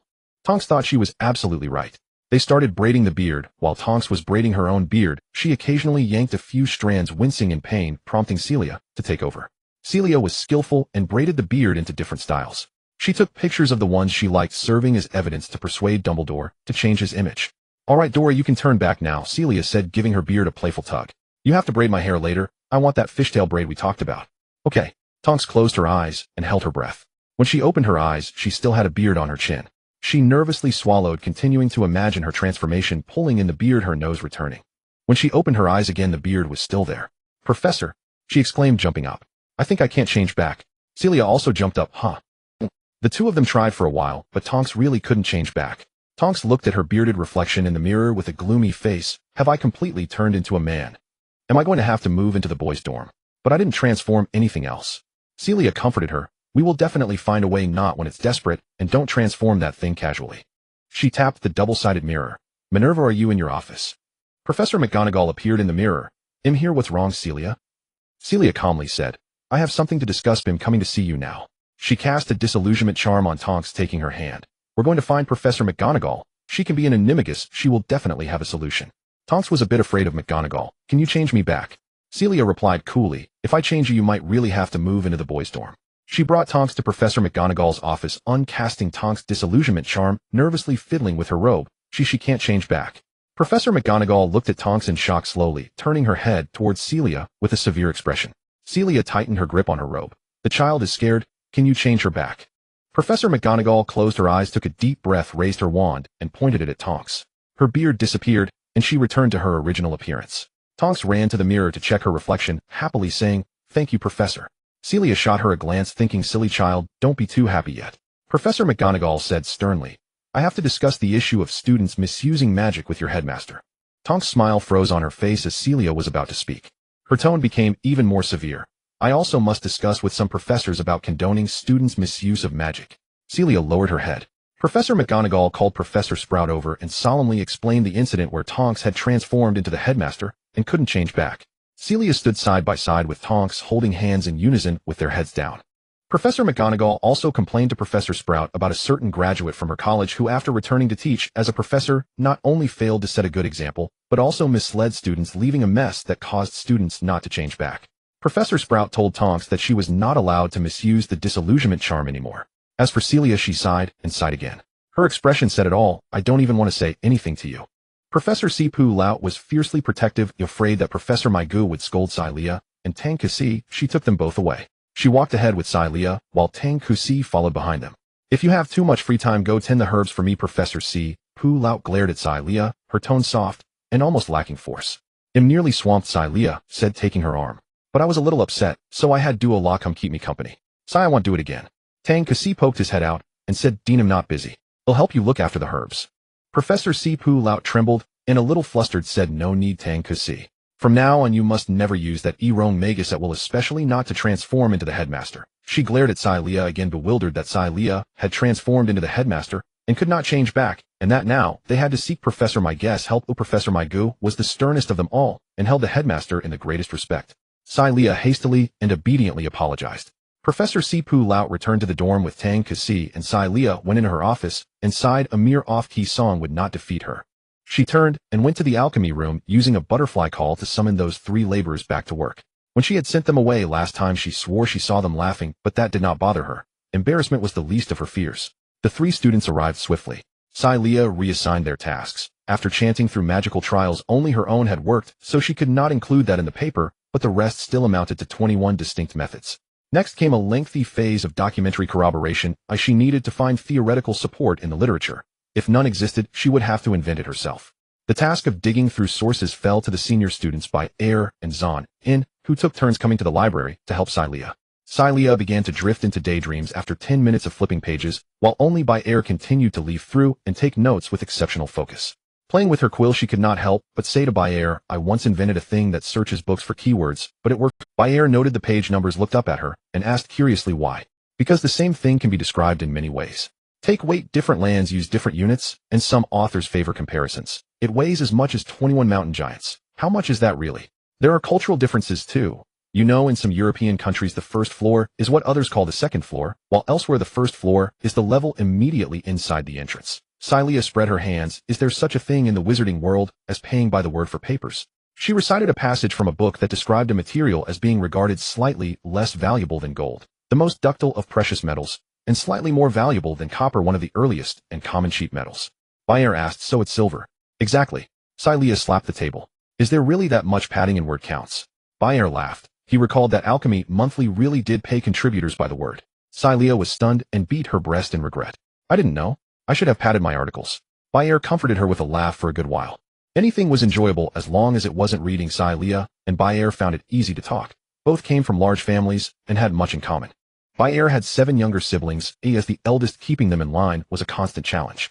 You have to show your authority, use more magic, answer their strange questions, thwart their pranks, pull them apart. When they fight, judge fairly, and secretly fix the mistakes they make. My brother's like that too. When I broke a plate as a child, he'd make me clean it. When I quarreled with my sister, he'd buy an ice cream for each of us. He's not as soft as you. He'd say, girls, shut your mouths, you are louder than 1,000 ducks. They talked until they lost track of time. Celia found she had done nothing, while Bayer, who only occasionally looked down to turn a page, somehow always finished the work. Zon In and Bayer were polar opposites. Zon Un was taciturn, and once he received the task list from Celia, he would sit down and read in silence. Celia could not help but speak to him from time to time, and he responded with chilly indifference. Zon In, do you know what I do before I write a paper? No.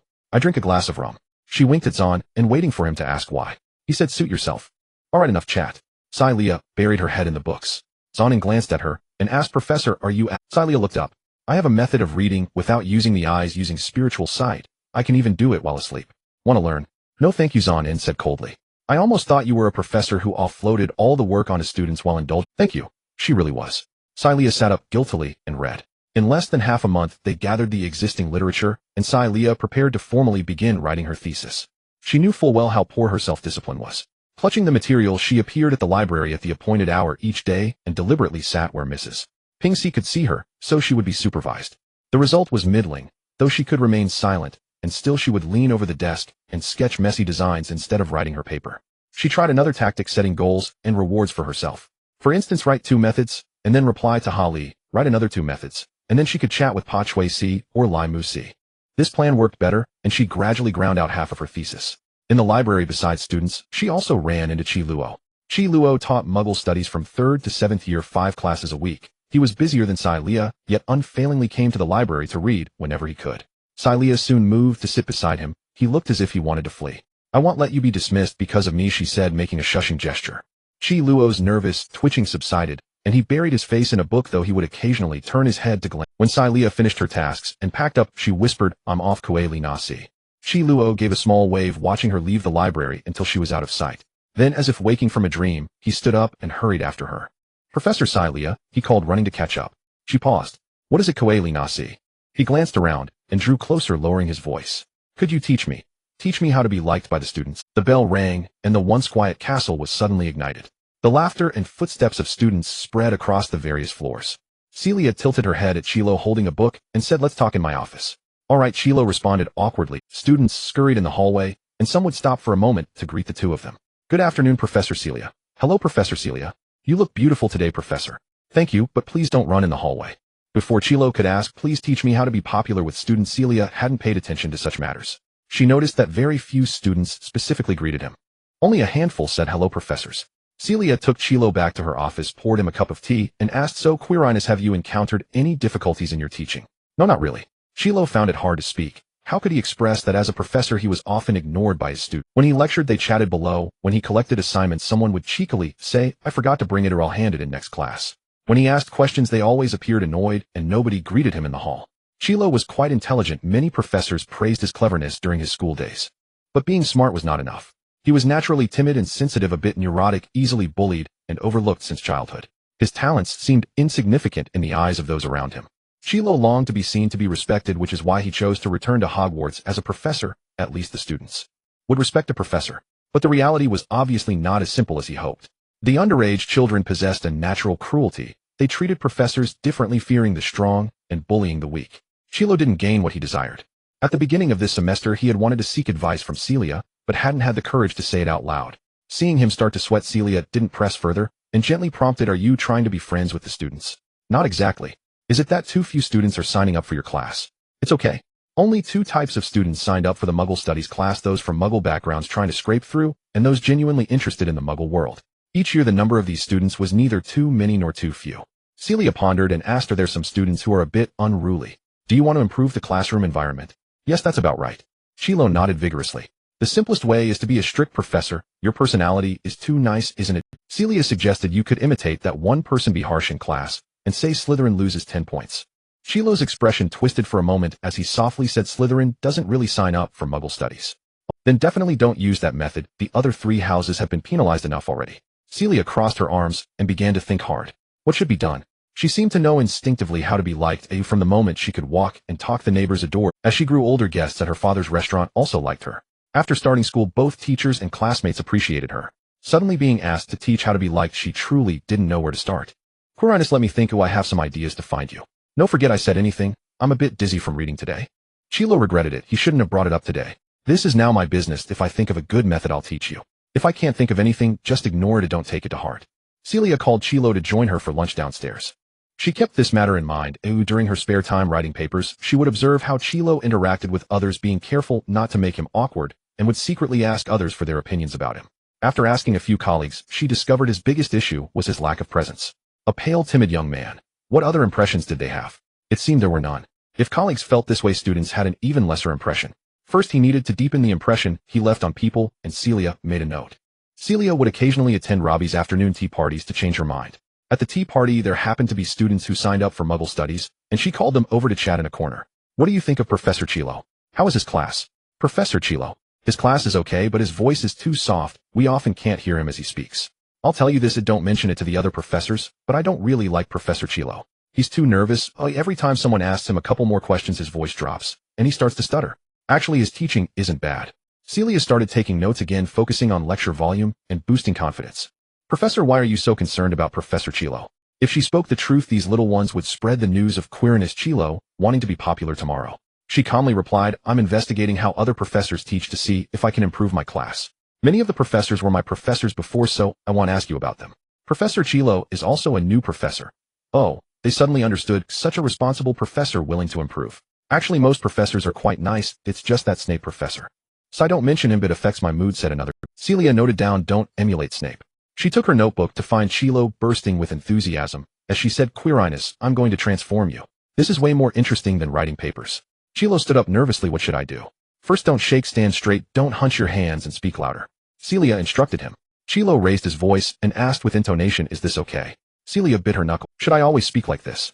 He asked forcefully. Of course not, you need to find an appropriate volume. Celia spent nearly half an hour just teaching Chilo about speaking volume. Sometimes he didn't intentionally lower his voice. When nervous, his throat felt as if it were choked, causing him to involuntarily reduce his volume.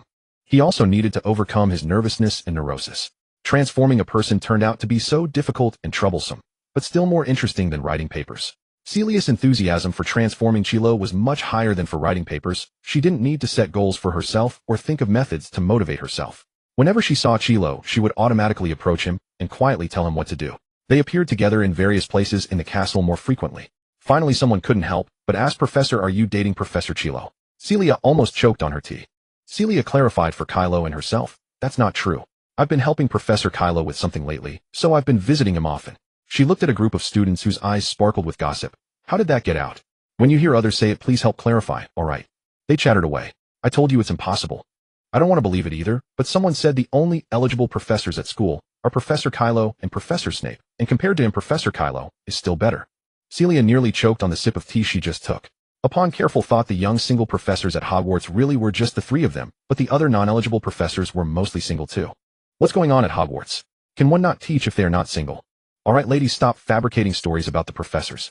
I won't be selecting a date at school. Oh, it could make work awkward. Don't you have examples around you? Celia threw out a question. They indeed began discussing awkward situations involving classmates who broke up.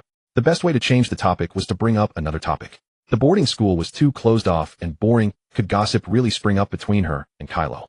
The two of them had never shown any intimacy, standing a whole person apart. When faced with rumors, one shouldn't take them too seriously, or else others might think there was something to hide. Over the years, Celia had accumulated a basket full of rumors. After speaking a few extra words with someone in the morning, by afternoon it could spread that they were dating. At most, she could be linked to 5 people in a day. Clarifying each rumor was exhausting. Sometimes by the time the story reached Celia's ears, it had morphed into 8 different versions, and she couldn't clarify them all. The classmates knew it was fake news, they just passed it around for fun. Because when Sirius publicly invited Celia to date him in the Great Hall, and she accepted, their reactions were disbelief and disapproval, along with table-thumping outrage and public tears. A group of people stopped spreading rumors and stopped searching for ambiguity in each other's gazes. They gathered together just to ask if the two of them had broken up. Later, when they had an argument and split up, the campus was overjoyed. Celia could bump into 18 boys trying to suppress their laughter, comforting her and throwing flirtatious glances her way during class. She was so scared that she used a disillusionment charm to escape. Celia planned to take a hands-off approach to the rumors about her and Chilo. She had a good relationship with the students, and if they dared to ask her directly, she'd find out what was being spread among them. Chilo might not even know about it. Chilo truly didn't know, he was merely being targeted. Celia's transformation of him was quite effective. He taught loudly, overpowering the students' chatter, expanding on the teaching content, showcasing his erudition. Some would ask him about related knowledge after class, and he taught the students to greet him and listen attentively. However, recently he was often caught up in the students' antics.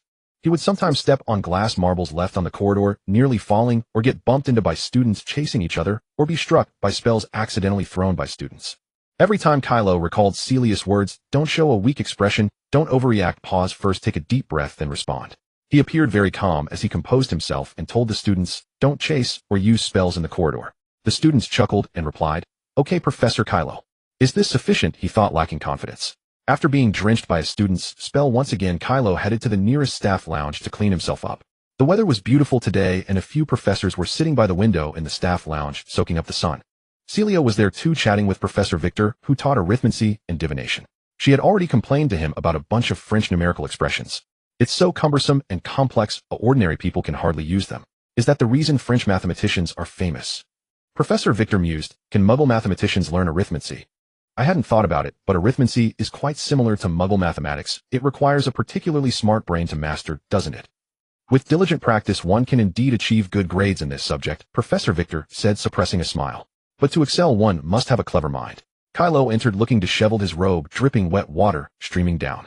Everyone in the staff lounge turned to look at him, and he offered an awkward smile. Celia stood up. Merlin, what happened to you? She summoned a dry towel from the cupboard and handed it to him. Thank you, the students were having a water fight with their wands, Kylo explained succinctly. Celia glanced at the sunlight outside. The weather was warm, and it indeed was time for water play. They used to love going to the edge of the Black Lake to play with the giant squid when it got hot. Where? She asked. By the entrance, Kylo replied. Well, they shouldn't be playing with water there, Celia said as she walked outside, ignoring Kylo calling after her. On her way to the entrance, Celia saw puddles of water everywhere and cleaned them up as she went. Near the entrance it was even messier. This area was a passage in and out of the castle with large puddles mixed with mud and grass clippings forming a filthy mire.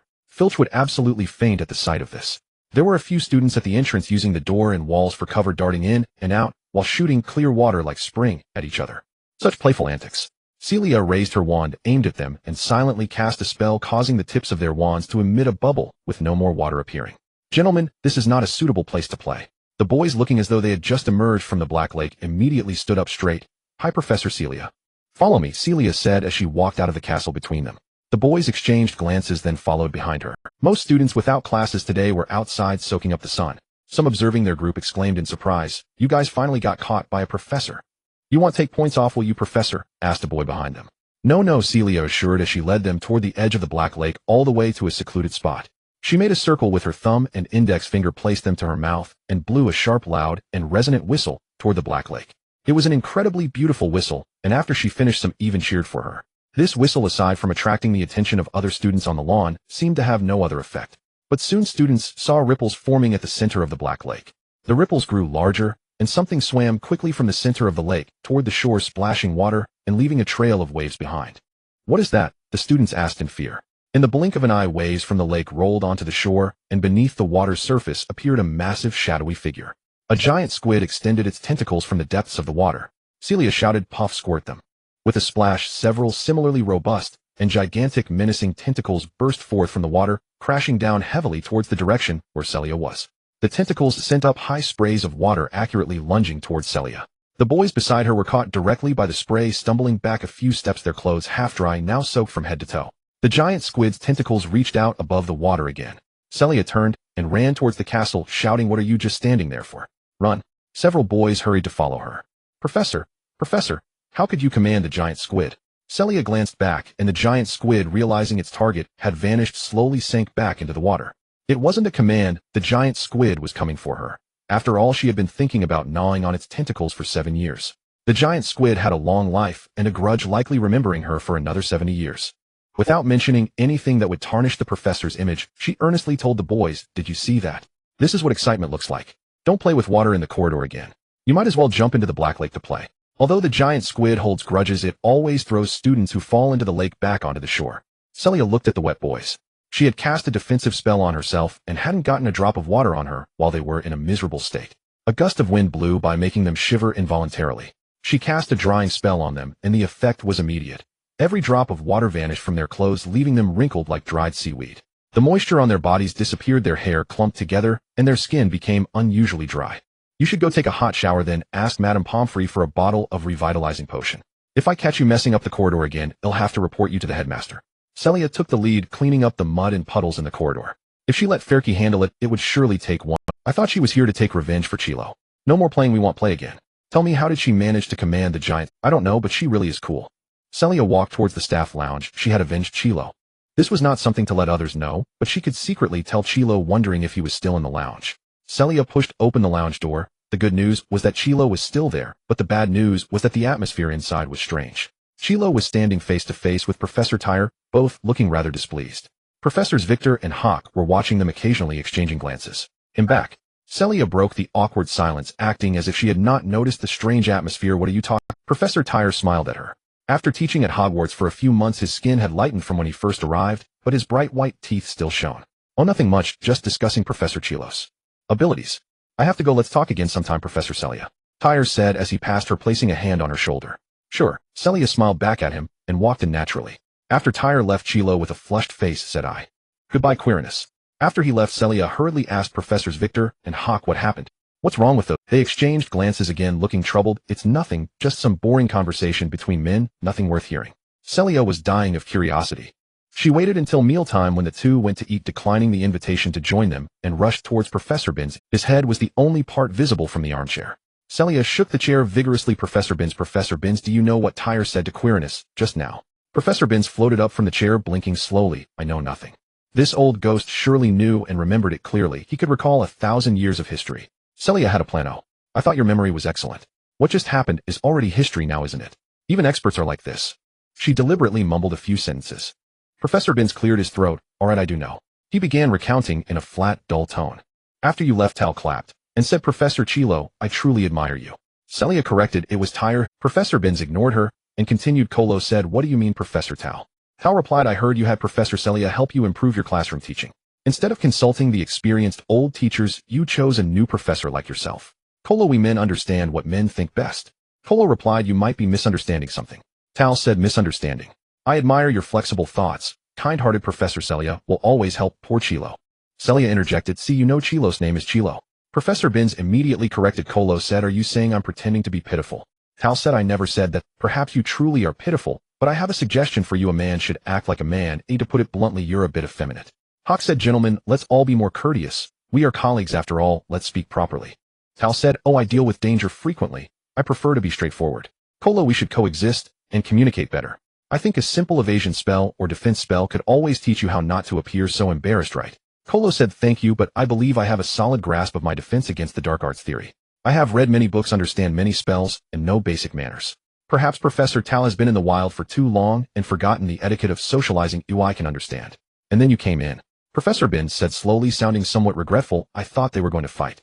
Celia painfully ran her fingers through her hair. Victor and Hawk certainly couldn't repeat that to her, and how was this related to her? She might as well act as if she didn't know. Celia didn't want to stir up any more trouble, so she avoided the library, staying in her office to finish her paper, and before she knew it, June had arrived.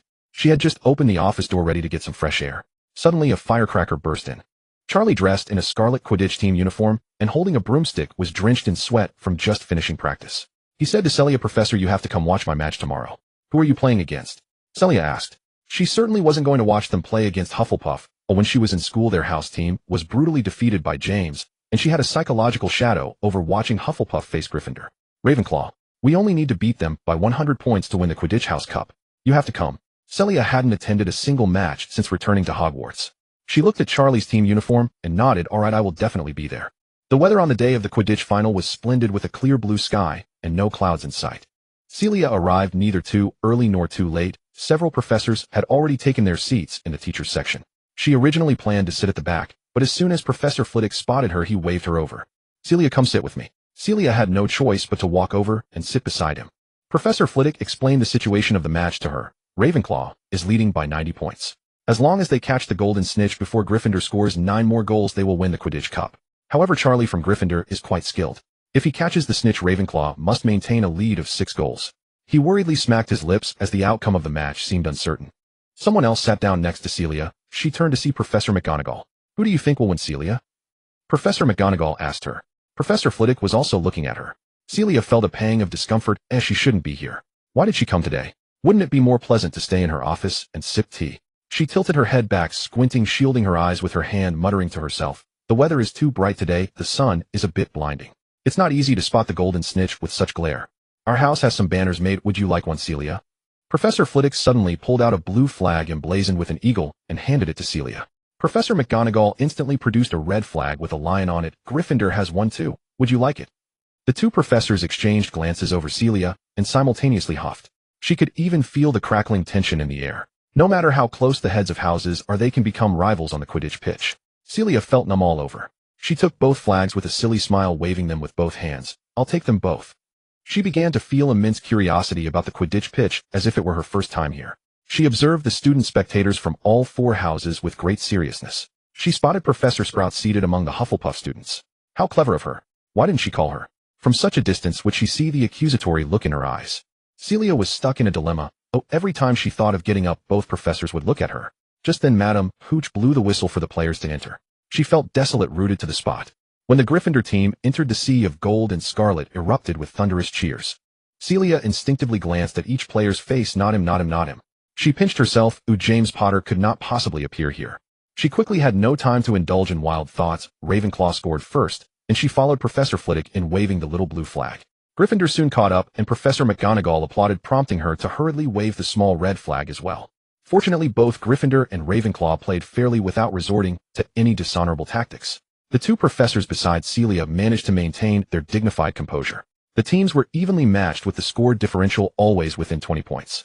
An hour later the score reached 100 to 110. The spectators' attention began to shift to the seekers. Whoever could catch the golden snitch would secure the ultimate victory for their house this academic year. Charlie was indeed flying exceptionally well. His broomstick was slightly inferior to Ravenclaw's seekers, yet he consistently flew faster and steadier. The golden snitch has appeared right in the center of the pitch. Weasley and Pike have seen it. They are racing towards the snitch. Weasley is in the lead. The snitch has vanished.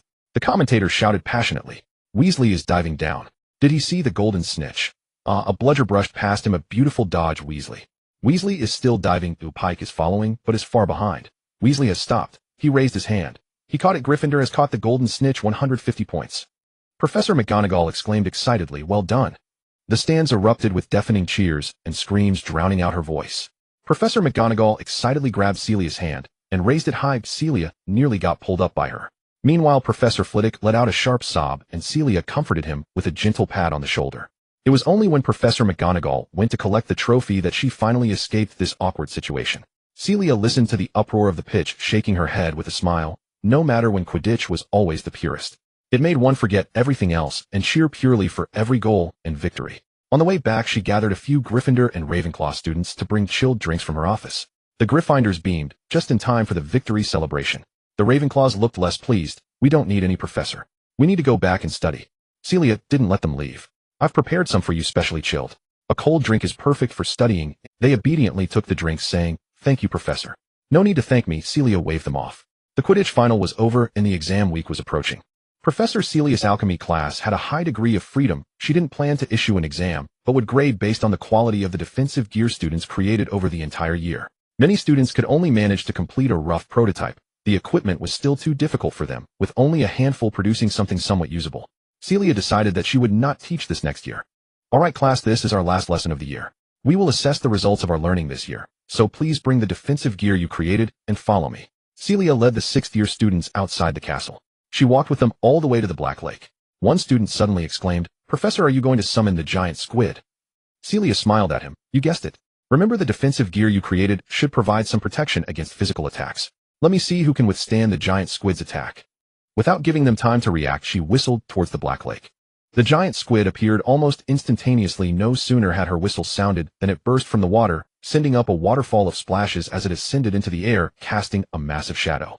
It hovered there for a few seconds before crashing heavily back into the lake, its enormous body creating waves that surged towards the students on the shore. As the waves receded, Celia looked at the students. Half of them were soaked and shivering, unable to withstand the impact of the water, while the other half appeared completely unharmed. A student named Carter spat out a piece of seaweed, pointing at one student who hadn't gotten wet. "Professor, his gear didn't work at all. He used a defensive spell." Celia chuckled. "All right, mister. Carter, here's one last lesson for this year. Always believe in yourself and your wand. Successfully using a defensive spell counts as effective too." On Thursday, the last class of the 7th grade. As Celia entered the classroom, the students began to chatter, asking, "Are we also going to get soaked by the Black Lake?" "I already practiced my waterproof spell, Professor. You must give me a high score." "Of course not." Celia blinked. "How could I possibly use the same trick twice?" The 7th grade is a bit special. They are facing the N.E.W.T. with the ultimate wizarding exam this year. Alchemy is not one of the subjects tested, so the assignments she usually gives to the 7th graders are fewer than those for the 6th graders. The content of the last class was also different. She had collected their defensive gear last week for inspection, and today handed them back one by one, each student receiving a piece of parchment. "Class, today is our last session, and you are my first graduating class. I want to leave you with something useful. I'm sorry that I could only teach you for a year. There isn't enough time to impart too much essential knowledge. I have made improvements to the defensive gear you created and written down the methods for you." The nearby students exchanged their parchments. Each contained different content. Celia had carefully noted the mistakes each of them made, detailing where the issues lay, how to resolve them, and how to improve. It was clear that she had put a lot of thought into it. "Professor," a student with keen eyes was already shimmering with excitement. "Allow me to ramble for a moment." Celia leaned on the podium and said, "You are about to leave Hogwarts and step into society where you will encounter many challenges beyond learning and exams. The first priority in any situation is to stay safe. I hope my defensive gear can provide you with a modicum of protection. Secondly, if you encounter any difficulties, do not easily give up on yourselves. You are welcome to reach out to me or any professor at Hogwarts. We are all willing to lend a helping hand. A boy raised his hand. What about difficult emotional issues? He was nudged by someone next to him. Celia helplessly nodded. All right, if you are truly upset, feel like you can't get over this hurdle, and haven't found a friend to confide in, you are welcome to come and talk to me. They chatted until class was dismissed, and Celia learned each of their plans after graduation. Some had already found jobs, some planned to pursue further studies in Muggle universities, and others intended to travel first. When the bell rang, they all wanted to hug Celia. She embraced them and bid them farewell. The classroom gradually emptied, and she couldn't help but feel a touch of sadness. This is how a teacher faces one farewell after another, starting from the day each little sprout enters school, watching them grow into adults, and then sending them off. Thus, Celia's 1987 academic year came to an end. Just kidding. Upon returning to her office, she received some bad news. It is well known that the defense against the dark arts teaching position at Hogwarts is cursed. No one can stay for a full year without encountering various accidents. Some professors, for their own safety, leave early, while others who are skeptical persist until the very last day. Without exception, they all encounter trouble. Professor Tyler decided to leave early for safety's sake, but this raised a problem. What would happen to the defense against the dark arts exam? He prepared the exam paper in advance, intending to conduct a purely theoretical test. The tasks of proctoring and grading the papers were given to Celia. Professor Tyler came to hand over the final responsibilities to Celia, giving her the prepared exam paper. 5 grades, 700 papers. Celia's eyes went blank, feeling dazed. 700 papers, all for her. 4 houses, 7 grades, and hundreds of papers. Was this a task meant for a human being? Thank you, Professors McGonagall, Flitwick-Sprout, that one professor, every defense against the dark arts, Professor Binns, Professor Sinistra. Oh right, Professor Binns is not a human, he is a ghost, and yet he doesn't want to retire. He loves his work too much. Professor Celia, did you hear me? Tyler asked her. Celia snapped back to reality and locked the exam papers in a box. I heard you, Professor Tyler. It has been a pleasure to be your colleague this year. Are you going to continue your adventures? Yes, life at Hogwarts is just too comfortable. Crouching here as a mere instructor is not what I want to. I want to continue my great adventures. Tyler flashed his signature big white smile. Celia said with a smile, I look forward to your new travelogue. Tyler looked at her smile and suddenly leaned closer, whispering, Celia, there's something else I want to tell you. I know we both have feelings for each other. I realized it the first time we met. What? Celia's eyes widened.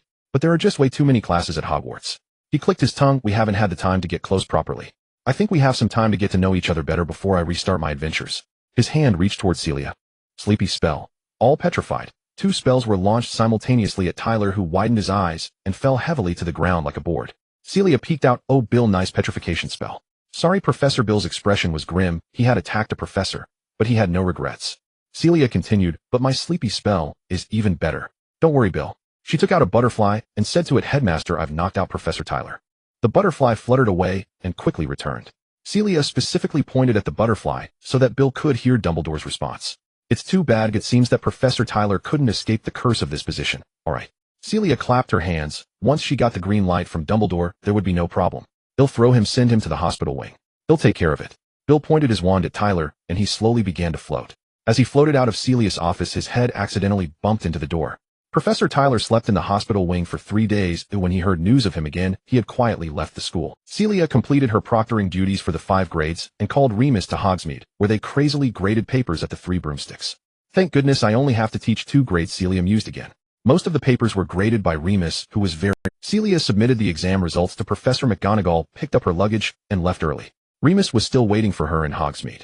Aren't you coming? Celia asked him. Remus, carrying her luggage, smiled and shook his head. I've had enough vacation. You know, there are always a few days every month when I don't need more rest. All right.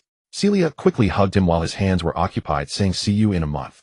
Celia and Harry are coming to France. After 6 months apart, Harry had grown a little taller. Instead of running toward Celia as he did before, he walked over and shyly smiled at her with pursed lips. This made Celia pause for a moment before she reached out to hug him. Harry was still quite thin, easily held in one arm. Celia pinched the soft flesh on his cheek and asked, have you been eating well? He nodded. Celia frowned and said, Harry, what's wrong? Why aren't you speaking? Harry replied quietly, it's... Celia said sternly, Harry, don't hide anything from me, okay? Harry's face slowly turned red as he opened his mouth, revealing 3 black holes between his even teeth. Little gaps in his teeth. Celia couldn't help but laugh. Did you lose your baby teeth? That's a good thing. It means you've grown a bit more. Ha ha ha. Harry quickly covered his mouth, his face growing redder with Celia's laughter. He knew it looked quite ugly. Once Celia had laughed enough, she ruffled his hair and said, come on, let's walk and talk about how your teeth fell out. Did it hurt? I didn't even think about the fact that kids your age lose teeth. Oh dear, I should have come back sooner. She had never raised a child before and had forgotten that children lose teeth. I knocked it out while eating you. It didn't hurt. Harry spoke slowly, his voice hissing as air leaked from his mouth, and he could only speak slowly.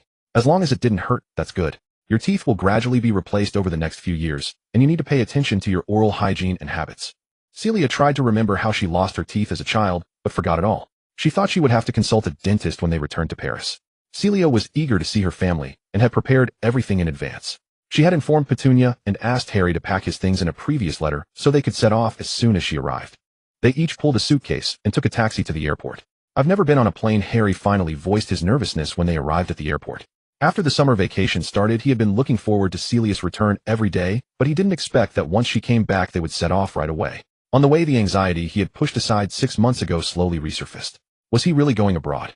He was going to meet Celia's family. What if they didn't like him? He had never been on a plane, nor even on a train. Before meeting Celia, the farthest place he had gone was Aunt Marge's house. He had so little experience. What if he got lost and was abducted in a foreign country? He couldn't understand French, and when Celia's family greeted him, he could only give a silly smile. Oh, he was still a little. It's very simple. You'll understand after one flight. He'll teach you. Celia said cheerfully. I booked the tickets in advance with the airline, and they were mailed to my house. Now, let's go to the counter to check in. As Celia spoke, she led Harry to complete the procedures. There were some steps she wasn't quite sure about, so she asked the airport staff, don't be afraid to ask questions, Harry. If they have a bad attitude and are unwilling to answer, we just move on to the next one. Once they boarded the plane, Celia let Harry sit by the window and popped a piece of mint hard candy into his mouth. As Harry inhaled, the cool sensation rushed to his brain, and he jolted, his eyes widening. Celia giggled again, as she had forgotten. The mint hard candy was brought from Hogwarts and was stronger than regular hard candy, often unpopular at school. Harry struggled to swallow the hard candy, feeling as if his mouth had been punched by a refrigerator, cold and numb. He cast a resentful glance at Celia, who poked his cheek. He puffed up his cheeks, letting Celia continue to poke. We're taking off now, Harry. The sensation of weightlessness during takeoff had no effect on Harry. He felt no discomfort. He looked out the window as the buildings on the ground grew smaller while they approached the sky. I'm flying, he exclaimed excitedly. Celia smiled softly and said, you'll really be able to fly one day. Harry didn't hear her. He was mesmerized by the plane piercing through the clouds that had seemed unreachable from the ground now beneath their feet. Up ahead is the English Channel. Oh, once we fly over this sea, we'll reach France, Celia pointed out to Harry. Celia, how should I greet them? Hearing they were about to arrive, Harry stopped looking at the cloud sky and birds and nervously asked, wanting to practice last minute. You just need to learn a couple of phrases. Bonjour, hello, do you speak English? You do. Please tell me how to get to this road, Mare. If you can't, just say goodbye to them. Harry looked at her in shock. Is that all it takes? Celia mischievously winked. Don't worry, young man, my whole family speaks English. As long as you ensure to stay with them. This time she introduced her family to him in more detail. My whole family lives on the south bank of the Seine. My parents live in the 14th district of Paris, and Alphonse's factory is also in the 14th district. He usually lives with my parents. Gabriel's restaurant is in the 5th district, and Sophia's biggest shop is in the 7th district, right by the Eiffel Tower, but both of their families live in the 6th district. Harry felt dizzy listening. Hey, I'll take you around later. No need to memorize everything, but listen carefully. The most reliable kid in my family is Alphonsus. Gabriel and Sophia are always joking around. If they play tricks on you, just ignore them. I'll listen to Alphonsus. We can see Paris now, Celia said, urging Harry to look out the window. Harry saw the Eiffel Tower and the neatly arranged streets radiating out, clustered around the Arc de Triomphe at the center. The streets of Paris were neatly divided, making it a completely different city from London. As the plane landed, Harry's once floating heart sank, and he began to feel nervous again. The temperature in Paris was several degrees warmer than in London. It was now noon, and Celia asked Harry to take off his coat, revealing his snug short-sleeved shirt. He would expose his belly if he raised his arms. This was another sign of Celia's lack of experience. When she bought clothes for Harry last year, she chose sizes that fit perfectly, but children grow quickly and should have larger sizes. After they retrieved their luggage, they walked towards the exit where many people were waiting to pick up passengers. Celia excitedly waved at someone in the crowd. Harry looked in the direction she was waving and saw a very tall man standing out among the crowd. He was over 6 feet tall with light brown hair and blue eyes, his features resembling Celia's to some extent. He was very handsome. He held a sign that read Celia and Harry. That's Alphonsus. Celia pulled Harry along and jogged over. When they were just a few steps away from Alphonsus, she let go of her luggage and Harry and rushed to hug him. Alphonsus kissed her cheek and asked, is everything okay? Very well, Celia replied, kissing him back. She released him and said, this is Harry. Alphonsus bent down to place the sign on the ground, squatting down to nearly Harry's height. He revealed his bright white teeth. Hello, Harry, I am Alphonsus. Hello, Harry said, trying hard not to let his gap-toothed smile show. Come on up, Alphonsus said. Harry blinked in confusion. What? Alphonsus looked behind him, and suddenly a pair of hands slipped under Harry's armpits and lifted him up. Before Harry could react, his legs were swept away, and with a turn he was securely seated on Alphonse's shoulders. Alphonse stood up and Harry's viewpoint shot up. He hugged Alphonse's head and looked at the person who had lifted him. It was another unfamiliar, yet somewhat familiar face. Celia reached out and playfully hit the person. "I thought you weren't coming. How could I not come to pick up my little sister?" Gabriel laughed heartily and wrapped his arm around her shoulders. "Hello, Harry. I'm Gabriel, Celia's older brother." Celia once told Harry that Gabriel was a bit different. Harry was just now beginning to understand what that meant. Gabriel raised his right hand to greet him. It was silver with distinctly mechanical joints. It was a mechanical hand flexing its fingers at Harry with remarkable dexterity. Harry was still tightly holding onto Alphonse's head. Hello. Alphonse patted his leg, saying, "Don't be nervous, relax your body, Harry. I'm particularly good at being a mount." "Exactly," Gabriel added. "He has been a reliable horse for our kids since they were little." Celia also assured Harry Alphonse won't let you fall. Harry slowly released his grip on Alphonse's head. Alphonse reached out and grabbed his arm, steadily walking outside. Gabriel took the luggage, saying, "Let's go home." Celia glanced around. Has Sophia not come? How could she not come? She's the driver in the parking lot, Gabriel whispered. She looks just like Dad. They all looked at Harry. After the initial tension had passed, he began to feel excited. For the first time, he had a tumtor-high perspective and could see everything around him, even the tops of everyone's heads. Alphonse was indeed great with children. He said, "You can pull my arm." Harry tugged on his left arm, and Alphonse leaned slowly to the left. Just when Harry felt he was about to fall, Alphonse steadied himself again, which was thrilling. Harry momentarily forgot about being a little gap-toothed and broke into a bright smile. His beaming expression was indeed more reminiscent of James. Celia poked Gabriel, saying in front of him, "Let's not talk too much. How have you arranged the schedule?" "I need to check on Nico and Perry first, and I also need to visit the association branch. Don't worry about your matters, just stick to your timetable. Leave Harry to us, there are so many people at home." Harry immediately took a liking to Alphonse and Gabriel. He saw Celia's sister Sophia in the parking lot. She was a striking beauty, and she generously planted several kisses on Harry's face, leaving him blushing. Sophia drove with the same enthusiasm, slamming on the gas and abruptly braking. After a few instances, Celia, Gabriel, and Alphonse simultaneously cursed her in French, after which Sophia gradually eased her driving. Next, Harry felt as if he were dreaming as they arrived at Celia's parents' house, which had a large garden and a big house. Mr. and Mrs. Dillon were both exceedingly kind and amiable, treating Harry with great friendliness. However, there were just too many people in the house. Gabriel's wife, 2 children, Sophia's husband, 2 children, Alphonse's girlfriend, and other relatives from Celia's family had come, totaling around 20 people. Harry felt dizzy from all the names he encountered. When he was taken to his room to rest, his mind was still filled with names. Was Sophia's daughter named Aurora or Deora? Was Alphonse's girlfriend named Janie or Minnie? Was Celia's uncle named Grant or Durant? He sat dazed on the bed, and Celia pinched his face, calling him back to reality. Focus. What are you thinking about? Names. I can't remember. I can't tell them apart. He said weakly. I'll let you in on a secret. There are some people I can't remember either. Celia whispered to him conspiratorially, "Just smile, say hello, and then directly start a conversation." That's how. Harry nodded vigorously. "There's something I need to tell you, Harry. Tomorrow could you go with Alphonse to his factory? I need to visit my teacher, and it might take all day." Celia negotiated with him. "Okay, I'll obediently follow Alphonse." Harry immediately replied, as he couldn't delay Celia's matters.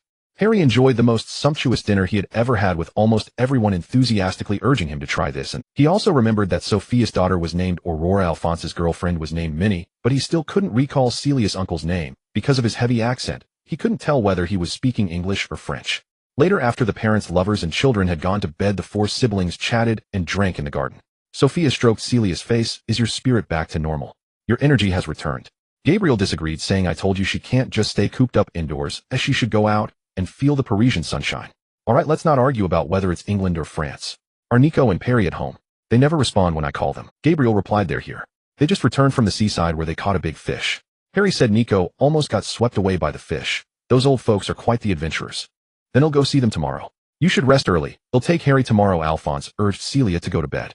Celia was indeed tired, and the 4 of them went to rest. The next day, as soon as she woke up, she went downstairs and inhaled the long-lost scent of her mother's cooking. Celia hugged her mother Margaret from behind, saying, "It smells so good, I'm so hungry." "Then eat quickly." Margaret served her breakfast, watching her with a smile as she finished her meal. Then casually she remarked, "You can't have Mom's cooking in England, can you? I'll learn to cook for myself like Mom does while I'm in England." Celia giggled and pecked her on the cheek. "I'm heading out now." Nico and Perry lived on Montmorency Street in the 5th district. Celia cast a doppelganger spell on herself, and with a flicker she arrived there. It was quite an ancient street. When Celia reached the Lumet house, before she could knock, the door opened automatically. "This way there's no surprise," she said after walking in. "Nico, don't you think the unknown moment of hearing a knock and going to open the door is very at my age I no longer need thrill, Ceci." An elderly man pale as a ghost slowly emerged, his mouth twitching, as if he wanted to smile at her. Celia carefully hugged Nico, fearing that she might use too much strength and hear the sound of his bones creaking. "Where's Perry?" she asked, peering into every corner of the house. "Sunbathing," Nico replied. Celia walked towards their small garden with Nico tremblingly following her, holding her. "When I was in England, I thought about what gift to bring you. After much contemplation, what gift could be better than my present?" Nico was slightly out of breath from the walk and couldn't help but chuckle a couple of times. Perenelle leaned against the wicker armchair in the small garden, looking as pale as a ghost like Nico, but when she gazed at Celia with her gentle blue eyes, she radiated warmth. Celia walked over and leaned down to kiss her on the cheek. "Did you miss me, Perry?" "Obviously," Perenelle replied, extending her frail hand to hold Celia's. Celia sat beside her, following her lead. "I heard you caught a big fish at the beach a few days ago." "Oh, Gabri made a very delicious meal out of it," Perenelle said slowly. "Nico and I wanted to take a stroll, and we aimlessly wandered to the beach where there were idle fishing rods. We sat down to fish, and if it weren't for magic, that fish would have dragged us into the sea." Nico stretched out his hand to gesture, "Like this big." Before he could finish, Perenelle continued, "Nico wanted to carry the fish along the beach, but how could we carry it without magic? There were only muggles there, so we brought it back directly. It was indeed a very large fish." Nico gestured again, "This big." Gabri's fish was incredibly delicious, melting in the mouth, and the fish soup he made from the bones was also very tasty, enhanced with soft tofu he bought from Chinatown. Perenelle spoke slowly and firmly. Nico pouted, his hands clasped together again. "You seem to be doing well in England. Albus wrote to say you are quite popular and teaching well." Celia chatted happily with Perenelle about her life at Hogwarts, and Nico could only join the conversation when she meant. "Since we are on the topic of alchemy," Celia took out her paper from her small bag and handed it to Nico. "You need to help me check if I can submit this to the Alchemy Association for a gold award." Nico mumbled softly, "You don't let me chat."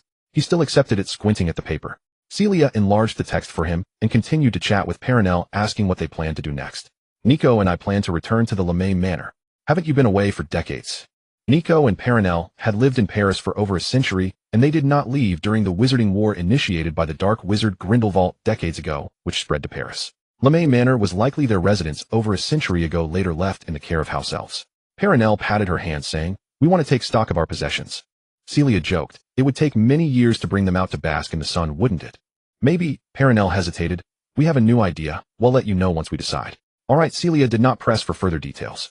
Nico and Perenelle had lived for 6 centuries. The length, breadth, and depth of their lives were beyond Celia's reach. They possessed endless wisdom, and their casual comments were invaluable treasures to ordinary people.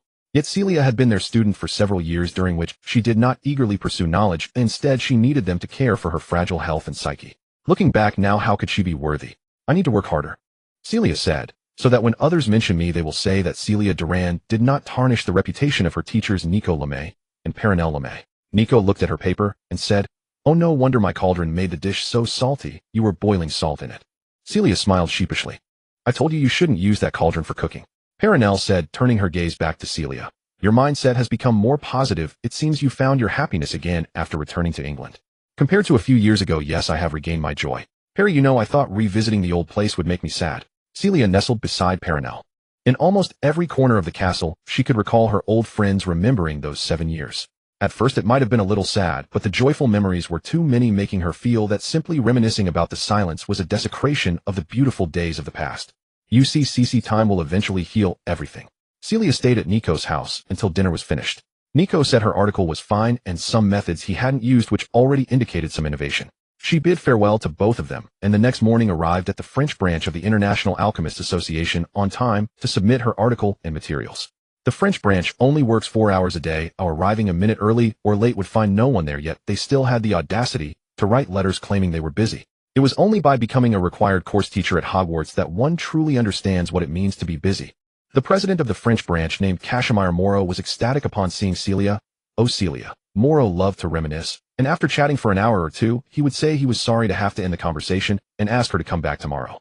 Celia took everything out and placed it in front of him, interrupting his words. "President Moreau, I want to use this article to apply for the Pioneering Gold Award.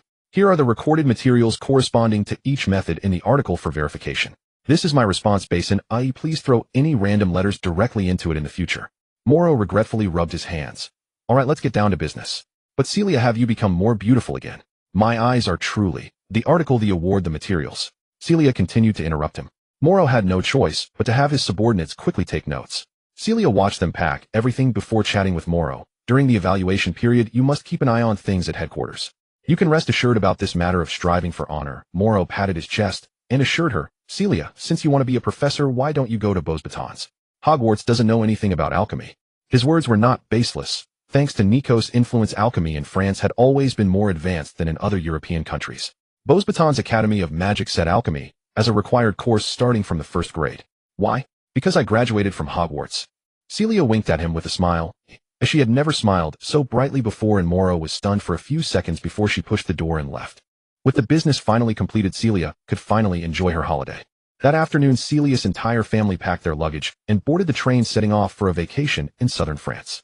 Have you ever been to the seaside, Harry? Not really. Then can you swim, Harry? No. Well, I can. Uncle Alphonse taught me. Aurora, Sophia's eldest daughter, was the same age as Harry and had a lively personality, successfully befriending him. However, her English accent was quite thick and Harry had to think for a moment to understand what she was saying. Alphonse patted Harry on the head, saying, once we reach the seaside, I'll teach you how to swim too. Harry nodded and began to look for Celia in the carriage. She was sitting at the back chatting with Gabriel and laughing heartily, appearing particularly happy. Celia's family was large and they all looked alike. Whenever Harry couldn't find Celia at first glance, a surge of anxiety would rise within him, and only after spotting her would he feel at ease again. Once again finding Celia, Harry felt relieved and looked up at Alphonse. Is swimming difficult? Alphonse slightly bent down to align his gaze with Harry's and replied, it depends on a person's talent. It's an important skill, and with practice you'll surely learn it. Harry nodded again, swallowing hard. He thought his athletic abilities should be decent. After all, he often managed to escape from Dudley and his gang. They first arrived in Nice, one of the famous holiday destinations in southern France.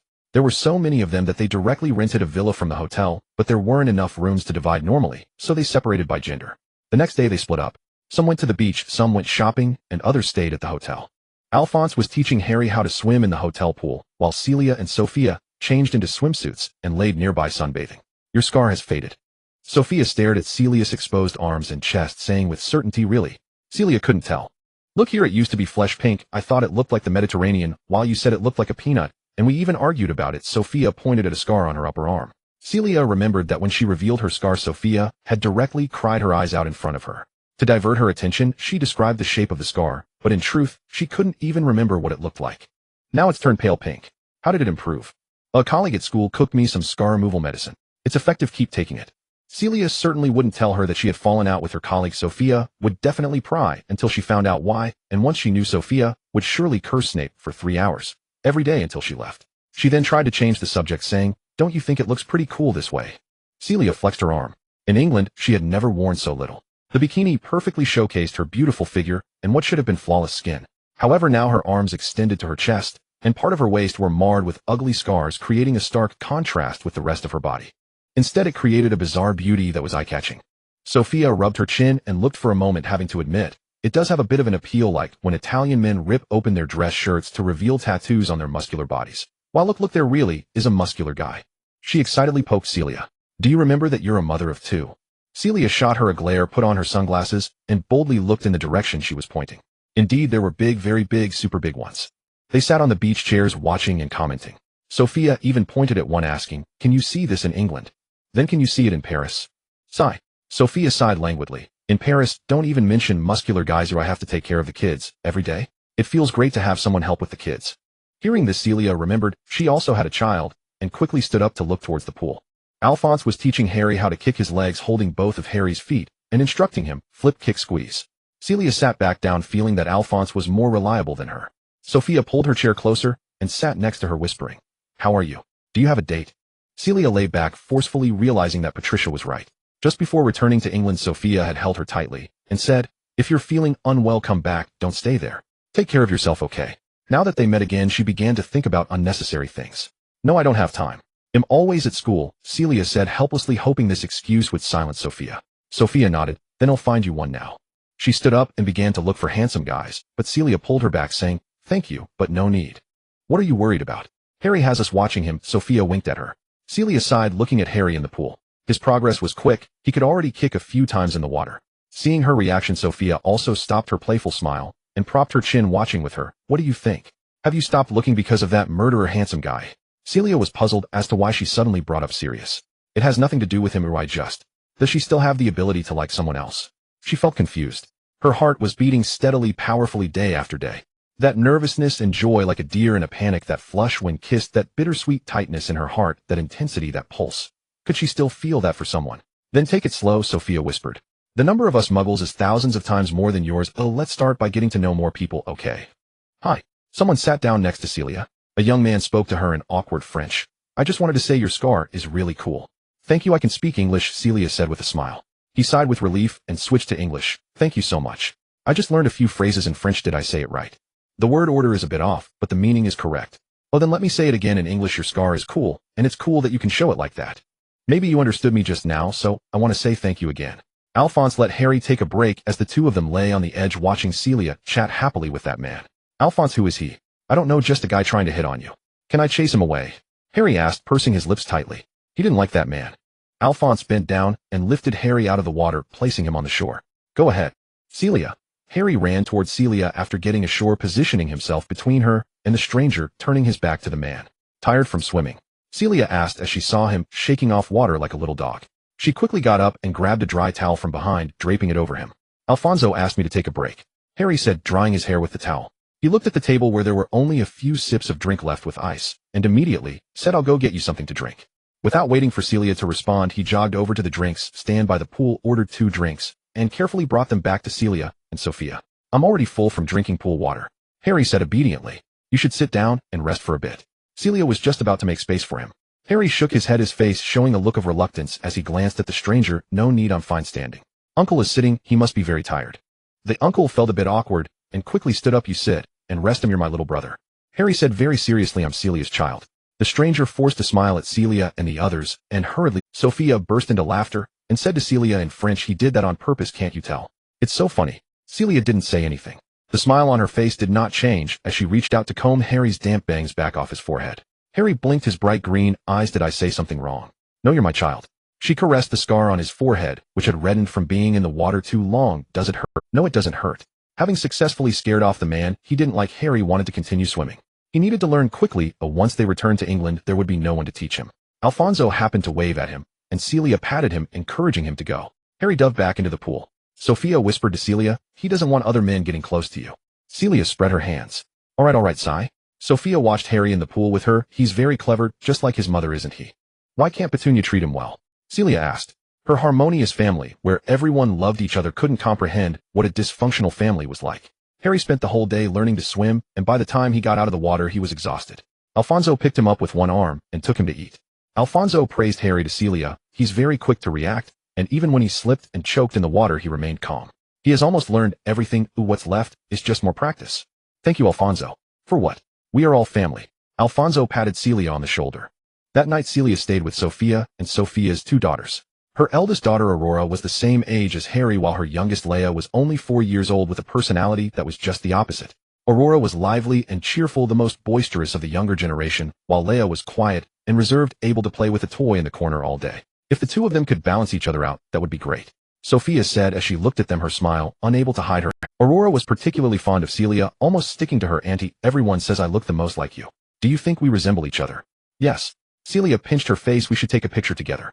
Aurora ran to her father's room to get a camera, asking Sophia to take a picture of them together. She also wanted to have the same hairstyle as Celia. Sophia continued, speaking in a slightly bitter tone. Oh, Mom, you are my most beautiful mother, and Auntie is the most beautiful human. You have to understand this gap, but I still love you the most, Aurora said, holding Sophia's hand. Celia laughed and fell onto the bed, grabbing Leia, who was playing with her toys. Leia blinked her eyes and then lowered her head back to play. Aurora watched Celia holding Leia and stopped arguing with her mother, running over to let Celia hug her too. Now that Harry had learned to swim, the whole group gathered at the beach to play with the children, being corralled together to play in the sand. Celia wore a long sundress and directed them under the sunshade to build a castle, while Gabriel helped them dig, needing to use his strong mechanical prosthetic arm. He wore a short-sleeved shirt exposing his entire prosthetic arm, which shimmered in the sunlight and attracted attention. Harry couldn't help but steal a few glances. Whenever he stole a look, Gabriel would notice and greet him by turning his wrist with a click.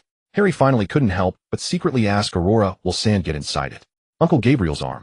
No, it's impervious to water and fire. Very impressive. Aurora whispered to him. Mom said that was a gift Andy spent a lot of money on. I want one too. I got hit by Mom, but Annie also gave me something. Aurora pulled the necklace hanging around her neck out from under her dress. The pendant looked like a pearl, but it wasn't a pearl, and something seemed to be swirling inside the round white bead. Harry looked down at his wrist, which resembled the bead on his own wrist, but it wasn't as pretty as his. Definitely not. He raised his hand. I have one too. It's a gift from Celia. Aurora looked at his hand, but didn't see anything. She huffed. No way, Mom, said only members of the Durand family have it, and we have to wear it all the time. She pointed out other people to Harry who indeed had similar items mostly worn as necklaces. Gabriel also had a necklace around his neck. It's right here on my wrist. Harry insisted, feeling anxious. Why couldn't she see it? Aurora grew impatient. He wasn't a Durand family member. She called over her siblings Eleanor, Eric, come see Harry. Gabriel also came over at the sound. What's going on? Aurora recounted the situation and Harry raised his hand again for Gabriel to see his bracelet, proving he wasn't lying. Gabriel looked at his empty wrist deep in thought and loudly called for Celia. Harry wants us to see his bracelet, he told Celia, gently shaking his head. They couldn't see anything. Celia understood she had used a muggle concealment charm on the bracelet which non-magic people wouldn't notice. Merlin, how to explain this? She started racking her brains to think of a way to convince these children. I saw it. Leia, who had been quietly playing in the sand, suddenly said, pointing her short little finger at Harry's arm. It's silver. You can see it. Celia asked, astonished. What does Lyra see? Why can't I see it? Aurora rushed over. Something rather special. Celia shot a meaningful glance at Gabriel. The paint. Gabriel interjected. Only children under 5 can see it. Yes. I'll wash it off right away, and then you'll see it too. Celia seized Harry's hand, though her wand was nowhere on her person. Harry whispered, I don't want to wash it off. Then we want. Celia replied instantly. They all think I'm lying. Harry looked slightly wounded. He did have the bracelet Celia had given him. Celia knelt down to comfort him. Sometimes what the eyes behold is not truth itself. Lyra sees it, so trust yourself, Harry. Promise me. Harry nodded. Celia handed him over to Alphonse, then sought out Sophia, standing barefoot by the seaside laughing as she splashed water with her husband, and drew her aside to ask quietly, has anything strange ever happened to Lyra? I suspect she may be like me. Sophia instinctively glanced at her husband before pulling Celia even farther away. Are you certain? I'm not yet certain, but she saw the object I'd enchanted. Let's enjoy ourselves for now. Talk more when we return, Sophia murmured. Celia nodded. She understood Sophia's unspoken anxiety. Her husband knew nothing of Celia's true identity. The International Statute of Wizarding Secrecy grants exceptions to Muggle-born witches and wizards' parents, and to Muggle spouses of magical persons, allowing them limited knowledge of the wizarding world. Neither Sophia's husband nor Gabriel's wife fell within this sanctioned circle of awareness. Sophia and Gabriel dared not reveal the truth to them. Should either slip and speak carelessly to others, Celia would violate the international statute and face prosecution. In truth, she had long been treading perilously close to that line. She had crafted protective enchantments for every member of her family, inscribed defensive wards throughout Gabriel and Sophia's shops, and inside each of their homes, even refined Gabriel's prosthetic limb using alchemical techniques. Fortunately, she was a disciple of Nicolas Flamel, the revered French alchemist, whose stature afforded her a measure of leniency from the French Ministry of Magic, which chose to look the other way, provided she always offered plausible justifications for her actions. Protective enchantments. Muggles wouldn't recognize them as magical, merely effective talismans. No violation of the statute. Defensive wards. Celia held equity in every shop, perfectly reasonable to fortify one's own property. No violation of the statute. Alchemical prosthetics. Could anyone truly distinguish them from cutting-edge Muggle technology? Master Flamel himself attested they contained no magic, thus no violation of the statute. Were even a single official at the French ministry inclined to scrutinize her closely, she would be arrested on the spot. Thank Merlin, and thank Flamel's towering reputation, that the French ministry's staff preferred apathy to accountability rather than risk offending a legendary alchemist. They opted instead for frequent strikes demanding better pay and longer holidays. Children's attention shifts easily. By days in, the question of whether it was paint or whether Harry was lying had faded entirely. They spent a joyful week playing along the southern coast of France. Upon returning to Paris, the children were collected by their parents, while Celia spent her days guiding Harry and his parents through the city's famed landmarks, capturing memories and photographs. That evening, the 4 siblings gathered to discuss Lyra. Magical surges in children most commonly manifest after age 5. Keep a close watch on her, Celia said to Sophia. Sophia appeared dazed. You mean, another witch in our family? I'm still uncertain. In Britain, Dumbledore could consult the Book of Admittance. Any child born with magical ability would appear in its pages at birth, or upon entering the country. Then let's wait, Sophia said with easy pragmatism. Celia voiced another concern. What if Lyra is a witch? Will Aurora feel slighted? She'd scarcely known Aurora before this trip, but already sensed her young niece possessed a fiercely assertive nature, craving attention above all. With Petunia and Lily as precedent, Celia feared history might repeat itself, sister turning against sister. They all knew Petunia and Lily, and grasped Celia's worry instantly. Don't fret, Gabriel assured her. Our children will never become like the Evans sisters. Sophia pinched her cheek. Little sister, did you truly believe we never envied you? Celia's eyes widened. Gabriel sighed. It's magic. Superpowers. Who among us hasn't dreamed of wielding them? Sophia added on Alphonse's birthday, he sat in the garden until midnight, waiting for an owl to deliver his. Alphonse rubbed his forehead in exasperation. You two promised you'd never tell Celia about that. Gabriel clapped him lightly on the shoulder. That was decades ago. Celia looked at Alphonse, heart aching. I had no idea. They'd envied her. They'd yearned for magic, yet never let a trace of that longing show in her presence. Life is full of regrets, isn't it? But we're doing well now. Sophia pulled out a cigarette case, passing one to each. She snapped open her lighter, lit hers, and exhaled a slow, curling ring of smoke that softened the sharpness of her expression. The magical world they'd once longed for was far less idyllic than imagined, and their treasured sister Celia, cherished and sheltered since childhood, what had become of her now? Both body and soul bore scars. They would have preferred her ordinary, perhaps happier that way. This silent understanding bound them all. I'll gather information on Beauxbatons Academy, the French wizarding school. If Lyra is indeed a witch, Celia knew dwelling on the past was futile, so she steered the conversation back to Lyra. I assumed you'd want her at Hogwarts. You loved your school more than anything. Sophia arched a brow. No, she mustn't go to Britain. The words burst from Celia's lips. All three turned to her. Sophia asked why. Gabriel cut in incisive as ever. Why deny your child the place you deem finest? Unless you no longer. Hogwarts is magnificent, of course. Celia broke into a cold sweat, fumbling for her cigarette, shoving it between her lips. But it has flaws, prejudice for instance. Gabriel pressed further. You once said blood purity was a pervasive issue across the wizarding world. Does Beauxbatons truly stand apart? Sophia leaned forward. What's wrong with Britain? With Hogwarts? Are you hiding something from us? Celia knew she couldn't hide, not from them. Flustered and defensive, she snapped, do you two ever learn? Sophia exhaled another languid smoke ring. So your return wasn't solely for Harry's sake, was it? Gabriel's voice hardened with quiet scorn. If it were only for Harry, you could have brought him here to France. Sophia asked, what could possibly outweigh Harry, compelling you back to that gloomy island? Gabriel added, one can teach in France just as easily. They simply wouldn't relent. Furious, Celia dropped her cigarette. Fine, I'll tell you. It's for serious. She stormed away from the table. Sophia and Gabriel exchanged stunned glances, faces pale, worlds tilting. Sophia's voice cracked. Is she this love-struck? Sirius Black was undeniably, devastatingly handsome, but he was also a convicted felon. What did she intend in Britain? Break him out of Azkaban? Gabriel buried his face in his hands. Now that you mention it, she has always been prone to infatuation. Remember when Sirius and James came to visit? She waited at the gate for 3 hours. Sophia and Gabriel began comparing notes, each recollection deepening their dread that Celia had fallen far deeper than they'd imagined. Alphonse ignored them, striding after Celia. He caught her arm and bent low, voice hushed and steady. Why lie? What reason could be harder to confess than your longing for Sirius? There are natural hierarchies within families. Alphonse is the youngest child, growing up looking up to his older sibling. He follows his siblings, hoping they will play with him. He listens to their conversations filled with words he doesn't understand, yearning to join them. He can see more than others. He understands Celia better than anyone else in the family. He can tell that Celia is lost. Celia, caught by Alphonse, shows no trace of the anger she had just displayed, looking at him with surprise and disgust. Tell me, Celia, Alphonse pleaded. Celia silently pulled him into her room. Alphonse, what were you thinking when you didn't receive your admission notice? You always like to overshadow others' problems with your own, don't you?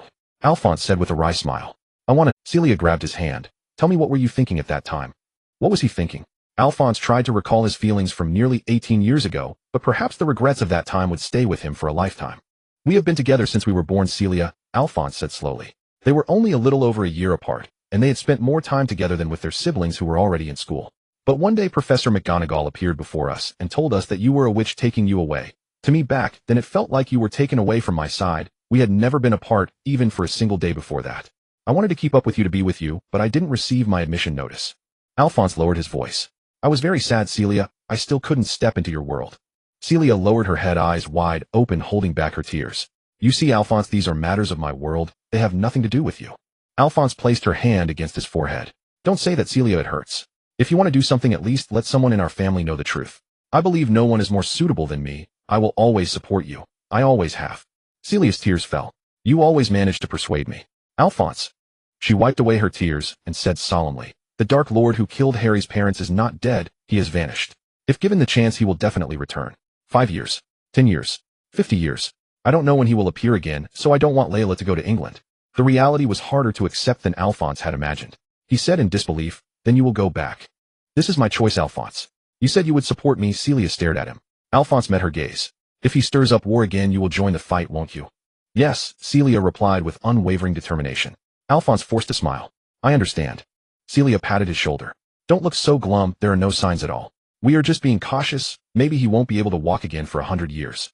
Alphonse forced a smile and stood up to take his leave. Don't worry, I won't fret about the future, but you need to watch out for Gabriel and Sophia. They genuinely believe you are with Sirius, and with their personalities they will definitely cause some trouble. Celia thought optimistically, I don't think so. Alphonse shrugged, he knew Gabriel and Sophia well. They were discussing finding a partner for Celia to help her forget Sirius. If she wants to stay in the magical world, then find her a wizard.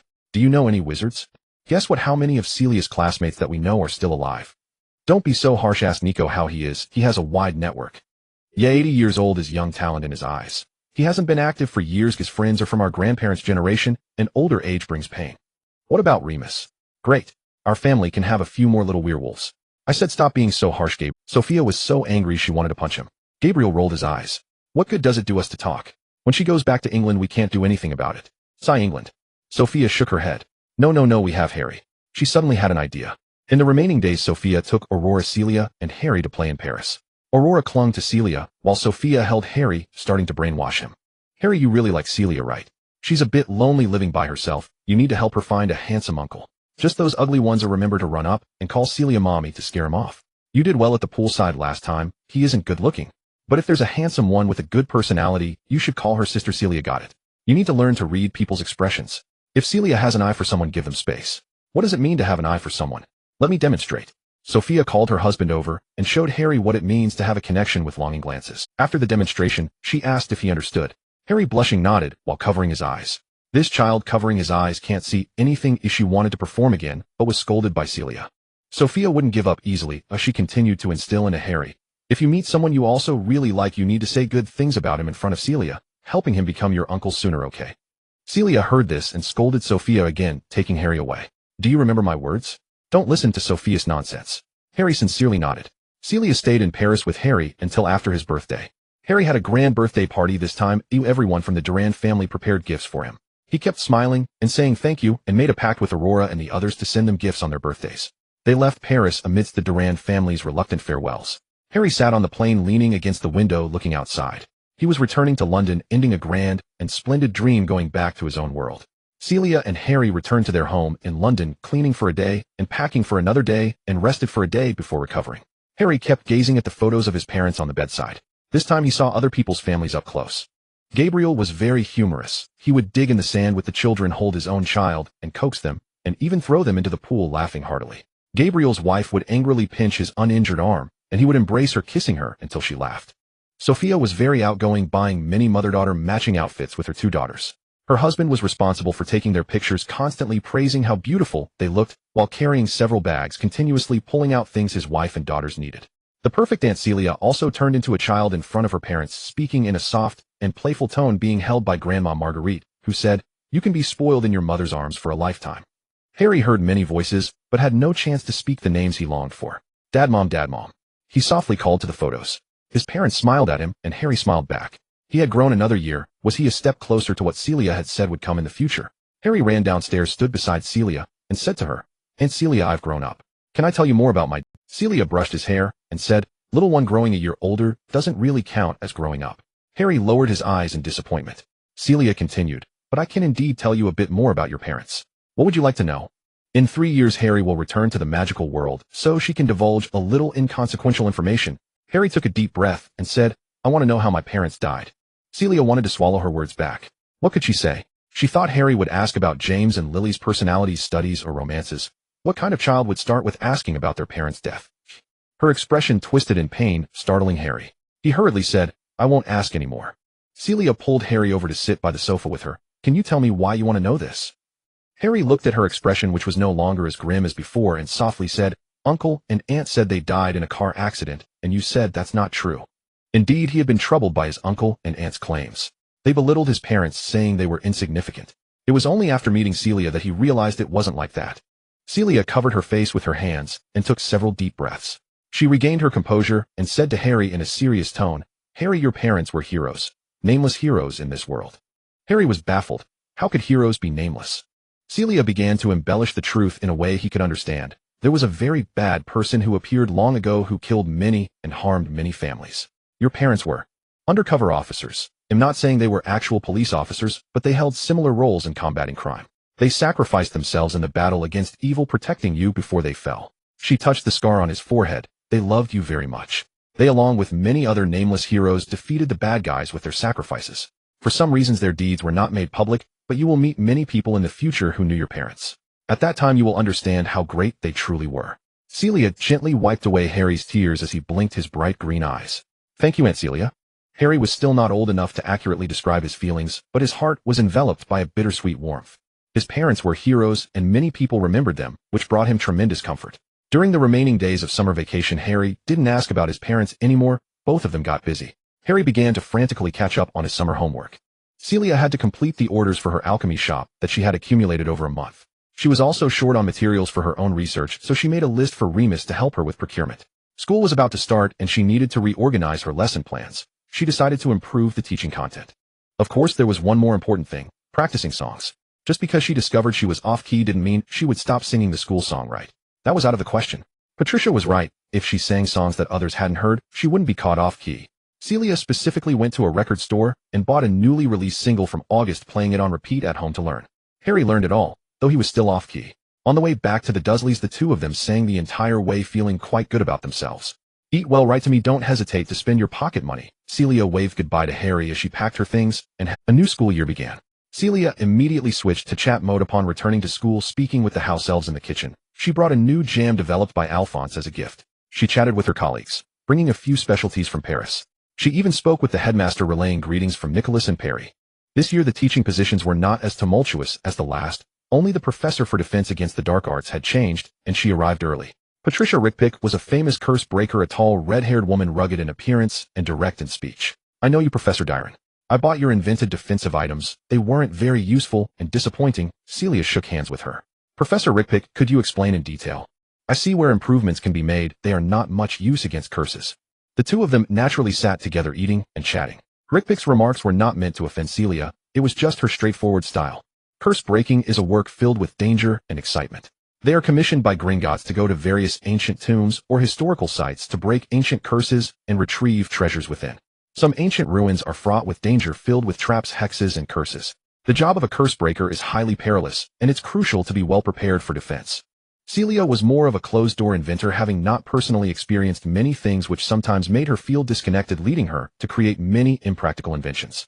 Rickpick was an experienced field practitioner with many curse-breaking stories to share with Celia. They instantly hit it off, and Celia hardly paid attention to the others at the table. Patricia, may I call you that? You can also call me Celia. I have many questions for you. After talking with you, I feel there are many areas in my inventions that can be improved. When are you free? Shall we set a time? I'm free whenever I'm not teaching. Of course, Celia. To be honest, I thought you were just a pretty face seeking fame, but They exchanged smiles. The older professors were accustomed to Celia's speed in making friends, while only the newcomer Quirrell was astonished, and Snape looked on disdainfully. Celia realized she had much to accomplish this school year. She needed to make her defensive devices more comprehensive, and also focus on teaching and perfecting the separation devices. Just thinking about it felt fulfilling. During the opening feast, Celia wore a smile, watching the students she hadn't seen for everything proceeded as usual, sorting, dining, introducing new professors. When Dumbledore stood up and released the school song into the air, not only the professors, but also the students looked toward Celia. She cleared her throat, and amidst the sparse and perfunctory singing of the professors and students passionately sang the school song. Celia, here is your student list and class schedule. On Monday morning, Professor McGonagall handed the list for the new academic year to Celia. Celia flipped through the schedule and let out a wail. Why is 7th grade having the first class on Monday, the very first class after the weekend? It's too painful. Oh, I have to teach the first class every day. Professor McGonagall looked at her sternly. Celia closed her mouth and flipped to the student list. 27 students in 6th grade.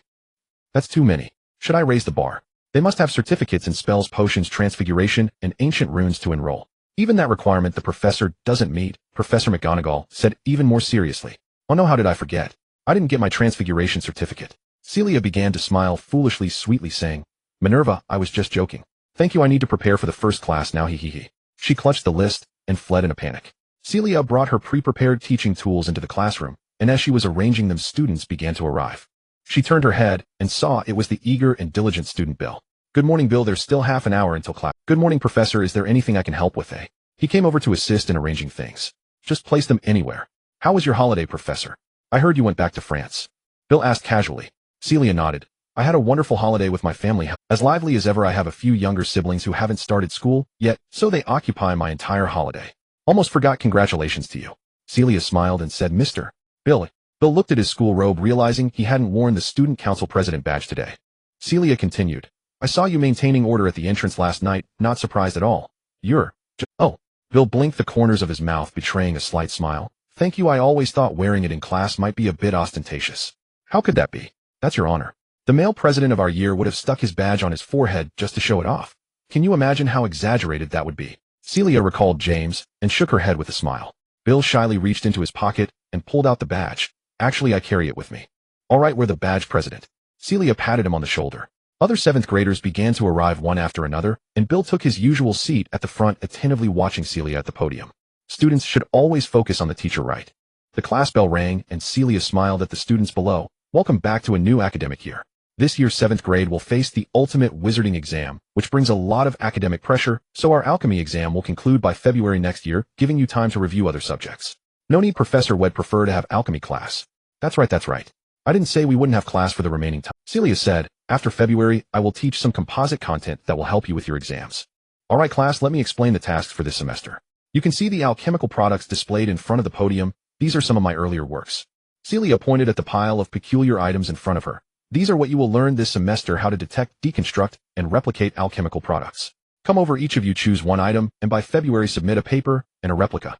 The students all walked over to begin selecting their assignments for the year. The item they were most familiar with was Celia's communication butterfly. At least the students in the alchemy class had tried it, and several of them chose this item directly. Others were inquiring about what the other items were, and Celia answered each of them. Zane stood in front of a plate that looked like the most ordinary kind of dinner plate, but he couldn't help but remember what his Uncle Asher had said about a type of alchemical plate Celia had once made. Could it be that? He pointed to the plate and asked, Professor, what is this useful for? Oh, this requires a demonstration.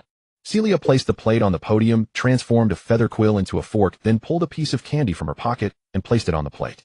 The moment the candy landed on the plate, it vanished. Not disappeared, but moved at a speed beyond human sight within the plate's area, leaving only a trace. Celia explained while holding the fork. We need to capture it with the fork. Oh, just a slight touch is enough for the candy to... She swung the fork at the plate, not even grazing the canvas afterimage, and calmly said, Of course, this requires a certain level of reaction time. As time increases, the Candace speed will slow down, making it easier to catch.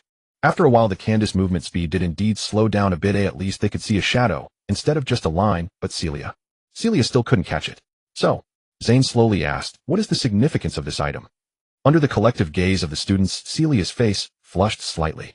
She certainly couldn't say it was because she was the least talented cook in her family and aspired to excel in creative cuisine, hence the creation of this item. Just think about it. When a dish is served, it needs to be caught with a fork to get to the mouth. How creative is that? Isn't it novel? Doesn't it catch people's attention?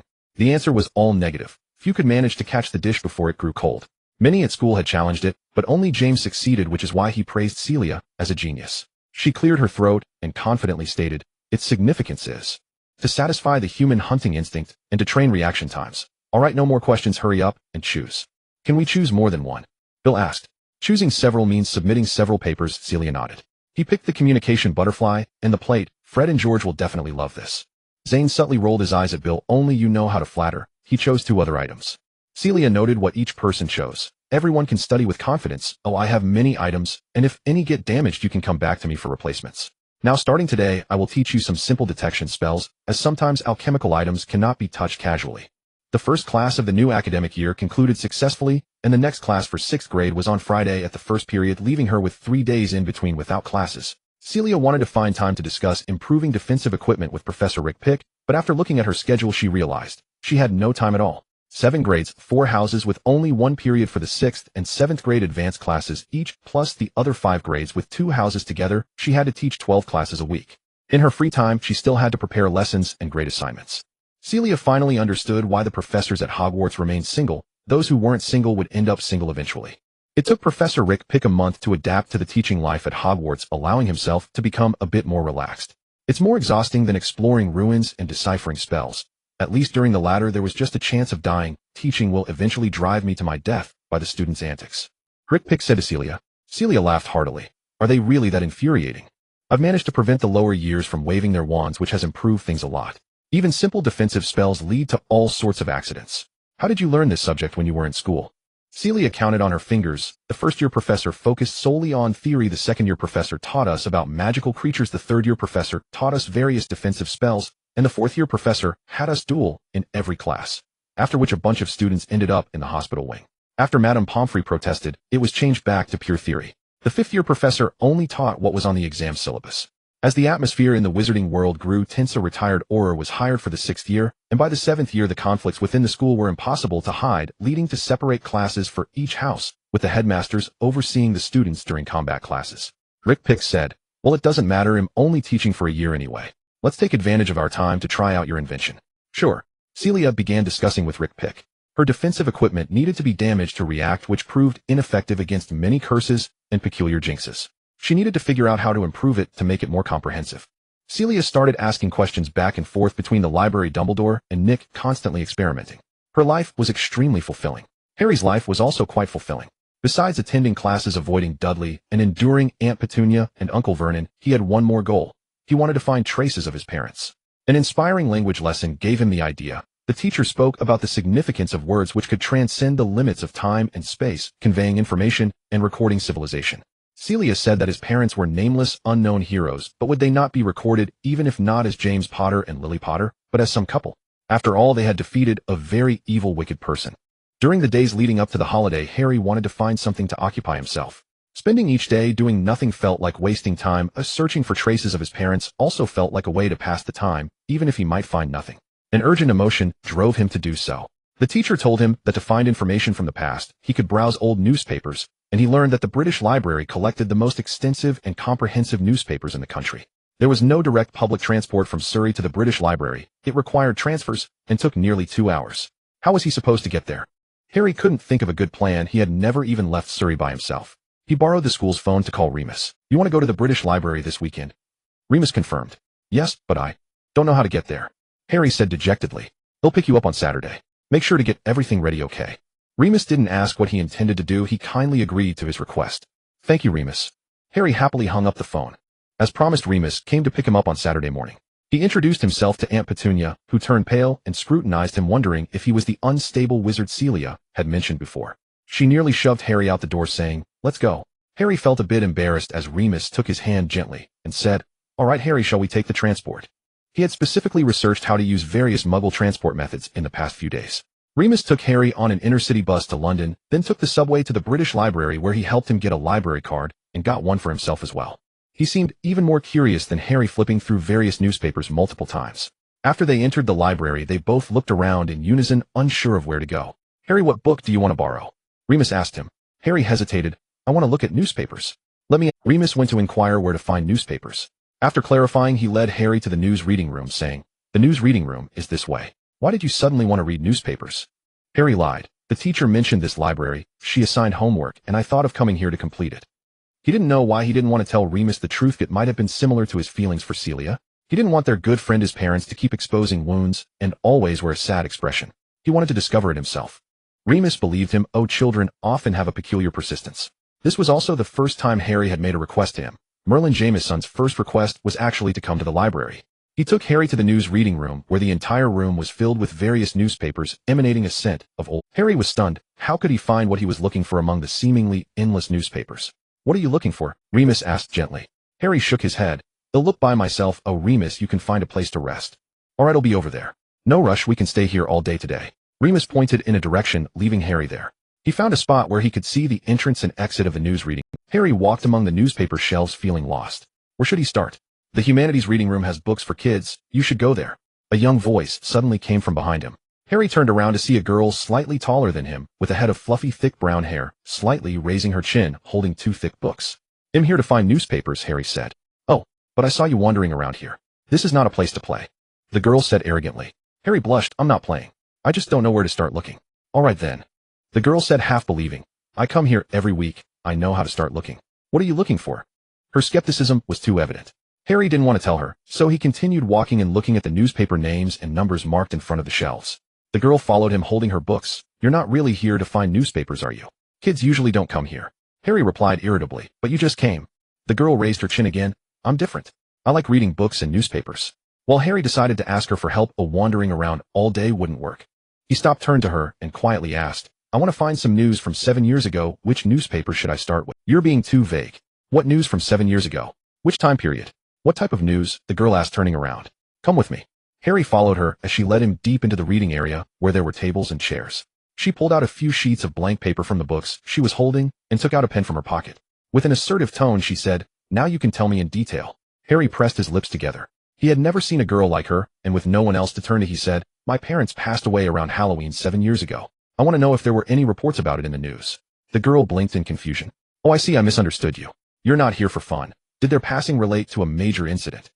Harry shook his head. "I'm not sure. They said they sacrificed themselves in the fight against evil, but it wasn't publicly reported. I just wanted to know if there might be any news mentioning their sacrifice, even if just a little." The girl bit the cap of her pen deep in thought. "This is a big project. We might not find any reports even after searching." Harry knew that, and he lowered his head in disappointment. "But it's very challenging to search for past information." The girl began drawing on the paper, saying, "The major newspapers in the UK include the Times and the Guardian. We also need to go through other tabloids." She stood up. "Let's start by looking through the newspapers from a week before and after Halloween 7 years ago. Let's get started." Harry stood there in a daze. "Oh, yeah." The girl shot him a sidelong glance. "Of course. I told you this is a very challenging task. By the way, I'm Hermione Granger. I live nearby and come to the library every weekend to read. What about you?" "I'm Harry Potter. I live in Surrey and can't come every week." "All right, let's just start for now," Hermione said, walking ahead and skillfully locating the shelf for newspapers from 7 years ago, retrieving the relevant ones. She divided the stack with Harry. "Don't mix different newspapers while reading, okay?" Harry nodded as they sat in a corner flipping through the newspapers from around Halloween. The text in the newspapers was dense and overwhelming, causing Harry to read very slowly. He didn't understand much of the economic, military, or political content. Hermione read much faster than him, but it was still difficult to find useful information. There were no direct news reports like so-and-so was arrested or so-and-so sacrificed themselves. Harry spotted something. He pointed to a photo and said to Hermione, "Look, nationwide owl behavior abnormal." Hermione finished reading the short report, which explained that starting November 1st, nationwide owls were behaving unusually, flying during the day against their natural instinct, and bird experts suggested it might be due to magnetic field influences, though it was uncertain how long it would last. She frowned and asked, "Does this relate to your parents?" Harry rubbed his nose. "I just wanted to say that He had seen owls at Celia's house. He would see owls perched on trees in the yard, and sometimes an owl would even fly into the house, but it would disappear the moment he blinked, and there were no owls inside. At night, he could occasionally hear the sound of owls flapping their wings upstairs, but there was no one above him. He lived on the 3rd floor, which was the highest level. He suspected he was imagining things and didn't dare tell Celia, fearing she would think he was a freak like uncle and aunt." Hermione scoffed slightly. "I've seen owls too at the zoo." "All right, Harry, you need to find some reports related to people." Harry continued to lean down to read the newspaper. At noon, a Remus came to take him out for lunch. He watched them for a while, laughing so hard that his eyes were nearly closed. He wanted to invite Hermione to join them for lunch, but she declined, saying she needed to go home to eat. She recorded the newspapers they had already gone through and continued looking at the rest in the afternoon. "So you and your classmate plan to come to the library together?" Remus asked, treating Harry to a hamburger with his mouth full of fries. Harry shook his head. "We just met. Her name is Hermione Granger, and she comes to read every week." Remus smiled in a peculiar way, and Harry didn't understand why he found it so funny. After lunch, Harry returned to the library to search through newspapers again. He found some news, such as an unexpected meteor shower at night and the Halloween atmosphere extending. Groups of people dressed in cloaks appeared on the streets. Harry noticed, because previously there had been people in cloaks who suddenly ran over to shake his hand. But Hermione said this news was inconsequential. She seemed to have given up on Harry and was looking for reliable news herself. Until the library closed, they hadn't found even one piece of information that might relate to Harry's parents. Harry thanked Hermione, regardless of whether they found anything. She had helped him search through news all day. Hermione looked a bit displeased, as she had indeed encountered a tough problem, having found nothing in an entire day. "When will you come again?" Harry glanced at Remus and shook his head. "I don't know. All right, I'll be here every week. When you come, just find me in the humanities reading room." Hermione raised her chin again. "Goodbye, Harry." Remus and Harry watched her fluffy hair swaying as she walked away. Remus held back a laugh and said to Harry, "If you want, I can pick you up every weekend." Harry continued to shake his head. No, that would be too much trouble. If I want to come, I'll call you again, Remus." "All right, Harry, no need to be polite with me." Remus ruffled his hair and took him back to the Dursleys. Harry returned to the National Library again, and it was already the end of October. Aunt and uncle were going to a relative's wedding with Dudley for the weekend, so he was unexpectedly dumped on Mrs. Fig. He mustered up the courage to borrow the phone from the eccentric Mrs. Fig to call Remus, who came to pick him up. Mrs. Fig initially wouldn't let Harry go. "Who is he? What if he runs off with you? How am I going to explain this to your aunt and uncle? They would actually prefer it if I got kidnapped," Harry muttered. "Mrs. Fig, he is a friend of my parents, Remus." "Hello, Mrs. Fig, I'm not a bad person," Remus said gently. "Bad people never say they are bad. So you know Harry's parents, James and Lily?" Mrs. Fig looked at Remus suspiciously. Remus replied, James and Lily, they are my friends. Mrs. Fig released her grip. All right, go ahead, but you must come back before dinner, or I will call the police. I will bring him back, Remus assured her as they walked away. After they left Mrs. Fig mumbled Lupin. Harry successfully emerged from Mrs. Fig's house, which was filled with the smell of cabbage, and exclaimed, I never expected her to agree.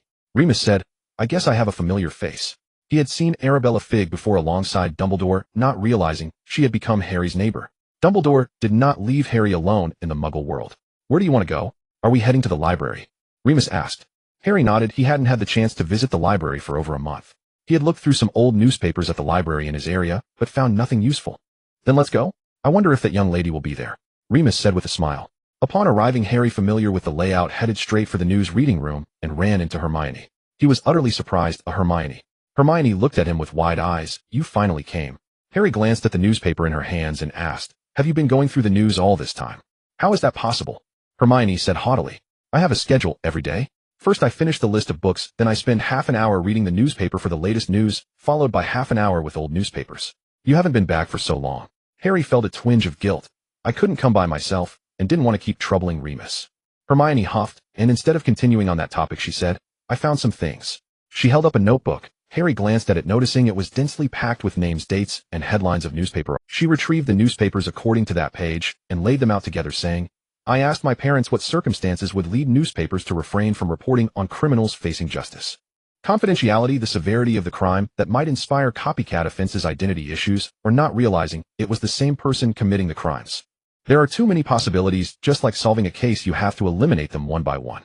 Hermione spoke rapidly. This Daily Star always enjoys reporting on gossip and sensational fake news, but I noticed an entirely speculative fake article mentioned hypnotic crimes, referencing several stories reported by legitimate newspapers. She flipped through those newspapers, which reported several incidents, including gas explosions, fires, structural collapses due to quality issues, and lightning strikes. The most significant incident occurred just days after Halloween in '81, where 13 people died in an explosion. She pointed out several key sentences for Harry to see. When interviewing nearby citizens, they always spoke vaguely with phrases like, I don't quite know, I don't really remember, and I passed out, appearing frequently. Doesn't that seem normal? Harry was unsure whether it was normal or not. I only realized this after comparing newspapers from the preceding years. Even if they didn't witness the scene, they wouldn't say things like I was cooking and suddenly heard an explosion, then fainted. Instead it was I passed out and woke up to find an explosion. Reports after '81 almost always used the former phrasing, while those from before '81 used the latter. I checked, and the journalists were not the same person, so there is no consistency in writing style. Hermione seriously said to Harry, Harry, I suspect these reports are similar because the criminals used similar methods, and the timing matches perfectly, but it's all speculation. You should ask the adults at home to tell you the truth. Harry's hands trembled slightly. He had a gut feeling that Hermione's speculation was correct. Could there be a shadow of his parents behind these reports? Did they capture the criminals? His throat tightened, and he stammered, I'll do it. Hermione relaxed her shoulders. We should exchange contact information. Can you let me know after you ask? She said somewhat hesitantly. I want to know if my speculation is correct. She awkwardly expressed that she felt a bit like Sherlock Holmes solving a case, which was a source of sadness for Harry. All right. Harry nodded, writing down his school address and Celia's address on paper. I can only ask during the Christmas break. They'll write to you. They'll be here during the holidays and at school during term. Hermione also wrote down her address for Harry. He copied down the main points of those reports: time, place, cause of death, names of the deceased. He squeezed the paper and said goodbye to Hermione before heading to find Remus. You don't look too well, Harry. What's wrong? Remus said, touching his face. Harry opened his mouth but then closed it. He could ask Remus, but he still wanted to ask Celia and would wait for her to return. I have good news. Guess what it is? Dumbledore called out to Celia after dinner. It can't be the award results, can it? Celia calculated the timing. The International Alchemist Association liked to announce awards before the end of the year, and it was about that time. You could be a little happier about this. Dumbledore smiled at her. Celia couldn't muster much happiness. It was a foregone conclusion. Saying that, she pursed her lips to avoid smiling too openly. Is it really me? Golden Award. Dumbledore blinked. It's somewhat thrilling. Some judges believe your contribution is significant, while the Silver Award is a certainty. But whether you can attain the Golden Award is another question. President Morrow made a lot of efforts, and one judge during verification discovered your unique engraving methods, which performed remarkably well on certain alchemical products in specific fields. This is a major discovery, and he can also publish some new papers on the occasion. In the end, the judges confirmed that you could receive the Golden Award. Merlin, I must treat President Morrow to a meal and also thank that judge. Celia cheered, leaping up to hug Dumbledore, rubbing her face against his beard. You must have spoken on my behalf too. Thank you, Headmaster. You deserved it from the start. A few days later, Celia received a letter from Cairo congratulating her on winning the Cairo International Alchemy Conference Pioneering Contribution Golden Award, inviting her to attend the International Alchemy Conference and receive the award from November 15th in Cairo, Egypt. The congratulatory letter from the International Alchemist Association also arrived quickly. Celia was so happy she could hardly contain her joy. Her colleagues learned of the good news, and all congratulated her. She hugged and thanked each one, almost embracing Snape, but thankfully she reacted quickly and avoided him. She remembered they hadn't reconciled yet, and he hadn't even congratulated her. Celia wanted to take Bill and Zane along with Hella to receive the award. She first secured Dumbledore's consent, and then wrote a letter to obtain the approval of the International Alchemist Association before calling the three of them over. Let me share some good news with you in advance. I have won the Pioneering Gold Award at the Alchemy Conference, and the awards will be presented in Cairo on November 15th. Would you like to come with me? Celia looked at them expectantly. It was good news, but good news did not necessarily mean it would be fully accepted. They might not agree. It was the first time Celia saw Bill and Zane exchanging glances in front of her. Bill said, "We haven't done anything that would be too extravagant to go to Egypt together." Celia shook her head and replied, "Without your help it would take me a year or two to organize those materials." She had a tendency to procrastinate. Zane asked, "How many days do we need to go?" "About a week. Your studies will be delayed a bit." Hella was particularly eager to go. This might be her only opportunity in her lifetime. She desperately signaled to the two seniors, asking them to agree quickly. Bill exchanged another glance with Zane, reaching a consensus. When he spoke, he was already wearing a big smile. "Congratulations, Professor. We would love to go. Thank you very much for taking us with you." Celia had a condition where she would smile foolishly upon hearing congratulations. She started grinning again. "It's my pleasure. Just bring a set of change of clothes. I've prepared the formal robes. We'll use the door key to go." Once the three students agreed, Celia began to make arrangements for the trip. She had to apply to the Ministry of Magic, and the Magical Transport Department's key office would grant her the door key to Cairo, which needed to be approved by the Egyptian Ministry of Magic. Time was relatively ample. Even if the Ministry of Magic was slow in processing, they still sent the door key to her on time. Otherwise, she would have to have Dumbledore break the rules to make one. "We'll go first, and you can join us later when it's time for the awards," she confirmed with Dumbledore. He was a super busy man and couldn't stay there for nearly a week like they could. "Yes, I've opened the permissions for your office. Take care of the students, Celia." Celia nodded and called the three students to her office, locking the door. "All right, you can take off your school robes now." The three of them took off their robes, revealing their clothes underneath. Celia glanced at their thickness, relieved that they all knew to dress lightly so as not to suffer in the heat of Egypt. She took out the door key, a half-broken bowl, and placed it on the tea table. "Come on, everyone, put your hands on the door." The four of them placed their fingers on it together. 3, 2, 1. A hook latched onto Celia's navel, and she felt a lightness in her feet as she was lifted into the air. The hook spun her around, and then her feet landed heavily on the ground. Celia steadied herself and opened her eyes, the dry, hot wind brushing against her face. "Welcome to Cairo, Celia." Moro was smiling at her, showing all his teeth. Celia stepped forward to embrace him. "President Moro." After releasing him, she introduced her students. "This is my student Bill Weasley, Zane Fry, and Hella Moore. They have helped me a lot. This is Mr. Moro, the president of the French branch of the International Alchemists Association." Moro shook hands with each of them, speaking in heavily accented English. "You are all remarkable young people." He conversed with Celia in French much more smoothly. "Let's check in first. We're all British, right? I still think you should teach at Beauxbatons. Just think about how many great alchemists you could produce." Celia called for her three students to follow, replying in French. "You're overestimating me. My teaching level is quite average. Mr. Dumbledore said you helped a lot during the award evaluations. I don't know how to thank you enough." Moro said, "The honor of the French is my honor."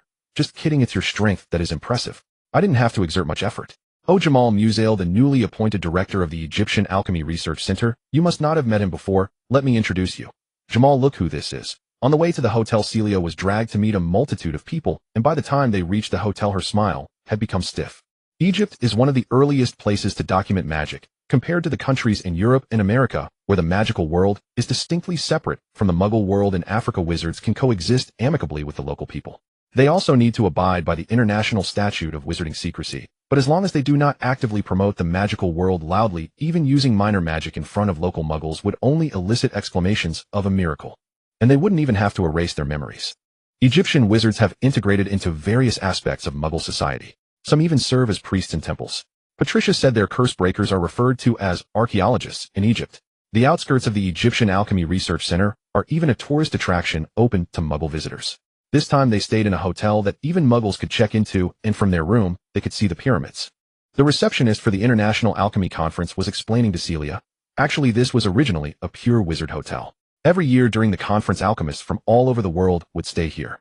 The problem is that the conference is held only once a year, so during other times it was too wasteful to leave it empty. So during the peak tourist season, they started accommodating Muggle tourists for profit.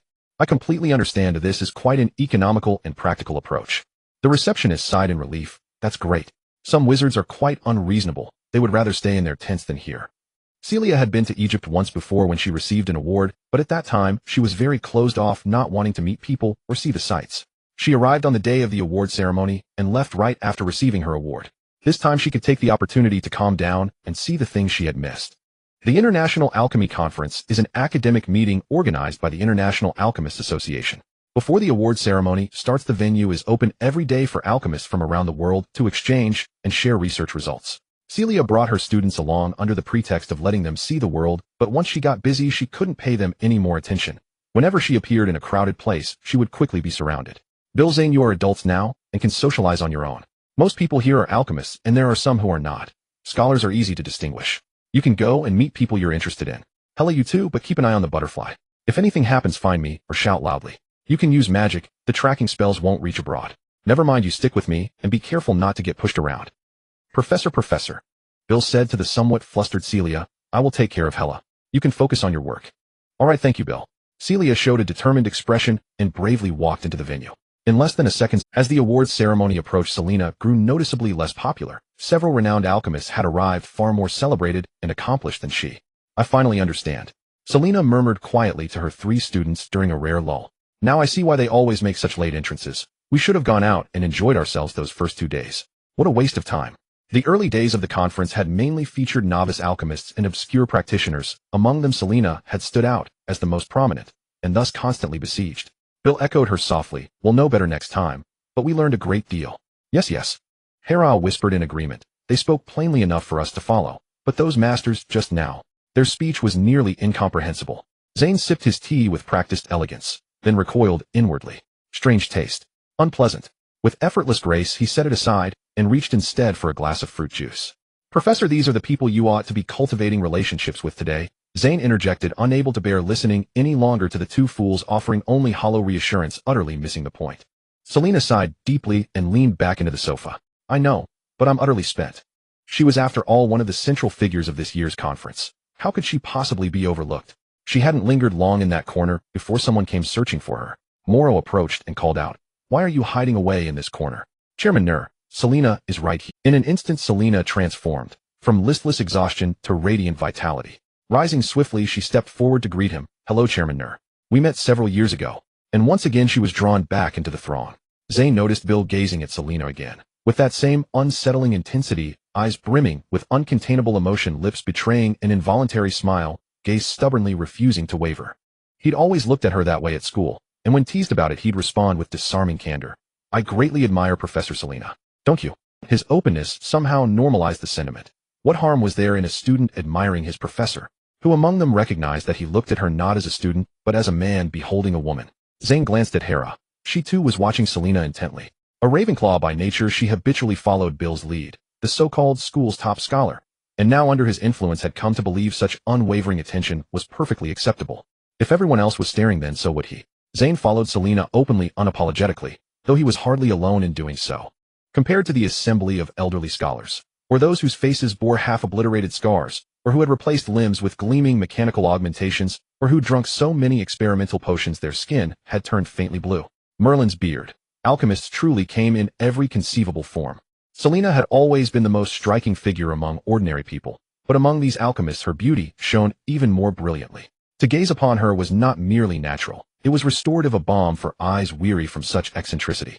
Nur, chairman of the International Alchemist Association, introduced Selena to other master alchemists, many of whom she met in person for the first time, though she'd corresponded with some previously or heard of them through Nicholas. Zane watched as she exchanged easy conversation with each, and as attendees produced raw materials on the spot, Selena demonstrated several original methods of magical rune inscription. When she flicked her wand to illustrate silence fell, every eye fixed upon her. The Selena described by Asher bore little resemblance to the Professor Zane now knew, yet one trait remained unchanged: she possessed an effortless magnetic ability to become the center of any gathering. On November 15th, Dumbledore arrived, wearing as expected his famed phoenix-embroidered robes. His presence sent ripples across the entire assembly. Dignitaries lined up for the privilege of exchanging even a few words with him. To Selena's astonishment, Nicholas and Perry also appeared. You never told me, she cried, tears welling in her eyes. Both smiled warmly at her.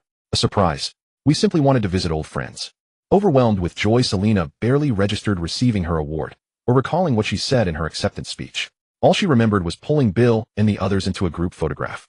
After the conference, Dumbledore escorted the 3 students back to Hogwarts first, while Selena remained behind for 2 additional days with Nicholas and Perry before returning. Selena's receipt of the gold medal for pioneering contribution at the International Alchemy Conference appeared on the front page of the Daily Prophet, her radiant smile beaming beside the gleaming trophy. Beneath that photograph ran several smaller images, one of Dumbledore, others of distinguished alchemists, and one showing Selena with Bill and the others. She bought a copy of the newspaper, then a bouquet of flowers in London streets, and apparat directly to Godric's Hollow, to Lily and James's gravesite. She placed the flowers reverently before the white marble headstone, then held the newspaper open toward Lily's portrait. Look, I'm showing off. See, Lily. Front page news. That earlier article didn't count. I didn't even know about it. This time I chose it. I asked the reporters specifically to include my photo with my students, and they did. This is Bill, nephew of Fabian and Gideon. Doesn't he resemble them? He's brilliant, charming, and remarkably cooperative in class. Thank you, Bill. This is Zane, Asherfly's nephew. Do you remember him, Lily? James certainly would. He once got into a proper brawl with him. Zane's intriguing, too quiet by nature, yet endlessly expressive in subtle gestures. Both are exceptionally gifted, excelling effortlessly in every subject. But this lovely young woman, Hera, possesses genuine passion for alchemy and real talent. I'm already pondering how best to nurture her further. Selena chatted softly to the headstone. Actually, after that first article, I went straight to Headmaster Dumbledore to complain.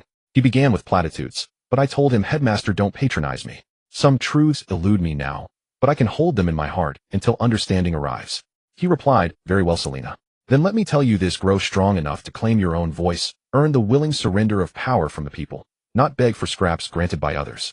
I strive daily to fulfill that ideal. It's too much to demand of others, but I can demand it of myself. This is my recompense, for us, Lily. She ignited the newspaper with a whisper of magic, watching flames consume it entirely. Softly she added, pity the headline isn't greatest culinary enchanter in the wizarding world. A delicate plume of white mist escaped her lips, trembling briefly in the winter wind. I must go now. The term hasn't ended yet. Early Christmas wishes. I'll be dreadfully busy over the holidays, but rest assured Harry will be well cared for. Remus is there too. Selena returned to Hogwarts via the Flu network from her London hearth, arriving too late for dinner, and headed straight for— Though curfew had not yet fallen, students clearly preferred the warmth of their common rooms on such a frigid winter night, leaving the corridors deserted. Descending underground, the light dimmed further.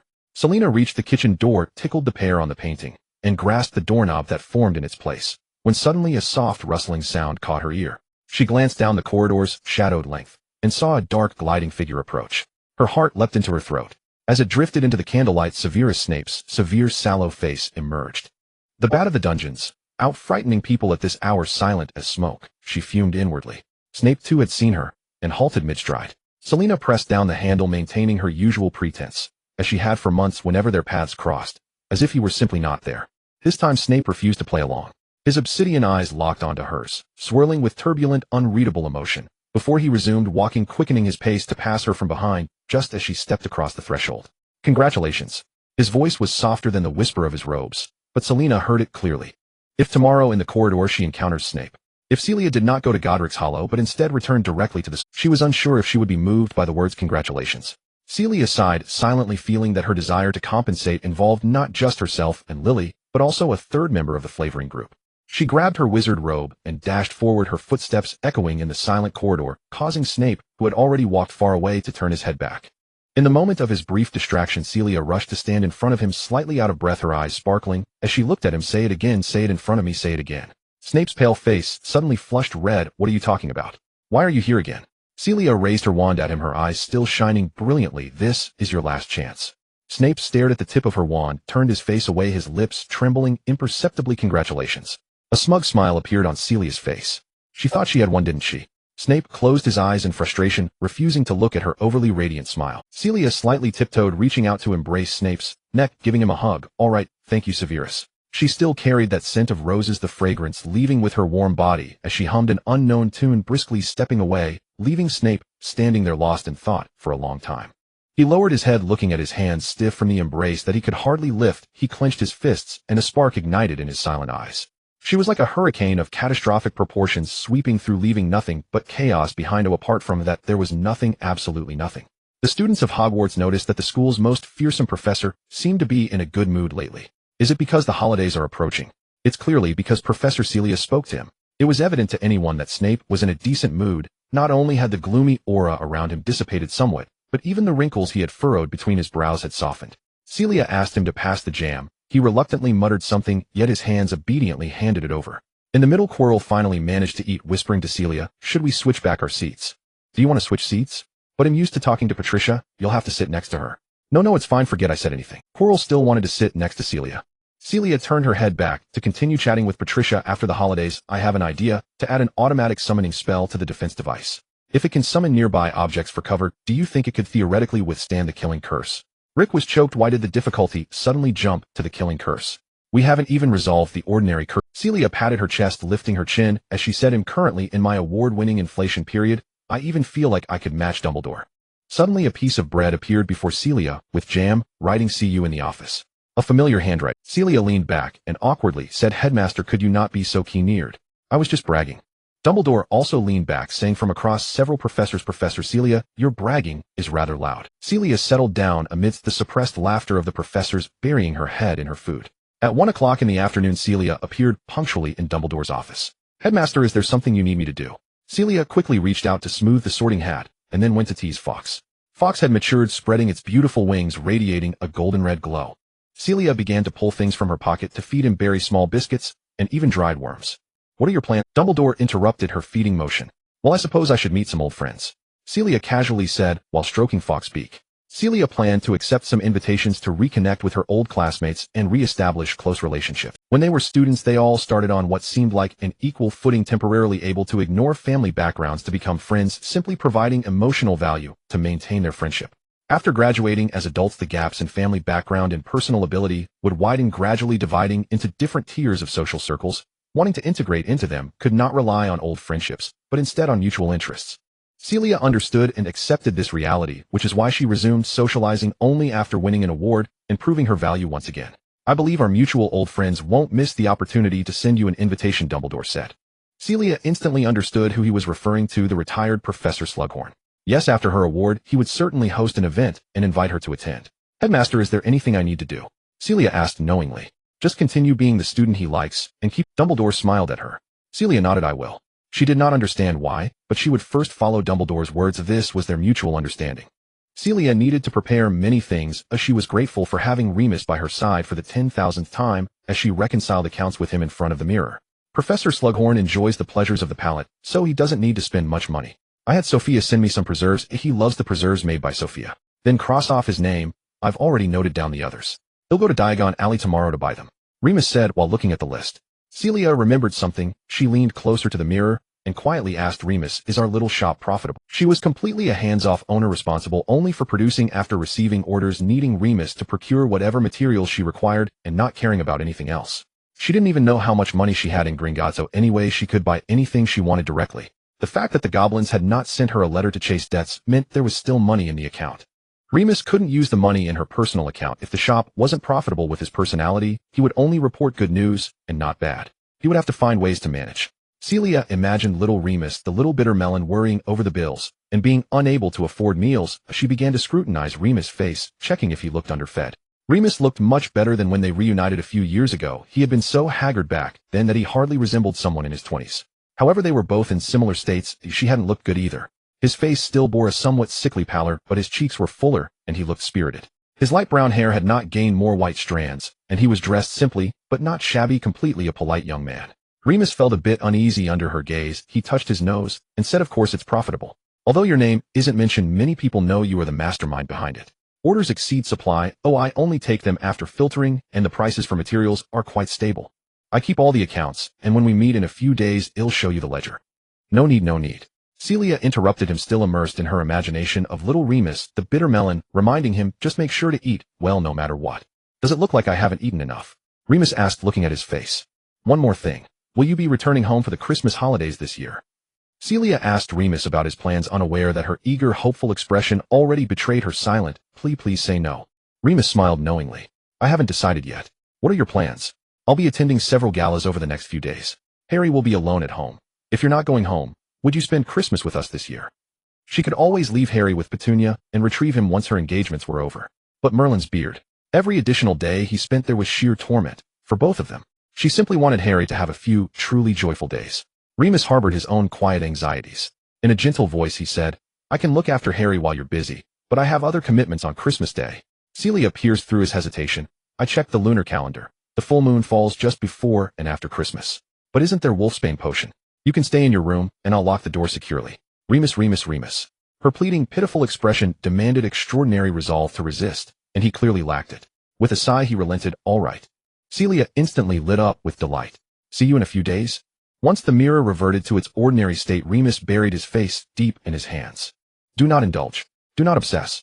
Do not cross the line." He lowered his hands, revealing a bitter smile. For over a decade he had upheld that vow, flawlessly. Harry counted down the days on his fingers, one by one, until the Christmas holidays finally arrived and Celia returned home from school. This time she was radiant with joy. The moment she saw Harry, she swept him into her arms and spun him around once before setting him down with a wobbly, affectionate sway. "You've grown heavier, Harry." Harry, buoyed by her happiness, beamed back. His permanent teeth half emerged, leaving him with an endearingly lopsided grin. "I've been eating well." Celia pinched his cheek. "That's wonderful. Let's go. We'll spend the holiday together with Remus. I have obligations tomorrow, so the housekeeping is up to you too. Clean thoroughly, and there'll be a reward." Harry nodded vigorously. He would work diligently. Both Dumbledore and Celia understood Horace Slughorn well enough to anticipate his response. Indeed, he sent her an invitation to host an intimate, exquisitely refined soiree at Slughorn Manor, extended with sincere warmth. Celia wore a silver-gray silk gown overlaid with delicate gauze. As she moved, moonlight seemed to ripple across its hem. Remus and Harry turned their heads in perfect unison, tracking her every step. After dinner, remember to wash all the used bed linens. Harry, you'll teach Remus how to operate the washing machine. He doesn't know how. Celia applied lipstick before the mirror while the two boys stared blankly and nodded in unison. "Don't wait up. I'll be late. Go to sleep when you're tired. Goodbye." Celia slipped on her cloak, casting an amused glance at the two dazed figures. She stepped outside, then vanished with a soft pop of apparition in a secluded spot. Harry blinked and asked Remus, "What's she doing?" "Walking a red carpet." Remus ruffled his hair gently. "She's attending a gala." "Come on, Harry, we've got work to do. Let's start with the kitchen. What would you like for dinner?" "I'll make noodles." With a soft pop, Celia reappeared before the gates of Slughorn Manor. She handed her invitation to the butler, exhaled a faint plume of mist into the crisp air, and stepped across the threshold. "Celia," Slughorn bustled forward, arms outstretched. "Professor, it's been far too long." Celia embraced him briefly, but stood nearly bowled over by the sheer spherical expanse of his belly. She gasped, impressed. "Your stomach has grown even larger." Slughorn chuckled, patting his ample midsection as he took her hand. "Too little exercise, and far too much indulgence." Never mind, never mind. "Celia, what an honor. The recipient of the International Alchemy Congress's Pioneer Contribution Gold Medal. I knew even during your student days that greatness awaited you. Though I confess, I didn't expect it to be in alchemy, did you?" "Of course not, because your brilliance shines across countless domains." Slughorn beamed. Celia looped her arm through his. "Professor, I brought you a small treat." I kept thinking, aside from Professor Slughorn himself, which other distinguished and powerful wizard shares my passion for fine cuisine? I'd love nothing more than to share a splendid afternoon tea with you. Perhaps come spring, I shall certainly visit again." Slughorn laughed until his jowls trembled. His two greatest passions in life were comfort and celebrity, and Celia was now undeniably famous as well as perfectly attuned to his tastes. He adored her utterly. He introduced Celia to the other guests and seated her beside him at dinner. Though she scarcely tasted her meal, distracted by Slughorn's enduring habit, an endless, effusive recitation of his illustrious former students. Celia never let a single word fall unanswered. Whenever he spoke directly to her, she met each anecdote with precisely calibrated responses, attentive, witty, or warmly appreciative. After dinner, Slughorn finally released her to mingle with other guests. Celia lifted a glass of wine and chatted easily with newly acquainted faces, then gradually drifted toward a solitary figure lingering at the edge of the room. "I almost didn't recognize you, Xavier. What a magnificent beard." She raised her glass in salute. His beard was like a mask, so dense and full that Celia might never have identified him had he not studied her intently for several long moments. Xavier clinked his glass against hers with a warm smile. "It's been far too long, Celia. Congratulations on your award." "I've heard congratulations 100 times, but each one still makes me glow." "Thank you, Xavier." Celia executed a graceful curtsy. Xavier gently lifted her forearm to help her rise, then sipped his wine. "I'm no expert in alchemy, but even I can tell this is an extraordinary achievement." Celia pressed her lips together, suppressing a smile. "I won't feign modesty. I truly believe it is extraordinary." Xavier shook his head, chuckling. "You haven't changed a bit." I also saw the photographs of you with your students. They're beautifully taken." "I couldn't agree more. Let's toast again." They clinked glasses once more. Xavier swirled the wine in his goblet, choosing his words with care. I've inherited the family's potion enterprise, and now wield greater authority. There may be opportunities for collaboration in the future, Celia. It's a genuine pleasure to see you again. The pleasure is entirely mine, Xavier. And, though I never thanked you properly before, I'm deeply grateful. During the war, Xavier had risked everything to supply Celia with vital potions. Neither spoke further of it. Both understood and seamlessly shifted to lighter topics. The gala stretched deep into the night. Celia was utterly exhausted. Socializing with strangers and half-familiar faces was draining, yet undeniably valuable for cultivating connections. At least she'd finally met an editor from the Daily Prophet. Back home, the living room lamp remained lit. Remus sat slumped in the sofa, book in hand, his head nodding gently as he drifted in and out of sleep. Celia slipped off her high heels and tiptoed over. Gently she withdrew the book from his slack grip and glanced at the cover, a Muggle textbook on business management. The motion startled Remus awake. He blinked up at her, drowsy and soft-voiced. "Oh, you're back, Celia." Perhaps the amber lamplight was too tender, or perhaps Remus's dazed, disarmed expression was too disarming, or perhaps Celia's mind was simply frayed beyond coherence. Dazed and unthinking, she sank onto the sofa beside him, wrapped her arms around his waist, and rested her forehead against his chest. Remus settled his palm against her back, stroking her hair and spine with quiet tenderness. A beat passed. Then simultaneously they both registered what they were doing. They sprang apart, faces burning crimson. I'll go to bed now, Remus. Good night. Have a good day tomorrow. Good night, Celia. Celia woke up not wanting to go downstairs. Merlin, she was really out of it last night. As a French woman, she did have a bit of a liking for physical contact. She often greeted people with cheek kisses or hugs, but those were pure and ceremonial. She just needed to express her enthusiasm freely regardless of how others might perceive it. So she knew that yesterday's hug was neither pure nor ceremonial, because this time it was her who felt awkward. Celia lay in her warm bed, freely worrying for 10 minutes, asking herself just one question. What did she want? She wanted to maintain the current state. Celia got up, and all her worries vanished. She put on her loungewear and went downstairs, where Remus and Harry were already in the kitchen. Remus had made a simple breakfast, and upon seeing her he wore a troubled expression, saying, "I thought you would sleep a little longer. You can only taste the terrible breakfast now." He served a plate of scrambled eggs and toast to Celia. "It looks good." Celia picked up a fork and took a bite, admitting after swallowing that it wasn't bad. Not bad, just not bad. After breakfast, Celia played with Harry in the living room, the fireplace crackling warmly. Harry had taken off his heavy winter clothes and was dressed in loungewear. Celia picked him up again and weighed him. "Indeed, you're heavier and taller now. Oh, I should record your height." She moved the shelf beside the fireplace aside, letting Harry stand against the wall, and called out to the kitchen, "Remus, help me find a pen, the kind that can write on walls, preferably one that leaves a mark for a long time. Quickly transform it for me." Remus, still wearing an apron, quickly came out and handed her a pen, standing by as Celia marked a line above. She wrote next to it, "Christmas 1988. Eat well and grow tall." Celia gestured to the height above Harry's head and asked, "How tall did James end up being?" Remus smiled and said, "Just a little shy of 6 feet. He always tried to stand on tiptoes when measuring his height." "About this tall." Celia gestured a height. Harry looked up, feeling that height was out of reach. Celia was about to head out again, and Remus went with Harry to shop for holiday necessities. They returned home with bags just in time to run into the postman delivering a letter. There was a letter addressed to Harry, which he took without surprise. Remus glanced at it with a knowing smile. "Is it from that little Hermione girl? Do you correspond often?" Harry nodded, then shook his head. They had only exchanged 3 letters so far. After parting ways with Hermione in the library, Harry quickly received her first letter. This was Harry's first letter from a peer, and it was quite novel, but Hermione's letters weren't lengthy like Celia's, which were often several pages long and adorned with little flowers or animals. Her handwriting was neat, perfectly adhering to the format of a letter. She had merely written a few sentences. She wanted to confirm that the address Harry had given her was correct, so she sent a letter. Harry replied line by line, telling her that the address was correct and that he had received her letter. Just before the holiday, Hermione sent another letter reminding Harry to remember their agreement and to tell her the answer once he found out. Harry wanted to respond, "Okay, I will." He felt that this reply was too short, so he changed it to, "Okay, I remember our agreement, and I will definitely write to tell you the answer once I find out." This was the third letter, still very brief. Hermione wrote that she had changed your holiday address and hoped this one was still correct. "Did you ask?" Harry didn't know how to respond. He hadn't asked. When Celia received him, she was so happy that he forgot about the question. In the past few days, she often went out, and when she returned, she either lounged on the sofa chatting with them or held Harry while watching television. Celia was fragrant and soft, gently stroking his hair, and Harry felt very comfortable in her embrace. He forgot the question entirely. He was likely going to miss his promise. He didn't want to ask Celia a question that would make her sad while she was so happy. Harry took a sheet of letter paper, ran back to his room, and leaned over his desk painstakingly, writing his first long letter to Hermione. "Dear Miss Hermione, hello. I am Harry Potter, and my holiday address is indeed correct. I received your letter. But I am sorry I do not yet have the answer to the question." He originally intended to end it there, but after some thought, he continued writing. The adult I want to ask about is a friend of my parents, very kind and gentle. She takes me to her home every holiday, providing everything I had only dreamt of before. When I first met her, she smiled, but there was sadness in her eyes. This holiday she is very happy, and I do not want to disturb her happiness. Harry bit the end of his pen and added below. I'm sorry that you helped me search through so many newspapers to find my parents, but I cannot let you know the answer.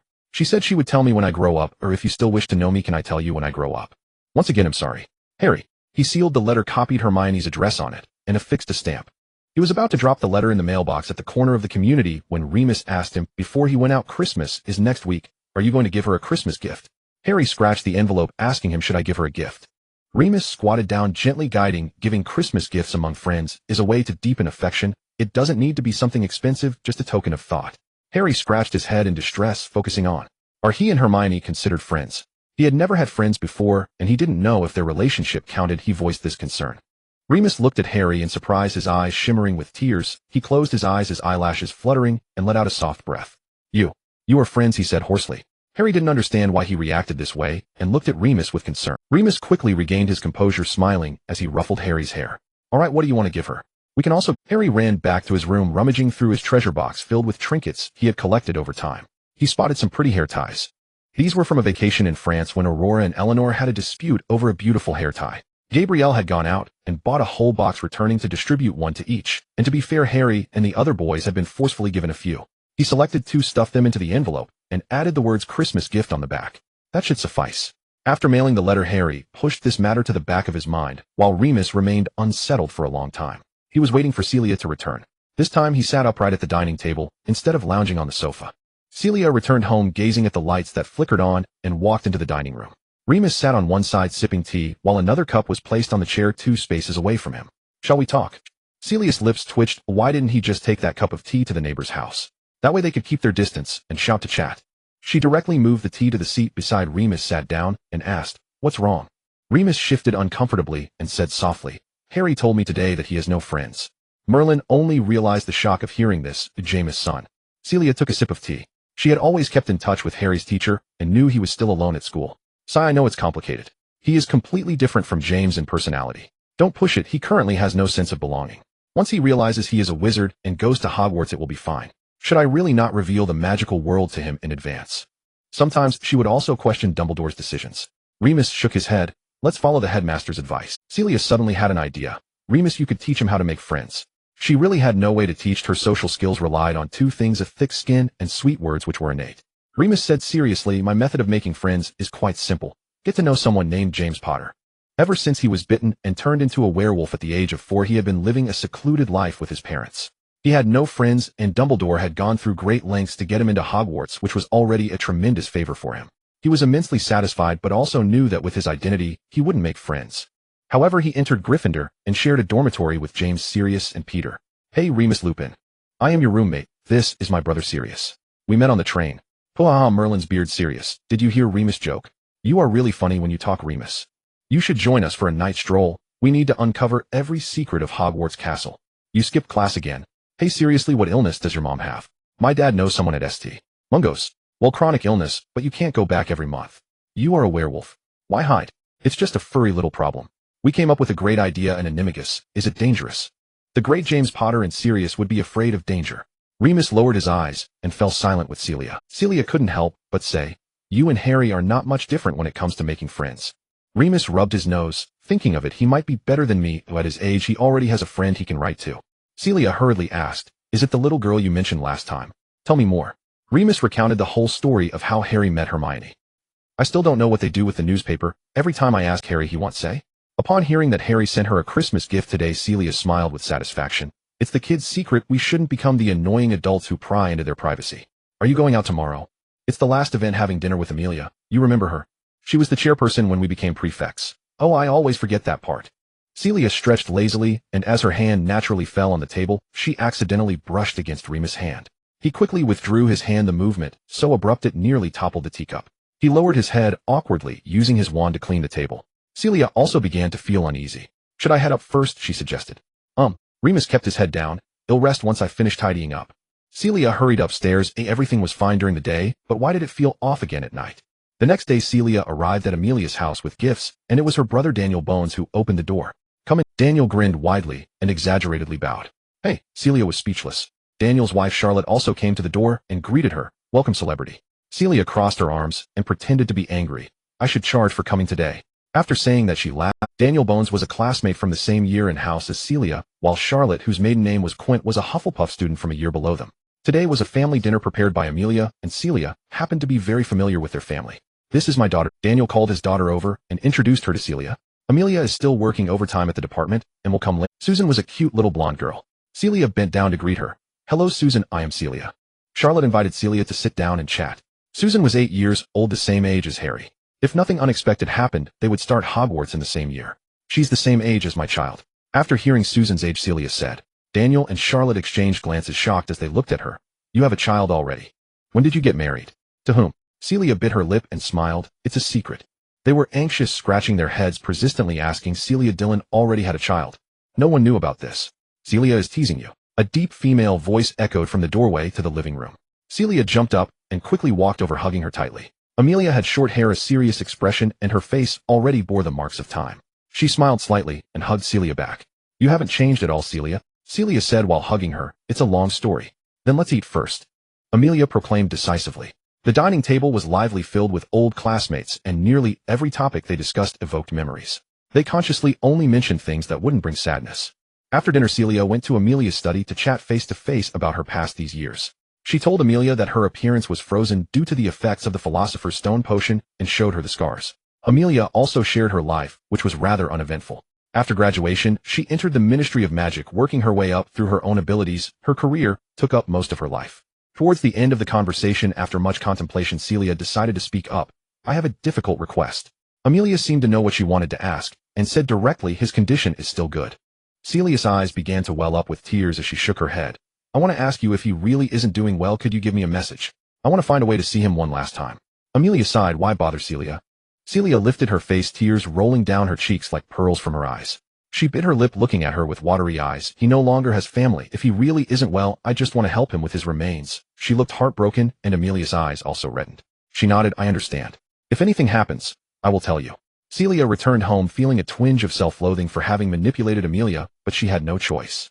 She couldn't watch Sirius die in Azkaban. If his condition really was poor, she would have to break him out. Celia finished all her social obligations before the holiday and spent the remaining time at home with Harry. They decorated the house together. This year, with Remus around, Celia had it much easier, as the two of them could take turns diverting Harry's attention while the others secretly used magic. Last year it was just the two of them, and Harry liked to follow Celia around. She had to rely solely on her own strength to climb up and down to decorate the Christmas tree. This year London had only a thin layer of snow, which quickly melted. Harry felt a little regretful that he couldn't shovel snow for money, but staying indoors with Celia and Remus was much more fun. Celia taught the two of them how to play chess, but as she was teaching, she forgot some rules and needed to look at the book. When she got frustrated, she tossed the book aside and let Remus take over to teach the three of them. In the end, the three of them unanimously agreed to stop playing chess. Remus had been drinking Wolfsbane potion for the past few days, his face pale and feeling unwell. He struggled to stay with them, while Celia did not allow him to exert too much energy, and they watched TV shows together. EastEnders is currently one of the most popular TV shows in the UK, highlighting many societal issues in the Muggle world. Harry watched with a sense of confusion, but the adults were captivated, so he just followed along. However, during certain scenes, Remus and Celia would take turns covering his eyes and ears, only releasing him once it was over. After so many times, he had no idea what the show was about. He protested angrily, and Celia switched the channel to an animated series, managing to calm him down with an episode of The Adventures of the Ugly Duckling. The night before the full moon, Remus could hardly hold on any longer. His entire face was devoid of color, lacking the strength to walk, and he wanted to go home. Celia firmly pressed him down on the bed, tucked him in, and sadly watched him from the bedside, saying, You stay here, I will take care of everything. How could this happen? Remus had his eyes half closed, his body trembling slightly, and was drenched in cold sweat. People tend to forget painful memories, and how could he have forgotten how he looked after drinking the Wolfsbane potion every month? One key ingredient in the Wolfsbane potion is monkshood, which is extremely toxic. Its primary function is to weaken and calm the wolf-like part within werewolves. If it could incapacitate a werewolf to the point where they couldn't even lift their fingers, they naturally couldn't harm anyone or themselves. After recovering from the discomfort, Remus opened his eyes and smiled at Celia, saying, Don't look so grim, Celia. I just feel weak all over, like having a fever. Celia reached out to touch his forehead. But you feel cold. All right, you rest well. What do you want to eat? Should I cook some? Remus closed his eyes and mumbled, I want chocolate, but I can't eat anything sweet. Celia coaxed him like a child. Wait until you transform, then you can eat as much as you want. Remus nodded. Celia closed the door, allowing him to rest. Harry sat in the living room distractedly playing with his toys. Hearing some noise, he quickly got up and asked what's wrong with Remus. He has a little issue. Celia lightened her tone. He feels unwell for a few days every month, but it's nothing serious. Remus transforms on Christmas Eve, and I've already cast several protective spells in his room. I've also laid several layers of soft padding around the entire room. She asked nervously, is it possible for you to suffocate yourself in the padding? Oh, maybe this result could earn me the Merlin medal. The simplest werewolf nemesis, soft padding. Remus said with a pale face. Celia stifled a laugh, holding it back. Well, I hope to see you alive, and well tomorrow. Celia, Remus called out to her, looking at her with calm eyes. Please don't sneak in midway, okay? What? How do you know? No, I won't, Celia said. Celia lowered her head guiltily under his gaze. But what if you suffocate in the padding? Remus sighed silently. Werewolves are more dangerous than you think, and not that fragile. If I suffocate in the padding, I'd top the werewolf disgrace list. Celia pouted and remained silent. Remus said softly, please, Celia. His werewolf form was too ugly. He didn't want to become a nightmare in Celia's heart. I understand, I won't sneak in, Celia promised. That night after Harry fell asleep, Celia sat at the door of Remus' room, looking out at the full moon. The moonlight was so beautiful, but it was so cruel for Remus. The room behind her was under a silencing charm, and she couldn't hear any sounds from inside. Was Remus making any painful noises? Was he struggling in distress? Was there any way to make it easier for werewolves? She thought about it all night, but couldn't come up with anything. She would ask Dumbledore when school started again. Celia returned to her room before dawn, changed her clothes, and poured herself a vial of wakefulness potion. Remus stepped out of his room before noon, a smile on his pale face. I hope I didn't miss our Christmas feast. You arrived just in time for the main event. A chocolate cake filled with chocolate, Celia said with a smile as she pushed the cake towards him. Remus blinked, wondering what else he could say. How fortunate he was to be Celia's friend. He should cherish this friendship forever. Yes, friendship. After the meal, they all went to unwrap Christmas presents. Harry received a return gift and letter from Hermione, with the present being a children's edition of a classic novel. He covered the letter with his hand and quickly skimmed through it. Hermione's response this time was longer than the previous three. She thanked Harry for the gift, stating it was her first Christmas gift from a peer. Harry wondered if she really had no friends. She said their agreement could be nullified if she hadn't considered Harry's feelings, and she hoped he and his family would have a pleasant Christmas. She also mentioned that Harry shouldn't feel sorry for her. Reviewing old newspapers was a way of gaining knowledge for her. She suggested Harry read more books and study harder, as there were several typos in his letter and his handwriting needed practice. It looked a bit messy, Harry thought. She probably really had no friends. In the end, Hermione said she would be happy to continue communicating with Harry, and if he had any questions regarding his studies, he could write to her for advice. She wouldn't need to, as she felt Harry had nothing to teach her. Harry was sure she had no friends. Harry lowered his hand, covering the letter. There was nothing that Celia and Remus couldn't see. Celia was mumbling to Remus, look, he already has his own little secret. Harry heard this and blushed, stammering, no, there's nothing you see. He handed Hermione's letter to Celia, who covered her eyes and shook her head. I want look. Harry tried to pry her hand away, insisting she look. Celia hugged Harry tightly, kissing him several times on the face, leaving him dazed. All right, little Harry, keep the letter from your little friend safe. Ooh, I was just joking. Harry's face was flushed, his head spinning, and he asked Remus, are you going to look? I won't look either, I won't look. Remus also covered his eyes and followed behind Celia. The holiday always passes in the blink of an eye. Celia reluctantly bid farewell to Harry, and after saying goodbye to Remus, returned to campus. Rick Pick arrived at her office to find her. Time flies, doesn't it? We should quickly improve your defensive gear. She was quite decisive. Celia instantly switched from holiday mode. You're right. Oh, let's discuss in the alchemy room. Patricia, do you think curses and hexes can be turned back against their users? Using them requires conquest, Celia. As curse breakers, the first priority when facing the unknown is to preserve our lives, but there are also instances where being cursed has saved lives. Rick Pick was indeed well informed, and after Celia started school, they spent every day together, leaving the other students feeling neglected. Professor Celia doesn't chat with us anymore. During the afternoon tea, the girls huddled together, feeling aggrieved. She's obsessed with Professor Rick Pick. She even followed him to the dark arts defense class. Why isn't she teaching us? A senior student boasted. She came to demonstrate the silent defense spell for us. Merlin, do you know how good Professor Celia's defensive spells are? She can withstand every attack from Professor Rick Pick. She only attended the 6th and 7th grade classes. Next year, when the professor changes, you won't see her anymore. Someone innocently asked, can Professor Celia also teach dark arts defense? The others glared at her in unison. Do you want her to teach for a year and then leave? The person sheepishly replied, forget I said anything. Rick Pick discovered that Celia's defensive spells were exceptionally skilled, though she had not had many practical opportunities before, and she was well aware of her shortcomings in offensive spells, having no concept of how proficient she was in defense. Celia collected a pile of strange alchemical products, such as the skeletal hand she purchased from the Dark Merchant in Hogsmeade last year. The dark magic affixed to it was so powerful that she had not been able to figure out what it was. While searching for materials, she saw the box for contraband, and recalled that Rick Pick was skilled at curse breaking, so she asked him to help her investigate. Rick Pick cast a few commonly used detection spells on the skeletal hand, which had previously been still now activated and scuttling around the room. It opened its 5 fingers and rapidly lunged towards Rick Pick's face. Celia quickly cast several defensive spells, nimbly binding the skeletal hand and throwing it back into the box. Rick Pick looked at her in amazement. "Your defensive spells are faster than mine." Celia constantly refreshed Rick Pick's perception of her. Just as he thought her defensive gear was merely superficial and exaggerated, she kept improving it according to his needs until it nearly reached perfection. When he thought of her as a researcher who wasn't good in practical situations, her defensive spells could be cast so swiftly and effectively. Celia was also surprised, really.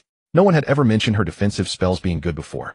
Rick Pick tried several times with her and was convinced that Celia had a talent for defense. "Your offensive spells are lacking, but your defense is remarkably agile. How did you think to use a repelling charm above and summon objects to shield?" Celia, who moved her body faster than her brain, stammered.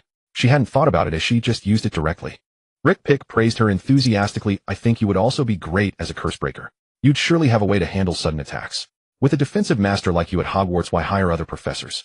You should come to class with me and show the students your talent." Celia was flattered by his praise and obediently increased her workload by attending class with him. She found time to chat with Dumbledore. "I didn't even know I was a defensive master." Dumbledore replied, "I've always thought you were quite talented.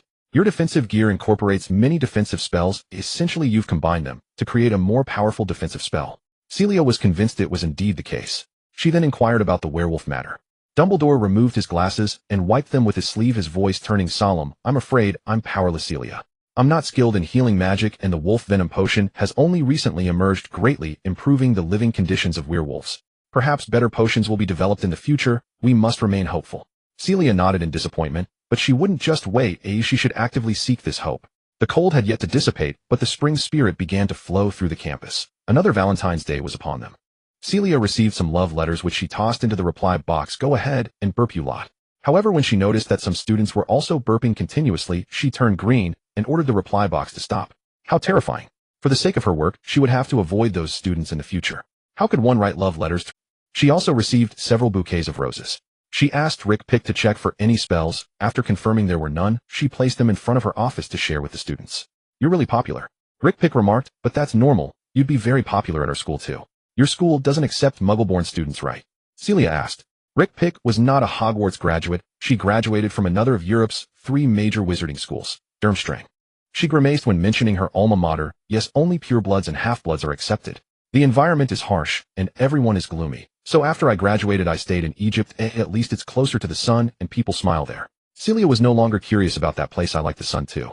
By the end of February, Celia concluded her 7th grade classes, allowing them to freely choose whether or not to attend. As a result, most of the students came, but Bill did not. Celia even asked, "Is Bill sick?"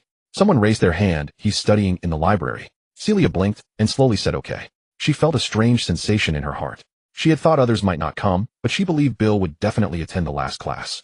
She found it ridiculous that she felt disappointed because a student chose not to attend her class when she had given them the freedom to choose. One mustn't be inconsistent in words and actions. Celia Dillon. She quickly adjusted her mood. That afternoon she saw Bill at her office door. He was wearing a hat drenched in sweat. "What's wrong, Bill?" Celia asked in shock. Bill bent over, supporting his knee, panting for a while, before saying intermittently, "I finished class this morning, was called by Professor McGonagall to arrange some things, and only found out after lunch that you asked about me in class. I went to your office, but no one was there. A passing student told me you went to Professor Rick Pick's office, so I ran over, and she said you went to find Professor Sprout. I ran to Professor Sprout's office, the Hufflepuff common room, and the greenhouse, but couldn't find you, so I ran back. Merlin, I went to Hagrid's. Come in and rest. What's so urgent that you're looking for me?" Bill sat down, gazing intently at her, reiterating what he had said earlier. "You asked me in class why I didn't come, didn't you?" Celia fidgeted with her fingers. "Yes, I thought you might be sick or something." "Oh, I didn't mean that. I said everyone could choose freely. I don't want to miss a single one of your classes." Bill said, "Of course I want to attend, but something unexpected happened yesterday." He took off his hat, revealing his ears, which looked as if they had been poisoned, turning an unsightly dark blue and twisted together. He lowered his head, embarrassed. "I didn't want to see you like this." But he still came, because he was more afraid of Celia misunderstanding what happened to you. "Let's go find Madame Pomfrey." Celia stood up, ready to take Bill to the school hospital. Bill quickly urged her to sit back down. "I went yesterday. Madame Pomfrey said it's a curse, and aside from making my ears look like this, it doesn't affect my health. She can't do anything but wait for the curse to wear off." Hearing that it wouldn't harm his body, Celia felt a bit relieved. She began to closely examine Bill's ears, mumbling, "They look like wood ears." "What's that?" "A type of ingredient. The Muggle world has a dish made with it. My neighborhood is the largest Chinese community in Paris, and I've had it before. The texture is crunchy. Celia realized it looked more and more like wood ears, and she started to bite her fingers to suppress her laughter. Bill said dejectedly, "Professor, you can laugh." Celia covered her mouth and let out a small chuckle, quickly stifling it. "All right, we can't let your ears stay like this. Have you consulted other professors?" "This morning, I went to the library to search for information. I didn't mean to skip your class, but I couldn't find anything. The second class was with Professor Flitwick, and he used a few spells on me, but they didn't work.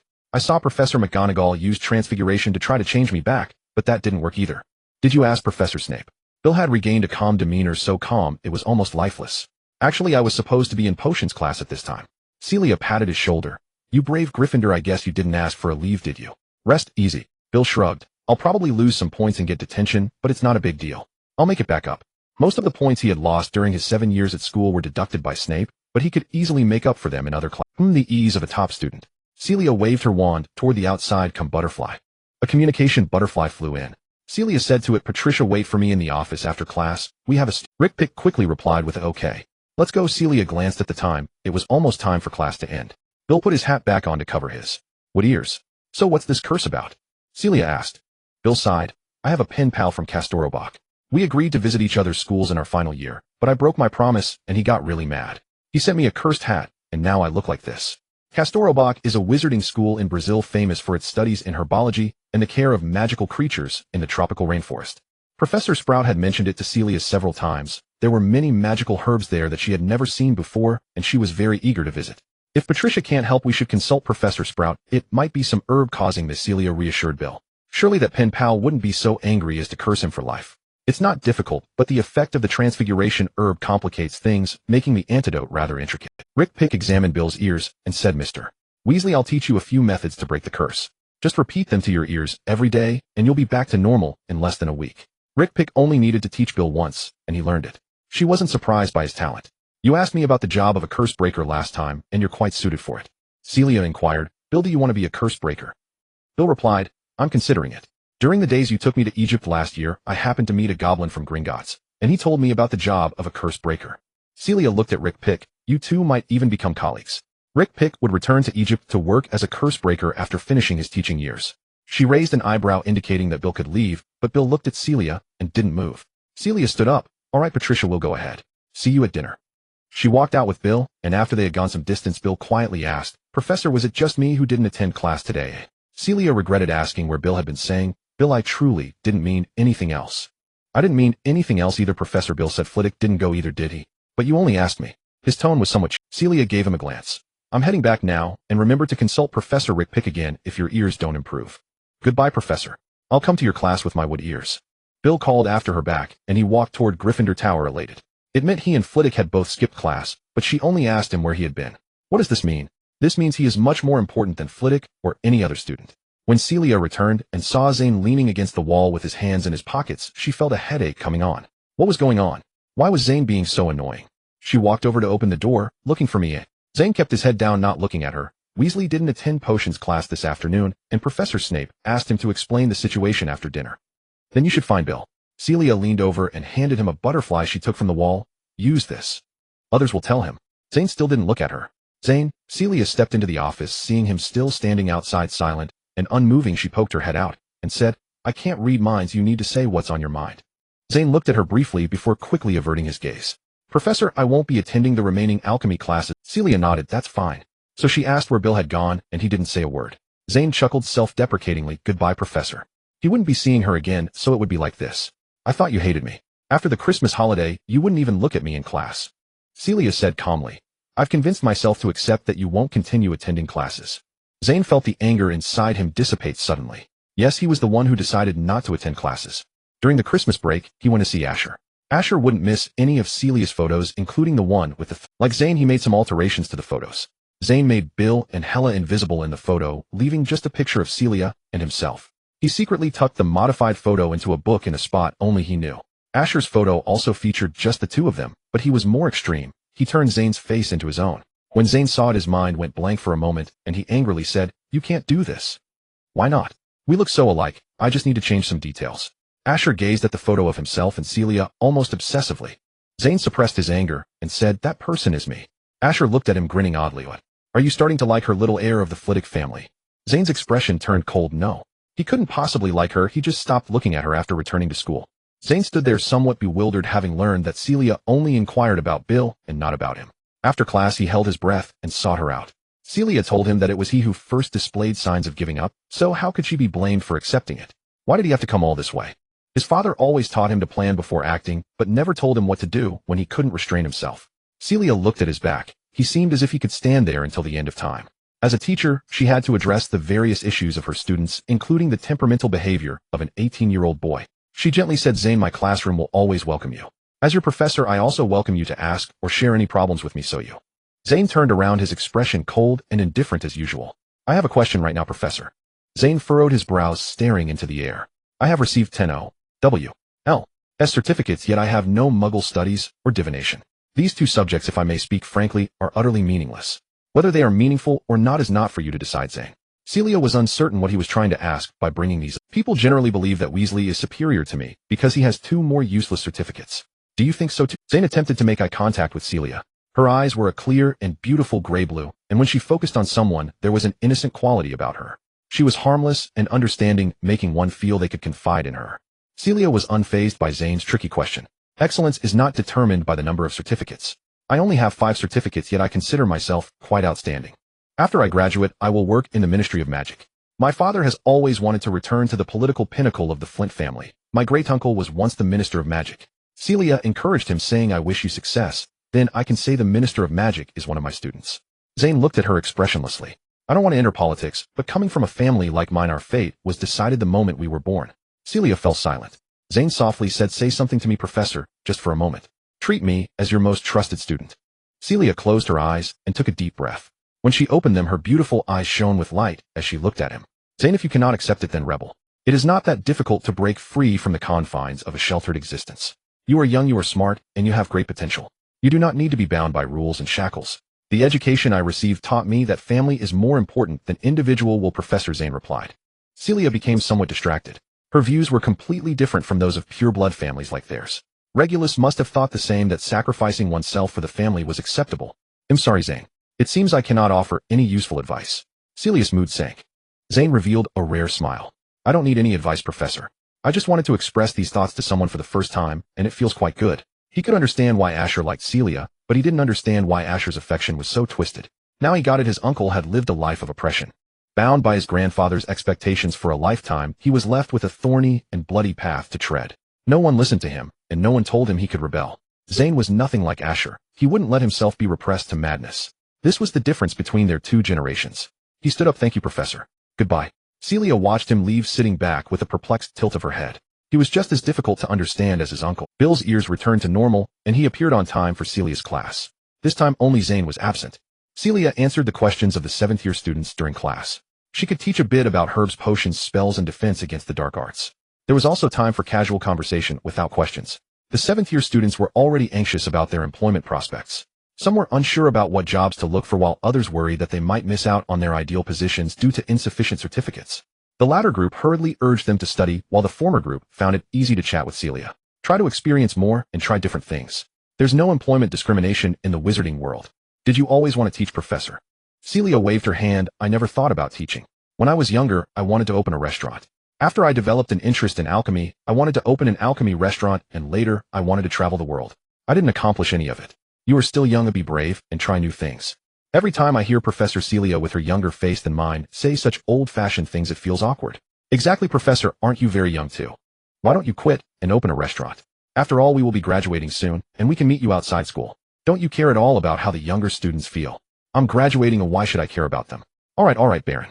You still have 3 months until you graduate, Celia said. I'll consider opening a store after I retire, and if you don't pass the alchemy knowledge test, you won't be allowed to eat there.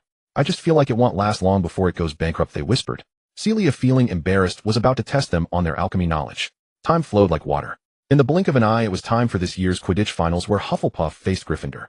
No matter how much Charlie invited her, Celia was unwilling to go watch. She had a psychological shadow. However, the outcome was quite dramatic. The match ended within 10 minutes. Hufflepuff won the game. Hufflepuff's Seeker almost crashed into the barrier while dodging the bludgers, and in the process his arm struck the golden snitch. Celia regretted deeply, as she should have gone to watch. It was not easy for Hufflepuff to win once. A serious matter awaited her at the end of the semester. This year's defense against the dark arts exam was again assigned to her.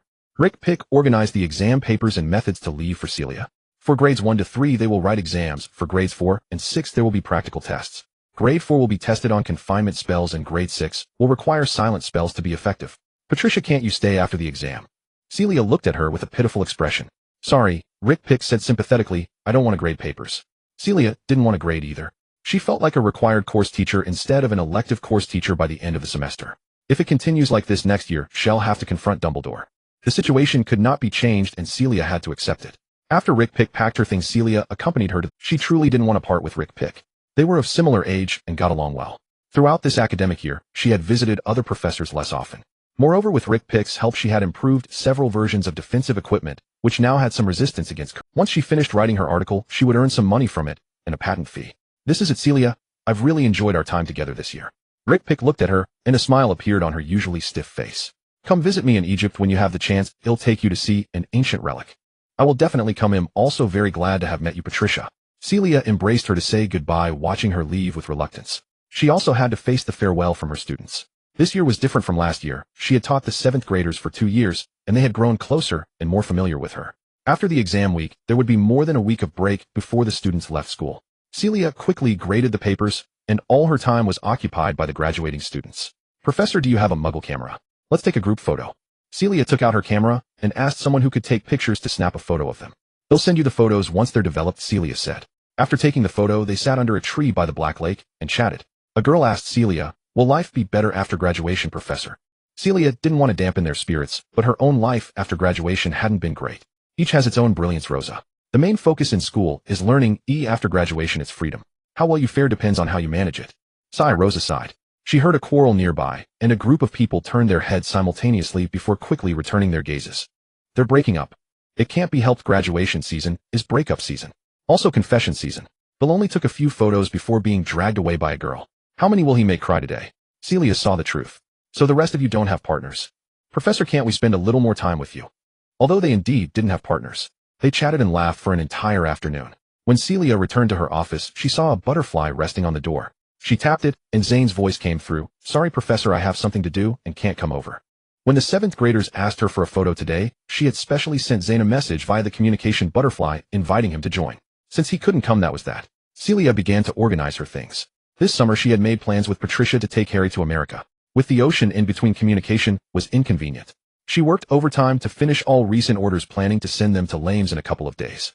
The night before the students left, Bill came to see her. Professor, I've decided to accept the job at Gringotts and go to Egypt as a curse breaker. He came to say goodbye. Celia smiled widely at him. Congratulations, Bill, you're really going to be colleagues with Patricia. She went inside and rummaged through her bag, pulling out several pieces of defensive equipment. These have been improved under Patricia's guidance and will be helpful for your work. I'm giving them to you as a graduation gift. Bill accepted them, thanking her. He ran his fingers over the items. Professor, may I write to you? Of course, and let me. Celia wrote her address on a piece of parchment. The work of a curse breaker is dangerous. Please be careful. Bill took the parchment, folded it, and placed it in his pocket. He looked at Celia, even reluctant to blink. She was truly a wonderful professor, intelligent, gentle, and witty, always considering her students. He was about to leave the campus and he would no longer see her every day. Celia would soon have the next student who would pay more attention to her and like her more, and he would gradually be forgotten. Bill had only recently made up his mind to accept the position of curse breaker. His excellent performance during school allowed him to secure many job opportunities, and entering the Ministry of Magic would be easy, but he didn't like the rigid office work. His nature craved adventure. Being a curse breaker was an exciting job that was always full of adventure. Moreover, there was one benefit he found hard to resist: the pay. Bill was the first child in the Weasley family with 6 younger siblings. The family relied solely on Mr. Weasley's salary, living quite frugally. Bill's fallout with his pen pal Castro was because they had previously agreed to mutually cover each other's study expenses. When the agreed time came, he realized that his family simply couldn't afford that much money. As the eldest son, he occupied the most resources in the family. He had new clothes, a new wand, and new books, while his younger brothers could only use his hand-me-downs. Graduation was the time for him to take on responsibilities. There were many jobs in London, but the salary of a curse breaker was more than 4 times that of those jobs. Even in the unfortunate event of death, Gringotts would pay a considerable compensation. He couldn't find a more perfect job than this, except for one thing. He would be in Egypt while Celia would be in England, separated by thousands of miles. It would be difficult for him to see the girl he liked again. Bill didn't want to be just another student in Celia's memories. He wanted to be something more special. He was a Gryffindor. He could be a little impulsive, a little willful. Could he be a little braver? Professor Celia, Bill heard his voice say, I like you. Cecilia's smile froze for a moment, her lips still holding that curve. She said dryly, oh Bill, our professors really like you as an excellent student. Once the first sentence was out, the following ones came much easier. Bill's courage poured forth as he laughed and said, Professor, my affection for you is the kind of affection that is love. Playing dumb was no escape. Cecilia had plenty of experience with confessions, but she was somewhat lacking in experience with confessions from students. It was her first time in her life. Cecilia's smile began to fade. Bill, thank you for your affection. Have you packed your luggage? She started to shift the topic, her forte. I have packed it, Professor. I've accumulated quite a bit over the 7 years, and having known you for 2 years, I've also gathered many feelings. You need not feel awkward. It's quite normal for someone as excellent as you to be liked. The topic shift also failed. Cecilia's smile vanished, and she raised her hand, awkwardly rubbing her face. I understand. Let's not talk about this anymore, Bill. Thank you once again. Bill's eyes sparkled as he lowered his head and asked, Professor, would you like to go on a date with me? Cecilia closed her eyes in despair and opened them to refuse skillfully. No, Bill, I don't date students. All right, good night, Professor. Bill chose to leave on a good note and said goodbye to Cecilia cheerfully. Cecilia let out a sigh. Tomorrow sending off the students would mark the end of the school year. Neither she nor Bill mentioned the confession again, which meant it was as if it didn't exist, right? On the day the students left, Cecilia huddled in her office, only stepping out once all the students had departed. She was afraid of accidentally bumping into Bill, knowing several Gryffindors who were quite thick-skinned. What if Bill was too? Cecilia went to the hall where the staff would hold a simple farewell meeting. Upon arrival, she first sought out Dumbledore. Headmaster, please don't make me grade the dark arts defense exams again next year, or I will go on strike. I understand, Dumbledore sighed. I will have to search for a suitable professor throughout the entire holiday. Headmaster, I still think I am the most suitable candidate. Snape had long coveted the teaching position for the dark arts defense class and seized the opportunity to recommend himself. You need me for potions severus. Dumbledore declined him once more. Cecilia leaned closer and said, you should grade the exams next year. No, I want the teaching position, not a bunch of fool's exams. Snape gritted his teeth in frustration. Cecilia pouted at him and informed Professor Sprout that she was going to America to find Patricia. I'm her daughter's godmother. We've never met, and I plan to fly there. Wait a moment, don't leave yet. Come with me to get a pot of herbs to take to Patricia. They can help her mother calm her nerves. Professor Sprout was very concerned for her students. All the remaining staff gathered. Dumbledore briefly expressed gratitude for everyone's hard work throughout the school year, reminding the staff to return a week before the new term and wishing everyone a wonderful holiday.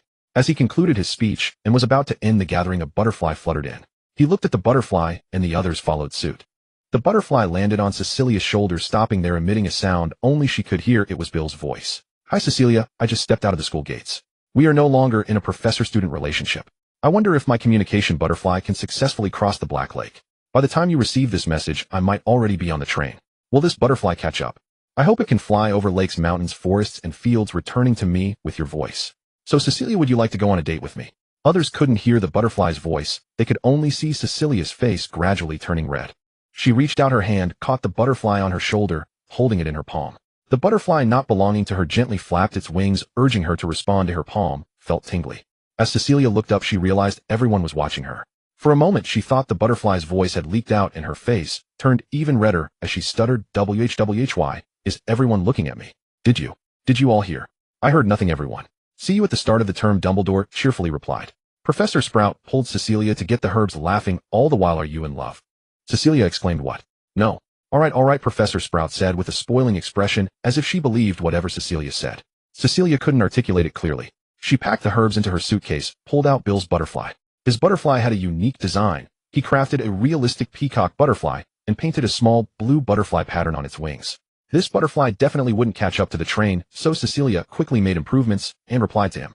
The graduates on the train could hardly settle down, circulating through the carriages to bid farewell to classmates they had spent 7 years with. Bill, being the president of the student council, excelled academically and had a good personality with friends across all 4 houses, and his compartment was never quiet. Many younger students poked their heads in to talk to him. He was multitasking, chatting with others while keeping an eye on the window. His butterfly appeared 3 hours later, landing on the window, its metallic antenna gently tapping the glass. The moment Bill saw it, he ran to the window, opened it, and pulled the butterfly inside. He held the butterfly to his ear and heard Cecilia's response. Mr. Bill Weasley, Professor Cecilia is very disappointed. You forgot to respect the professor in the very first minute after stepping out of school. My answer is still no. I modified your butterfly, adding a delay spell and a teleportation spell. The method is attached to the paper. These 2 spells can achieve long-distance information transfer.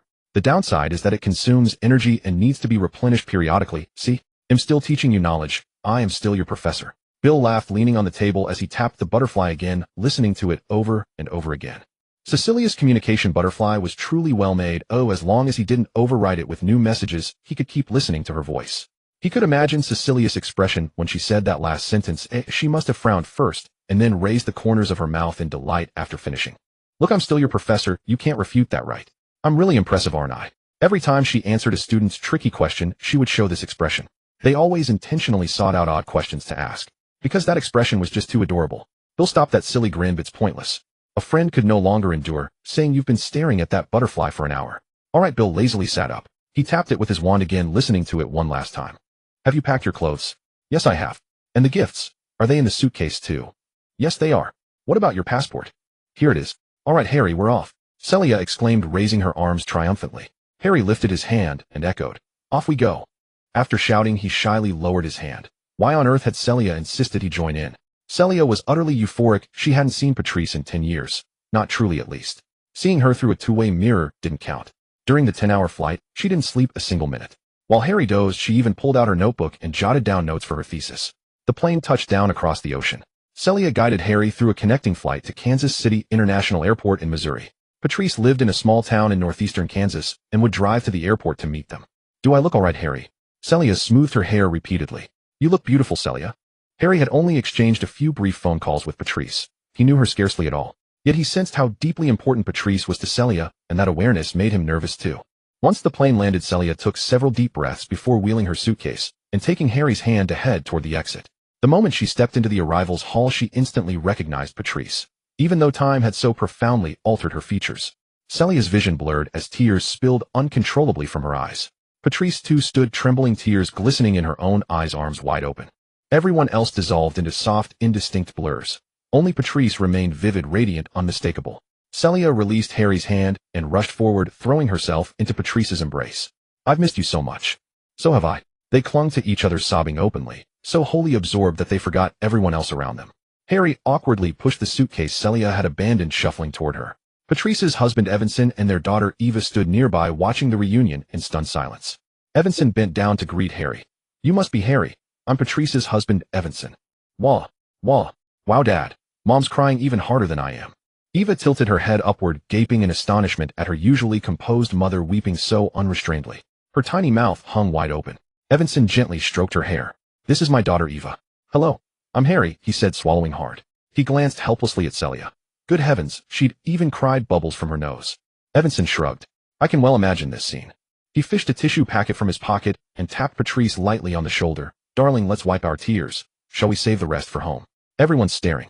Tears still shimmering in her eyes, Patrice accepted the tissues and dabbed Celia's cheeks, her voice thick with emotion. You're still just a little girl. I'm actually a month older than you. Celia sniffled, blotting her tears with the tissue until her composure gradually returned. Only then did she register the embarrassment. Where had her maturity gone? Where was her poise? Her dignity? In front of Harry, no less. Patrice introduced them warmly. This is Evanson, and this is Eva. Hello, Evanson. And hello, Eva. Celia crouched down, smiling at Eva. I'm your godmother. We've spoken. Earlier, Eva had boldly stared up at them while they cried. Now she grew bashful, hiding behind her father's legs and peering out with only half her face visible. I know, I call you Cece. Patrice noticed Harry then and gasped softly. Oh my goodness, Harry. I'm Patrice. Harry, flustered, murmured, hello. Let's head home first. You've been traveling all day and must be exhausted.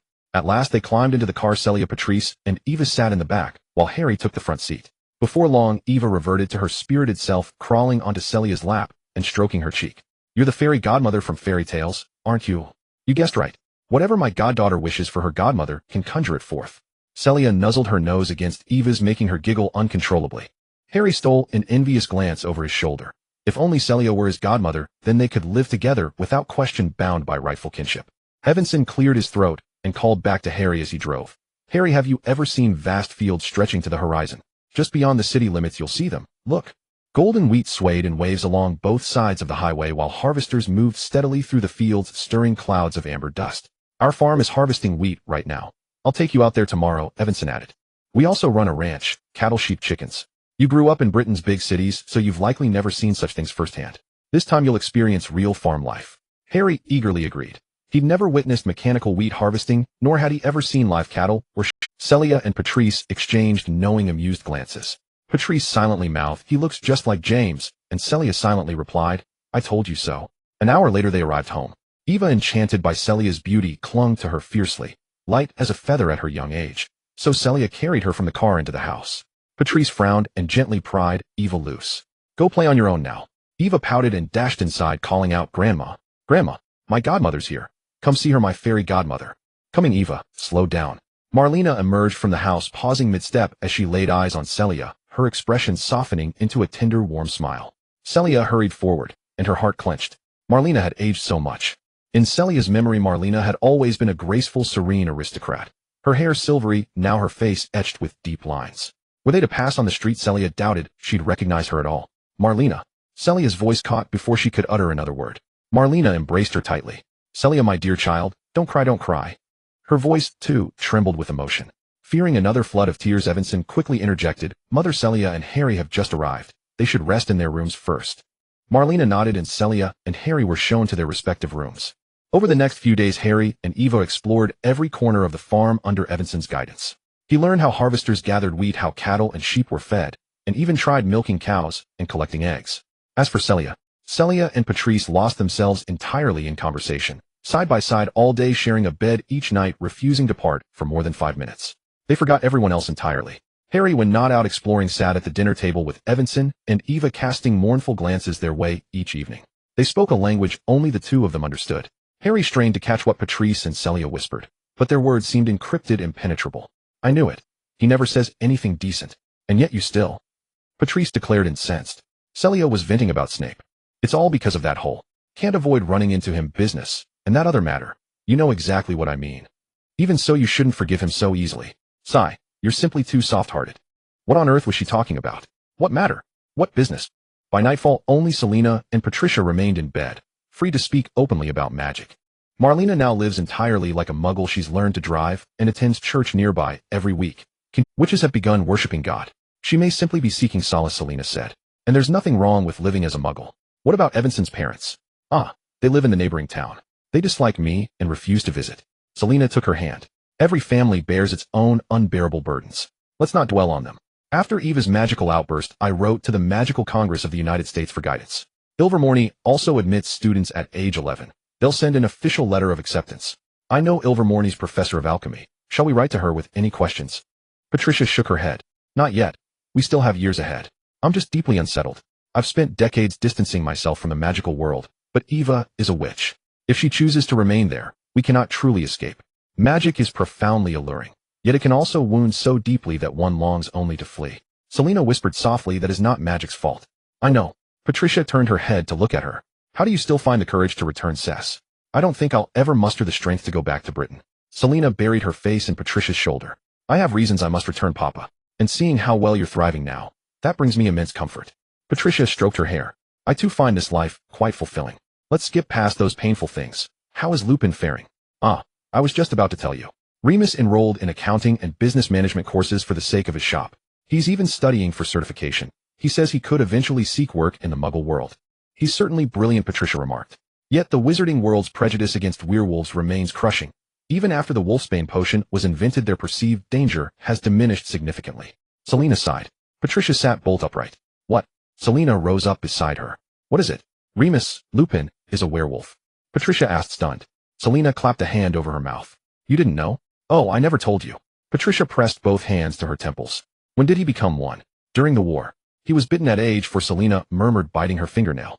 Patricia gently pulled her hand away, stopping the nervous habit. She murmured, no wonder. No wonder, so much finally makes sense. Selena asked, what do you mean? Patricia replied, wasn't he strangely absent each month during school? Good heavens, he was a werewolf all along. Selena hurriedly said, Papa, please don't judge him. Remus is unfailingly gentle. He's never harmed anyone. Patricia glanced at her, voice low. I know. She lay back down and suddenly burst out, everyone's life is goddamn unbearable. Damned God. Damned Merlin. Shoo, shh. Selena tried to hush her, but Patricia yanked her back down. Lying side by side, Patricia urged, you curse too. Selena felt the warmth of her dearest friend, and finally gave in, shouting aloud, damned life. Damned. After venting, their spirits lifted, and they collapsed into shared breathless laughter. Evanson protested, loudly, against their habit of treating others as invisible. After several days, however, their overwhelming need to share had been fully satisfied, and at last they granted each other brief respites. Today Selena took charge of entertaining Harry and Eva. Eva directed Selena to drive the family's small pickup truck. Off they went for a joyride. Keep driving straight down this road. It leads to Linda's house. See that giant oak tree, Cess? That's where we'll— Though still a child, Eva was astonishingly sharp and clever. Once Selena parked, Eva sprang out, seized both Selena's and Harry's hands, and marched them to Linda's front door, knocking firmly. Linda. Her best friend opened the door, and Eva proudly extended her hand in introduction. This is my fairy godmother. She flew all the way from Britain to see me. Do you see her? Remember that. She's my godmother. Having completed her grand announcement, Eva tugged Selena and Harry back to the truck. Now we're off to Steve's. Selena and Harry exchanged amused glances. So today's mission is to visit every friend within walking distance. Eva nodded eagerly. Yes, I want them all to meet you. All right, let's go. Selena was delighted to play the part of a fairy godmother worthy of such proud display. Eva led her on a triumphant tour of the neighborhood. On the way home, she grew drowsy and drifted off in the back seat. Selena lowered her voice to chat with Harry. Have you been enjoying yourself these past few days? Harry nodded. Yes, I've had so much fun with Evanson. That's good, Selena replied. Patricia and I haven't seen each other in decades. She knew full well she'd neglected Harry lately, and felt a pang of guilt. Harry said you two should spend more time together. I can play with Eva. Selena reached out and ruffled his hair. Thank you. Harry smiled quietly, lips pressed together. Back home, Selena immediately reattached herself to Patricia and vividly recounted Eva's triumphant neighborhood tour. She's pure mischief, Patricia laughed. Grew up racing across the farm since toddlerhood. Sometimes all three of us adults couldn't keep up with her alone. Children are endlessly fascinating, Selena said, glancing behind her where Harry played blocks with Eva, her voice tender with affection. But sometimes they drive you utterly mad. Patricia shook her head, and in an instant Eva demonstrated precisely what parental despair feels like. After lunch, Harry and Eva were gathering fallen wheat stalks outside the barn. For just 2 minutes Harry looked away, and silently Eva had scrambled up onto the barn roof. When he spotted her, she stood poised on the very edge of the 7-meter-high rooftop, shouting gleefully, Harry, look, I can jump down from here. Harry stared frozen at the tiny figure bouncing fearlessly along the narrow ledge. His mind went blank. He shouted desperately, don't jump down, Eva. Eva was already crouching to leap. From that height, a broken leg would be the mildest outcome. She could easily die. Terrified beyond reason, Harry realized calling for help would be too late. Instinct took over. He sprinted toward her, arms outstretched, determined to catch her. He flung himself forward, arms wide, trying desperately to cushion her fall with his own body. He missed.